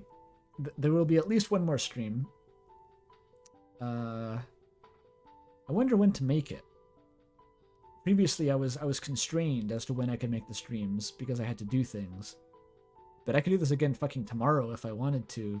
I don't think that would be a good idea necessarily. Maybe it'll probably be next weekend, I'll say tentatively. I'll make an announcement about it later to confirm exactly when. Next weekend is likely, though.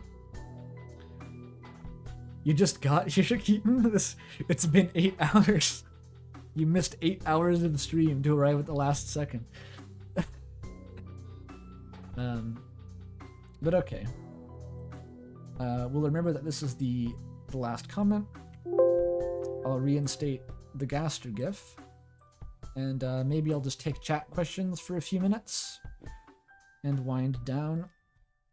We still have 130 viewers. Not bad.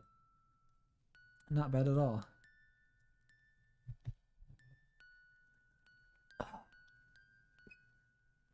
Would love it to not start at 6 a.m. Beggars can't be choosers. I can't control the time zones, dude. My power is finite. I streamed for 1/3 of an entire day, so hopefully that hit most of the time zones. I'm assuming you won't answer questions in the roguelike. I'll answer questions about the roguelike. I'll promote my game for free. Yeah, sure. Why not?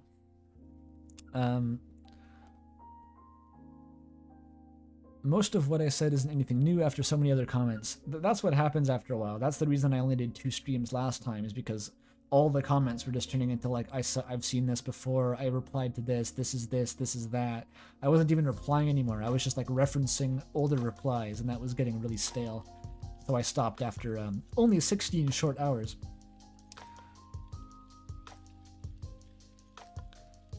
Opinions on the upcoming Nepeta movie. Fuck off with the Nepeta movie. I'm savvy now. Who's the narrator of the roguelike? That's a question I can't answer. Mostly because I haven't thought about it hard enough.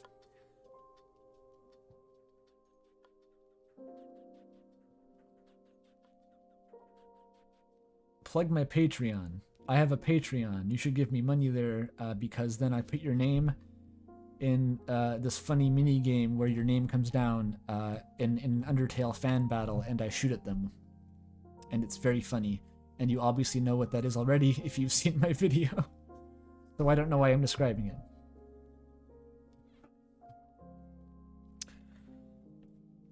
Do roguelikes have narrators? Not usually. Roguelikes don't usually have very much dialogue at all, actually. Unless it's like Hades. Hades has a lot of dialogue, but it also has a narrator who's like, you know, Bastion, or I should say Supergiant games have a history of diegetic narrators, actually. But it's like in that game, a diegetic narrator means like it's some old storyteller who is recounting the game, which is a bit different than like meta clusterfuck Toby Fox hell.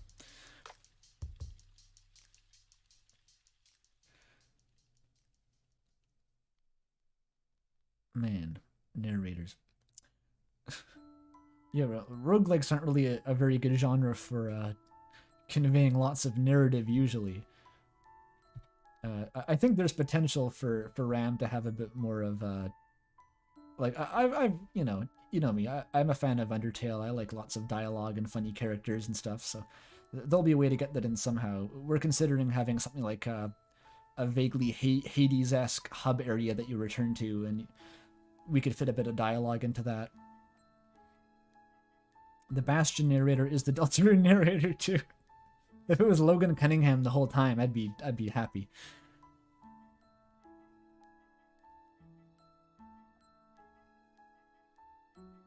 Putting this much thought into the narrator is interesting concept given they're ignored 99% of the time. Yeah, that's sort of the point.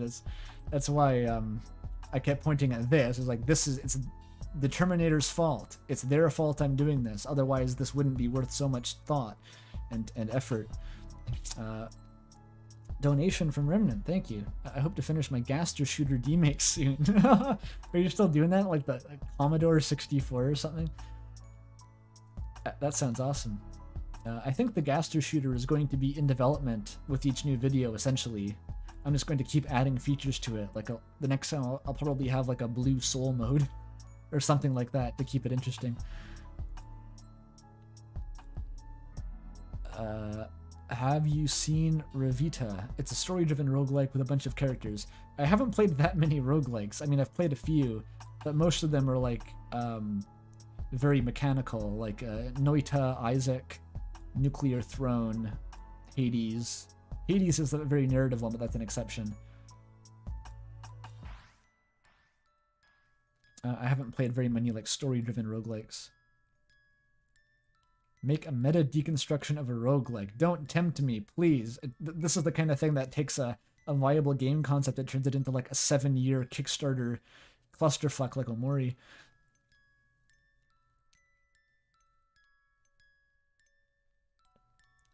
What's my favorite roguelike? I mean, the one I've played the most is Isaac by a huge amount. I've played more Isaac than any other game by like a factor of 3. I don't know if that makes it my favorite. It probably does. Nuclear Throne is good. I'm a fan of Nuclear Throne. It's short, simple, to the point, very, very punchy, and has Finnish music.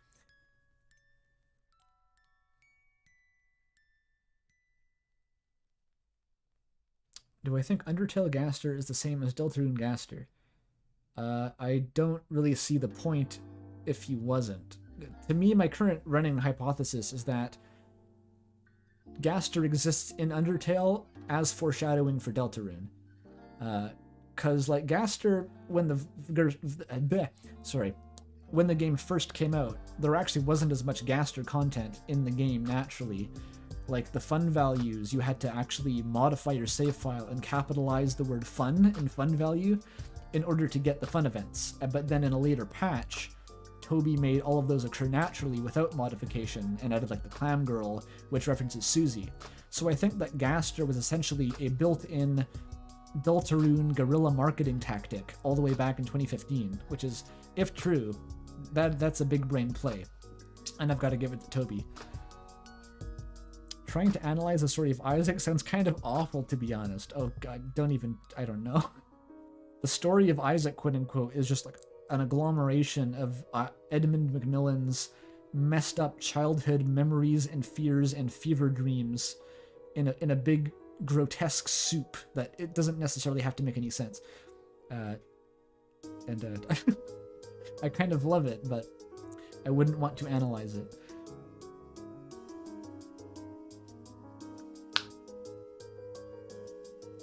I think that Mystery Man is Gaster from Deltarune's timeline, entering Undertale's timeline. Or Gaster could be originally from Undertale, but then went to Deltarune. Either one, something like that. I think there's something there with, like, Goner Kid's speech about how, like, imagine a world where you never existed, but everything works perfectly. Where it's like, I feel somehow that has to be, like, a commentary on what it means to be a character in a game that gets cut before final release, which, if we use the idea that like Deltarune existed in a prototypical state before Undertale, we can imagine Gaster being like the main scientist guy in Deltarune, and then Toby decides that he's going to make a different game instead and just use some of these same ideas, and then Gaster is suddenly a non-existent character who may never be made into a game.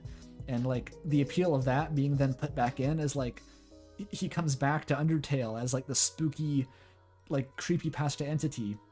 Like that appeals to me a lot, and the fact that like now he's finally coming back. This is the glorious return of Gaster. Deltarune's actually being made. That's like my headcanon, I guess. Have you mentioned the search for the turtleneck? I have not. On my Discord, it was like a couple weeks ago maybe. Aussie the Chess Theory guy, who is in fact the guy who made Chess Theory. He's just on the Discord. I don't know. He decided to go on a quest to find the first image of Gaster with a turtleneck sweater on, which is a question that I have been incredibly invested in for as long as Gaster has existed. It's like a running joke with anyone who I originally knew in the Undertale fandom that like I was obsessed with Gaster having a turtleneck. So I was very excited by this, and I think he ultimately found one that was back from like October of 2015, which is incredible. There's no way to confirm if it's truly the oldest one, but there was like a point before which there were no Gaster turtlenecks, and then it had to have caught on from some like patient zero, right? Because there's nothing in the canon that indicates that he's wearing a turtleneck.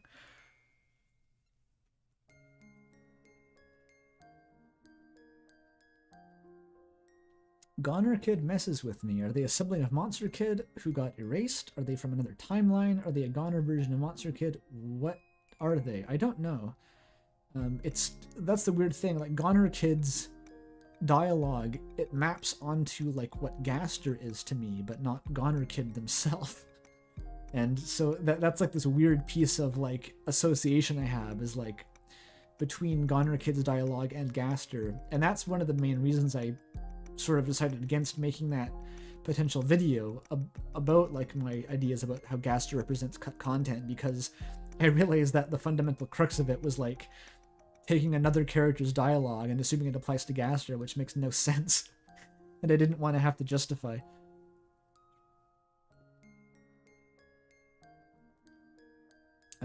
Someone thanks me for entertaining content. I'm happy that you showed up. What can I say? Can we get a video explaining why Susie isn't a horse? If I see another fucking Susie versus Susie is a horse meme debate in the Discord server, I'm going to ban the topic, I swear to God. It's saturated. It's like when a meme subreddit has to ban like the memes that are too meta because it's becoming like they're lacking diversity. That's what it's gonna have to be. Because every single time someone mentions that Susie is a horse, Shiny crawls out of the wall like the Kool-Aid man and starts arguing against it every single time. It will never not happen. There is no evidence that Susie is a horse. It's just made up to piss off Shiny. I hope everyone understands that, including Shiny. Jojo Reddit banned memes about Speedwagon because it was everywhere. Exactly. It's only funny for so long.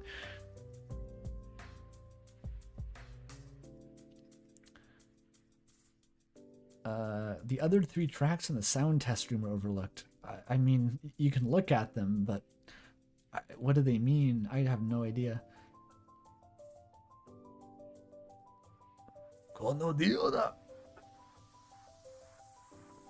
Shiny keeps getting picked on. It's not my fault, I swear.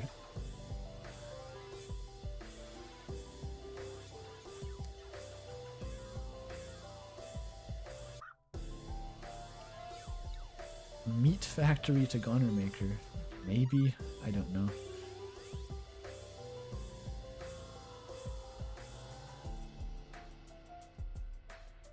Oh, the fight bar, like Morse code translation.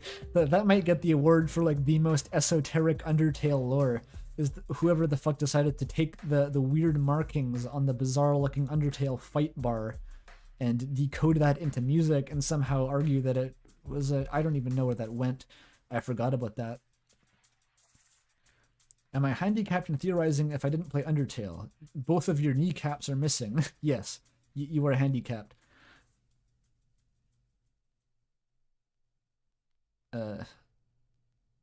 Average Gaster fan versus Grandpa Semi-enjoyer. No, it's not Grandpa Emmy.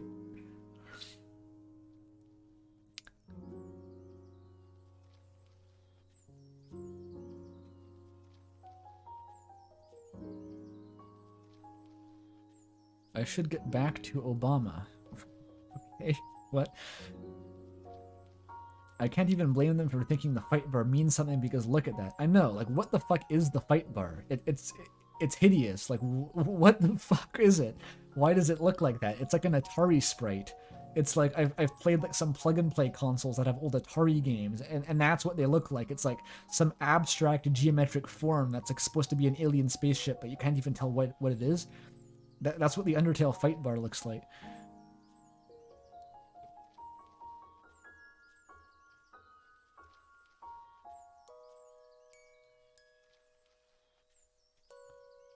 When people try to theorize using connections between fun value stuff and Deltarune, they need to take their meds.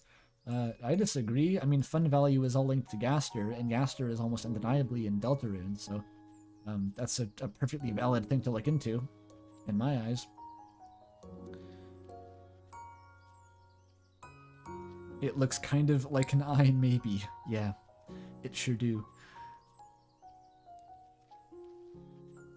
Shout out to Donkey Kong as my favorite Marvel superhero. Gotta be one of my favorite variables.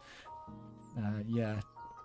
It's pretty easy to see the state of a developer's sanity by looking at the variable names, I guess. The Undertale fight bar is the Deltarune Titan Eye, yeah.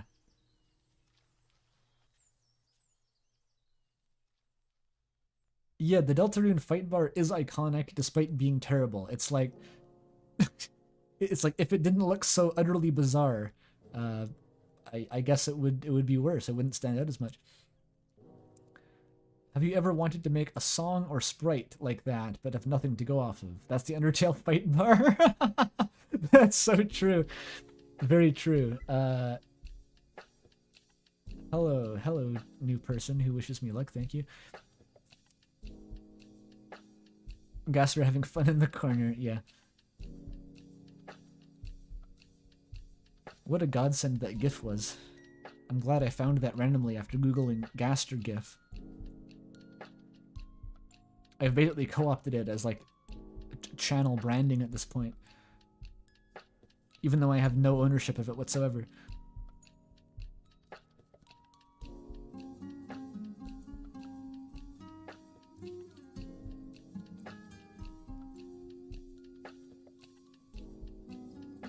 You're unsettled by the thought of the sound test menu, generally unnerved.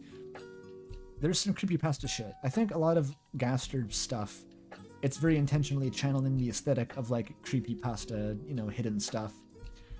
Just for the sake of being spooky. I don't think there has to be like all that much to it, but like, I think Toby's just having fun making some really spooky secrets. Not to say that it doesn't have meaning later on, but I think they're scary for the sake of being scary, mostly.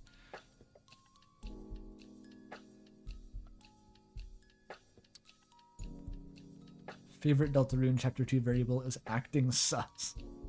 Excellent.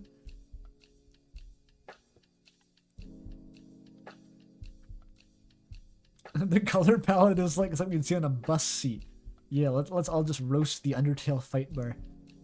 Like the ugly table from Gloomwood that I referenced in the video, and one person miraculously understood what I was referencing.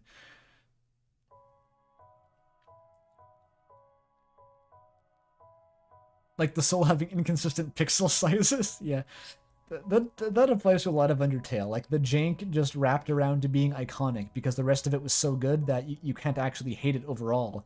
So you might as well just take the bad parts and warp them in your memory until they're features. That describes the whole of Homestuck, by the way. That is the entire experience of reading Homestuck. It's like, I'm enjoying this enough that this constant barrage of bullshit I'm going to pretend is good and that I like, so that I can keep reading.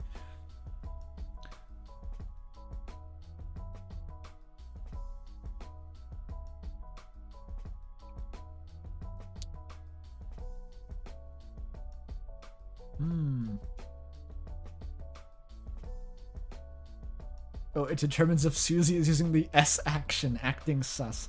Hilarious. Donation from Ryu again, thank you. Shoutouts to my man, the Gaster GIF. Hell yeah. We simp for Gaster GIF.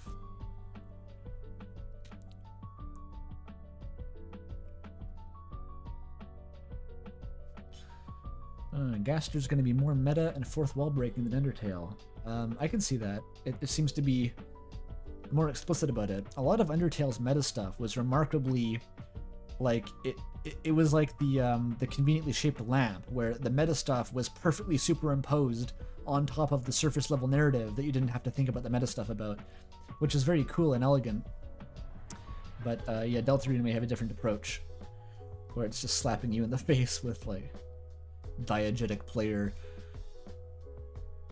Homestuck is actually good unironically. I think so too. I read the fucking comic, so obviously it was pretty good. It's also just really bad at the same time.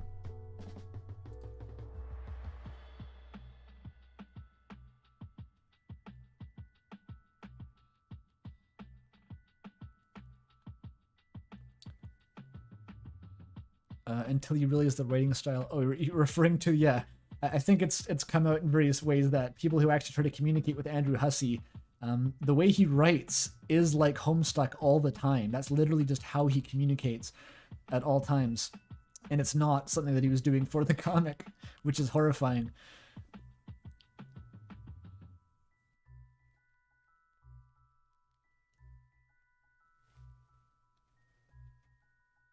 What is Homestuck? It's a webcomic about a group of friends and a game they play together, and some music in it was made by Toby Fox. Yeah, making the fight bar hideous was Toby discouraging fighting on a subconscious level. Yeah, that makes sense. The caster gift does the tea bag at the end before repeating. Yeah, that's the very first part. It's like it has the energy of a dab despite not being a dab. I don't know how to describe it. Howdy, I'm back, says Fake Nico 6. Yes, I'm just talking to chat. There's no more comments.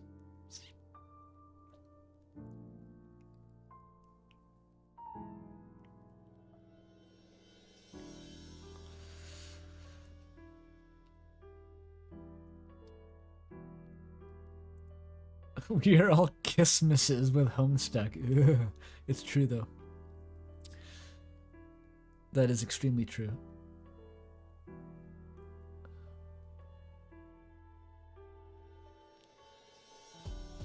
Homestuck is good until you spend 5 hours reading a single page and click the next page and it's even longer. I'd argue that that's like, that has to be the appeal. Otherwise, like, you're not enjoying it, or you won't enjoy it. The way I got through Homestuck was like anything that was stupid or bad, I just hyped myself up and went like, this is the experience, this is the experience, this is the intended experience. And it worked perfectly. I never once considered stopping. It's like taking an espresso shot, right? Like it tastes like shit, but it's like, this is a known thing that people do. It's an interesting experience. Even though it doesn't actually taste good, I'm still happy that I get to subject myself to this bizarre sensation of having an espresso shot.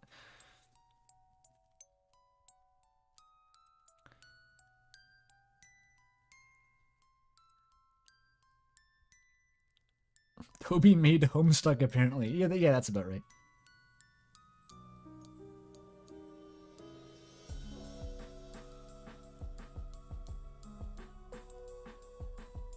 Read Homestuck for the cultural value. Yeah. What you can get out of Homestuck, if you're looking at, like, you know, seeing how it influenced Undertale, I think most of the influence comes through in the humor. I think Toby's sense of humor is very similar to that of Homestuck. Like, a little bit less cynical, but it's pretty much the same.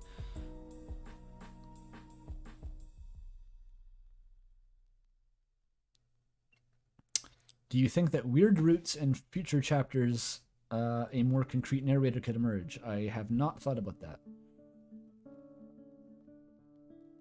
I'm skeptical in general of a diegetic narrator sort of emerging. Even though it's possible, I can't prove that it can't happen, because I don't know what happens in chapter 3, but judging by the precedent set by chapters 1 and 2, I think it probably won't. Should I read Homestuck if you have lots of time to kill? Honestly, I like that you're making another small community to discuss things like this. I haven't had a place to talk about Tobyverse secrets with fans for a while. I assume that there's an endless variety of little hidey holes to go to if you want, but I don't really know for sure. I'm not really an active part of the fandom per se anymore, and I haven't been for a long time, except for what I guess the videos. But that's nice if I've made like a pleasant fandom niche. That's me drinking alcohol. Drunk Jaru lore?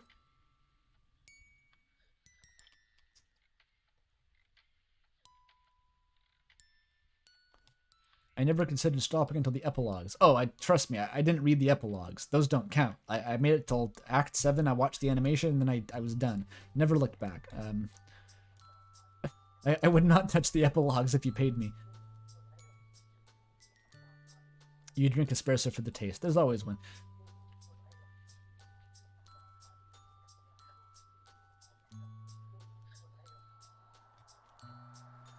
Homestuck up until Cascade was fantastic. Yes, I think that's a very common sentiment, is that Homestuck peaks at Cascade, and then Act 6 is constant, like, blue balling, trying to reattain that same level of quality, and it never happens and only gets worse very, very slowly over a long period of time. How long does Homestuck take to read? I think I read it in 2 weeks, reading it for most of my time every day over the summer when I had nothing else to do. It takes quite a while.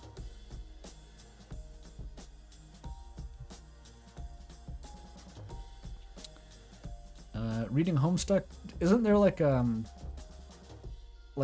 third-party like Homestuck collection app that you can get, which is the best Homestuck reading experience now?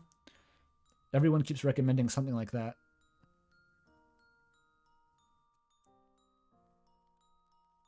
Yeah, in order to enjoy Homestuck, you have to let the convoluted BS fly over you and pass through you without judgment. You just have to accept it without trying to make it make sense or to judge it too hard. You just have to accept it. Like, it's just going to do whatever the fuck it wants. And that is the point.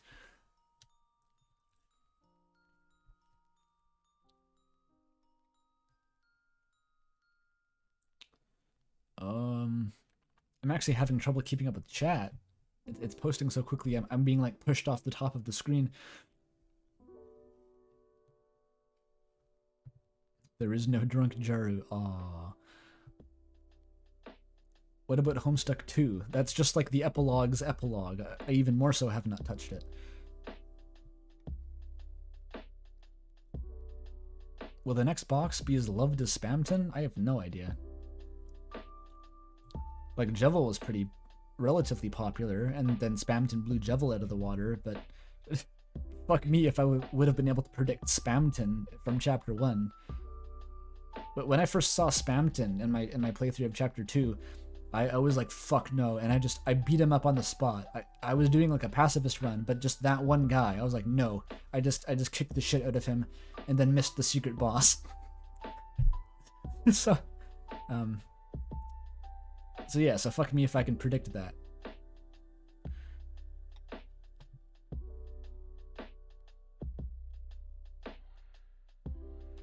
Act 6 is when Hussey shifted from computer science lore to social commentary. I don't know how to exactly reinforce or refute that take, but there is a shift, and describing it is very complicated. But I will say that is one of the big appeals of like early Homestuck, was just all like the weird mechanical bullshit, like what I guess you're describing as computer science lore, where it's just like complicated for the sake of being complicated, but in a way that is like outstandingly creative and that I've never seen anywhere else. That was really special, and you lost more and more of that as the story got more character focused.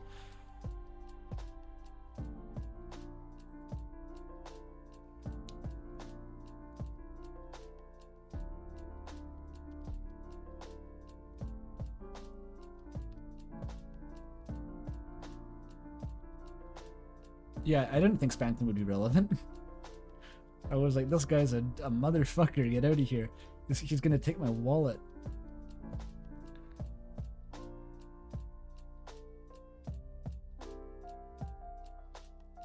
The sheer volume of Spamton love is indeed inexplicable. I don't understand it. I don't pretend to understand it. But Spamton is a pretty cool character. Top 5 favorite Undertale characters. Sans is the top, probably. Followed by... It's kind of tough. Maybe Flowey. And then...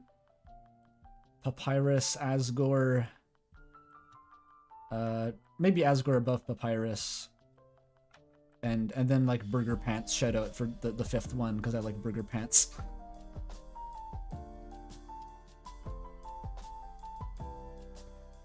That's off the top of my head, I don't know.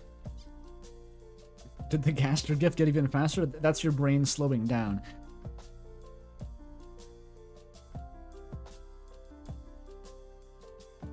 Burger Pants is number 0. Does anyone have like single one-liners as good as Burger Pants in the whole game? I claim not. I can't go to hell. I'm out of vacation days. Like, come the fuck on.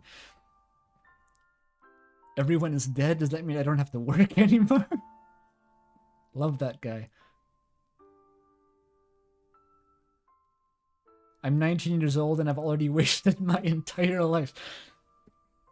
The more I think about it, the more I'm convinced that he is the best character.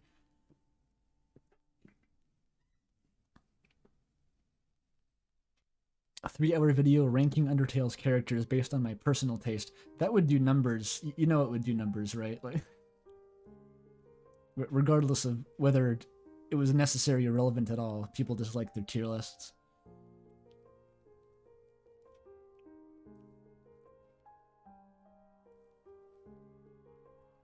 I want to see Asriel and Burger Pants as a relationship. I do too. That sounds incredibly tantalizing. Seeing like IRL, not like a weird immortal pseudo flower goat Asriel, like it's like a fantasy almost. It's the realm of fan fiction still to me.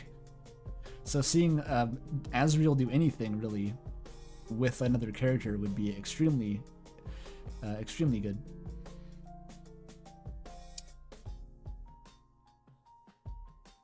Pizza Pants is trash tier though. Pizza Pants is kind of trash tier. Compared to Burger Pants at least. Like, what's the difference? I don't know.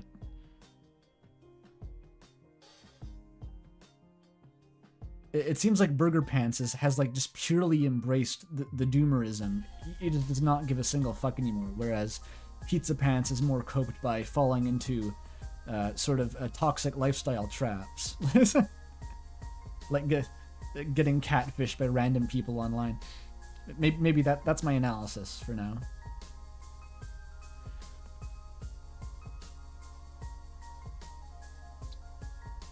I wonder if Deltarune Asriel will have the striped shirt. The most important question, in fact. I may go a little mad in the night video, pondering the possibility of Burger and Pizza Pants being an important lore character. I vaguely remember that. I don't remember specifically what your comments on, Pizza Pants was. Pizza Pants being the knight, right? I remember that he ranked, like, weirdly highly.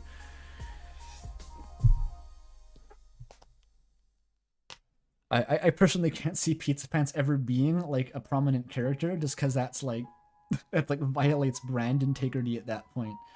But it would be cool if he was.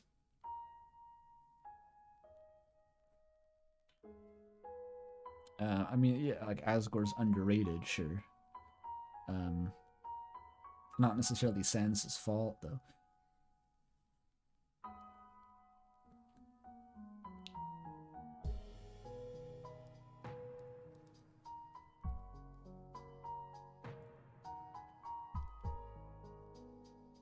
Pizza Pants still has hope. That's why he's not as relatable. That's it. That must be it. What's your take on Noelle's sister and what happened to her? Des? I have no idea. I'm pretty sure her sister is called Des at least. I mean, that seems like a reasonable extrapolation. But I don't know what happened to her. I think it could easily tie into some crazy meta shit. She fell into a dark world. She's the voice in the code. To me, that's as likely as it being something mundane and character-driven, but I really don't know. That's not something I spend a lot of time thinking about.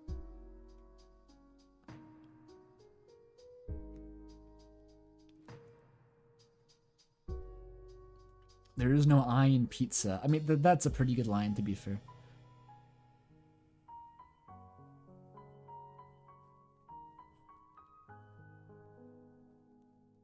People have gone to sleep and woken up to me streaming still. That's what happens. It's not unusual, right? Like, big streamers go for 10 or 12 hours sometimes, as far as I know.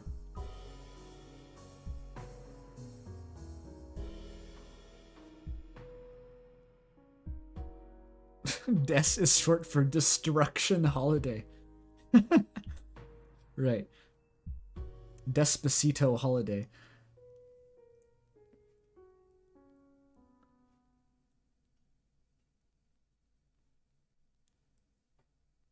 Ten more minutes for 9 hours. That's like a milestone.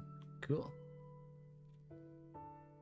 9 hours, 9 narrators, 9 doors.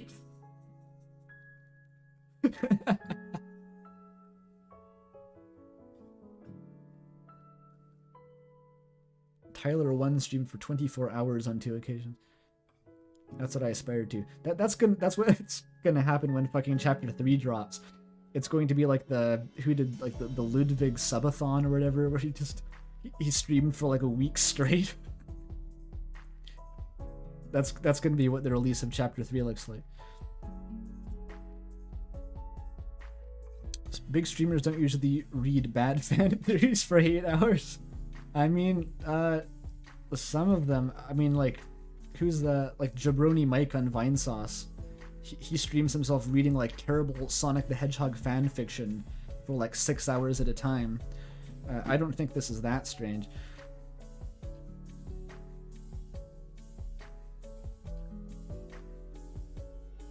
Can't wait for the reveal that Burger Pants' last name is Gaster. That would destroy the community, you are correct. Not a week, a month. Yeah, okay.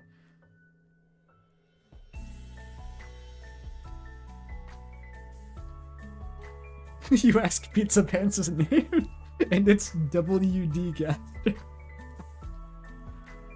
That is funny. Sonic's Ultimate Harem? No, it wasn't even Sonic's Ultimate Harem. It was like weirder niche stuff. It was stuff where like Eggman runs over Amy with a car and Sonic has to like reconcile his grief. Eggman is like drunk driving in a Toyota Corolla and just like slams into Amy by chance. Legendary shit, really. I recommend those streams.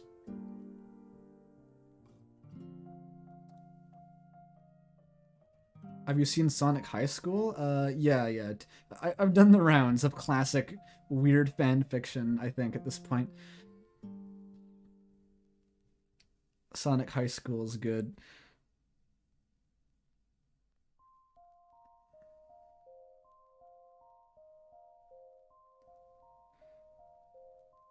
Okay, maybe,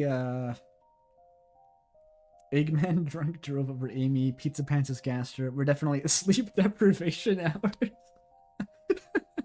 That's true. It's not even late for me, you know, but it's like, I am definitely exhausted at this point. So, I think this is the time to call it, though. Chad's slowing down.